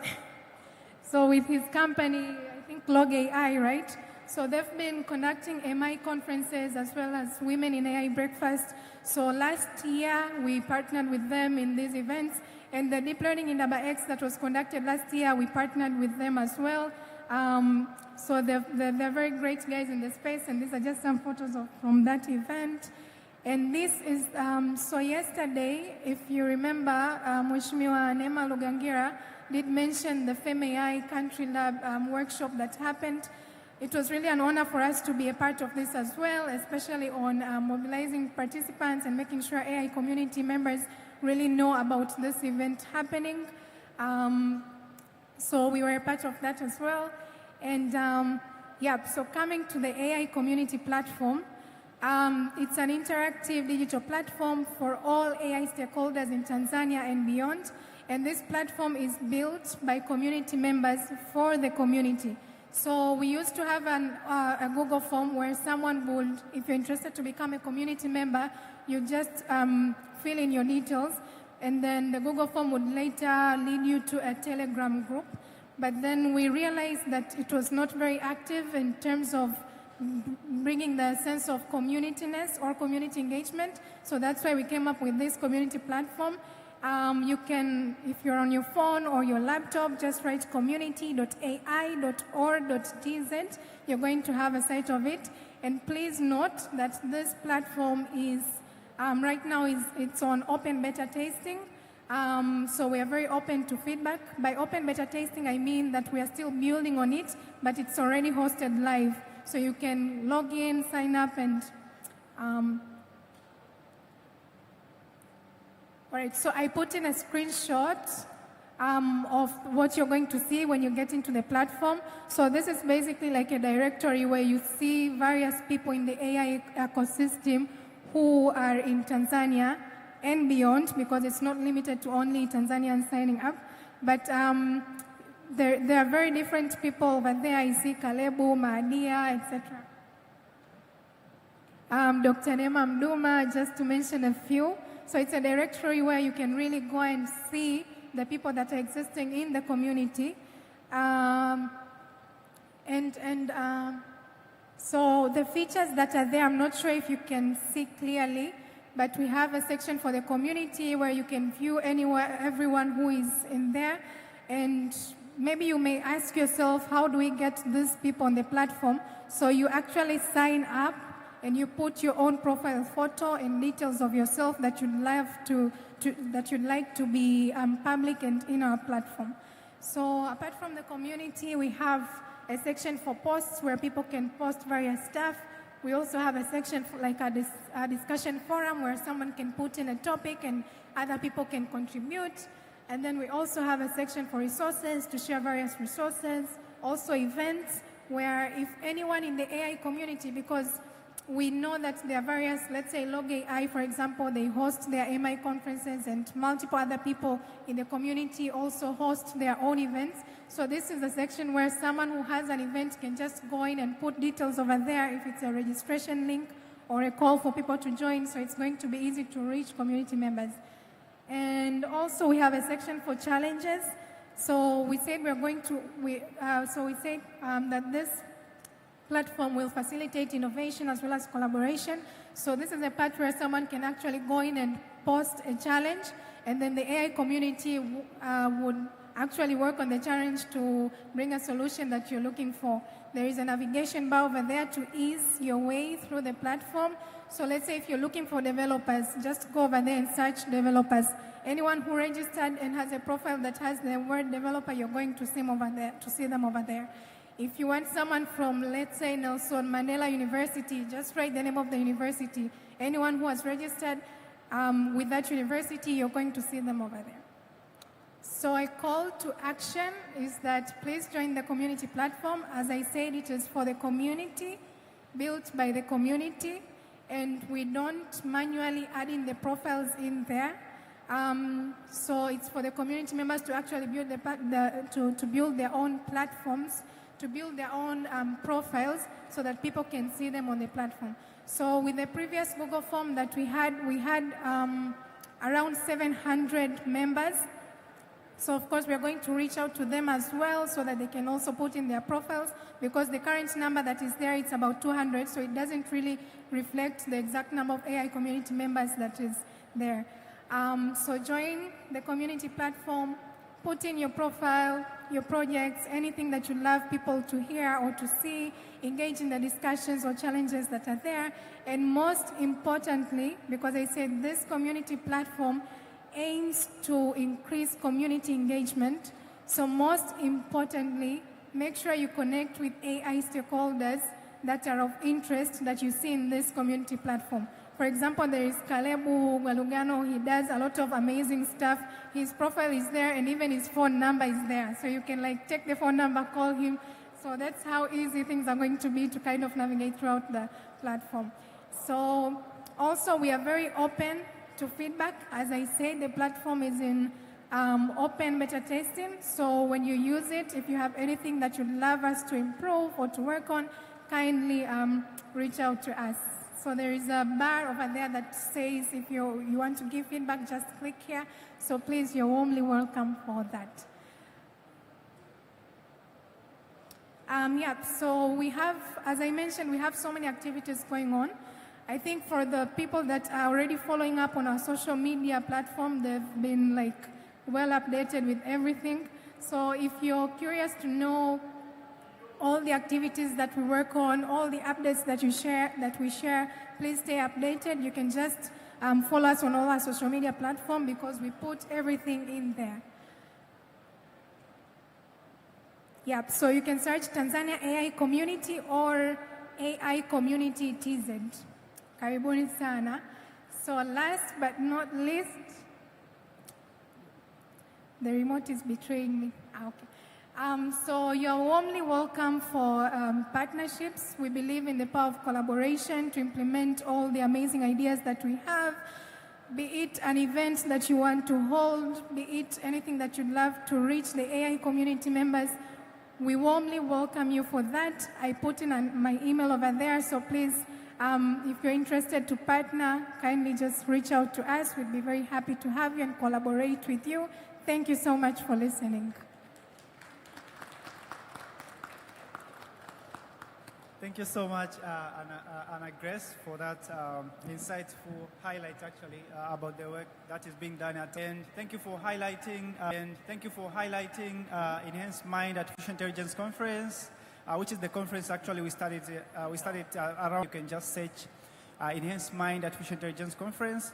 3 days of workshops, week in Zanzibar around September 2. So thank you so much, Anna Grace. And now let me welcome Lon Chen to share on what his company, Data Safari, has been contributing to the AI literacy and talent creation.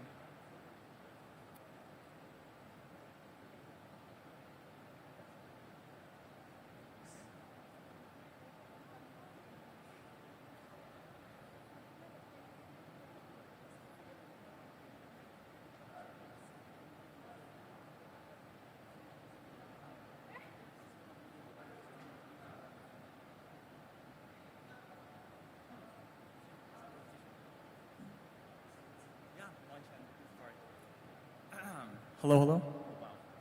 Okay, tutafanya chop chop. Shikamoni wakubwa, habari zenu wote.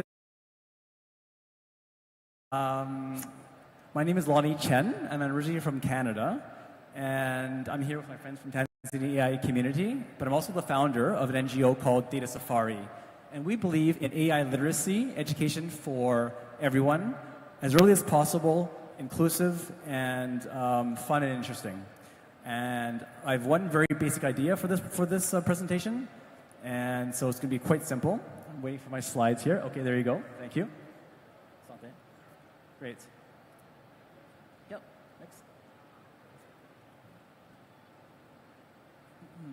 Next. Next slide. Okay.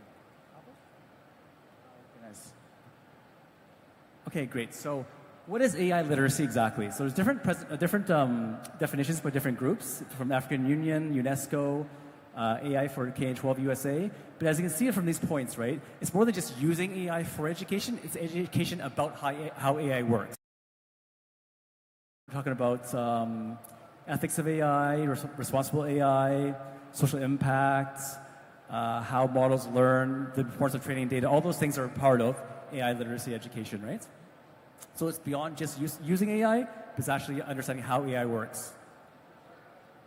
Okay, so why early, inclusive, and for all? Why not just have a really strong university programs and have it at that level? Well, I think I took all these ideas from day one, from different speakers, and what I heard was that we really want to focus on human capital. We want to grow the tech talent pool in Tanzania. We need to have critical thinking. I remember Mr. Harish talked about fixing the data. There's going to be lots of bias. There's going to be misinformation, disinformation. How are we going to have people who understand how to fight those problems? How are we going to have people who can actually fix that data? We need to teach about critical thinking. How are we going to build our tools? We need people who can not just adopt, but build tools. And we also need people who can lead these efforts, right? So all of these things can do better if we start teaching people at an earlier age. So what we did, we pilot tested a program called AI Wizards at SUA and Morogoro with university students of all courses, not just IT, but different courses like environmental education, rural development, not just IT people. And we used this flow where we started with physical activities, things that are very intuitive and easy to understand. Here, the first picture down here on the left is a model called Support Vector Machine, SVMs. Basically, every person was holding a Post-it note, and if it's green, it's a healthy cassava plant. If it's red, it's a sick cassava plant. And the way the model works is you basically draw a line where you can best classify whether a plant is sick or not sick, right? So that's a very intuitive, inclusive way to learn about models. Then we go to pen and paper. We go to a data set, and they try to draw a line between where they can best classify between sick and healthy plants. And then we go to more about the concept itself, more details, and then eventually go to a tool called Orange Data Mining. And it's a no-code tool, very easy to learn, very fun to use.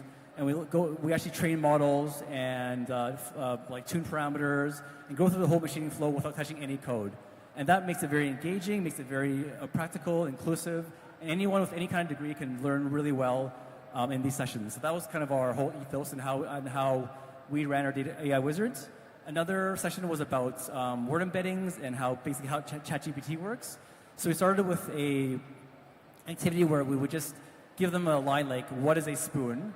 And have them answer that prompt, and everyone would provide the next word. So we're trying to teach them how basically ChatGPT works by predicting the next word, right? So everyone kind of understands in a very intuitive way. So let me show of hands. Does everyone agree that everyone in university should have this kind of fundamental AI understanding? We all agree, right? Do we all agree that everyone, even in secondary school, can have this kind of education, or even primary school?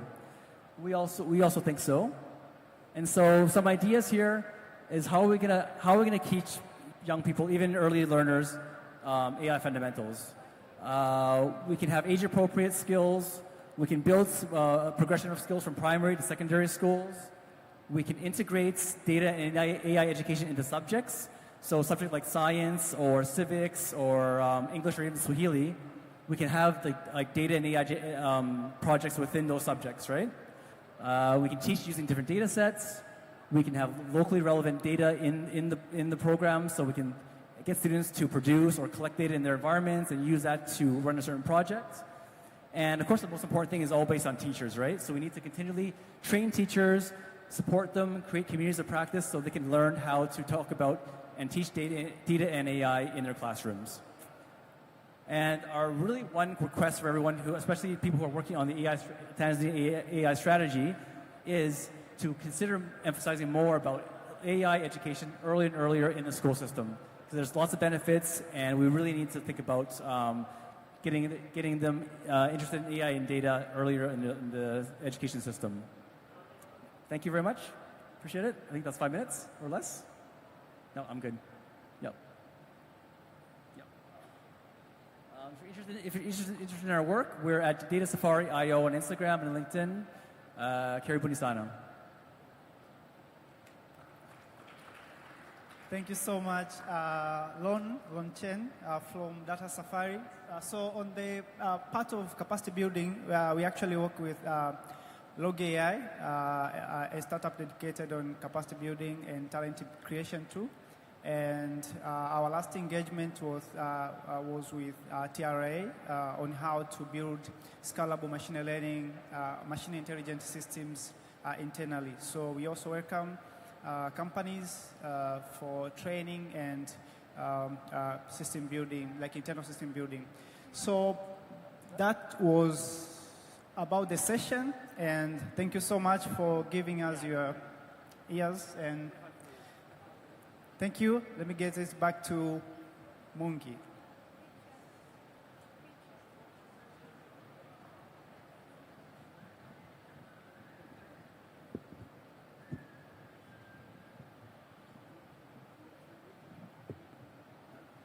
Photo session, that was fantastic.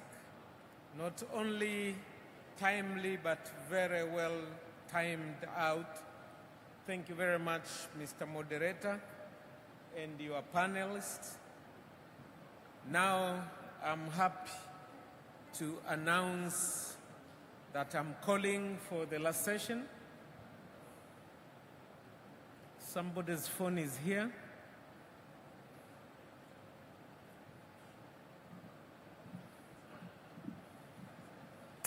Okay, now we are going to do the last session, and I would like to call upon the chief judge for the Jamii Hackathon pitching competition, where he will announce the 3 winners, but I need the following on the stage. Mr. Mohamed Mashaka, DG PDPC, DG ICTC. My apologies, DG. That is, they say the tongue has no mfupa, lakini huwa unateleza. Sasa sijui miguu nayo vipi. So please, DG, Dr. Mosaga, but also the Chief Judge, Mashaka, Assistant to the Chief Judge, I think. Because this also will proceed to the closing remarks.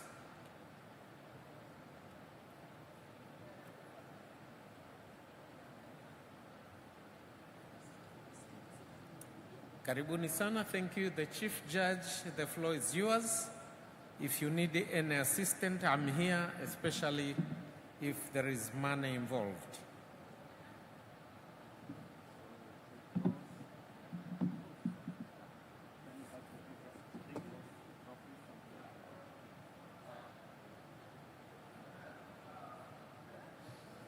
So here we go.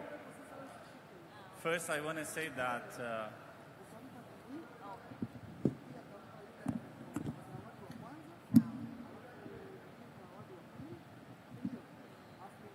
for all the young entrepreneurs who did their pitch today, you all did a great job, and I encourage all of you to continue.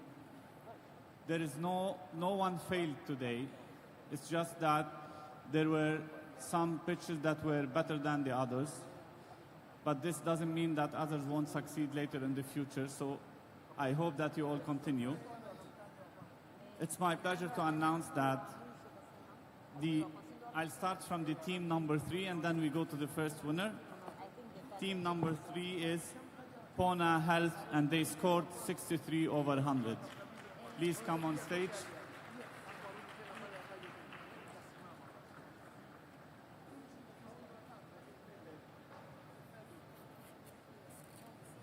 The third one aweze kuja.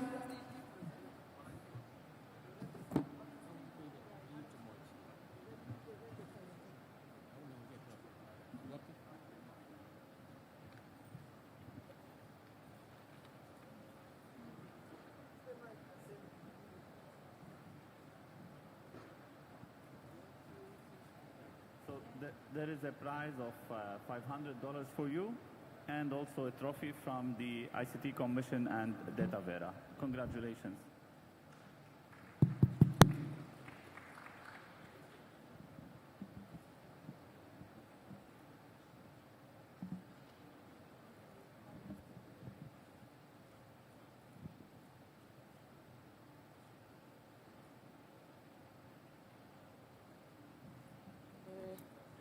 Let's proceed, Chief Judge, with the other person, the second overall. The second place goes to Karir Na Mimi, and they scored 71 over 100. Congratulations. Please come on stage.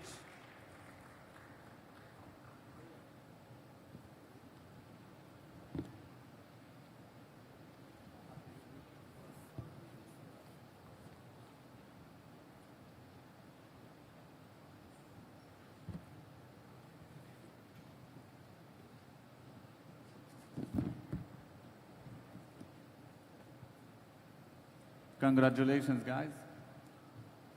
Please come here to take your trophy, and there is a prize of $1,000 for you. Yes. Let's take a picture this way. Yes.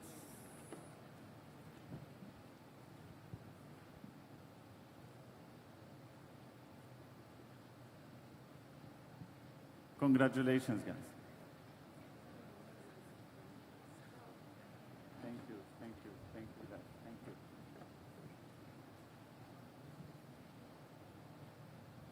And finally, the best pitch, the best team for today was Afia AI, and they scored 79 over 100. Congratulations.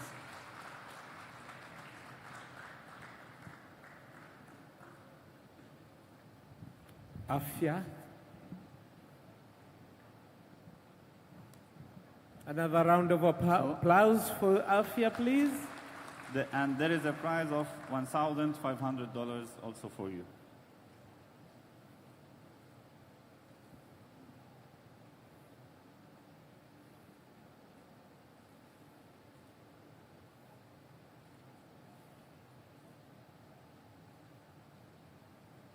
Thank you very much. Yes, and one last thing that I would like to say, DataVera is willing to meet you like in 1 week or 2 weeks, and we're going to discuss the potential opportunity you have with your company, and we are willing to invest with the funds that you were asking for. So congratulations for this, and keep going.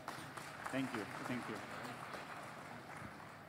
With your permission, DG, the Personal Data Protection Commission will register him with our own money from the PDPC. We'll register him and get a certificate for his app, but also for the 3 winners with the permission of the Director of Registration and Compliance will assist on their DPIA, Data Protection Impact Assessment on their project.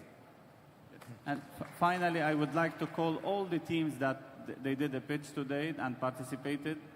There's just a symbolic thank you gift, which is $50 for each team. And as I said before, no one is failing today. It's just the start, and keep going. You will succeed for sure in the future. Yes. Thank you. Can I mention their name while they're Definitely, coming on the please, stage? go ahead. Victor Faustin, Dira Education. Faustin, are you here?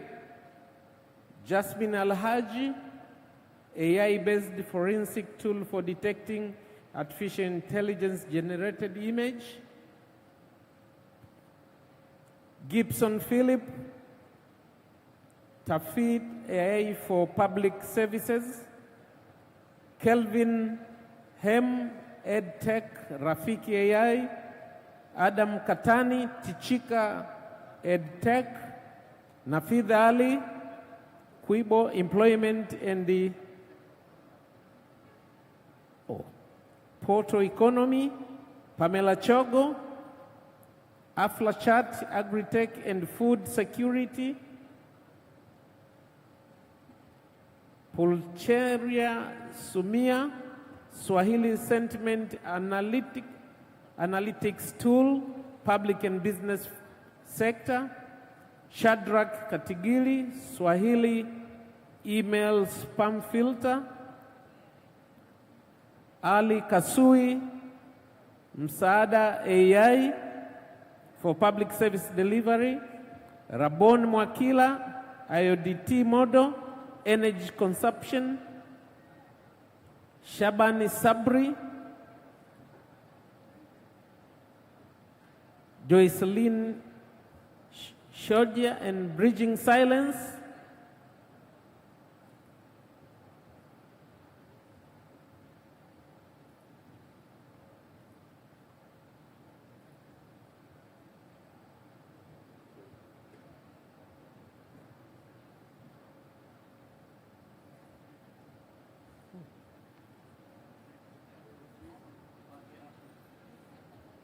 They're together. Okay. That is the end, and may I now invite the Director General?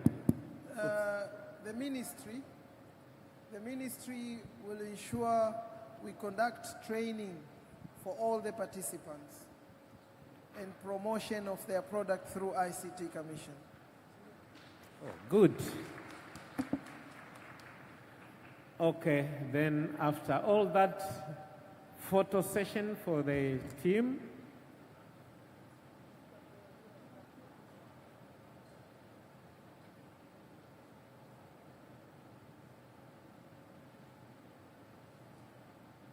thank you very much. Without further much ado now, I will welcome the DG to do his closing remarks. Thank you everyone for being with us, and thank you for allowing me to be your Director of Ceremony for this first Artificial Intelligence Forum in Tanzania. DG, please, the floor is yours. Innocent, thank you very much for the for very professional emceeing for this event. We have reached the final session of our forum, the first Tanzania AI Forum. Next year, we are going to have the same forum in the same month. And after having discussion, the next forum will be held for 3 days. We are going to announce to you which dates of July next year that we are going to have this event. In our timetable as ICT Commission, November we are going to have Tanzanian annual ICT conference. This is the biggest ICT event in Tanzania. We are going to communicate to you where it's going to be held. It's either going to be in Dar or Arusha, but we'll communicate with you. So I thank everyone who devoted time from yesterday until today. We have a robust discussion of everything AI. We have been able to get very good experts, very robust discussion that we have, and the competition, of course. This is our first competition, but it's a competition that has come with a very positive thing. I really thank Dataware for what they've done. They've added a lot to all the plan that we had for this competition. I would like to thank our sponsors, UNICEF and our institution, UCSAF, for their support that they provided to us so that we have been having this event, which many people have said that we have done together well. We also want to thank European Union for the support that they've given us in terms of bringing the experts from abroad to come to present different aspects of AI. We also want to thank UNESCO for the support of the readiness assessment of AI of Tanzania. The report was out at the end of May, and this is a report that was an input to AI strategy that we're soon going to launch. I want to thank all the panelists, all the moderators for the great work that they've done for these 2 days. And I want to thank the startups company that have been here, the professionals, ICT professionals are member of ICT. ICT is a custodian of building capacity, identify the professionals that are in this country, and your support basically is the one that have been able to have an event like the event of equality that we have today.